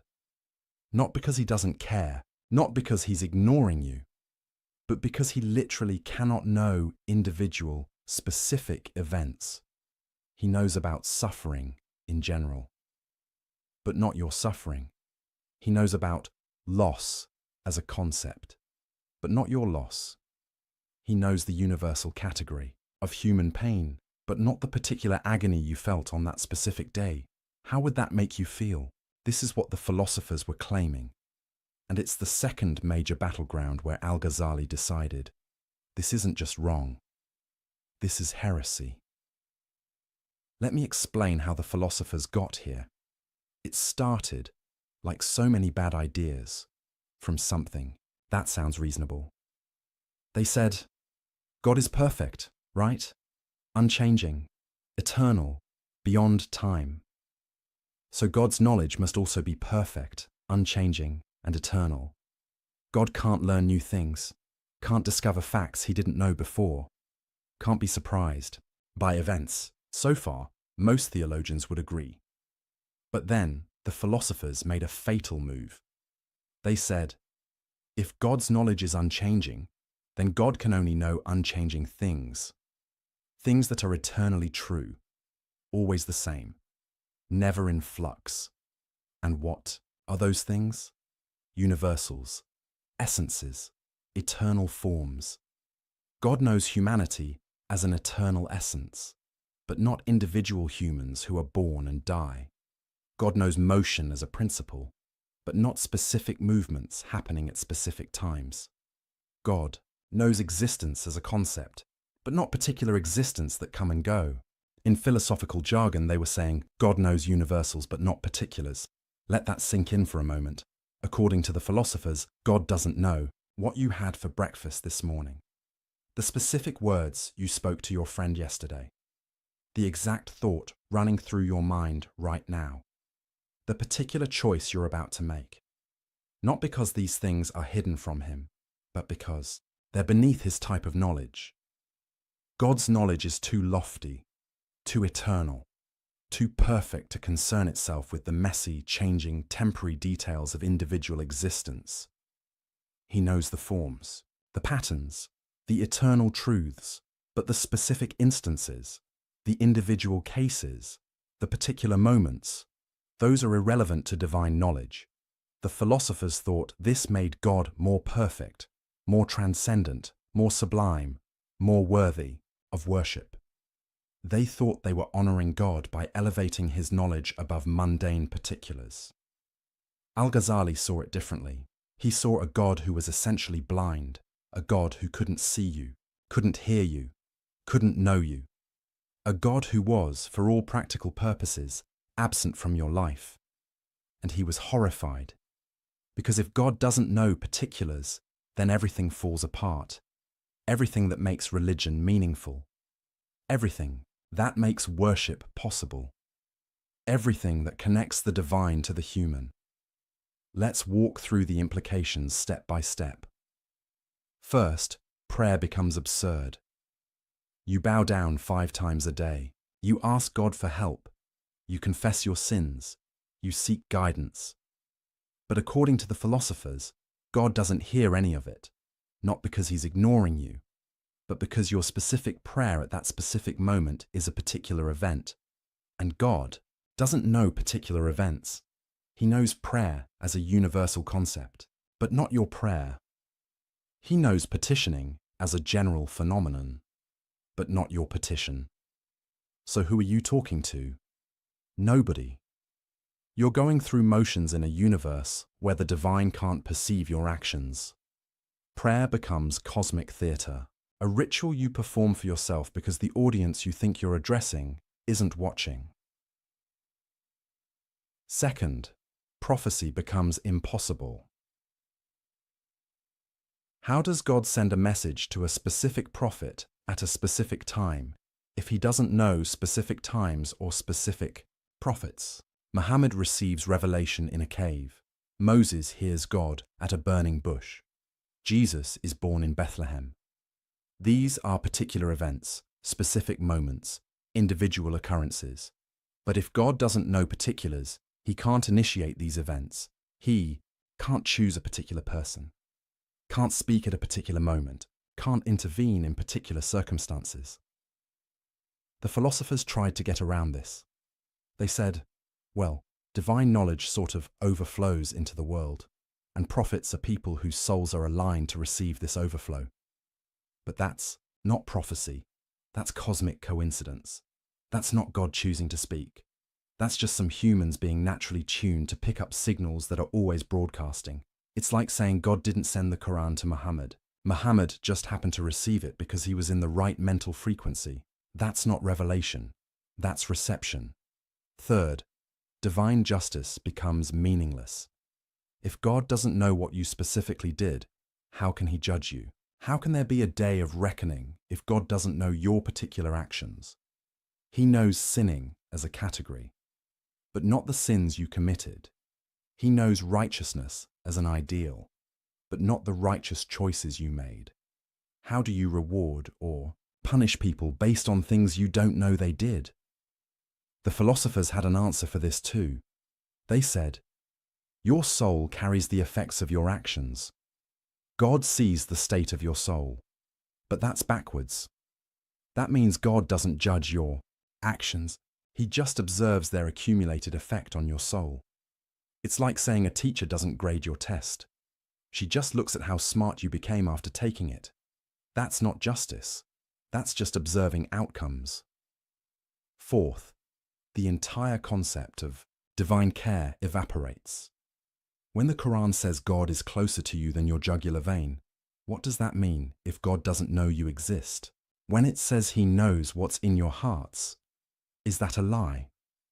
When it says he responds to those who call on him, is that false advertising? The philosophers were forced to reinterpret all these passages. They said, these verses speak metaphorically for the common people. But the real truth is more abstract. In other words, Scripture lies to the masses because they can't handle the truth that God doesn't actually know you, doesn't actually care about you, doesn't actually engage with your life. He's just the eternal principle at the top of the cosmic hierarchy, majestic, perfect, sublime, and utterly, completely indifferent to your existence. This is what Al-Ghazali couldn't stomach. Not because it hurt his feelings, not because it was emotionally unsatisfying, but because it made religion incoherent. If the philosophers were right, then the entire Islamic tradition was built on a mistake. billions of prayers offered to a God who couldn't hear them. Prophets claiming messages from a God who couldn't send them. Believers expecting judgment from a God who didn't know what they'd done. It was all theatre, all illusion, all a massive collective delusion. Al-Ghazali said, "No, this ends here," and he began his counterattack. First, he went after their logic. The philosophers claimed God's knowledge must be unchanging, therefore he can only know unchanging things. But Al-Ghazali asked, why does unchanging knowledge require unchanging objects? Can't you have unchanging knowledge of changing things? Think about it. If God knows eternally that Muhammad will be born in 570 CE, that knowledge doesn't change. It's always true, always part of God's eternal knowledge. The event itself is temporal, happens at a specific time. But the knowledge of it can be eternal. God doesn't learn that Muhammad was born when it happens. He always knew it would happen. His knowledge is unchanging, even though the event is temporal. So the philosopher's argument doesn't work. You can have eternal, unchanging divine knowledge of particular changing events. No contradiction, no problem. Second, Al-Ghazali attacked their conception of perfection. The philosophers said knowing particulars would make God imperfect. But Al-Ghazali flipped it. Is it more perfect to know everything or to know only some things? Obviously, knowing everything is more perfect. So a God who knows both universals and particulars is more perfect than a God who knows only universals. The philosophers were actually diminishing God's perfection by limiting his knowledge. They thought they were elevating him, but they were actually reducing him, making him less than all-knowing, less than omniscient, less than perfect. Their perfect God was actually deficient. Third, Al-Ghazali went after the very distinction between universals and particulars. He said, this distinction is something humans make. It's how we organize our thoughts. But why assume God thinks like we think? Why assume God's knowledge is divided into categories the way ours is? Maybe to God, there is no difference between universal and particular. Maybe he knows everything in a way we can't comprehend, a way that transcends our categories. The philosophers had committed the sin they always accused others of. They had anthropomorphized God, not by giving him a body, but by giving him a human-like mind, by assuming his knowledge works like their knowledge, just bigger, just more perfect. But what if God's knowledge is radically different from human knowledge? What if it's not just quantitatively greater, but qualitatively other? Then all their reasoning about what God must or must not know falls apart, because they're reasoning from false assumptions about the nature of divine knowledge. Fourth, Al-Ghazali pointed to the absurd consequences. If God doesn't know particulars, does he know himself? After all, God is a particular being, not a universal concept. There's only one God, one specific, unique, particular divine reality. So if God can only know universals, can he not know himself? The philosophers squirmed at this. Some said, God is an exception. He knows himself even, though he's particular. But Al-Ghazali pounced. So particulars can be known by God. You just admitted it. If God can know one particular, himself, why not other particulars? Your rule about God only knowing universals has a huge exception, which means it's not really a rule. Others said, God isn't particular. He's beyond the universal particular distinction. Fine, Al-Ghazali said. Then why can't his knowledge also be beyond that distinction? Why can't he know in a way that includes both universals and particulars? Every defense the philosophers mounted created new problems. They were trapped, contradicting themselves, tying themselves in logical knots. Fifth, and most devastatingly, Al-Ghazali showed that their position made prediction impossible. The philosophers believed in astrology, in reading the stars to predict future events.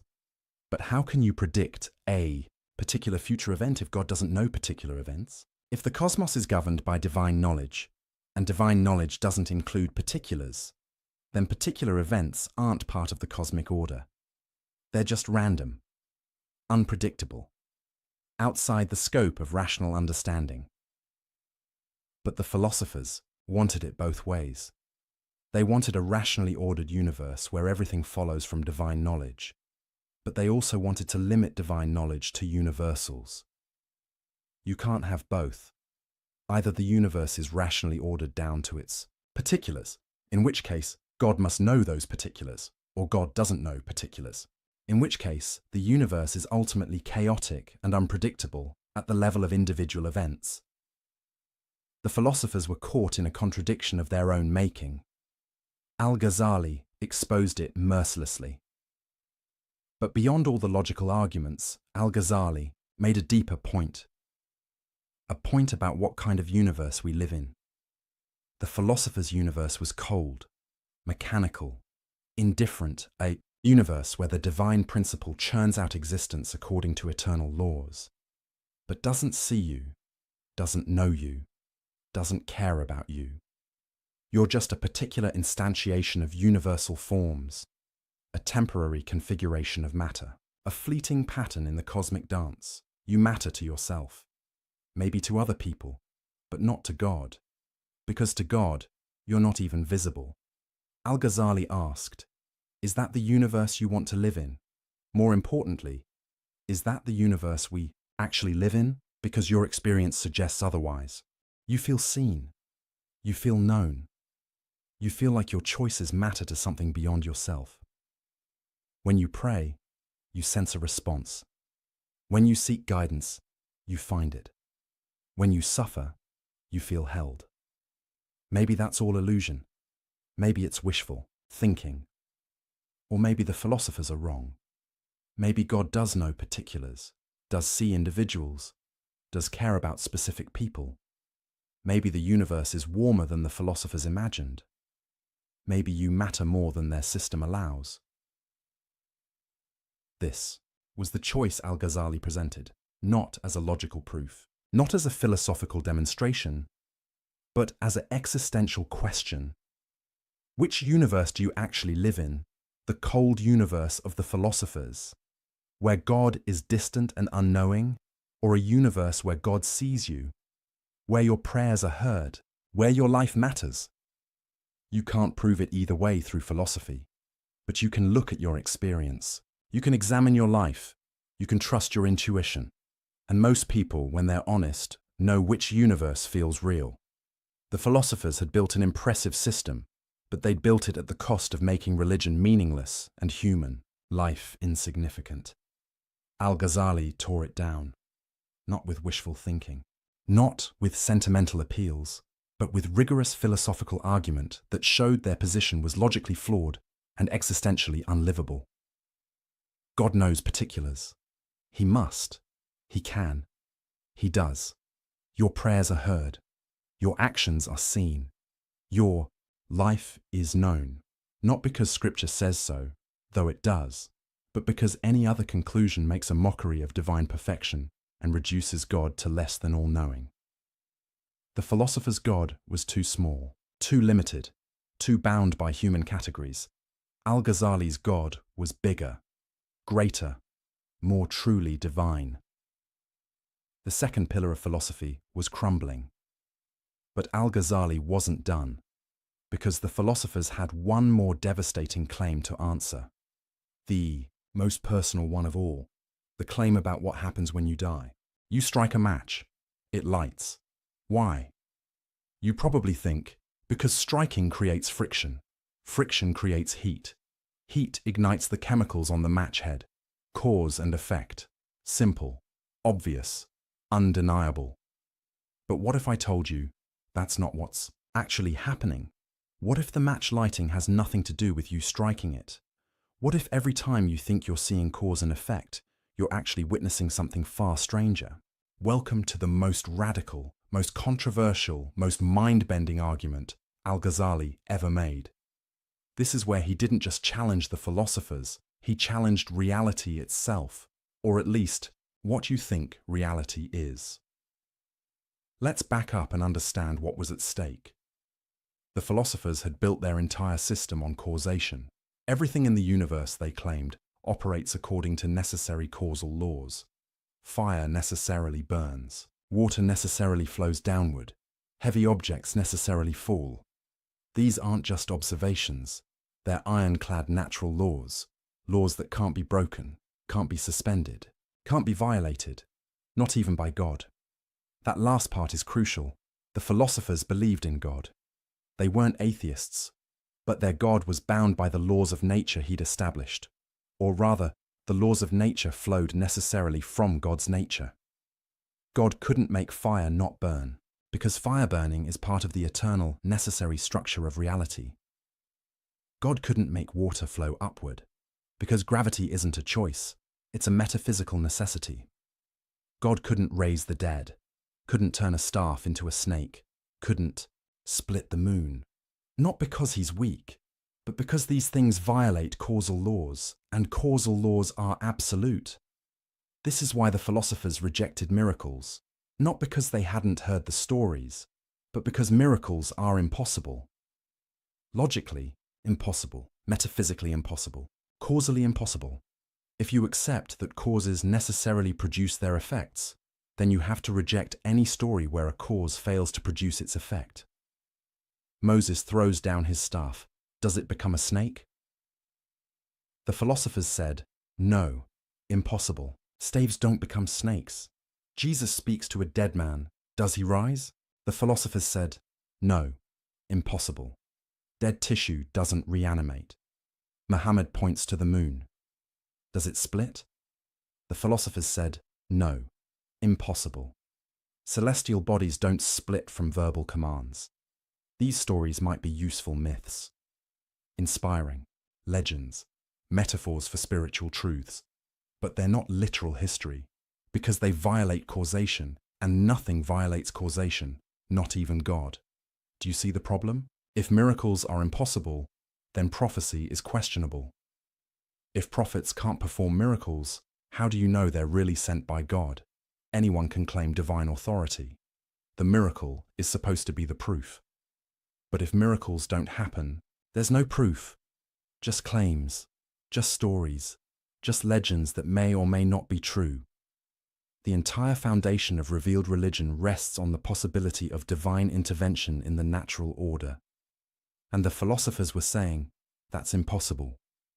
Nature is a closed system, governed by unbreakable laws. Operating according to necessary causal chains, God set it in motion. But he doesn't interfere, can't interfere, doesn't need to interfere. Everything unfolds according to the eternal plan encoded in natural law. Al-Ghazali looked at this and saw the ultimate expression of philosophical arrogance. They weren't just making a claim about how nature usually works. They were making a claim about what God can and cannot do. They were putting limits on divine power, constraints on divine action, boundaries on divine will, and they were doing it in the name of reason, logic, philosophical necessity. Al-Ghazali decided this has to be destroyed, not just criticized, not just questioned, utterly demolished. And to do it, he was going to attack causation itself, not just the philosopher's theory of causation, but the very idea that causes necessarily produce effects. This is where Al-Ghazali became truly radical. Here's his argument, and fair warning, it's going to make your head spin. When you see fire touch cotton, and the cotton burns, you believe the fire caused the burning. But Al-Ghazali asked, did you actually see causation? Or did you just see sequence? You saw fire touch cotton, then you saw cotton burn. Two events, one after another. But did you see the fire making the cotton burn? Did you see the causal power transferring from fire to cotton? No, you just saw event A, then event B. You inferred causation.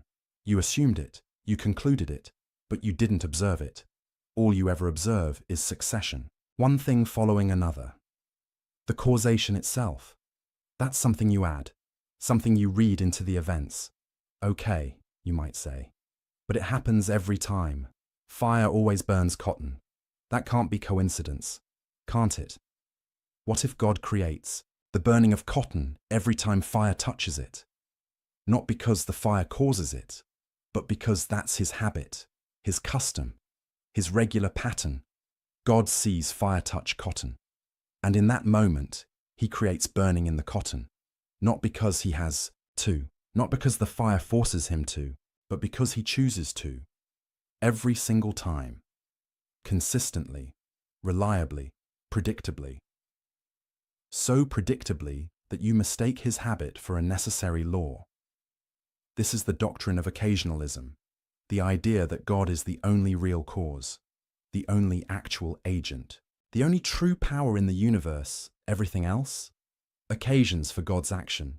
Fire doesn't burn cotton. God burns cotton on the occasion of fire touching it. Your hand doesn't move your pen. God moves your pen on the occasion of your willing it. Bread doesn't nourish you. God nourishes you on the occasion of you eating bread. There are no natural causes, no necessary connections, no causal powers in created things, just God, acting constantly, creating each moment fresh. Now you might be thinking, this is insane. This contradicts everything we know about how the world works. Does it, though? Al-Ghazali pointed out. You've never actually seen a necessary connection between cause and effect. You've seen constant conjunction, regular sequence, habitual association, but necessity. Where do you observe that? When you say, fire must burn cotton, what does must mean? Does it mean you've never seen fire fail to burn cotton? That's just observation of past patterns. Does it mean you can't imagine fire not burning cotton? That's just limits of your imagination. Does it mean there's some metaphysical force compelling fire to burn? Where's your evidence for that? The philosophers claimed necessity, but they couldn't prove it. They just assumed that because something always happens, it must happen. But always and must are different things. Maybe fire has always burned cotton, but that doesn't mean it has to burn cotton. Maybe God has always chosen to create burning when fire touches cotton, but that doesn't mean he couldn't choose otherwise. The difference matters enormously, because if causation is just God's habit, then God can change his habits. He can make fire not burn, water not wet, gravity not pull, not as violations of natural law, because there are no natural laws, only divine habits, and habits can be broken. This is how miracles become possible. Moses throws his staff. Normally God would keep it as wood, but this time he transforms it into a snake, not a violation of causation, because there is no causation to violate, just God doing something different than his usual habit. Jesus touches a dead man. Normally, God keeps dead tissue dead, but this time he restores life, not breaking natural law, because there is no natural law, only God's customary action. Muhammad points to the moon. Normally, God maintains the moon's unity, but this time he splits it. Same thing. God exercising his freedom to act differently than usual. No logical impossibility, no metaphysical violation, no problem. The philosophers hated this argument. They threw everything they had at it. First objection: if causation isn't real, then knowledge is impossible. Science is meaningless. You can't predict anything. Al-Ghazali's response: why not? God acts consistently. His habits are reliable. You can study those habits, learn the patterns, make predictions based on God's customary behavior. The difference is, you recognize those patterns as descriptions, not prescriptions. They tell you what God usually does, not what he must do. Science still works. You just understand its limits. Second objection: if God creates everything directly, then humans have no causal power. We're not agents. We don't really act. Al-Ghazali bit the bullet. Correct. You don't have independent causal power. When you think you're moving your hand, God is moving your hand on the occasion of your willing it. Your will is also created by God. Every moment, every thought, every action, You're not an independent agent. You're a locus of divine action. Now, this raises huge questions about free will and moral responsibility, and Al-Ghazali knew it. He wrestled with these questions deeply, but for now, his point was narrower. Humans don't have to have causal power for moral responsibility to make sense. God can still hold you accountable for actions he creates through you. That's his prerogative. Third, objection. This makes God the author of evil. If God creates everything, he creates sins, crimes, suffering. Al-Ghazali's response: God creates the acts, but he doesn't will them in the same way. There's a difference between God's creative will and his legislative will. He creates everything, but he commands only good. The fact that he creates an evil act doesn't mean he approves of it. Is this satisfying? That's debatable. Theologians have argued about this for centuries, but Al-Ghazali's point was, his theory doesn't create this problem. The problem exists regardless. If God is all-powerful, he could prevent evil. If he doesn't prevent it, he's somehow involved with it existing. That's true, whether or not you believe in occasionalism. Fourth objection. This is just playing word games. Whether you say fire causes burning, or God causes burning on the occasion of fire, the practical result is the same. Al-Ghazali disagreed. The practical result is similar. The metaphysical implications are completely different. In your view, God is constrained by natural law. In my view, God is absolutely free. In your view, miracles are impossible. In my view, they're possible. In your view, nature is autonomous. In my view, nature is sustained moment by divine will. These aren't just semantic differences. They're radically different visions of reality. And he was right. Think about what occasionalism means experientially. Every breath you take, God creates it. Every heartbeat, God wills it. Every moment of existence, God sustains it. You're not a self-sufficient entity operating according to your own power. You're utterly, completely, absolutely dependent on God. Every instant. If God stopped willing you to exist for even a nanosecond, you would cease to be. Not die. Not collapse. Just cease. Reality is less stable than you think, more contingent, more miraculous. The fact that the world seems orderly, that patterns repeat, that nature appears lawful. That's not because nature has its own power. It's because God is faithful. He chooses to act consistently, to maintain patterns, to sustain the world in a regular way, but he's under no obligation to do so. Every moment the universe doesn't dissolve into chaos is an act of divine mercy.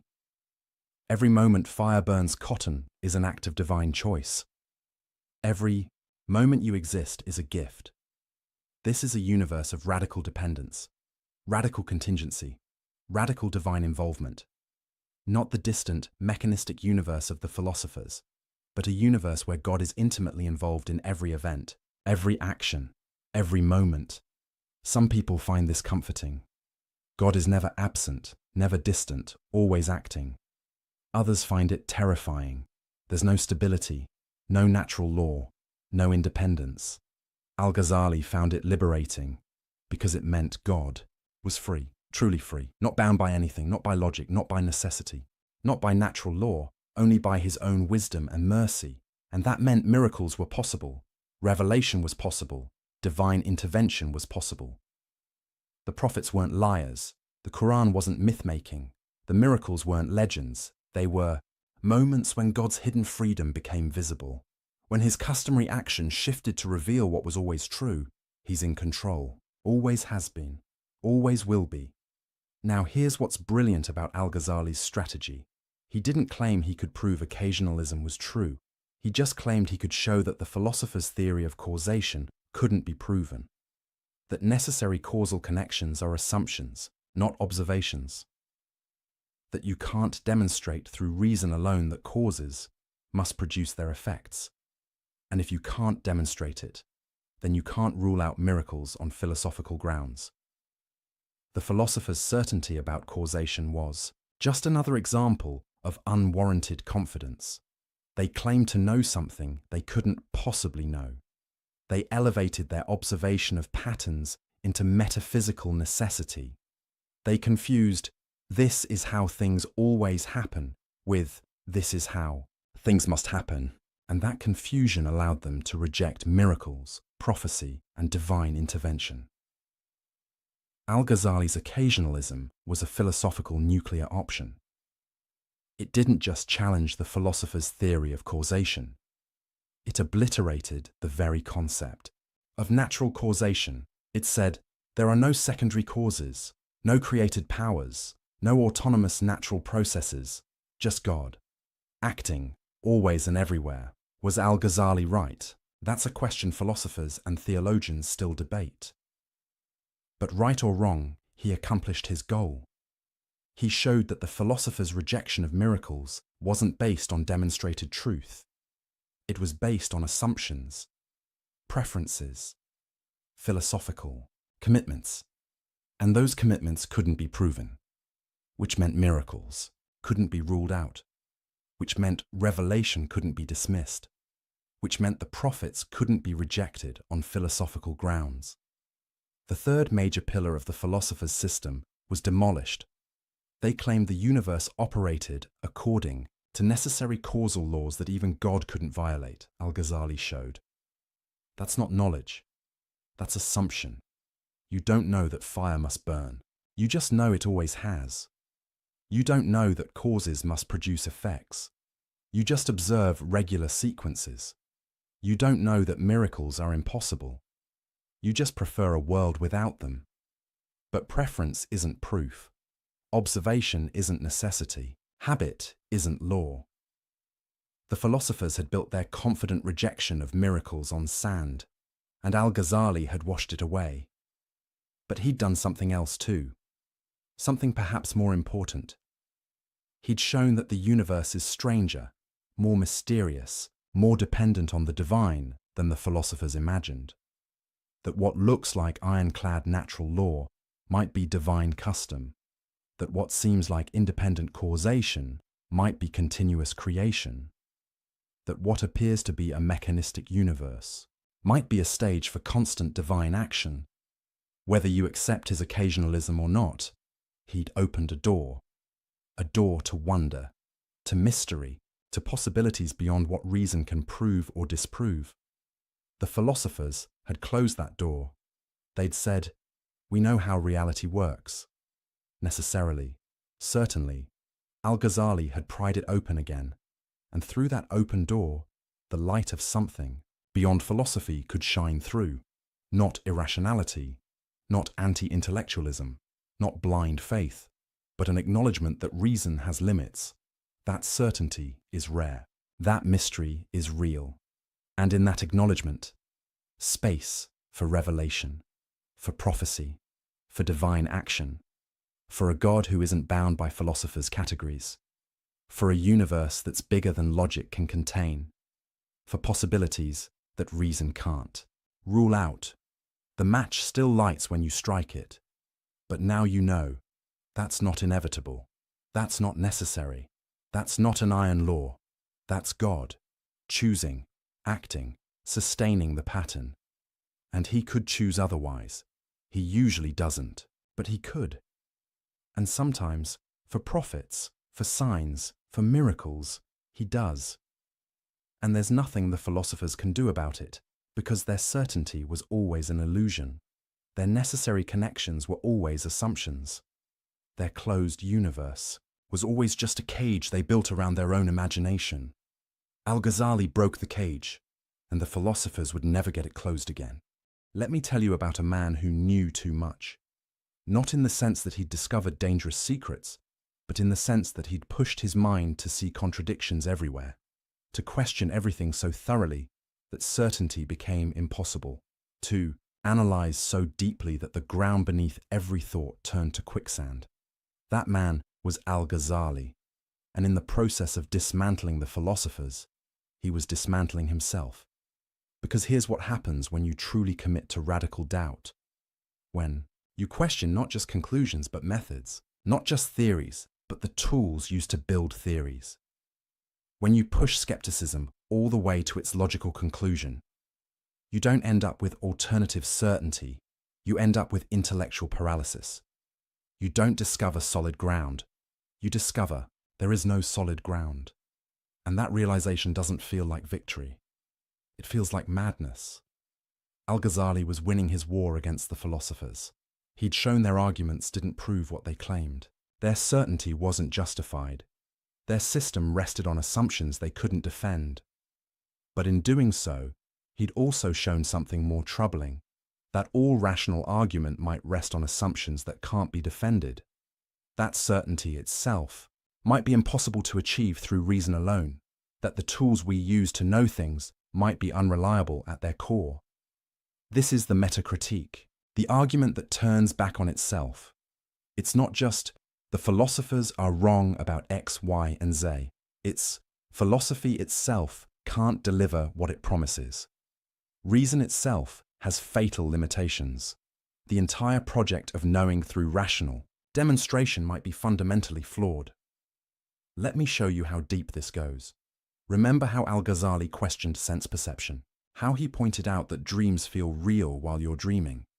That was effective against the philosophers, but it's also effective against anyone claiming knowledge, including Al-Ghazali himself. How does he know his critique of the philosophers is valid? He used reasoning. But he'd also questioned whether reasoning is reliable. He observed contradictions in their arguments. But he'd also questioned whether observation can be trusted. Every tool he used to demolish the philosophers could also be used to demolish his own position. This is the problem with radical skepticism. It consumes everything, including itself. If you truly doubt the reliability of reason, then you must also doubt your reasons for doubting reason. If you truly question the validity of logic, then you must also question the logical arguments you use to question logic. You end up in a philosophical spiral, a vortex of doubt that has no bottom. And Al-Ghazali knew this, felt this, lived through this. He later wrote about a period of crisis so severe he couldn't function, couldn't teach, couldn't write, couldn't even speak with confidence about anything. Because every statement he wanted to make, his own mind would immediately question. God exists. But how do you know? What's your proof? How can you be certain? Reason can demonstrate certain truths, but can it? Haven't you just shown that reason is limited? That it rests on unproven assumptions? I need to live according to Islamic law. But why? How do you know Islamic law is true? How do you know your interpretation is correct? Round and round, question after question, doubt feeding on doubt. This is what happens when you take philosophy seriously. Not as a game, not as an intellectual exercise, not as a way to show how clever you are, but as a genuine search for truth, for certainty, for solid ground to stand on. You discover there might not be any solid ground, at least not ground you can reach through thinking alone. The philosophers never got here. They never pushed their skepticism this far. They doubted religion, questioned revelation, challenged tradition, but they never truly doubted their own tools, never questioned their own foundations, never looked into the abyss beneath their own certainty. They thought they'd escape the quicksand of uncertain opinion and reach the bedrock of demonstrated truth. Al-Ghazali discovered there is no bedrock, or if there is, reason can't reach it, because every foundation you propose can be questioned, every axiom can be challenged, every proof requires assumptions, even the principles of logic itself. Why should you accept the law of non-contradiction, the principle that something can't both be and not be at the same time? The philosophers said, because it's self-evident. To deny it is absurd. But self-evident to whom? Absurd by what standard?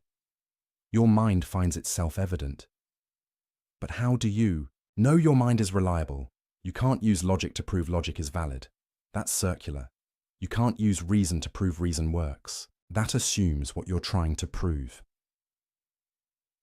At the foundation of every rational system are principles that can't be rationally justified.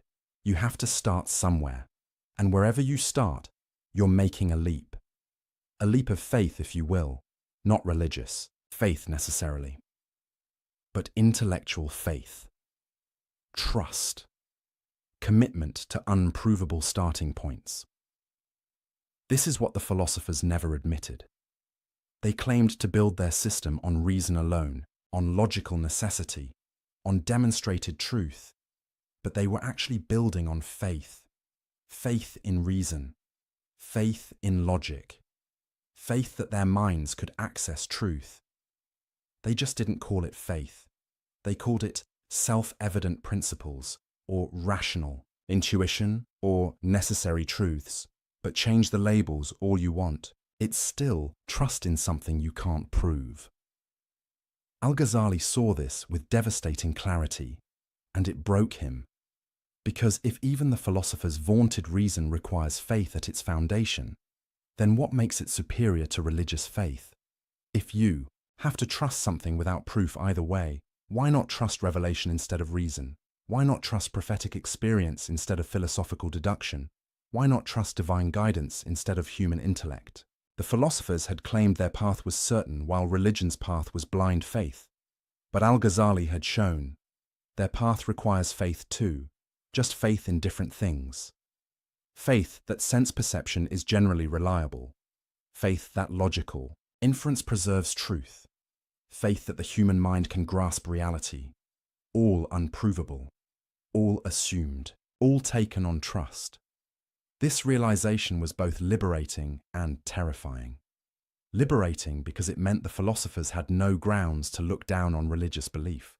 Their certainty was just as ungrounded as anyone else's. They just didn't realize it. Terrifying because it meant there might be no certain knowledge at all, no firm foundation, no absolute truth accessible to humans, no escape from doubt.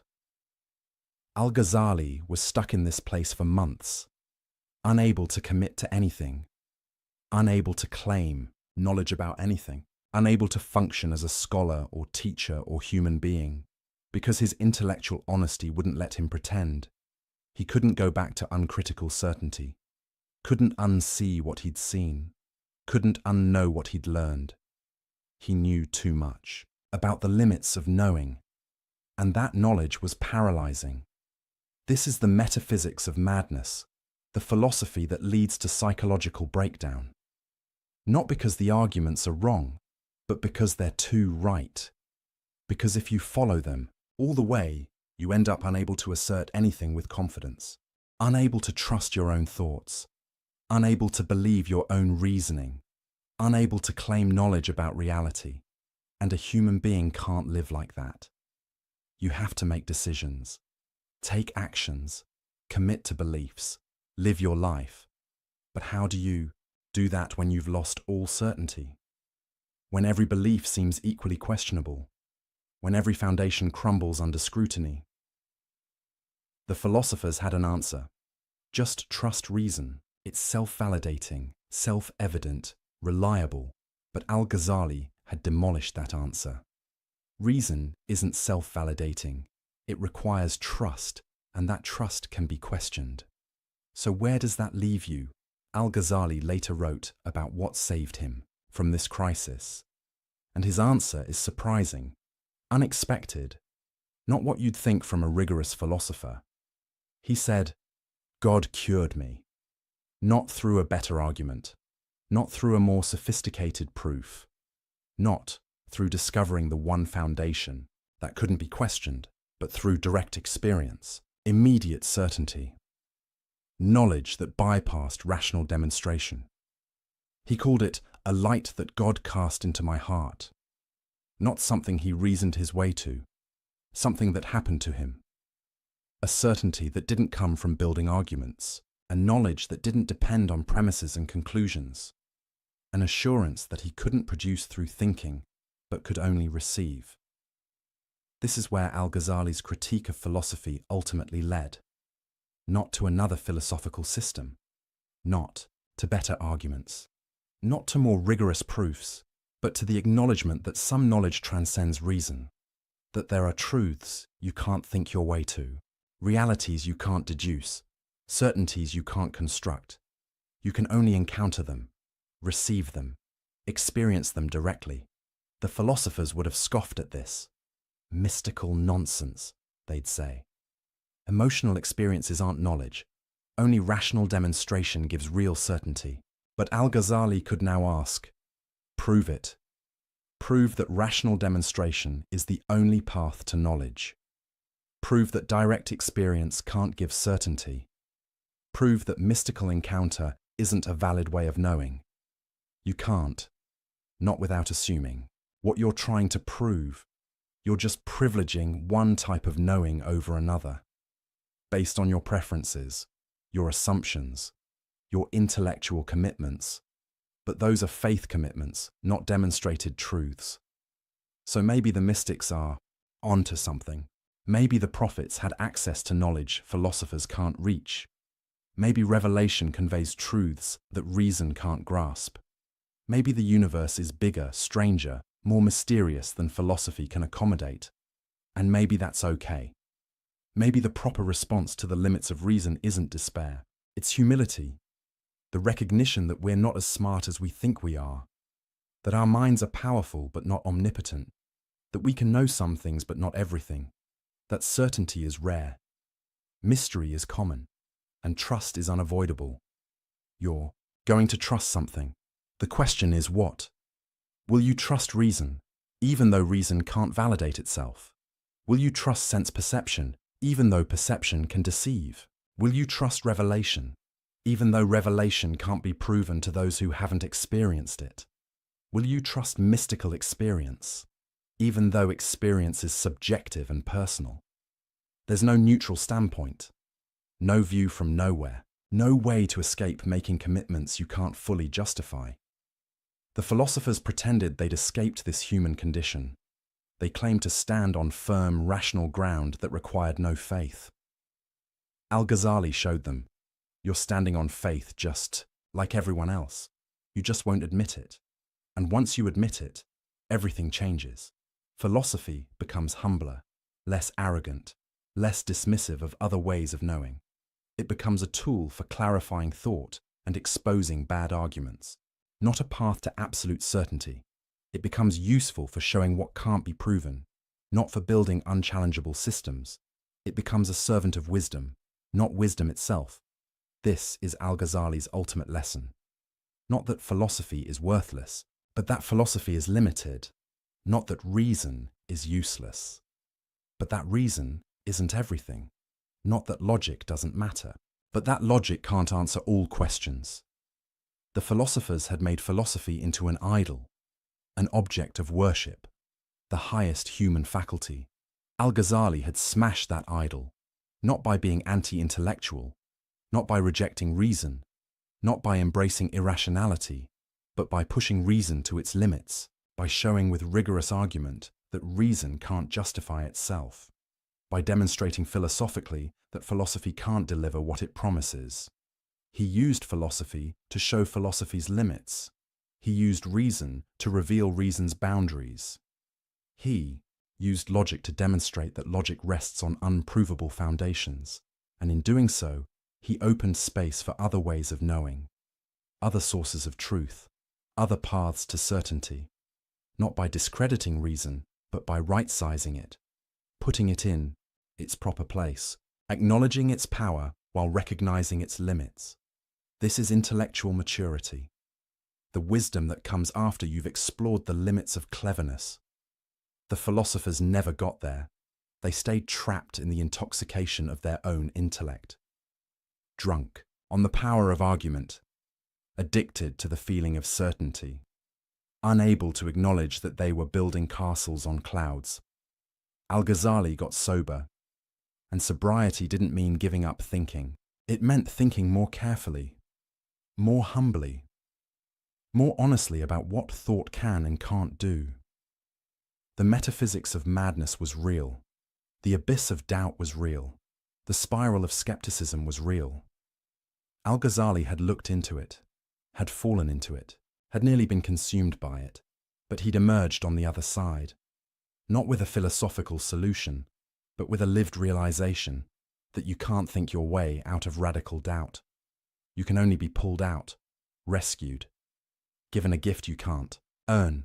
And that gift isn't an argument. It's an experience, a light, a certainty that comes from beyond yourself. The philosophers would reject this, call it irrational, dismiss it as mysticism.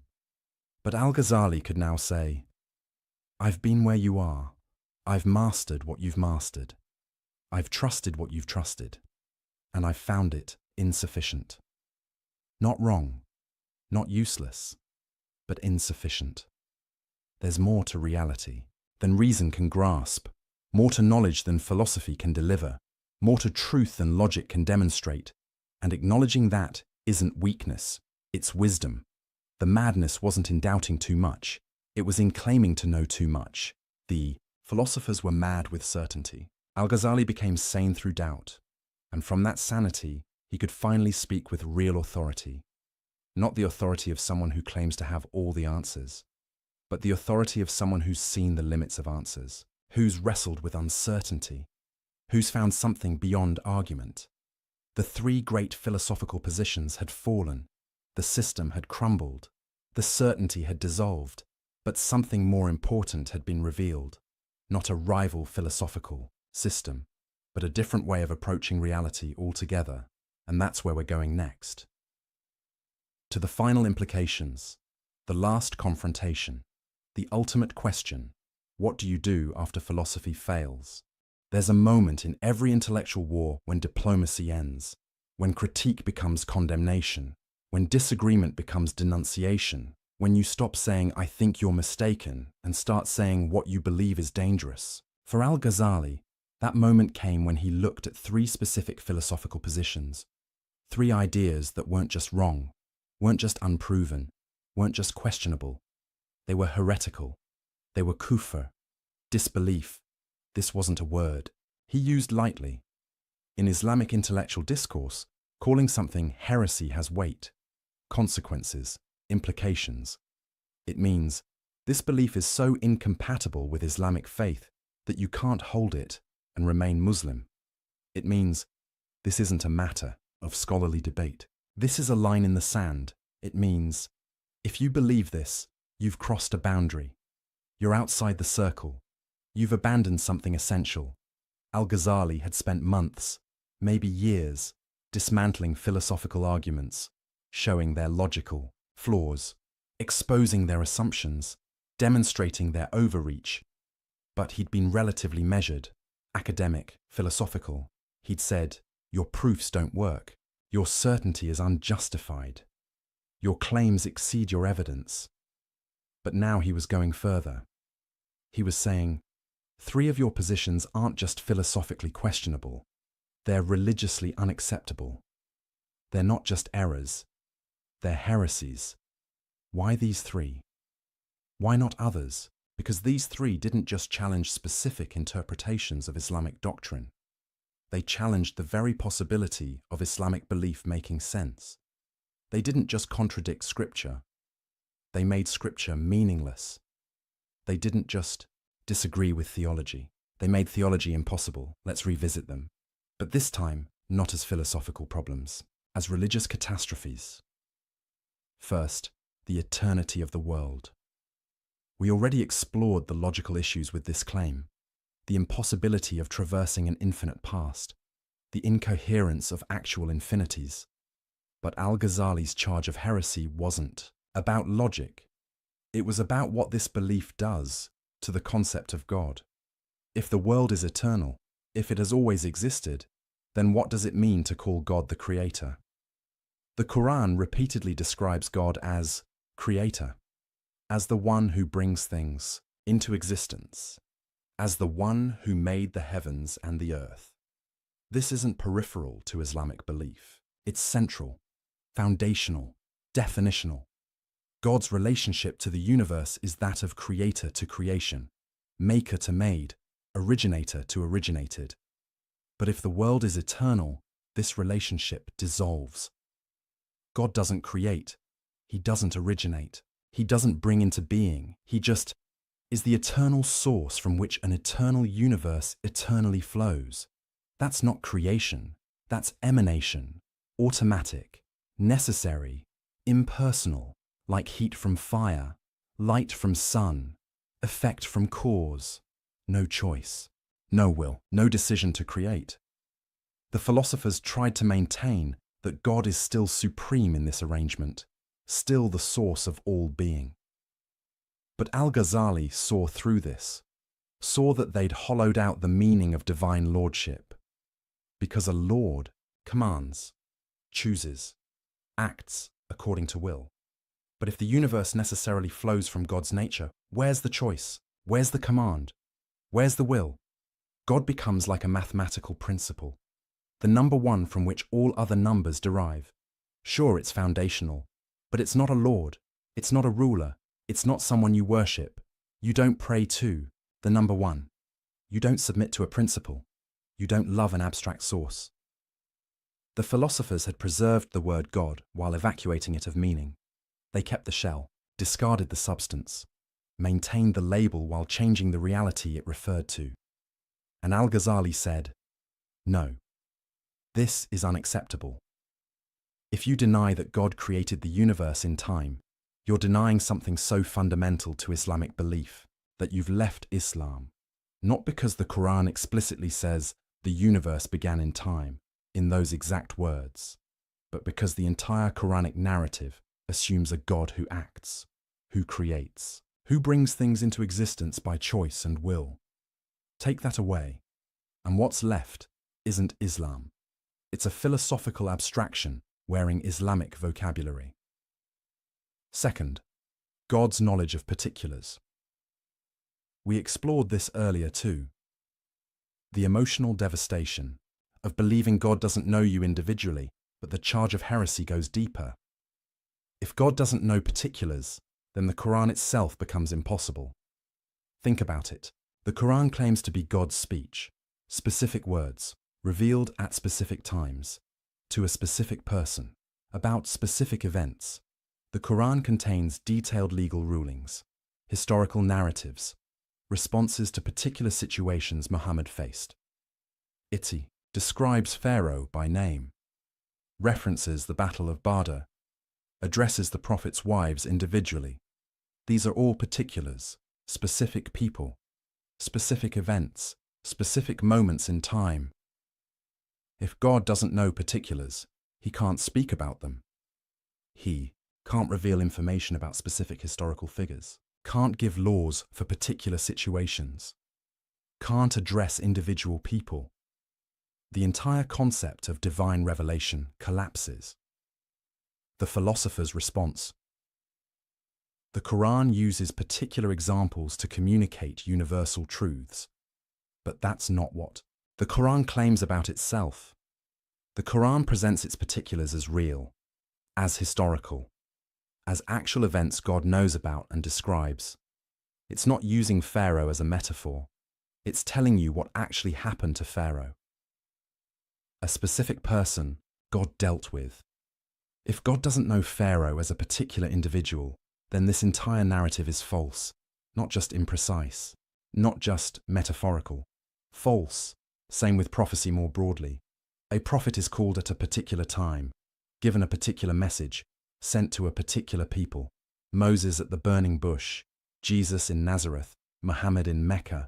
If God doesn't know these particular people at these particular times, how does he call them?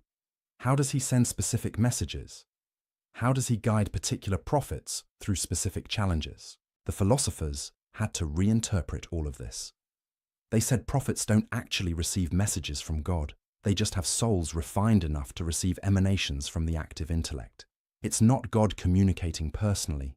It's just particularly receptive individuals picking up signals that are always broadcasting, like tuning a radio to a station that's always on. But again, that's not prophecy.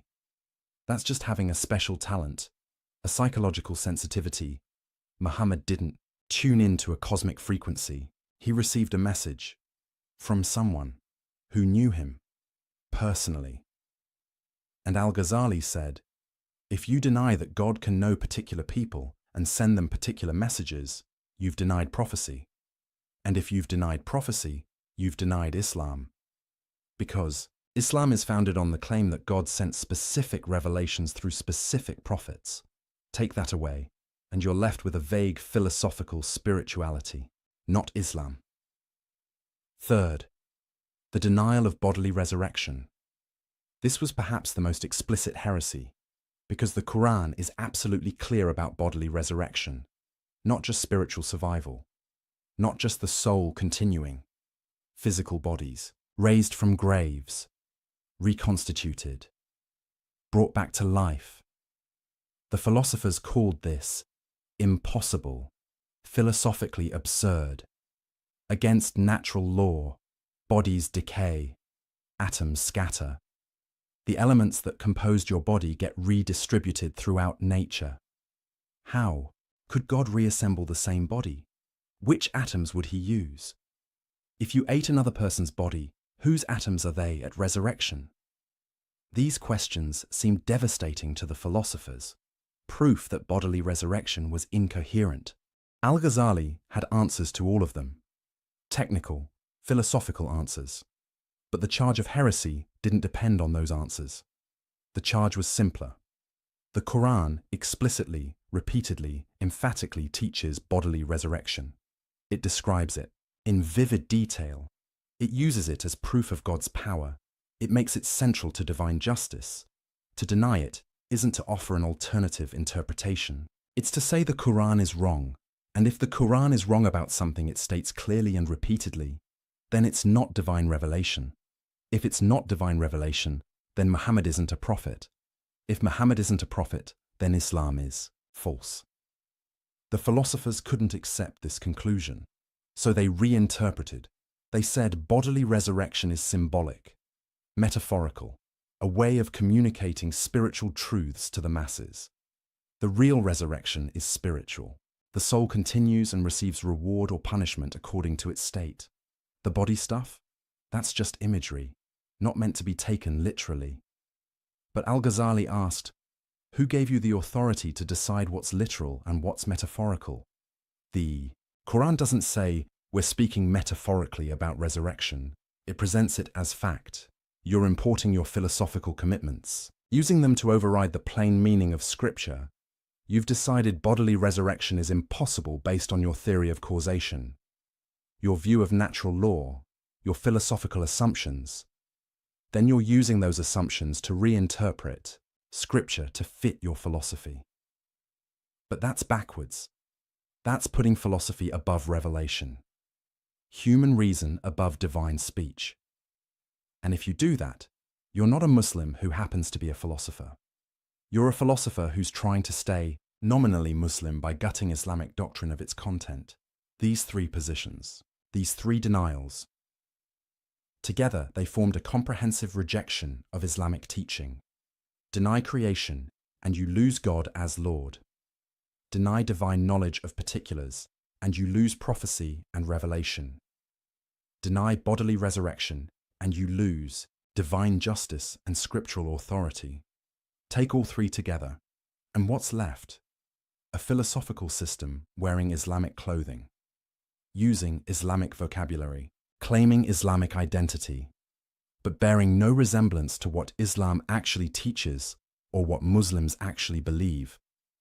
This is why Al-Ghazali called them heresy, not to silence debate, not to avoid hard questions, not to protect tradition from scrutiny, but because these positions made Islam incoherent, made its central claims meaningless, made its core doctrines impossible.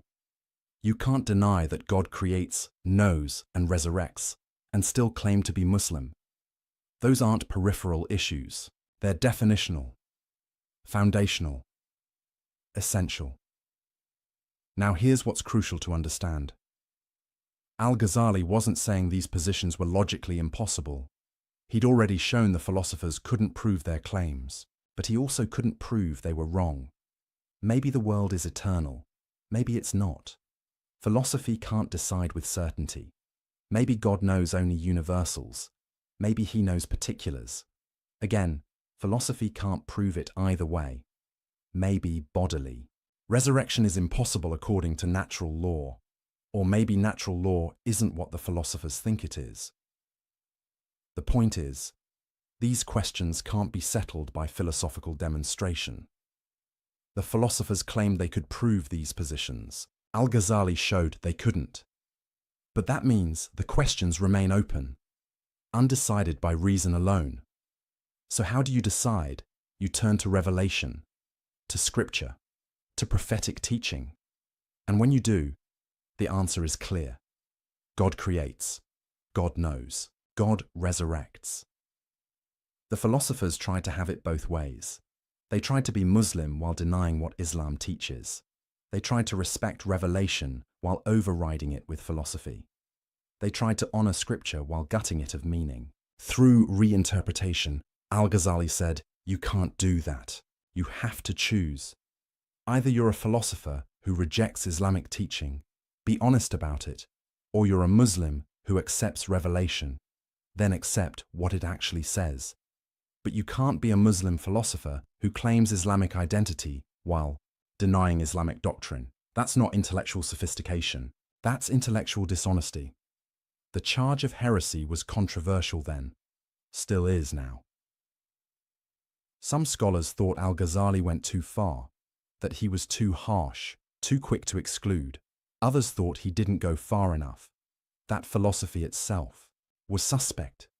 That reason itself was dangerous, but Al-Ghazali occupied a middle position. He wasn't anti-philosophy, he'd mastered philosophy, used it brilliantly, showed its value as a tool. But he was against philosophy claiming authority over revelation. He was against reason, pretending it could answer questions it couldn't answer. He was against philosophers remaking Islam in philosophy's image. The three charges of heresy were his line in the sand. These three positions specifically, not philosophy generally, not reason broadly, not intellectual inquiry as such, just these three claims that made Islamic faith incoherent, and he stood by those charges, never backed down, never softened them, because he believed something was at stake, something important, something worth defending, the integrity of Islamic teaching, the coherence of Islamic belief, the possibility of being Muslim meaning something specific. The philosophers had tried to make Islam compatible with their philosophy by changing what Islam meant. Al-Ghazali said, no, if your philosophy contradicts Islam, that's a problem with your philosophy, not with Islam. You don't fix the problem by reinterpreting Islam until it says what you want it to say. You fix it by recognizing philosophy's limits, by acknowledging that some truths come through revelation, not reason, by accepting that some questions can't be answered by human intellect, by humbling yourself before divine teaching. This was the ultimate confrontation, not just between Al-Ghazali and the philosophers of his time, but between two ways of understanding the relationship between faith and reason, between revelation and philosophy, between divine teaching and human thought. The philosophers said, reason is supreme. When it conflicts with scripture, reinterpret scripture. Al-Ghazali said, reason is limited. When it can't prove something either way, defer to revelation. The philosophers said, we can figure out truth through pure thought. Al-Ghazali said, some truths must be received, not figured out. The philosophers said, philosophy is the highest human achievement. Everything else must conform to it. Al-Ghazali said, philosophy is a useful tool with clear limits. It serves wisdom, but isn't wisdom itself. Two fundamentally different visions, and Al-Ghazali drew the line at the three positions where the conflict was starkest, where the stakes were highest, where the implications were clearest: the eternity of the world, God's knowledge of particulars, bodily resurrection. On these three, he said, this is where philosophy overreaches, where it makes claims it can't support and contradicts revelation it should respect.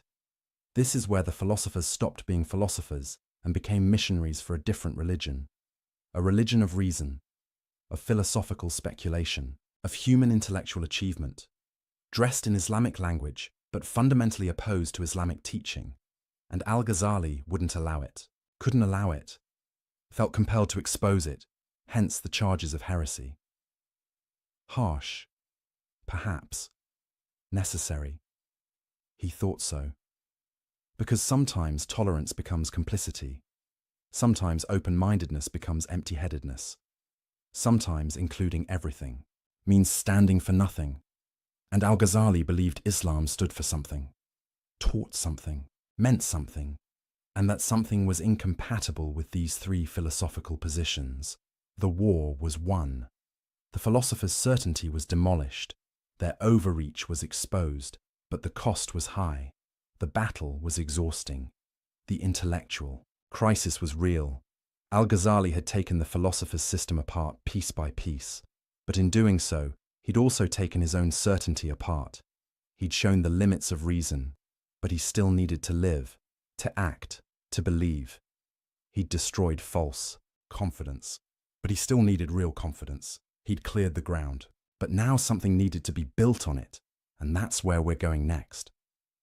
To what comes after philosophy, to what fills the void left by demolished certainty, to Al-Ghazali's answer to the question, if reason can't give you truth, what can? Imagine standing at the edge of a cliff. Behind you is everything you know, everything you've built, everything you've trusted, your education, your career, your intellectual achievements, your certainty about how the world works.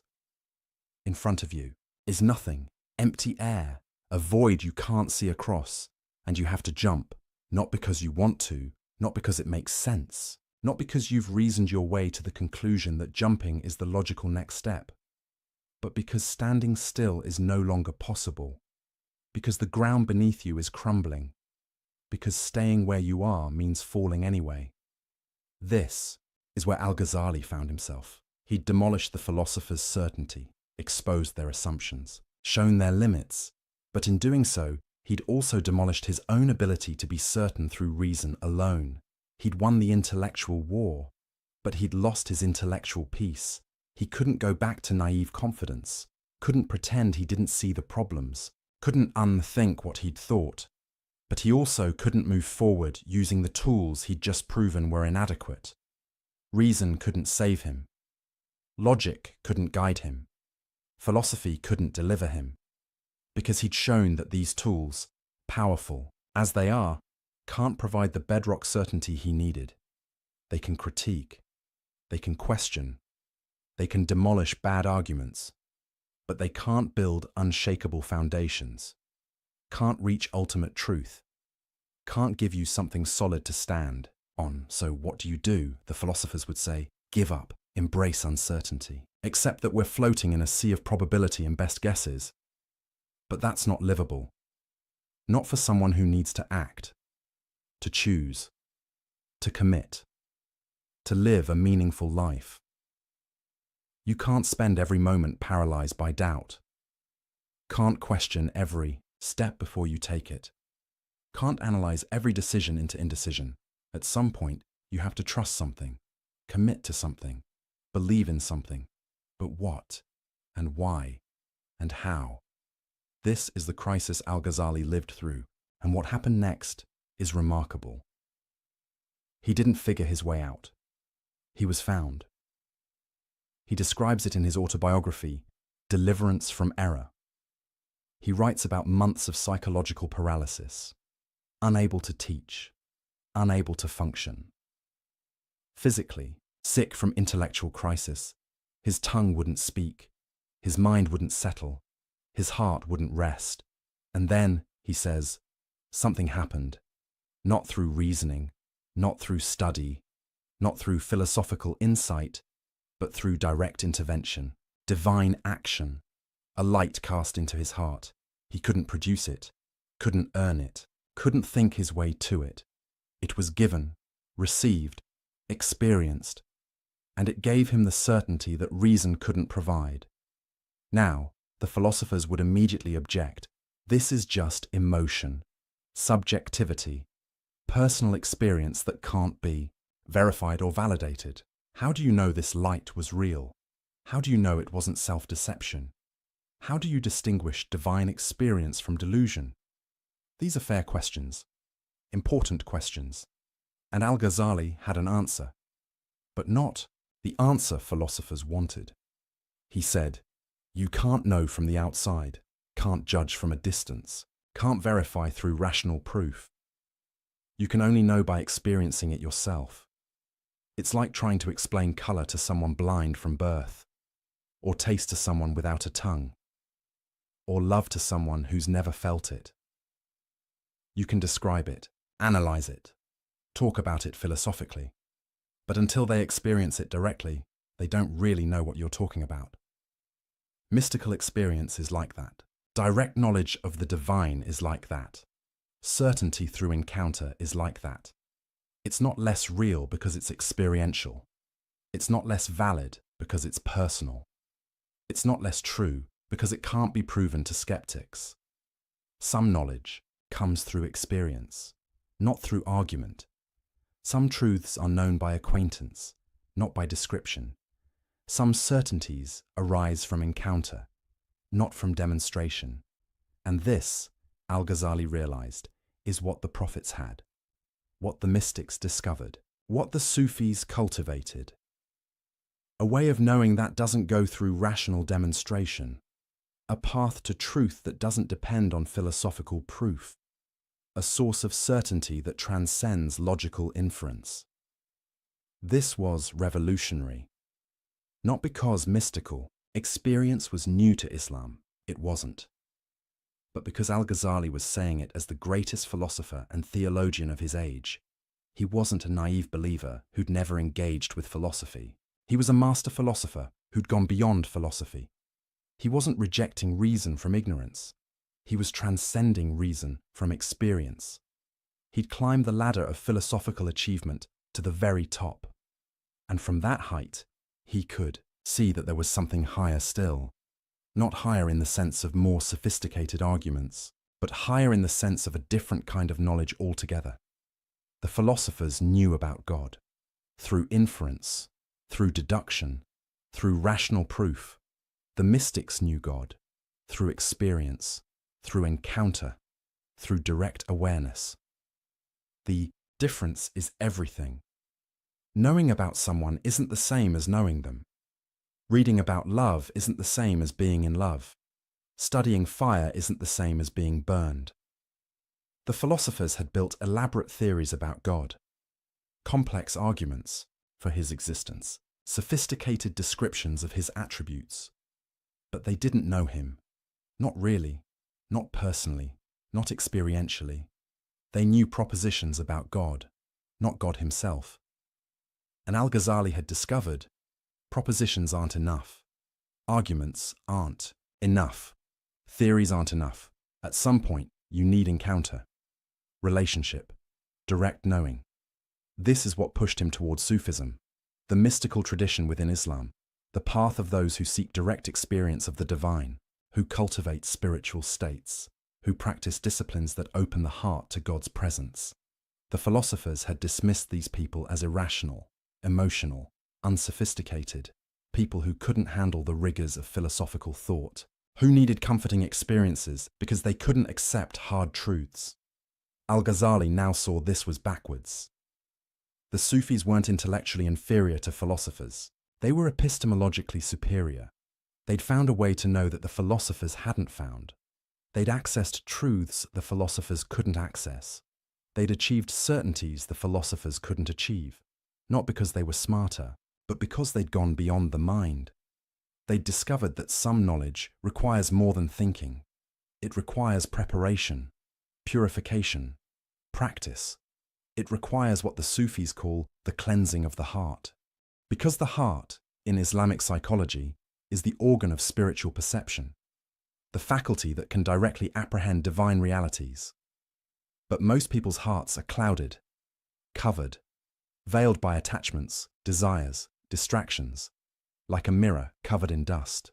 The mirror is still there, still has the capacity to reflect, but it can't reflect clearly until it's cleaned. The Sufi path is about cleaning that mirror, polishing the heart, removing the veils. Through specific practices, ethical disciplines, spiritual exercises, remembrance of God, detachment from worldly concerns, not as arbitrary rituals, but as a technology of transformation, a method for developing the capacity to perceive what's always there, but usually hidden.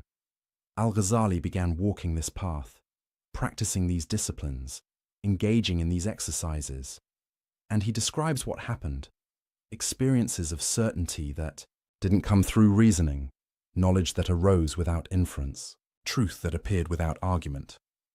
The philosophers would call this delusion, self-hypnosis, wish fulfillment. But Al-Ghazali could now ask, how would you know? Have you practiced these disciplines? Have you purified your heart? Have you cultivated these capacities? If not, you're like someone who's never tasted honey declaring that honey isn't sweet. You're not making an informed judgment. You're just expressing your ignorance. The philosophers claimed rational proof was the only valid path to knowledge, but they couldn't prove that claim. It was an assumption, a philosophical prejudice, a limitation of imagination. Why should reason be the only faculty capable of grasping truth? Why couldn't there be other ways of knowing, other modes of perception, other paths to certainty?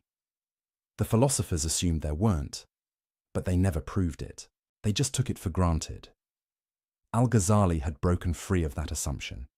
He'd discovered through experience that there are ways of knowing beyond rational demonstration, that direct experience can give certainty, that spiritual perception can grasp truths. That mystical encounter can provide knowledge. This didn't mean abandoning reason, or rejecting philosophy, or embracing irrationality. It meant recognizing that reason is one tool among many. Philosophy is one path among several. Rational demonstration is one way of knowing, not the only way. Reason is excellent for certain things. Analyzing arguments, exposing contradictions, clarifying concepts, showing what can't be proven. But reason can't give you everything you need, can't answer every question, can't provide every kind of knowledge. For some truths, you need revelation, the words of prophets who've received direct communication from God. For some truths, you need experience, the direct encounter with realities that can't be fully captured. In propositions, for some truths, you need practice, the cultivation of faculties that most people leave undeveloped. This is Al-Ghazali's mature epistemology, his theory of knowledge after philosophy, not anti-intellectual, but trans-rational, beyond reason, not beneath it. Recognizing multiple sources of knowledge, multiple paths to truth, multiple ways of being certain, and understanding that different sources are appropriate for different kinds of questions. Want to know whether an argument is logically valid? Use reason. Want to know what God commands? Consult revelation. Want to know God himself? Seek direct experience. Each source has its proper domain. Each method has its appropriate use. Each path has its valid applications. The mistake is trying to use one source for everything, one method for all questions, one path as the only path. That's what the philosophers did.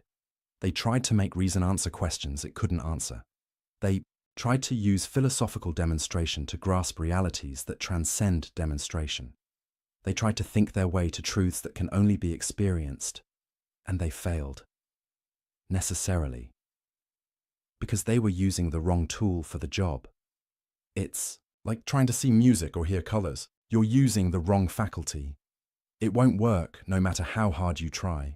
Al-Ghazali had learned this the hard way, through crisis, through breakdown, through the collapse of intellectual certainty. But on the other side of that collapse, he found something better. Not new arguments, but new capacities. Not better proofs, but direct knowing. He describes states of awareness where truths became self-evident, not through reasoning to them, but through perceiving them directly.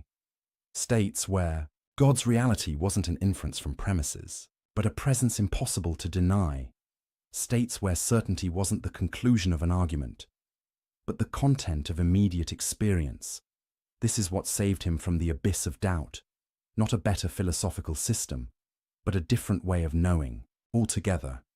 And it's what he began teaching, not just the criticism of philosophy, but the path beyond philosophy. Not just what's wrong with the philosopher's approach, but what's right about the mystic's approach. He wrote extensively about both. His critique of philosophy in The Incoherence of the Philosophers, his exposition of the mystical path in works like The Revival of the Religious Sciences. Together, they form a complete vision, a comprehensive answer to the question, how do we know? The answer, through multiple paths: reason, revelation, and experience; philosophy, prophecy, and mysticism; thought, transmission, and transformation. Each has its place. Each has its value. Each provides something the others can't provide. This was Al-Ghazali's synthesis, his contribution, his legacy. Not just tearing down philosophical arrogance, but building up a richer, fuller, more complete approach to truth. An approach that honored reason while transcending it. That used philosophy while recognizing its limits. That appreciated intellectual rigor while acknowledging spiritual realities. The philosophers had tried to fit everything into the narrow box of rational demonstration. Al-Ghazali showed the box was too small. Reality was bigger. Truth was richer. Knowledge was more varied, and the path to wisdom required more than just thinking clearly. It required living rightly, practicing disciplines, cultivating character, purifying the heart. It required becoming a certain kind of person, not just learning certain kinds of arguments, because some knowledge is transformative. It doesn't just inform you, it changes you, makes you different, makes you capable of perceiving what you couldn't perceive before. This is why the mystical path involves ethical discipline, not as arbitrary rules, but as preparation. You can't see clearly if your desires cloud your vision, can't think straight if your attachments distort your perception, can't perceive divine realities if your heart is occupied with worldly concerns. The purification isn't punishment, it's preparation, training, developing the faculties needed for higher knowledge, like an athlete training their body, or a musician training their ear, or a mathematician training their mind. You're developing capacities, building abilities, becoming capable of something you weren't capable of before. The philosophers thought everyone already had all the capacities needed for truth. Just use your reason and you'll get there. Al-Ghazali showed some capacities need to be developed, some faculties need to be cultivated, some abilities need to be practiced, and that development, that cultivation, that practice requires more than reading books and constructing arguments. It requires a whole way of life, a path, a discipline, a transformation. This is what he found beyond reason's edge, not an abyss, but a new landscape, not emptiness, but fullness, not less knowledge, but more, not inferior certainty, but superior, the certainty of direct experience, the knowledge of personal encounter, the truth of transformation. The philosophers never got there, because they never jumped.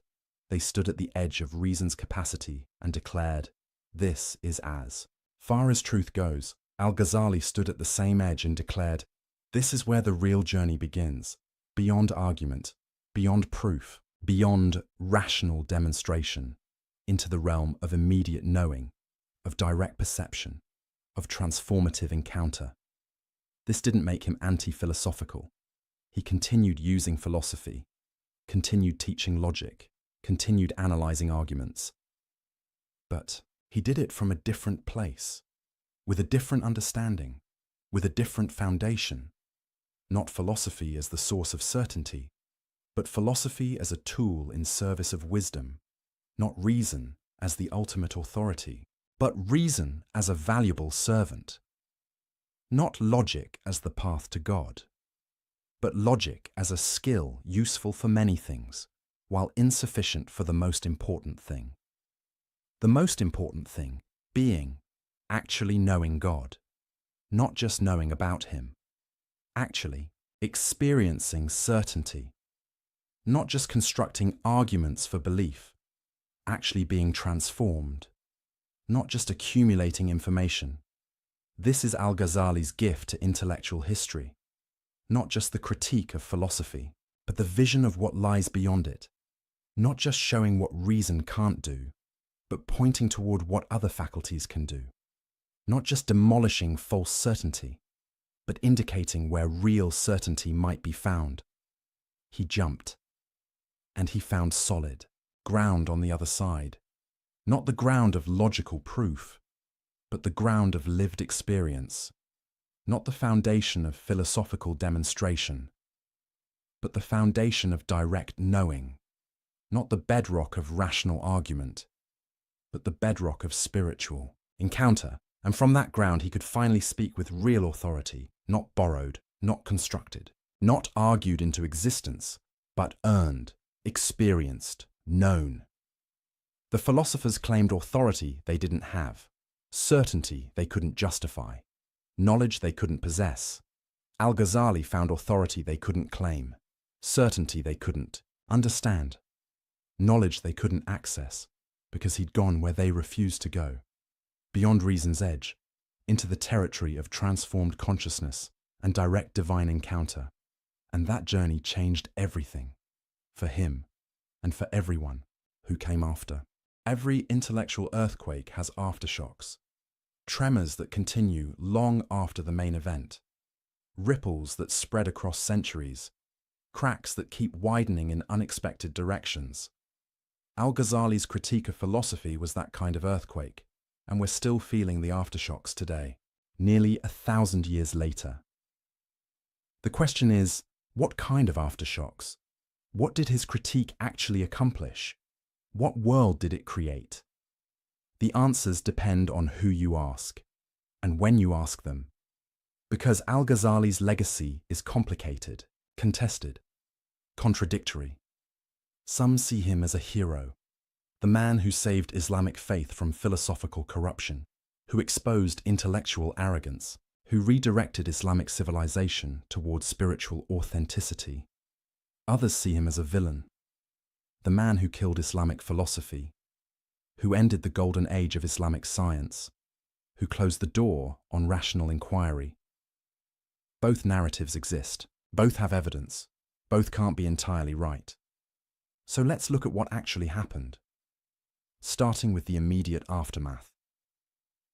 Al-Ghazali's incoherence of the philosophers hit like a bomb. It couldn't be ignored. It was too sophisticated, too rigorous, too devastating in its arguments. The philosophers had to respond, and they tried. The most famous response came from Ibn Rushd, known in the West as Averroes. He was born in Muslim Spain, decades after Al-Ghazali's death, and he considered it his mission to defend philosophy against Al-Ghazali's assault. He wrote, "The Incoherence of the Incoherence," a point-by-point refutation of Al-Ghazali's critiques. The title itself was provocative, a declaration that Al-Ghazali's arguments were themselves incoherent. Ibn Rushd argued that Al-Ghazali had misunderstood the philosophers, misrepresented their positions, made straw-man arguments. He tried to show that philosophy and revelation were compatible, that reason and faith addressed different domains, that you didn't have to choose between them. He was brilliant, sophisticated, intellectually formidable, and he lost, not because his arguments were bad, they weren't, not because he wasn't smart enough, he was, but because the cultural moment had shifted. The appetite for bold philosophical speculation had waned. Al-Ghazali had planted doubt, made people suspicious of philosophers' claims, raised questions about whether reason could really deliver what it promised, and that doubt spread, took root, changed the conversation. In the Islamic world, philosophy never fully recovered the prestige it had before Al-Ghazali. It continued, scholars still studied it, still wrote about it, still engaged with it, but it was different, more defensive, less confident, less central to Islamic intellectual life. The momentum shifted toward theology, law, and mysticism, toward disciplines that acknowledged revelation's authority, that accepted reason's limits. Was this Al-Ghazali's fault? Did he kill Islamic philosophy? That's the accusation, and it's been repeated for centuries, especially by Western scholars. Looking at Islamic intellectual history, they see a golden age of Islamic science and philosophy in the 9th through 11th centuries. Brilliant minds, groundbreaking discoveries, sophisticated arguments. Then Al-Ghazali appears, and afterward, decline, stagnation, the end of that golden age. The implication: Al-Ghazali's anti-philosophical critique killed the spirit of inquiry, closed minds, ended intellectual progress. But this narrative is too simple, too neat, too convenient for those who want to blame religion for scientific decline. First, Al-Ghazali wasn't anti-science. He wasn't anti-mathematics. He wasn't even entirely anti-philosophy. He distinguished between different types of philosophical inquiry.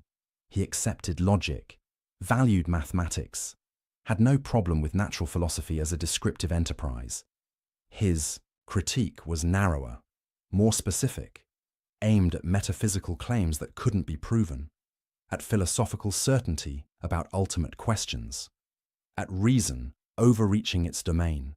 He never said, stop studying nature, stop investigating causes, stop developing mathematics. He said, stop claiming you can prove God's nature through pure reason.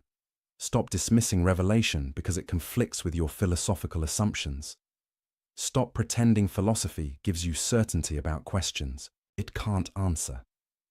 That's different from attacking science or rational inquiry generally. Second, the decline of Islamic science had many causes: political fragmentation, Mongol invasions, economic shifts, the closing of major centers of learning. To blame it all on one book by one scholar is historically naive. Civilizations rise and fall for complex reasons.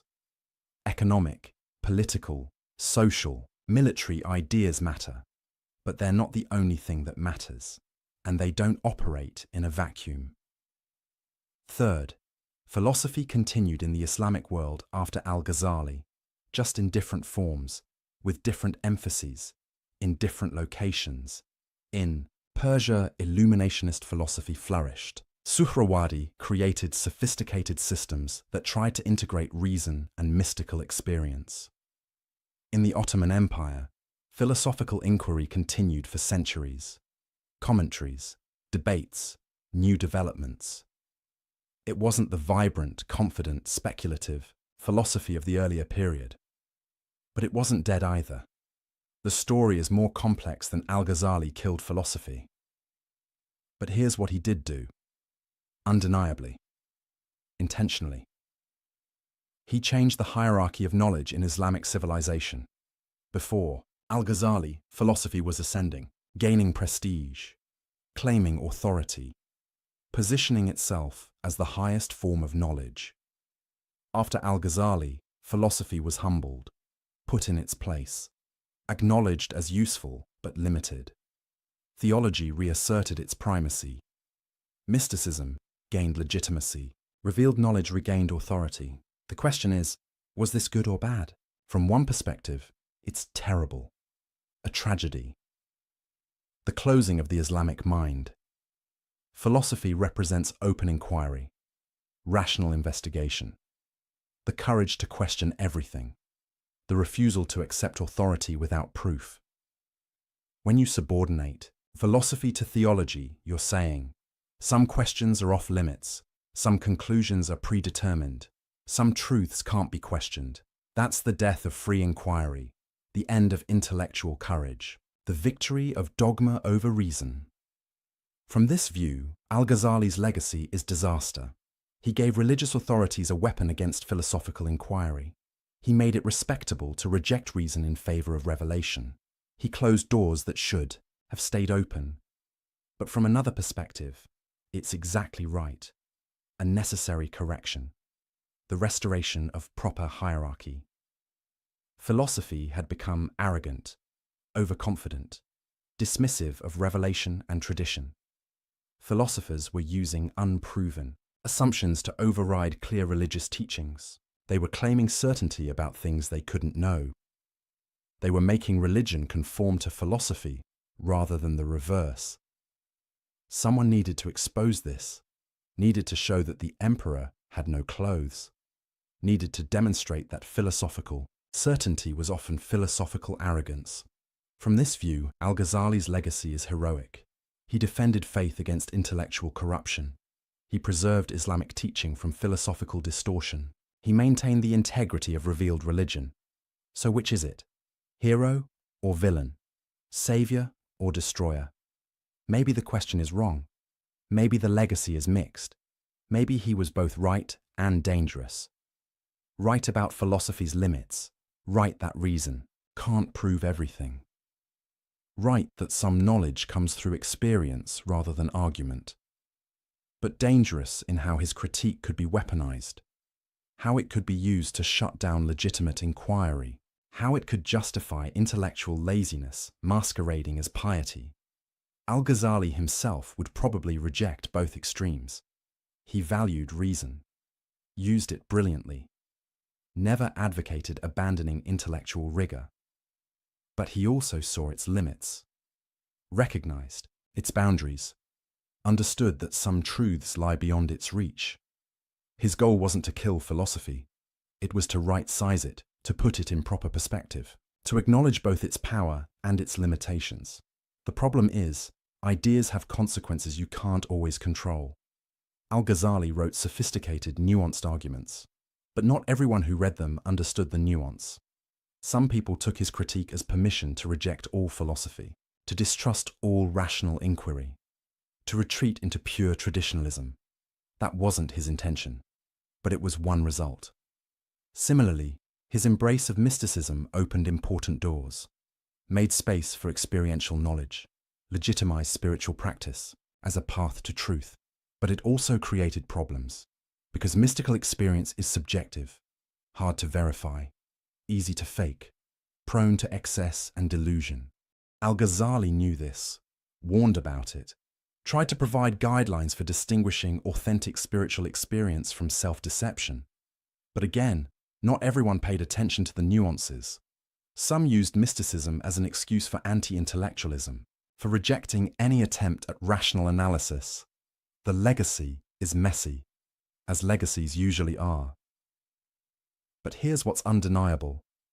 Al-Ghazali changed the conversation, permanently. After him, no serious Islamic thinker could ignore the questions he raised. Can philosophy prove what it claims to prove? What are reason's limits? How do you balance revelation and rational inquiry? What role should mystical experience play in religious knowledge? These became unavoidable questions, central debates, issues every sophisticated thinker had to address. In that sense, Al-Ghazali's critique was generative. It created new lines of inquiry, sparked new debates, forced new sophistication. Even Ibn Rushd's response, his attempt to refute Al-Ghazali, shows this. It's a more careful, more nuanced defense of philosophy than what came before. Because Ibn Rushd had to take Al-Ghazali's objections seriously, had to address them carefully, had to develop more sophisticated arguments. That's the paradox. Al-Ghazali's critique of philosophy made philosophy better, more rigorous, more aware of its assumptions, more careful about its claims.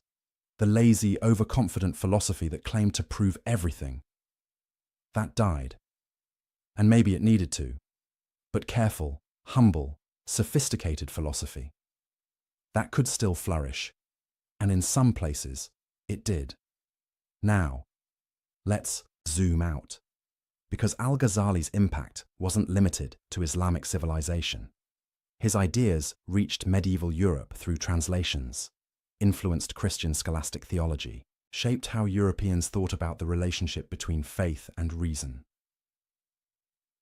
Thomas Aquinas, the great Catholic theologian, engaged with Al-Ghazali's arguments, sometimes agreeing, sometimes disagreeing, always taking them seriously. The questions Al-Ghazali raised about causation influenced later European philosophers. David Hume's skepticism about causation echoes Al-Ghazali's occasionalism, though Hume probably didn't read him directly. The debate about faith and reason that Al-Ghazali helped shape in Islam became central to European intellectual history too. So, his influence spread, transformed, took on new forms in new contexts. Today, nearly 1,000 years later, what's his relevance? In the Islamic world, he remains towering, one of the most important figures in Islamic intellectual history. Studied, debated, revered, criticized. In the broader world, he's less known, but the questions he raised remain urgent. In an age of scientific confidence, where many believe science can answer all meaningful questions, Al-Ghazali's skepticism about reason's reach is worth reconsidering, not as anti-science, but as a reminder that science has limits, that not all questions are scientific questions, that not all knowledge is empirical knowledge. In an age of religious fundamentalism, where some want simple certainty and reject intellectual inquiry, Al-Ghazali's sophisticated engagement with philosophy is instructive. He didn't reject reason. He used it, mastered it, showed its power while acknowledging its limits. That's different from anti-intellectualism. It's sophisticated intellectualism that knows its boundaries. In an age of spiritual seeking, where many look for meaning beyond materialism, Al-Ghazali's mystical turn offers a path, not away from reason, but beyond it, to direct experience, to transformation, to knowledge that changes you. But with Al-Ghazali, you get intellectual rigor alongside mystical experience, critical thinking alongside spiritual practice, philosophy alongside transformation. That integration is rare and valuable. So what's the final verdict?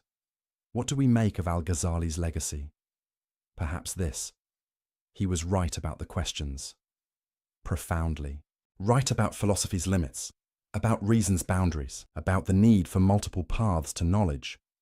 He was sophisticated about the answers, offering a vision that honored reason while transcending it, that used philosophy while recognizing its insufficiency, that integrated multiple ways of knowing.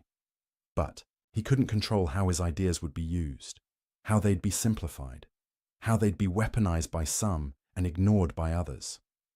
That's the fate of all influential thinkers. Their ideas take on lives of their own, get interpreted and misinterpreted, used for purposes they never intended.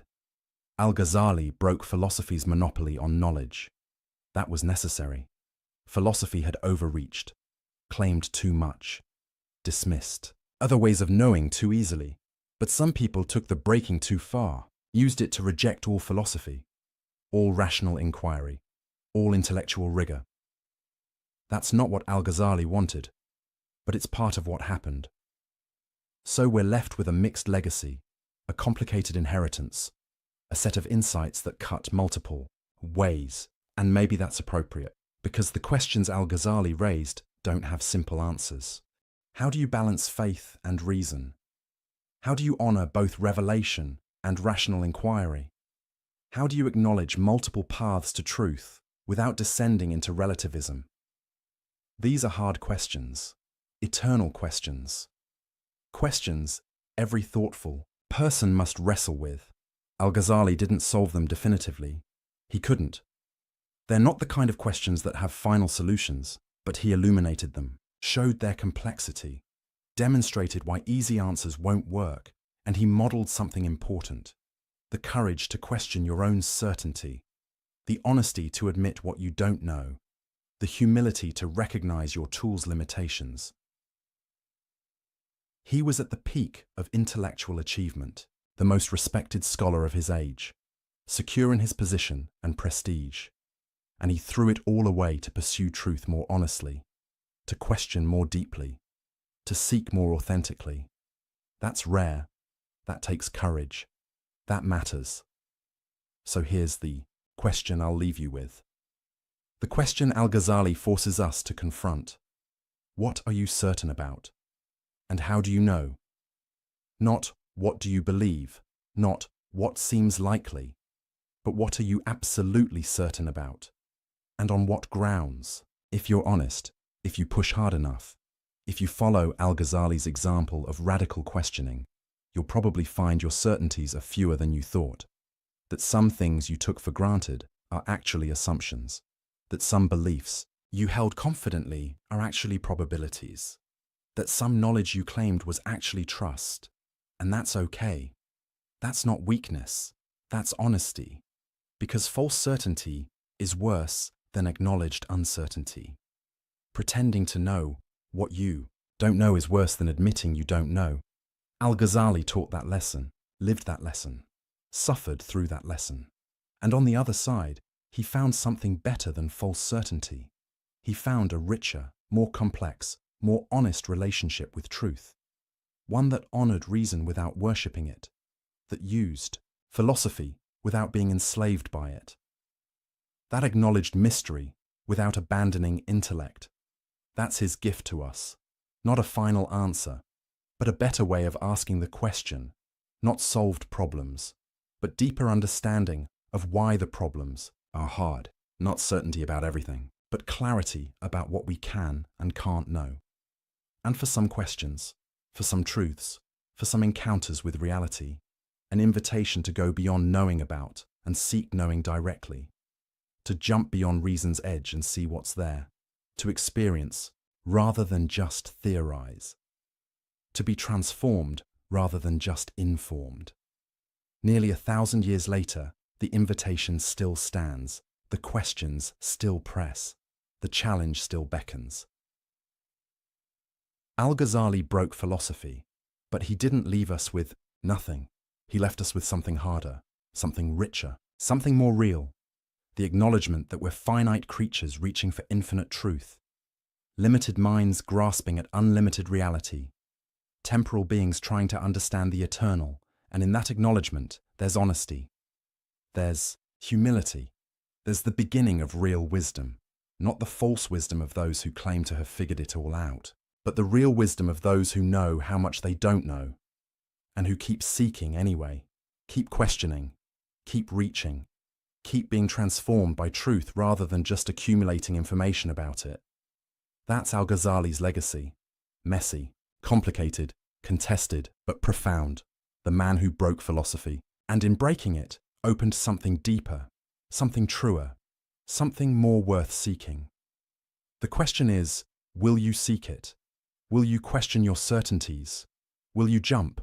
Or will you stay on solid ground, comfortable in your assumptions, certain in your philosophies, confident in your reasoned conclusions? Al-Ghazali jumped and found solid ground on the other side, a different kind of solid ground, not built by reason, but given by grace, experienced directly, known certainly. The philosophers never jumped, never found that ground, never knew that certainty. They stayed at reason's edge, declaring there was nothing beyond, that what they could see was all there was, that their certainty was sufficient. They were wrong. Al-Ghazali proved they were wrong by jumping, by experiencing, by knowing. And now the question comes to you, standing where he stood, facing what he faced, choosing what he chose. Will you trust reason alone? Or will you seek what lies beyond it? Will you stay with philosophy? Or will you transcend it? Will you claim certainty you can't justify? Or will you embrace the uncertainty that leads to deeper truth? The throne of knowledge still stands, but it's empty now. No one sits there with absolute confidence anymore. Thanks to Al-Ghazali, we know better. We know the throne was always a fiction. The certainty was always false. The philosophers were always overreaching. And in knowing that, in accepting that, in living with that, we become more human, more honest, more real. That's the final legacy. Not answers, but better questions. Not certainty, but authentic seeking. Not knowledge about everything, but wisdom about ourselves. The man who broke philosophy and showed us what comes after. So here we are. You've followed Al-Ghazali through his intellectual war, his personal crisis, his devastating critiques, his mystical transformation. You've seen him dismantle the philosopher's certainty, question the foundations of knowledge, Challenge the limits of reason itself. You've watched him break philosophy and discover what lies beyond it. But now comes the real question. The question he asked himself. The question he forces us to ask. The question that matters more than any philosophical argument or theological debate. What are you certain about? Not, what do you believe? Not what seems reasonable. Not what you've been taught or what makes sense. But what are you absolutely, unshakably, undoubtedly certain about? Take a moment. Really think about it. Is it your senses? That what you see and hear and touch is real? Al-Ghazali showed that dreams feel just as real. That perception can deceive. That you can't prove you're not dreaming right now. Is it your reason? That logic gives you reliable truth. Al-Ghazali showed that reason rests on unprovable assumptions. That you can't use logic to prove logic works. That the foundation is shakier than you thought. Is it science? That empirical investigation reveals reality. Science is powerful, incredibly powerful, but it rests on assumptions too. That nature is uniform, that the future will resemble the past, that our instruments are reliable. Can you prove those assumptions, or do you just trust them? Is it your beliefs, your worldview, your understanding of how things are? How many of those beliefs did you reason your way to? And how many did you absorb from culture, family, education, experience? How many could you defend under rigorous questioning? How many would crumble if you pushed hard enough? This isn't meant to make you despair. It's meant to make you honest. Because Al-Ghazali's lesson isn't that you can't know anything. It's that you know less than you think you know. And admitting that isn't weakness, it's courage. The courage to question everything, even your own mind, even your own certainties, even the tools you use to be certain. Most people never do this. They accept their certainties uncritically, live their whole lives on unexamined foundations, never look down to see what they're standing on. Al-Ghazali looked down and saw the abyss and nearly fell in. But he emerged with something more valuable than false certainty. He emerged with wisdom. The wisdom to know the difference between what you know and what you believe, between what you've proven and what you've assumed, between certainty and faith. Because here's what he discovered. Everyone has faith in something. The religious person has faith in revelation. The philosopher has faith in reason. The scientist has faith in empirical method. The question isn't whether you have faith, it's what you have faith in, and why, and whether you're honest enough to admit it's faith. The philosophers weren't.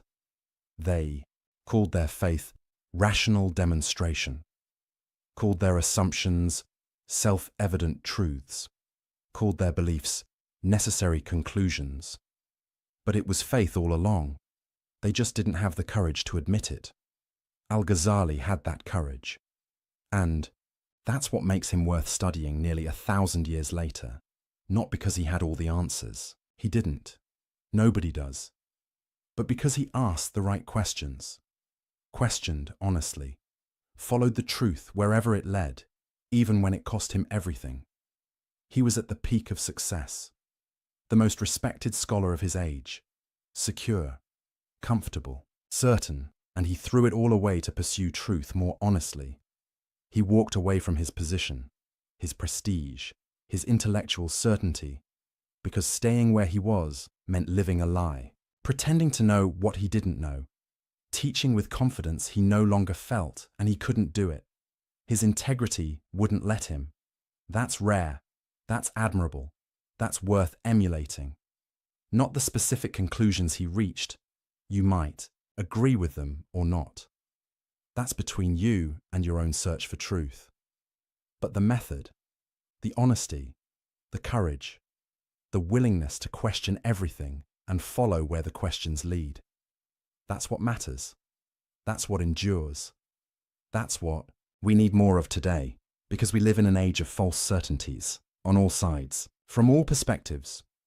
People who claim to know things they can't possibly know, who speak with confidence about questions that should inspire humility, who dismiss other viewpoints without really understanding them. Al-Ghazali offers a different path, a harder path, but a more honest one. The path of rigorous questioning, of acknowledged uncertainty, of seeking truth rather than defending positions. He didn't destroy philosophy. That's the wrong way to understand his legacy. He showed us what philosophy can and cannot do. What it can do: clarify thinking, expose bad arguments, analyze concepts, show what can't be proven, demonstrate contradictions, sharpen the mind. What it cannot do: give absolute certainty, answer every question, reach ultimate truth through reason alone, replace experience with argument, substitute thinking for transformation. That's a profound insight, one that remains relevant today because we still make philosophy's mistake. We still think we can reason our way to everything, still believe arguments are enough, still confuse intellectual understanding with real knowing. Al-Ghazali reminds us, some truths must be lived to be known, some realities must be experienced to be understood.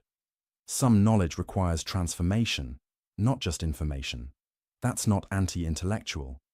It's recognizing that intellect is one tool among many, powerful but limited, valuable but insufficient. You need your mind. But you need more than your mind. You need experience, practice, transformation, encounter with realities that transcend conceptual understanding, whether that's mystical experience, as Al-Ghazali found, or some other path to direct knowing, or simply the wisdom that comes from living deeply and honestly. The point is, don't mistake the map for the territory. Don't confuse thinking about truth for encountering truth. Don't assume that because you can argue something, you therefore know it. This is Al-Ghazali's final gift, not a philosophical system, but a way of being in the world. Humble about what you know, honest about what you don't, courageous enough to question, open enough to experience, wise enough to integrate multiple ways of knowing. Philosophy without arrogance, faith without dogmatism, experience without delusion, reason without worship of reason. That's the integration he achieved, the balance he modeled, the wisdom he embodied. And it's still possible today, still necessary today, still worth pursuing today. So what now? Where do you go from here? That's up to you. That's always up to you. But maybe start with the question, the haunting question, the honest question. What are you certain about, and how do you know? Sit with that question. Don't rush to answer it. Let it disturb you. Let it shake your assumptions. Let it reveal the foundations you've been standing on. And if you find those foundations shakier than you thought, good. That's the beginning of wisdom. If you discover you've been claiming certainty you don't have, good. That's the beginning of honesty. If you realize you need to question more, seek more, go deeper, good. That's the beginning of real knowing. Al-Ghazali's journey isn't over, because the questions he raised never go away. The challenges he faced are eternal human challenges. The need to balance faith and reason, to honor both intellect and experience, to seek truth honestly rather than defend positions comfortably. These are your challenges now, your questions, your journey. And maybe, like Al-Ghazali, you'll discover that the journey leads beyond where you expected. That truth is stranger and richer than your categories can contain. That reality resists being reduced to any single system. Maybe you'll find, as he did, that losing false certainty opens you to real knowing. That admitting you don't know is the first step to actually knowing. That jumping beyond reason's edge reveals solid ground you couldn't see from where you were standing. Or maybe you'll find something different, your own path, your own truths, your own way of integrating what can be thought and what must be experienced. That's fine. That's as it should be. Because Al-Ghazali's lesson isn't do exactly what I did. It's have the courage to seek honestly, question deeply, live authentically, know the difference between what you know and what you believe, and never, ever confuse confidence with certainty, or arguments with truth, or intellectual understanding with wisdom. The philosophers made that mistake. And it took a man who'd mastered their entire system to show them where they'd gone wrong. Don't make the same mistake. Don't let 4 hours of watching a documentary make you feel like you've understood everything. You've been introduced to questions, not given final answers. You've seen one man's journey, not been shown the only path. You've encountered ideas, not acquired certainty. What you do with those questions, that journey, those ideas, that's your work now. Your responsibility, your adventure. Al-Ghazali can't take that journey for you. I can't take it for you. No one. You have to walk it yourself, question it yourself, discover it yourself, live it yourself. But now you know the questions are worth asking. The journey is worth taking. The truth is worth seeking. Even when it costs you, even when it disturbs you, even when it requires you to let go of certainties you cherished. Because false certainty is a prison, and Al-Ghazali offers the key, not a key to new certainties, but a key to honest uncertainty, to real seeking, to authentic knowing. Will you use it? Will you question? Will you seek? Will you jump? Or will you stay comfortable in your assumptions, safe in your beliefs, certain in your philosophies? The choice is yours. It always has been. It always will. Al-Ghazali made his choice. The philosophers made theirs. And the difference between them echoes across 1,000 years. Now it's your turn. Your choice. Your journey. Make it honestly. Make it courageously. Make it wisely. And maybe, just maybe, you'll discover what Al-Ghazali discovered. That beyond the edge of reason lies not emptiness, but fullness. Not less truth, but more. Not the end of knowing, but the beginning. The throne of knowledge is empty. The philosopher's certainty is gone.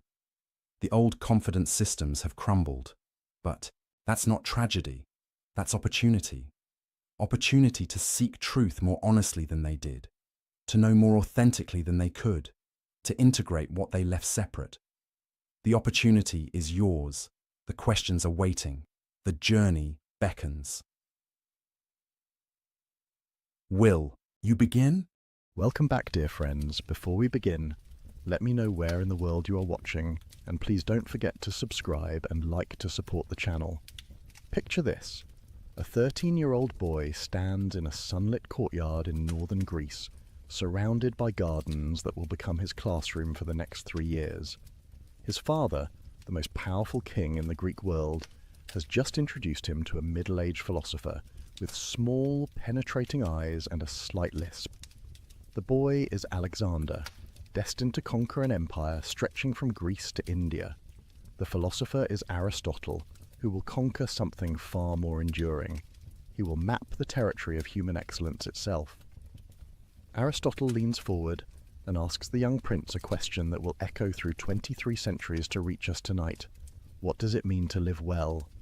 Not how to conquer kingdoms, not how to accumulate wealth or fame or power, but something more fundamental, more urgent, more intimately relevant to each of us preparing for sleep on this quiet evening. What does it mean for a human being to flourish? What is the good life? Tonight, as the world settles into darkness and your breathing slows, we will follow Aristotle's answer to this question. We will trace his path from the dusty academies of ancient Athens to his private conversations with history's greatest conqueror. We will discover why this question still matters, why Aristotle's response speaks to our modern anxieties perhaps more powerfully than it did to his contemporaries, and why the ancient Greek word eudaimonia contains a vision of happiness that our culture has largely forgotten. This is not a lecture. Think of it as an evening walk through one of the most beautiful minds in human history, a mind that believed human excellence was not only possible but achievable, that understood virtue as a practical skill we could develop through practice, that saw happiness not as a fleeting emotion, but as a way of being in the world. As you settle deeper into comfort, let Aristotle's measured reasoning guide you. His logic has a way of being unexpectedly captivating, building understanding slowly, stone by careful stone, until suddenly you see the complete architecture of a life well lived.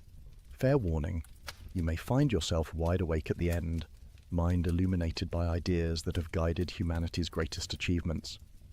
But even if sleep claims you early, these thoughts will settle into your rest like seeds in fertile soil, quietly working their transformation while you dream. So breathe deeply, let the tensions of your day release, and allow yourself to wonder, as that young prince wondered in a garden 2 millennia ago, what would it mean for me to truly flourish? The ancient Greeks had no word for religion as we understand it. They had no word for science as a separate discipline. They had no division between mind and body, no split between reason and emotion, no separation of private ethics from public politics. What they had was philosophy, literally the love of wisdom, and it encompassed everything. To study philosophy in ancient Athens was to ask the most practical question imaginable. How should I live? Into this world, in the year 384 before the Common Era, a boy was born in the small coastal city of Stagira on the Macedonian frontier. His name was Aristotle. His father, Nicomachus, served as court physician to King Amyntas of Macedon, and from his earliest years Aristotle was exposed to the careful observation, the empirical attention to detail that characterized medical practice. While other children learned through myths and stories, young Aristotle watched his father examine symptoms, make diagnoses, test remedies. The lesson would shape everything that followed. Look first at what actually is before theorizing about what might be. Tragedy struck early. Nicomachus died when Aristotle was still a boy, perhaps 10 years old. The young philosopher-to-be was sent to live with a guardian, Proxenus, who recognized something remarkable in his charge's hungry intellect. At 17, Aristotle was dispatched on the long journey to Athens, to the greatest center of learning the world had ever known, Plato's Academy. Imagine the journey. A young man from the provinces carrying whatever scrolls and tablets a traveling student could manage, walking the dusty road southward, past villages and olive groves, over mountain passes where bandits lurked, through landscapes sacred to gods whose temples crowned every prominent hill. And then, finally, Athens herself. The city of Pericles and Socrates, still glorious despite recent defeats in war, her white marble temples catching the Mediterranean sun, her agora buzzing with merchants and philosophers, her theatre where Sophocles had premiered his tragedies, her law courts where citizens argued about justice and the good. The academy stood outside the city walls, in a grove sacred to the hero Academus. Here Plato, already in his 60s, taught a remarkable collection of students how to think. Not what to think, but how. Through dialogue and debate, through mathematical precision and logical rigor, through the relentless questioning that his teacher Socrates had pioneered. The method was simple and devastating. Take any claim about reality, any assumption about justice or beauty or truth, and ask, what do you mean by that? How do you know? Could it be otherwise? Question after question after question until either the claim stood on solid foundation or collapsed into incoherence. Aristotle arrived at this intellectual crucible at precisely the right moment. His mind was formed enough to engage seriously with Plato's ideas, but flexible enough to be shaped by them. And for the next 20 years, he remained, studying and eventually teaching, absorbing Plato's vision while slowly developing his own. What was that vision? Plato believed that the world we experience through our senses, this world of stones and trees and flesh, is not fully real. Behind it, or above it, or somehow beyond it, exists a realm of perfect forms. The triangle you draw on paper is always imperfect, but there exists the form of triangle, perfect and eternal. The beautiful person you see is beautiful only by participating in the form of beauty itself.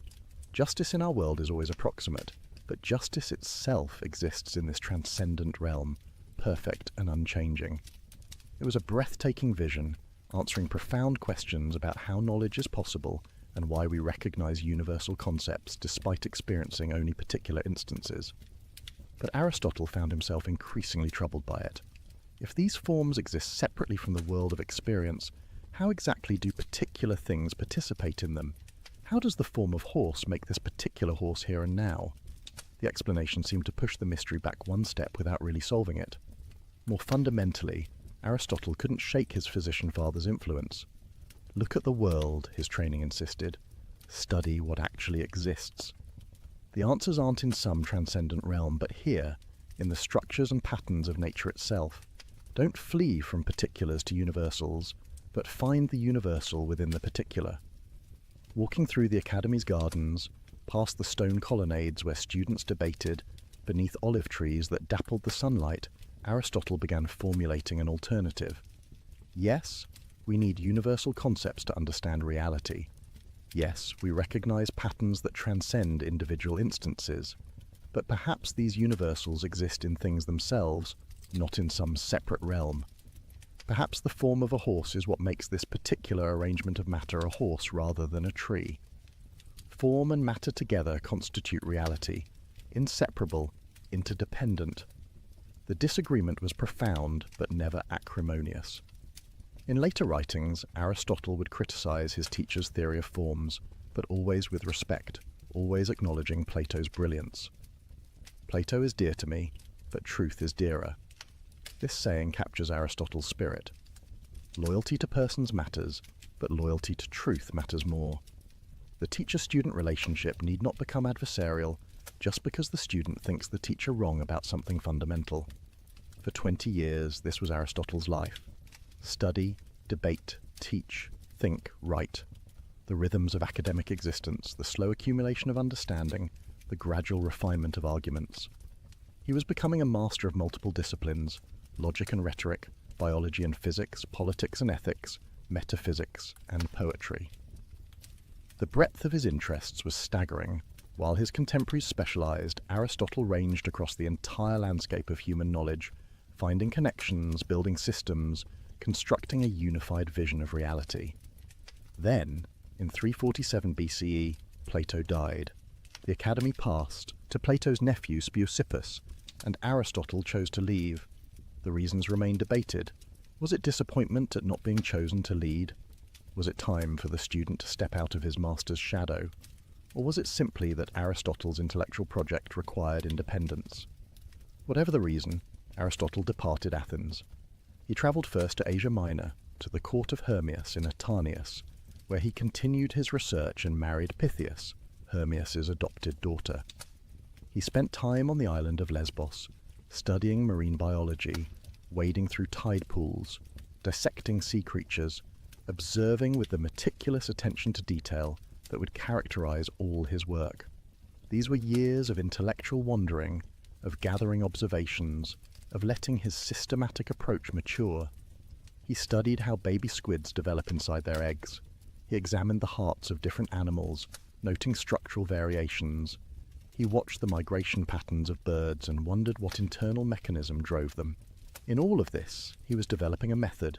Observe first, observe carefully, observe repeatedly. Record what you find. Notice patterns. Form hypotheses. Test them.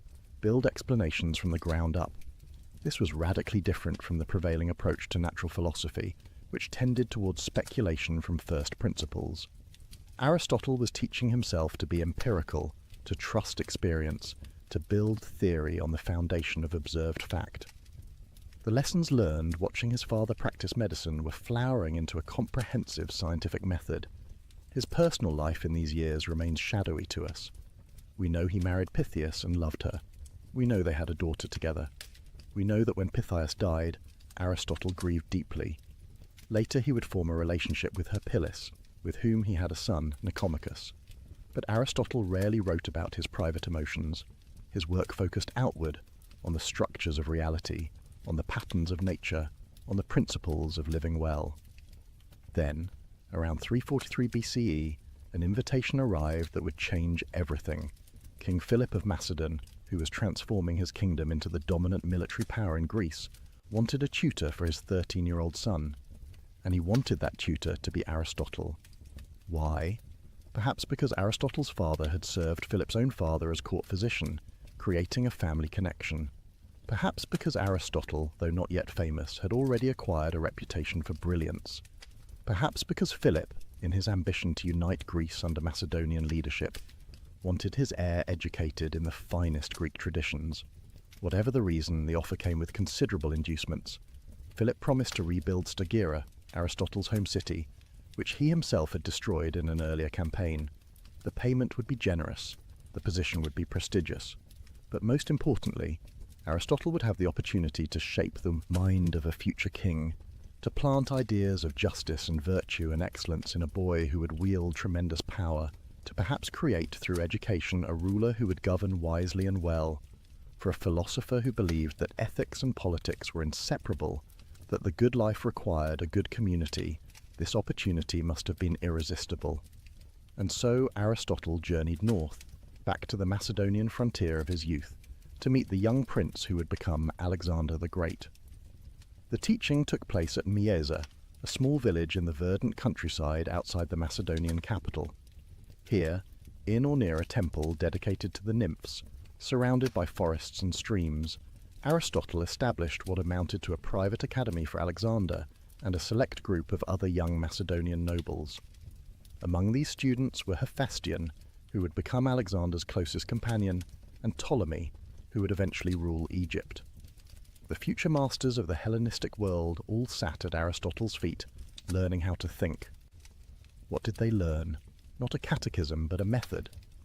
Aristotle taught them to observe carefully, to reason systematically, to question assumptions, to distinguish valid arguments from fallacies. He taught them rhetoric, the art of persuasive speech, and politics, the science of organizing communities. He taught them natural philosophy, examining plants and animals, discussing the principles that govern growth and change. He taught them ethics, exploring questions of courage and justice and the nature of the good life, and crucially, he taught them Homer. Alexander developed an intense love for the Iliad, identifying with Achilles, the warrior hero who chose glory over long life. Some accounts say Alexander carried a copy of the Iliad with him throughout his campaigns, annotated by Aristotle himself, keeping it under his pillow alongside his dagger. The fusion of philosophical training and heroic ambition would have profound consequences. The relationship between teacher and student was complex, mixing genuine affection with fundamental disagreements that would only deepen over time. Aristotle saw himself as forming Alexander's character, instilling virtue, teaching moderation and practical wisdom. But Alexander's nature ran to extremes. He was passionate where Aristotle counseled balance, impetuous where Aristotle advised deliberation, hungry for glory where Aristotle emphasized the contemplative life. They walked together through the countryside around Mieza, the middle-aged philosopher and the adolescent prince, discussing the nature of courage, the different forms of government, the relationship between happiness and virtue. Aristotle must have known even then that his student would achieve great things. What he couldn't have known was how completely those achievements would diverge from his own values. For Aristotle believed in Greek superiority. He viewed non-Greeks, Persians, Egyptians, all the peoples who would fall to Alexander's conquests, as barbarians, natural slaves, suited only to serve their Greek masters. This ugly prejudice was common in classical Greece, born from centuries of conflict with Persia, reinforced by cultural chauvinism. When Aristotle advised Alexander on politics, he apparently suggested treating Greeks as free citizens and barbarians, as subjects to be ruled despotically. Alexander would ultimately reject this advice. His great vision, perhaps his greatest, was of a multicultural empire where Greeks and Persians could intermarry, where talent mattered more than ethnicity, where civilization could transcend its Greek origins. In this, the student proved wiser than the teacher. But that lay in the future. For 3 years the education continued. Philosophy in the morning, physical training in the afternoon, discussions of metaphysics and dissections of animals, poetry and mathematics, the young nobles learning not just information but how to think, how to argue, how to analyze. Aristotle was forming minds, planting seeds that would bear fruit in ways he couldn't anticipate. Then, in 340 BCE, Philip summoned his son home. At 16, Alexander would serve as regent while his father campaigned in Thrace. The formal education was over. Teacher and student would never again spend extended time together, though they continued corresponding. Alexander sent back specimens and observations from his conquests, plants and animals unknown to Greek science, reports of distant lands, puzzles for his old teacher to study. But the intellectual relationship was ending, and philosophical differences were hardening into ideological opposition. When Alexander began integrating Persians into his administration, adopting Persian customs, even demanding prostration from Greek visitors, Aristotle was appalled. This violated everything he believed about Greek superiority and proper political order. The student had moved beyond the teacher's wisdom, making his own path through history. There is a poignant tragedy here. Aristotle had tried to form Alexander's character according to philosophical principles, to create a king who would embody virtue and govern with practical wisdom. But character, as Aristotle himself taught, comes from habituation, from repeated practice, from the slow shaping of desires and responses. 3 years of philosophical instruction couldn't overcome Alexander's fundamental nature. Brilliant, passionate, ambitious beyond measure, unable to recognize limits, the greatest philosopher of antiquity and the greatest conqueror of antiquity touched each other's lives profoundly. Each would achieve immortality in his own sphere, but they remained, in the end, fundamentally different kinds of men. One conquered through thought, the other through the sword. One believed in moderation and the contemplative life, the other in glory and endless achievement. One stayed mostly in Athens, thinking and writing. The other marched to the edges of the known world, never content, never stopping. When Alexander departed for his Asian campaigns in 335 BCE, Aristotle was 50 years old. He returned to Athens, to the city of his intellectual formation, ready at last to establish his own school, to develop his own systematic philosophy, to offer his answer to the question he had posed to young Alexander so many years before. What does it mean to live well? Athens in 335 BCE had changed since Aristotle first arrived as a 17-year-old student. Philip's victory at Chaeronea had ended the era of independent Greek city-states. The Macedonian king now dominated Greece, and after Philip's assassination, his son Alexander ruled. For Athenians who treasured their democratic traditions, this new reality was bitter. They lived under the shadow of Macedonian power. Technically independent, but actually subject. Into this politically complex situation, Aristotle returned. His connections to the Macedonian court made some Athenians suspicious, but his reputation as a philosopher, his years at the academy, and his undeniable brilliance earned him respect. He established his school in the Lyceum, a gymnasium dedicated to Apollo Lysias, located just outside the city walls. The Lyceum became Aristotle's base for the next 12 years, the period of his greatest productivity. Here he developed the systematic philosophy that would influence human thought for 2 millennia. Here he gathered around him the brightest students Athens could offer, and here he perfected his distinctive method of teaching. Unlike Plato's academy, which focused on mathematics and abstract reasoning, the Lyceum was organized around empirical research. Aristotle collected specimens, plants, animals, minerals. He gathered maps and documents. He compiled observations sent by correspondents throughout the Greek world, including, remarkably, from Alexander's campaigns. The Lyceum was part school, part research institute, part museum. It was the first institution of its kind, and it set a pattern that universities would follow for centuries. The physical layout encouraged Aristotle's teaching style. The Lyceum had a covered walkway called a peripatos, where Aristotle liked to walk while lecturing. This habit gave his school its name, the Peripatetics, the walkers. Picture him there, in his 50s now, walking slowly along the colonnade, a small group of advanced students following, discussing the nature of causation or the structure of logical argument or the relationship between soul and body. His lectures came in 2 types. In the morning, he offered esoteric teachings for advanced students, dense technical discussions requiring philosophical background. These were the lectures that would eventually be compiled into the treatises we possess: the physics, the metaphysics, the Nicomachean ethics. In the afternoon, he gave public lectures on more accessible topics: rhetoric, politics, ethics, these were polished presentations carefully crafted for general audiences. The evenings he spent writing, organizing his thoughts, revising his treatises. By lamplight in his study, scrolls spread around him. Aristotle worked to systematize human knowledge. He was attempting something unprecedented, a comprehensive account of reality, from the principles of logic that govern all reasoning, through the structures of the natural world, to the best way for human beings to live. His method was distinctive. Where Plato had begun with ideal forms and tried to explain how particulars participate in them, Aristotle began with the world of experience and tried to understand its inherent structures. Look first, theorize second. Observe the patterns in nature, then explain what makes those patterns possible. This empirical orientation appeared in all his work. His biological writings describe hundreds of animal species with careful attention to anatomy and behavior.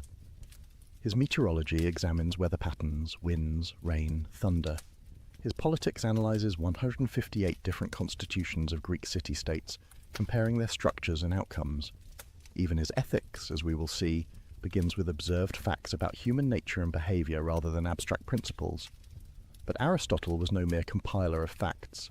What made him revolutionary was his ability to organize observations into systematic understanding. He developed logic as a formal discipline, creating tools for rigorous reasoning. He pioneered the study of causation, distinguishing 4 different ways we can answer why questions. He analyzed motion, change, time, place, infinity. He investigated language, categorizing different types of statements and studying how meaning works.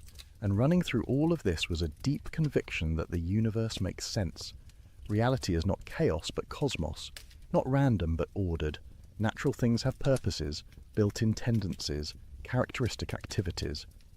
Understanding something means grasping its nature, its function, what it's meant to be and do.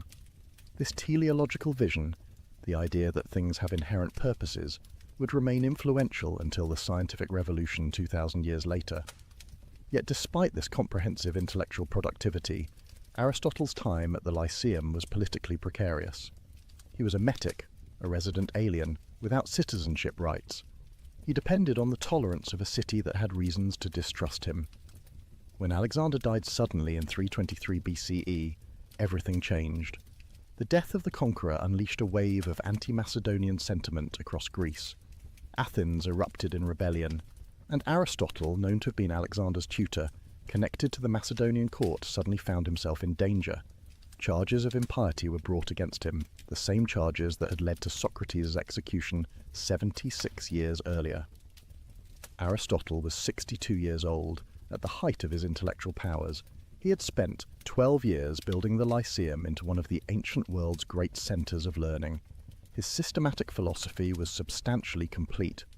But the political situation was untenable. Rather than stand trial, Aristotle chose to leave Athens. He reportedly said he would not let the city sin twice against philosophy, a reference to Socrates' fate. He retired to Chalcis on the island of Euboea, where his mother's family had property. And there, less than a year after leaving Athens, he died of a stomach illness. It was 322 BCE. The greatest systematic philosopher in history was gone, leaving behind an intellectual legacy that would shape Western thought for 2,000 years. But we've spent long enough on biography. We know the man, the context, the journey. Now we must turn to what matters most, his ideas. Specifically, his answer to the question that launched our evening together, the question he posed to young Alexander in that sunlit garden at Mieza. What does it mean to live well? What is the good life for human beings? What should we aim at? These questions drive Aristotle's ethical philosophy, and to understand his answers, we must begin with a single word that captures his vision of human flourishing, eudaimonia. The word sounds strange to modern ears. Eudaimonia. It's usually translated as happiness, but this translation misleads almost as much as it clarifies. When we think of happiness, we typically imagine a feeling, an emotional state, something that comes over us when things go well. I feel happy when I eat delicious food, or succeed at a difficult task, or spend time with people I love. Happiness, in our common usage, is something that happens to us, a pleasant sensation we experience. But this is not what Aristotle means by eudaimonia at all. The word itself gives us a hint. It combines eu, meaning good or well, with daimon, meaning spirit or divinity. Literally, eudaimonia means something like having a good spirit, being well-spirited, having your inner nature in good condition. It suggests not a temporary feeling, but a state of being. Not an episode, but a way of existing. Perhaps the best translation is flourishing, or living well, or faring well. Think of a plant. What does it mean for an oak tree to flourish? Not that it feels happy, plants don't have feelings, but that it's achieving what it's meant to achieve, developing according to its nature, becoming an excellent specimen of oak tree. It has good soil, adequate water, proper sunlight. Its roots run deep, its trunk grows strong, its branches spread wide, its leaves are full and green. The acorns it produces are healthy. This is oak tree eudaimonia, being a thriving, excellent oak. Now ask the parallel question. What does it mean for a human being to flourish? What is human eudaimonia? This is Aristotle's central question, and answering it requires understanding human nature itself. But before we get to Aristotle's answer, we need to understand why he thinks this question matters so much. Here's where his thinking becomes both elegant and persuasive. Every action we take aims at some good, Aristotle observes. When you eat, you aim at satisfying hunger or maintaining health or enjoying flavour. When you work, you aim at earning money or accomplishing something or serving others. When you exercise, you aim at fitness or stress relief or the pleasure of physical exertion. All human action is goal-directed. Notice what follows from this. Some goods are sought for the sake of other goods. We earn money to buy things. We buy things to satisfy needs or wants. We satisfy needs to maintain life. We maintain life to what? Eventually we must reach some final good, something we want for its own sake, not as means to something else. Otherwise we're caught in an infinite regress, each goal pursued for the sake of another, never reaching any ultimate purpose. What is this final good? What do we want for its own sake? Aristotle thinks the answer is obvious. Eudaimonia. Everyone, he says, pursues happiness or flourishing. It's what we ultimately aim at in all our activities. We want other things for the sake of happiness, but we don't want happiness for the sake of anything else. Happiness is self-sufficient. Having it, we lack nothing essential. Consider what this means. Honour? Yes, we value honour, but why? Because being honoured makes us happy. Pleasure? Yes, we enjoy pleasure, but why do we seek it? Because it contributes to happiness. Wealth? Certainly useful, but obviously not the ultimate good. We want wealth to secure happiness, not happiness to secure wealth. Even virtue, and this is crucial, we value ultimately because virtuous living leads to flourishing. So eudaimonia stands at the top of the hierarchy of goods. It's what everything else aims toward. It's the bull's eye on the target, the destination of all our striving. Get clear about what eudaimonia really is, and you've answered the most important question about how to live. But here's where things get interesting. People agree that eudaimonia is the ultimate good, Aristotle notes, but they disagree profoundly about what eudaimonia actually is. Ask different people what happiness consists in, and you'll get radically different answers. The common people, identify happiness with pleasure. A happy life is a pleasant life, full of good food, drink, sex, comfortable circumstances, agreeable company. This view has intuitive appeal. Who doesn't enjoy pleasure?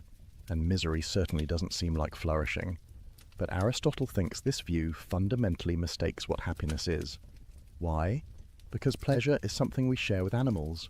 A dog experiences pleasure when eating or playing. A pig experiences pleasure in its own way. But surely human flourishing must involve something distinctively human. Moreover, the pursuit of pleasure leads to a slavish life, Aristotle argues, where we're controlled by our appetites, always, chasing the next sensation, never satisfied. The hedonist mistakes a component of happiness for happiness itself. What about the sophisticated, politically ambitious people? They often identify happiness with honour, with being respected and admired, with achieving status. This view seems more elevated than hedonism. Honour recognises something about character or accomplishment.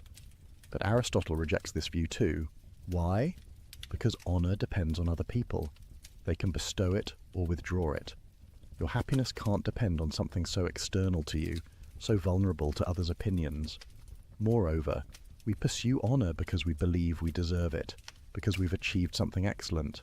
So the excellence matters more than the honor that might follow from it. Again, the mistake is identifying a byproduct of flourishing with flourishing itself. What about wealth? Some people devote their lives to accumulating money and possessions, but Aristotle barely pauses to refute this view. Wealth is obviously instrumental, obviously pursued for the sake of something else. The miser who hoards wealth without using it for any purpose hasn't achieved happiness. Wealth is like a tool, valuable for what it enables, worthless as an end in itself. So if happiness isn't pleasure or honor or wealth, what is it? Aristotle's answer emerges from his distinctive method, examining the function of human beings. Here's the reasoning. Everything has a characteristic activity, a function, something it does that makes it the kind of thing it is. The function of the eye is to see. A good eye sees well, a bad eye sees poorly. The function of a knife is to cut. A good knife cuts cleanly and holds its edge. For any tool or organ or creature with a function, excellence consists in performing that function well. Does a human being have a function? Not in the sense of being a tool for some external purpose, but in the sense of having a characteristic activity, something that defines what we distinctively are. Aristotle thinks yes. What is our function? It can't be merely living, growing, and maintaining ourselves. We share that with plants. It can't be sensing and responding to our environment. We share that with all animals. The distinctive human function must involve our unique capacity, reason. This doesn't mean our function is to sit around thinking all day, disconnected from the world. Reason permeates all distinctively human activities. When we deliberate about what to do, we're exercising reason. When we form friendships based on mutual respect rather than mere pleasure or utility, reason guides those relationships. When we appreciate beauty, when we understand truth, when we act courageously in the face of fear, when we judge fairly between competing claims, we're exercising rational capacities that animals lack. Human flourishing, then, consists in exercising these rational capacities excellently. It's not passive, but active. Not a state we fall into, but an activity we perform. Not something that happens to us, but something we do. Aristotle's famous formulation? Eudaimonia is activity of soul in accordance with virtue. Let that sink in for a moment. Happiness is activity. Not feeling but doing, not possessing but acting. The happy person isn't someone who has achieved a comfortable state and now simply maintains it. The happy person is actively engaged in excellent activity. Flourishing is a verb, not a noun, and this activity must be excellent in accordance with virtue. Here we need to understand what Aristotle means by virtue, a topic we'll explore thoroughly. For now, note simply that virtue means excellence of character and intellect, the qualities that enable us to perform our function well. Just as a good knife has the virtues of sharpness and durability, a good human has virtues like courage, wisdom, justice, and temperance. One more crucial qualification: eudaimonia requires a complete life. One swallow doesn't make a spring, Aristotle says, and one day or brief period doesn't make someone happy. Flourishing is assessed over a lifetime. The young can't yet be called happy because their lives remain unfinished. Only from the perspective of a complete life can we judge whether someone achieved eudaimonia. So, here's Aristotle's answer to his own question, the answer that took him decades to develop, that emerged from observing human nature, analysing human action, studying political communities, thinking carefully about what makes human life distinctively human. To flourish, to achieve eudaimonia, to live well, engage in excellent rational activity over a complete life, in accordance with virtue, with adequate external goods to support that activity. Each element matters. Activity, not passive enjoyment. Rational activity, using our distinctive human capacity.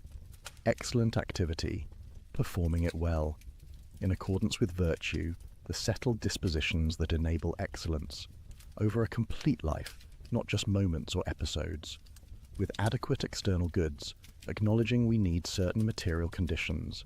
This is what the greatest philosopher in antiquity concluded about how we should live. Not a simple formula, but a rich, nuanced vision of human flourishing, not telling us to pursue pleasure or honour or wealth, but inviting us to develop excellence of character and intellect, to exercise our distinctively human capacities at their highest level, to make our whole lives expressions of rationality at its best. But this answer immediately raises questions. What are these virtues that enable excellent activity? How do we develop them? Can anyone become virtuous, or only some?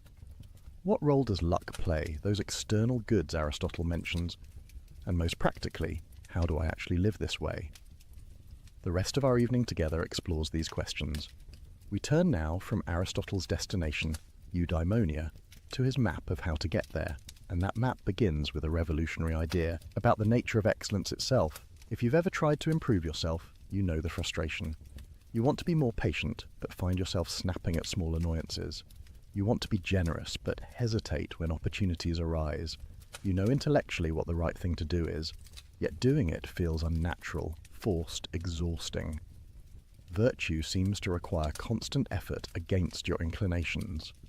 Aristotle understood this struggle, and his answer to it forms one of the most psychologically sophisticated parts of his philosophy. Virtue, he argued, is not knowledge alone. You can't become courageous simply by understanding what courage is. You can't become just by studying the theory of justice. Virtue is not information in your head, but disposition in your character. The Greek word Aristotle uses is arete, usually translated as virtue or excellence. But notice what the word captures. Not moral goodness as we typically conceive it, but a kind of excellence, a way of being that realizes potential, achieves what something is capable of. The arete of a racehorse is speed and endurance. The arete of a sword is sharpness and strength. What is the arete of a human being?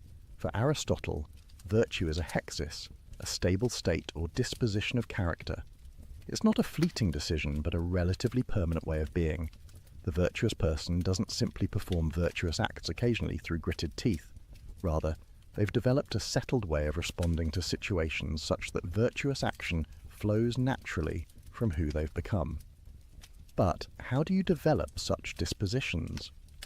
Here Aristotle makes his most revolutionary claim, one that contradicted his teacher Plato fundamentally. Plato had argued that virtue is knowledge. If you truly know what's good, you'll do it.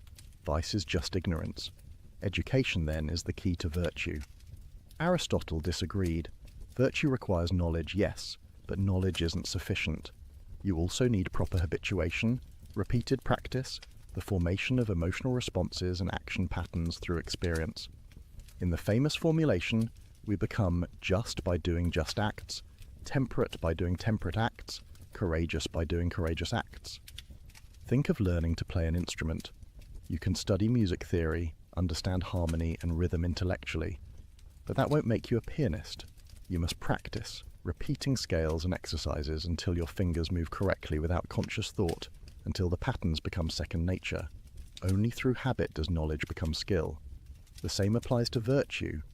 You must practice acting virtuously until virtuous responses become habitual, until you spontaneously respond with courage to danger, with generosity to need, with justice to competing claims. Eventually, these responses feel natural rather than forced. This is when you've truly become virtuous. But practice according to what pattern? What makes an act courageous rather than cowardly or reckless?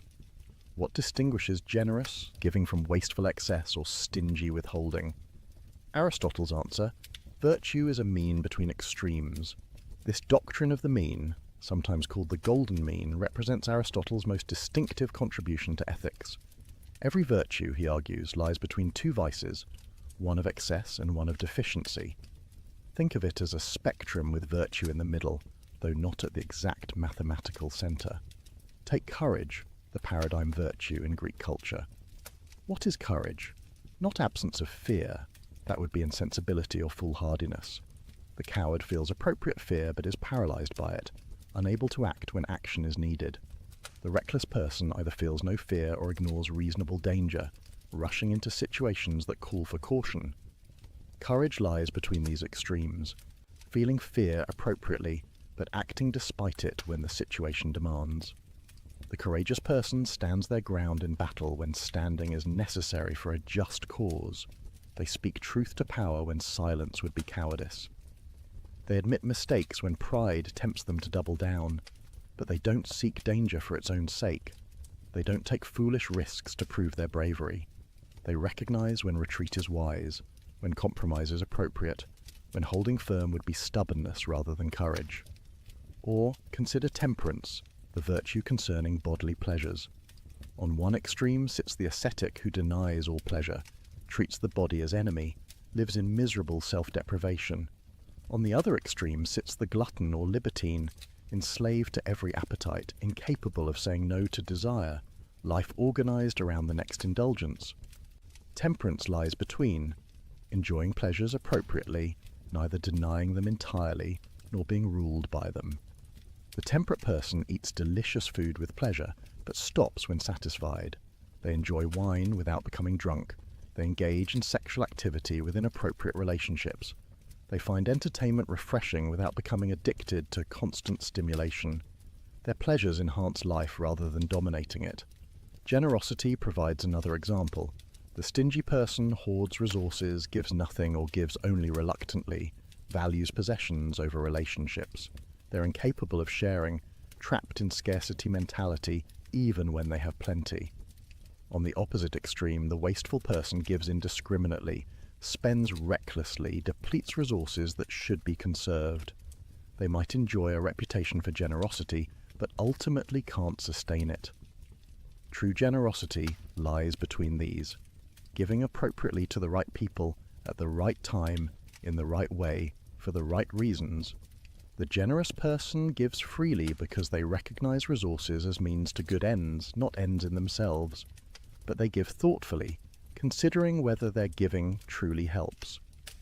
They balance present generosity with future capacity. They give neither too much nor too little, but what the situation requires. Each virtue follows this pattern. Patience lies between apathy, caring about nothing, and explosive anger, losing control over trivialities. The patient person feels anger at genuine injustice, but remains calm in the face of minor annoyances. They know when anger is appropriate and when it's destructive. Truthfulness lies between self-deprecation, underselling yourself, and boastfulness, inflating your accomplishments. The truthful person represents themselves accurately, neither falsely modest nor arrogantly exaggerating. Even wit is a virtue for Aristotle. The boorish person has no sense of humour, can't appreciate jokes, makes social situations uncomfortable with their heavy seriousness. The buffoon jokes constantly, unable to be serious when situations demand it, offends others with inappropriate humour. Wittiness lies between having a sense of humour, knowing when levity is appropriate, making others comfortable without descending into mockery or constant joking. Aristotle identifies many virtues, each with its characteristic pattern of mean between extremes. But several things about this doctrine need emphasis. First, the mean is not mathematical. Virtue doesn't lie at the exact midpoint between extremes. Rather, it's relative to the person and circumstances. The amount of food that's moderate for an athlete differs from what's moderate for a sedentary person. The degree of fear that's appropriate facing a mugger differs from what's appropriate facing a bear. Context matters. Second, finding the mean requires judgment. There's no formula you can simply apply. You must understand the situation, consider what's at stake, recognize relevant factors, then determine what response hits the mean. This judgment, practical wisdom or phronesis, we'll explore more deeply. For now, note that virtue requires intelligence, not just good intentions. Third, not every action or emotion has a virtuous mean. Some things are inherently wrong regardless of amount. Murder isn't excessive killing with moderate killing as virtue. Adultery isn't excessive love. Theft isn't excessive taking. Some acts violate virtue by their very nature. Fourth, the mean is difficult to achieve. The extremes are easier. It's relatively simple to never give anything, stinginess, or to give everything away, wastefulness. Finding the generous mean requires sensitivity to circumstances, understanding of consequences, practical wisdom about what's truly helpful. This is why virtue is rare, and why becoming virtuous requires sustained effort. Finally, and most importantly, the doctrine of the mean reveals something profound about human psychology. Most vices aren't entirely evil impulses we must suppress. Rather, they're good impulses taken too far or not far enough. Fear is appropriate, sometimes. Anger has its place, occasionally. Even the desire for pleasure isn't wrong within limits. This means the path to virtue isn't destroying natural responses, but properly ordering them. Not eliminating fear, but feeling it appropriately. Not suppressing anger, but expressing it rightly. Not denying pleasure, but enjoying it well. Virtue cultivates nature rather than fighting it. Develops our capacities rather than destroying them. Achieves harmony rather than conflict within the soul. Think about what this means practically. You're trying to become more patient. The Aristotelian approach isn't to suppress all irritation, to pretend nothing bothers you, to become some sort of unfeeling automaton. Rather, it's to develop the ability to distinguish genuine wrongs, deserving anger, from minor inconveniences deserving forbearance, to feel proportionate responses to situations, to recognize when your irritation serves no good purpose and let it go, or you're trying to be more confident without becoming arrogant. The Aristotelian approach isn't to split the difference mathematically between self-hatred and narcissism. It's to develop an accurate understanding of your genuine abilities, to present yourself truthfully, to claim credit you deserve without exaggerating, to acknowledge limitations without false modesty. It's complex, nuanced, requiring self-knowledge and situational awareness. This is why virtue takes time. You can't just decide to be virtuous and have it done. You must practice repeatedly in various situations, gradually developing the sensitivity and judgment that enables hitting the mean reliably. Like any skill, it improves with experience and deteriorates without practice. But the doctrine of the mean, elegant as it is, raises a crucial question. How do you develop the judgment to find the mean? How do you know what courage requires in this particular situation? How do you determine where generosity lies between stinginess and wastefulness right now with this person? Aristotle's answer: practical wisdom, phronesis, the intellectual virtue that enables all the moral virtues. If virtue is the destination, practical wisdom is the compass. Without it, even the best intentions lead astray. You might want to be generous, but give in ways that harm rather than help. You might aim at courage, but misjudge what the situation demands. You might pursue the mean, but lack the perception to find it.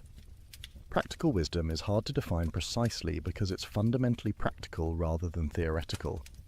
It's not knowledge of universal principles that can be stated in abstract formulas.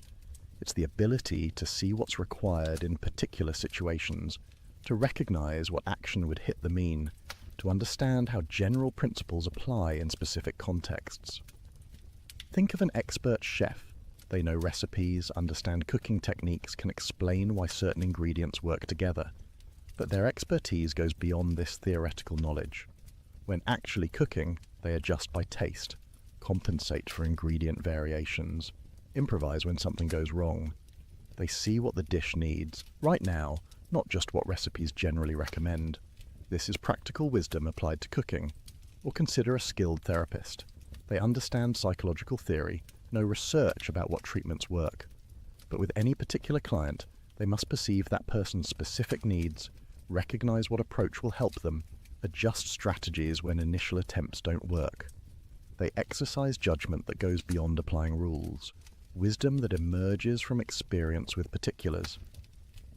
Practical wisdom works similarly in ethics. The person with phronesis perceives what situations truly demand.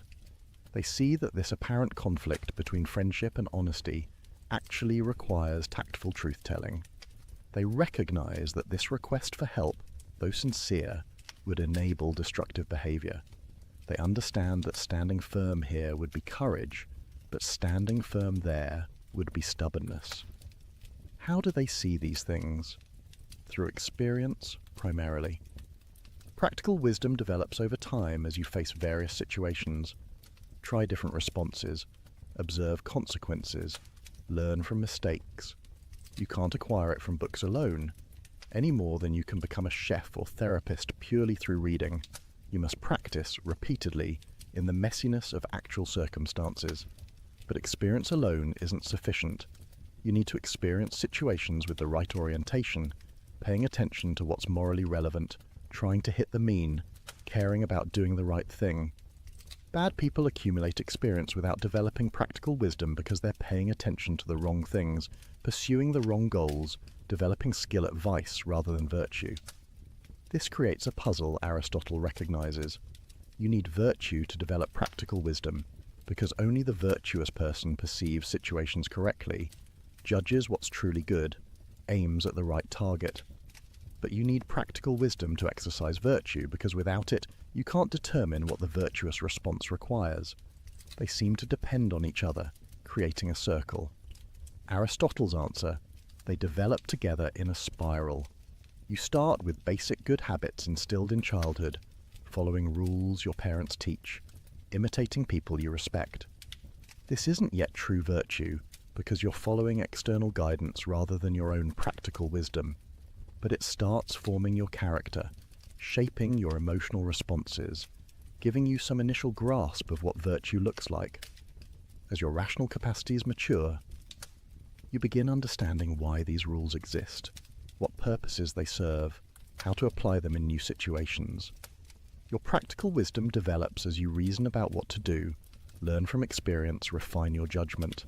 And as your practical wisdom grows, your virtue becomes more complete, more flexible, more reliably excellent. Eventually, you reach the mature state where virtue and practical wisdom fully interpenetrate. You spontaneously perceive what situations demand.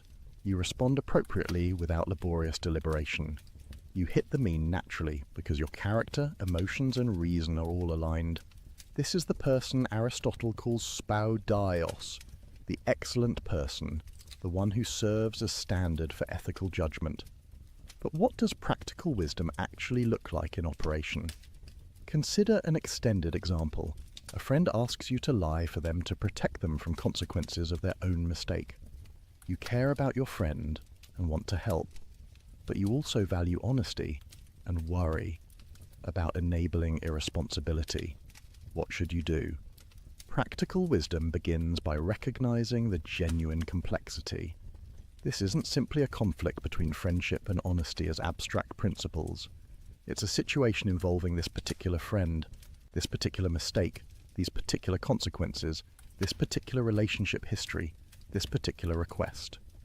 The person with phronesis asks, what kind of help would truly benefit my friend? Sometimes protection from consequences enables continued bad behavior. Sometimes harsh lessons are exactly what someone needs. But sometimes consequences are disproportionate to mistakes, and a friend should offer shelter, which is this: they consider, what does my friend need to hear right now? A refusal to lie might communicate respect for their ability to handle difficulty, or it might feel like abandonment when they're vulnerable. How strong is our friendship? Can it bear the strain of my refusing? Would refusing strengthen or damage it? They weigh. What are the actual stakes? Will this lie enable serious harm to my friend or others? Will the truth lead to catastrophic consequences? Or are the stakes relatively minor, more about comfort than genuine well-being? They think through, what are the alternatives? Maybe there's a way to help without lying, to support while still being honest, to stand beside my friend without endorsing their evasion. Notice what's happening here. Practical wisdom doesn't consult some ethical decision procedure, doesn't apply an algorithm, doesn't reduce the situation to a simple case of conflicting principles. It perceives the situation in all its particularity, brings various considerations to bear, exercises judgment about what would be good here and now. And crucially, it does this quickly. The person with developed phronesis doesn't labour through all these considerations explicitly. They see what's required almost immediately, the way an expert chef tastes a dish and knows what it needs. The deliberation I've spelled out happens rapidly, often non-consciously, leading to a clear sense of the right course of action. This is why practical wisdom is an intellectual virtue, but one closely connected to moral virtue. It's not purely cognitive, not simply a matter of clever reasoning. Your emotions, desires, character, all influence how you perceive situations and what responses seem reasonable. The vicious person lacks practical wisdom, not because they're stupid, but because their distorted character makes them perceive situations wrongly, see apparent goods as real goods, miss what's truly important. Take the same situation with someone lacking practical wisdom. They might not even recognize the ethical complexity, might think it's simply about whether they're willing to inconvenience themselves for their friend. Or they might see the ethical dimension but reason poorly about it, either thinking loyalty always trumps honesty, or thinking honesty always requires blunt truth-telling regardless of circumstances. They lack the nuanced perception and judgment that practical wisdom provides. Or consider someone with practical wisdom navigating a different challenge. You're in a meeting where a colleague takes credit for your work. What does virtue require? Practical wisdom helps you see this clearly. First, assess the stakes. Is this a pattern or an isolated incident? Did your colleague do this maliciously or through genuine confusion about contributions? Will this significantly harm your career or reputation, or is it relatively minor? Then consider responses. You could publicly correct the record, but is this the right forum? Would doing so create unnecessary conflict? Or would silence enable ongoing injustice? You could address it privately with your colleague, but will that be effective, or do you need to involve others? Think about your relationship with this colleague. Is there a history of mutual respect that makes a gentle private conversation likely to work? Or is this part of a pattern requiring stronger action? Consider the organizational culture. Will speaking up be respected or seen as petty? Does the organization value truth-telling or smooth relationships? Weigh your own emotional state. Are you angry in a way that will make you respond more harshly than the situation warrants? Or is your anger appropriate, giving you the energy to address genuine injustice? Practical wisdom synthesizes all this into a clear sense of what to do. Maybe it says, address it privately first, calmly but directly, giving your colleague a chance to correct it themselves, but be prepared to escalate if they don't. Or maybe it says, this is minor, let it go, not every battle needs fighting. Or maybe it says, this requires immediate public correction because silence would mislead important people. There's no formula that determines the answer. Two people with practical wisdom might reach different conclusions depending on their particular knowledge of the people and context involved, but both would be exercising genuine practical wisdom in their perception and reasoning. Now notice something important about the relationship between practical wisdom and happiness. Remember, eudaimonia is activity in accordance with virtue, but you can't reliably act in accordance with virtue without practical wisdom. The well-intentioned person who lacks phronesis will frequently choose wrongly, missing the mean, pursuing apparent goods rather than real ones, causing harm despite good intentions. So practical wisdom is essential for flourishing. It's the intellectual virtue that enables all the moral virtues to operate correctly. Without it, courage becomes recklessness or cowardice, generosity becomes wastefulness or stinginess, honesty becomes brutal tactlessness or deceptive flattery. Practical wisdom is what transforms good intentions into good actions, moral principles into ethical life. But Aristotle recognizes something else. Practical wisdom can't be taught directly. You can teach someone geometry by proving theorems, you can teach them physics by explaining laws of nature, but you can't teach them practical wisdom the same way. Why? Because practical wisdom is about particulars, and particulars can't be captured in universal rules. Instead, practical wisdom is cultivated through three methods. First, experience. Face many situations, try various responses, observe what works, learn from mistakes. The person with practical wisdom has seen enough cases to recognize patterns, understand consequences, predict outcomes. Second, imitation. Learn from people who already have practical wisdom. Watch how they handle difficult situations. Ask them for advice. Model your responses on theirs until you develop your own judgment. Just as apprentices learn crafts from masters, moral learners develop phronesis by observing and imitating the spoudios. Third, habituation in virtue. Practical wisdom and moral virtue develop together. As you practice acting virtuously, you gradually see situations more clearly. judge more reliably, understand what virtue requires. Your character formation enhances your perception and reasoning. This long development explains why Aristotle thinks young people can't have practical wisdom. Not because they're stupid, but because they lack experience. They haven't faced enough situations, haven't learned from enough mistakes, haven't had time to develop the perceptual sensitivity that phronesis requires. This is also why the young can be skilled at mathematics or chess, but not at ethical reasoning. The former depend on abilities they already possess. The latter requires experience they haven't yet accumulated. The implication is humbling. You can't shortcut the development of practical wisdom. You can't read a book on ethics and suddenly possess phronesis. You must live, act, experience, reflect, learn, grow. It takes years, decades, a lifetime. The development of practical wisdom is the work of a complete life. But here's the hopeful part. The development is possible. You can become someone with practical wisdom through sustained effort over time. And as you develop it, making good choices becomes easier, more natural, more reliable. Eventually you become the person others turn to for ethical advice, the one who sees clearly when others are confused, who knows what to do when situations are complex. This is moral expertise, and like any expertise, it transforms how you experience the world. The expert musician hears nuances in performances others miss. The expert chef tastes subtleties others overlook.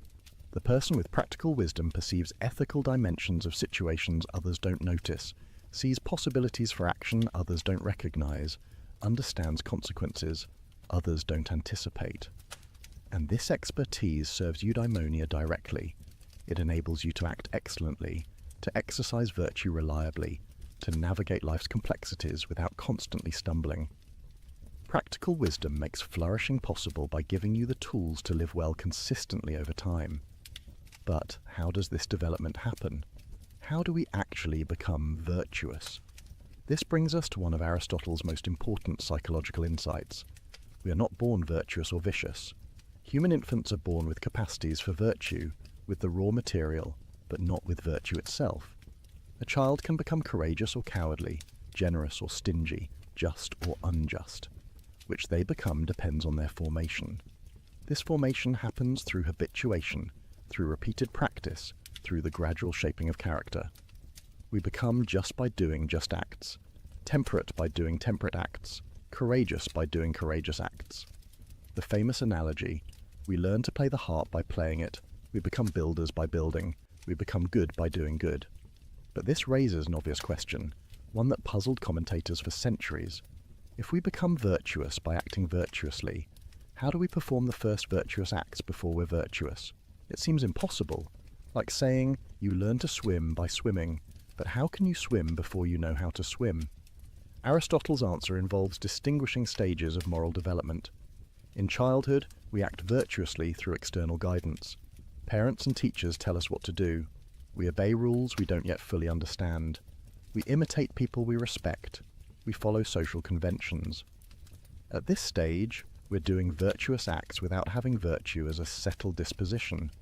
This childhood formation is crucial. Through it, we develop the right emotional responses. We learn to take pleasure in noble actions and pain in shameful ones. Our desires begin aligning with what's genuinely good. We build the foundation on which virtue will eventually stand. As we mature and our rational capacities develop, we begin understanding why these rules exist, what purposes they serve. We internalize the principles rather than just following external commands.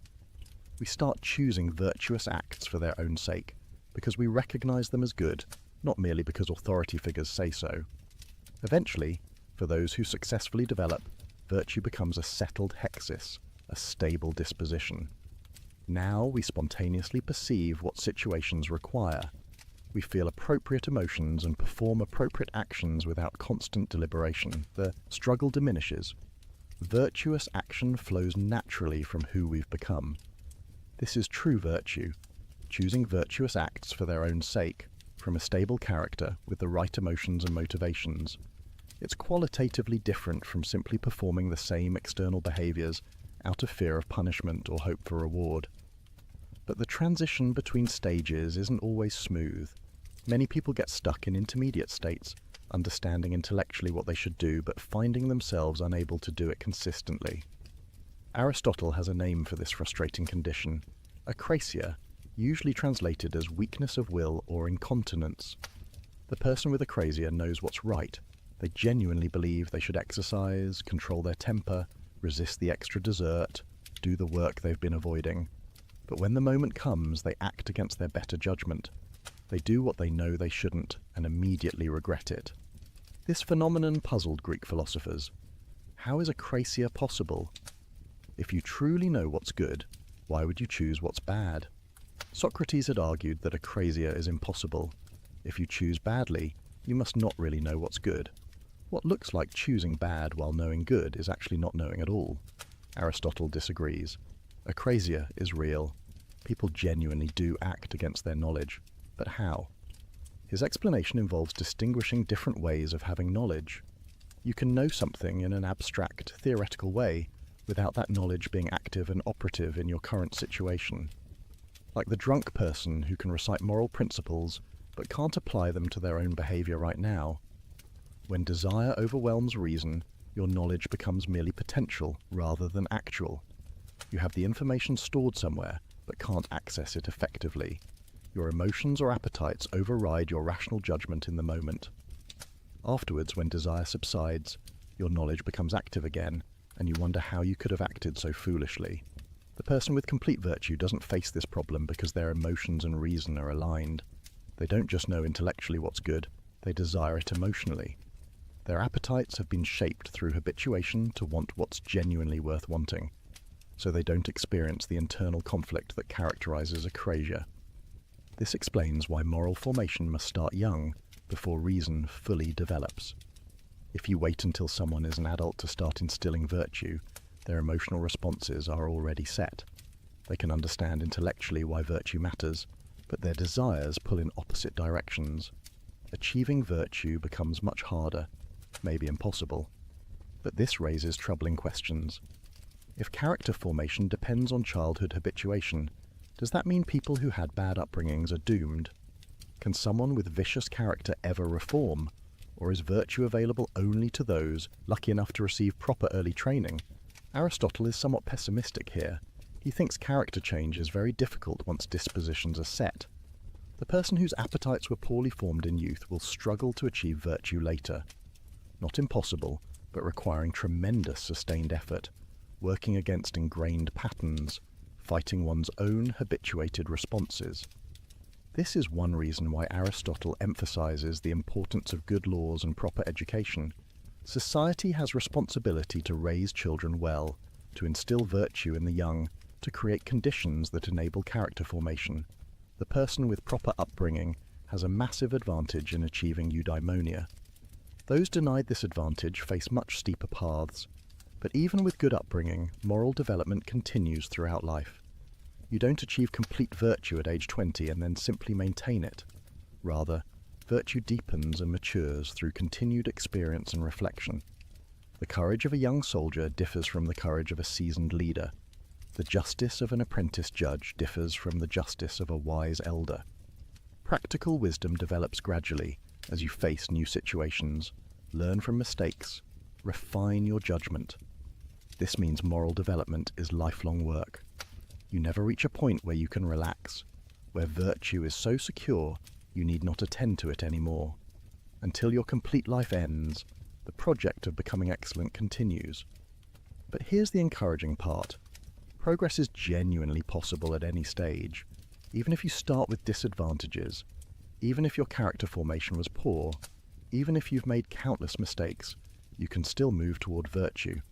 Maybe you won't achieve the complete virtue of someone with every advantage, but you can become better than you were, more virtuous than you are, closer to excellence than you started.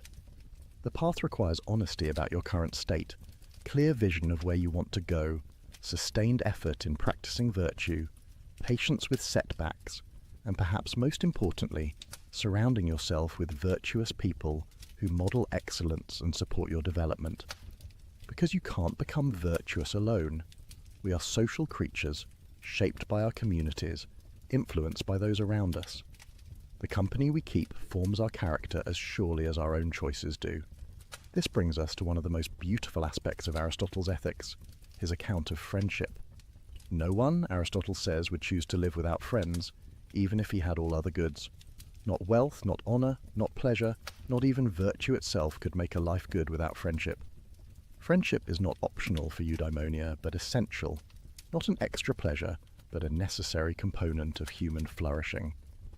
The Greek word philia, translated as friendship, has broader scope than our English word. It includes family affection, romantic love, civic bonds, collegial relationships, and what we'd call friendship in the narrow sense. Aristotle examines all these forms, but he's most interested in what he calls complete or perfect friendship, the highest form of human relationship. To understand complete friendship, we must distinguish it from two lesser forms. First, friendships of utility. These relationships exist because each person is useful to the other. Business partners, professional networks, neighbours who help each other, colleagues who collaborate, all exemplify friendships of utility. Nothing wrong with such relationships, but they're inherently fragile. When the usefulness ends, the friendship dissolves. Second, friendships of pleasure. These relationships exist because each person enjoys the other's company. Drinking buddies, hobby companions, people you have fun with, romantic relationships based primarily on physical attraction, all exemplify friendships of pleasure. Again, nothing wrong with them,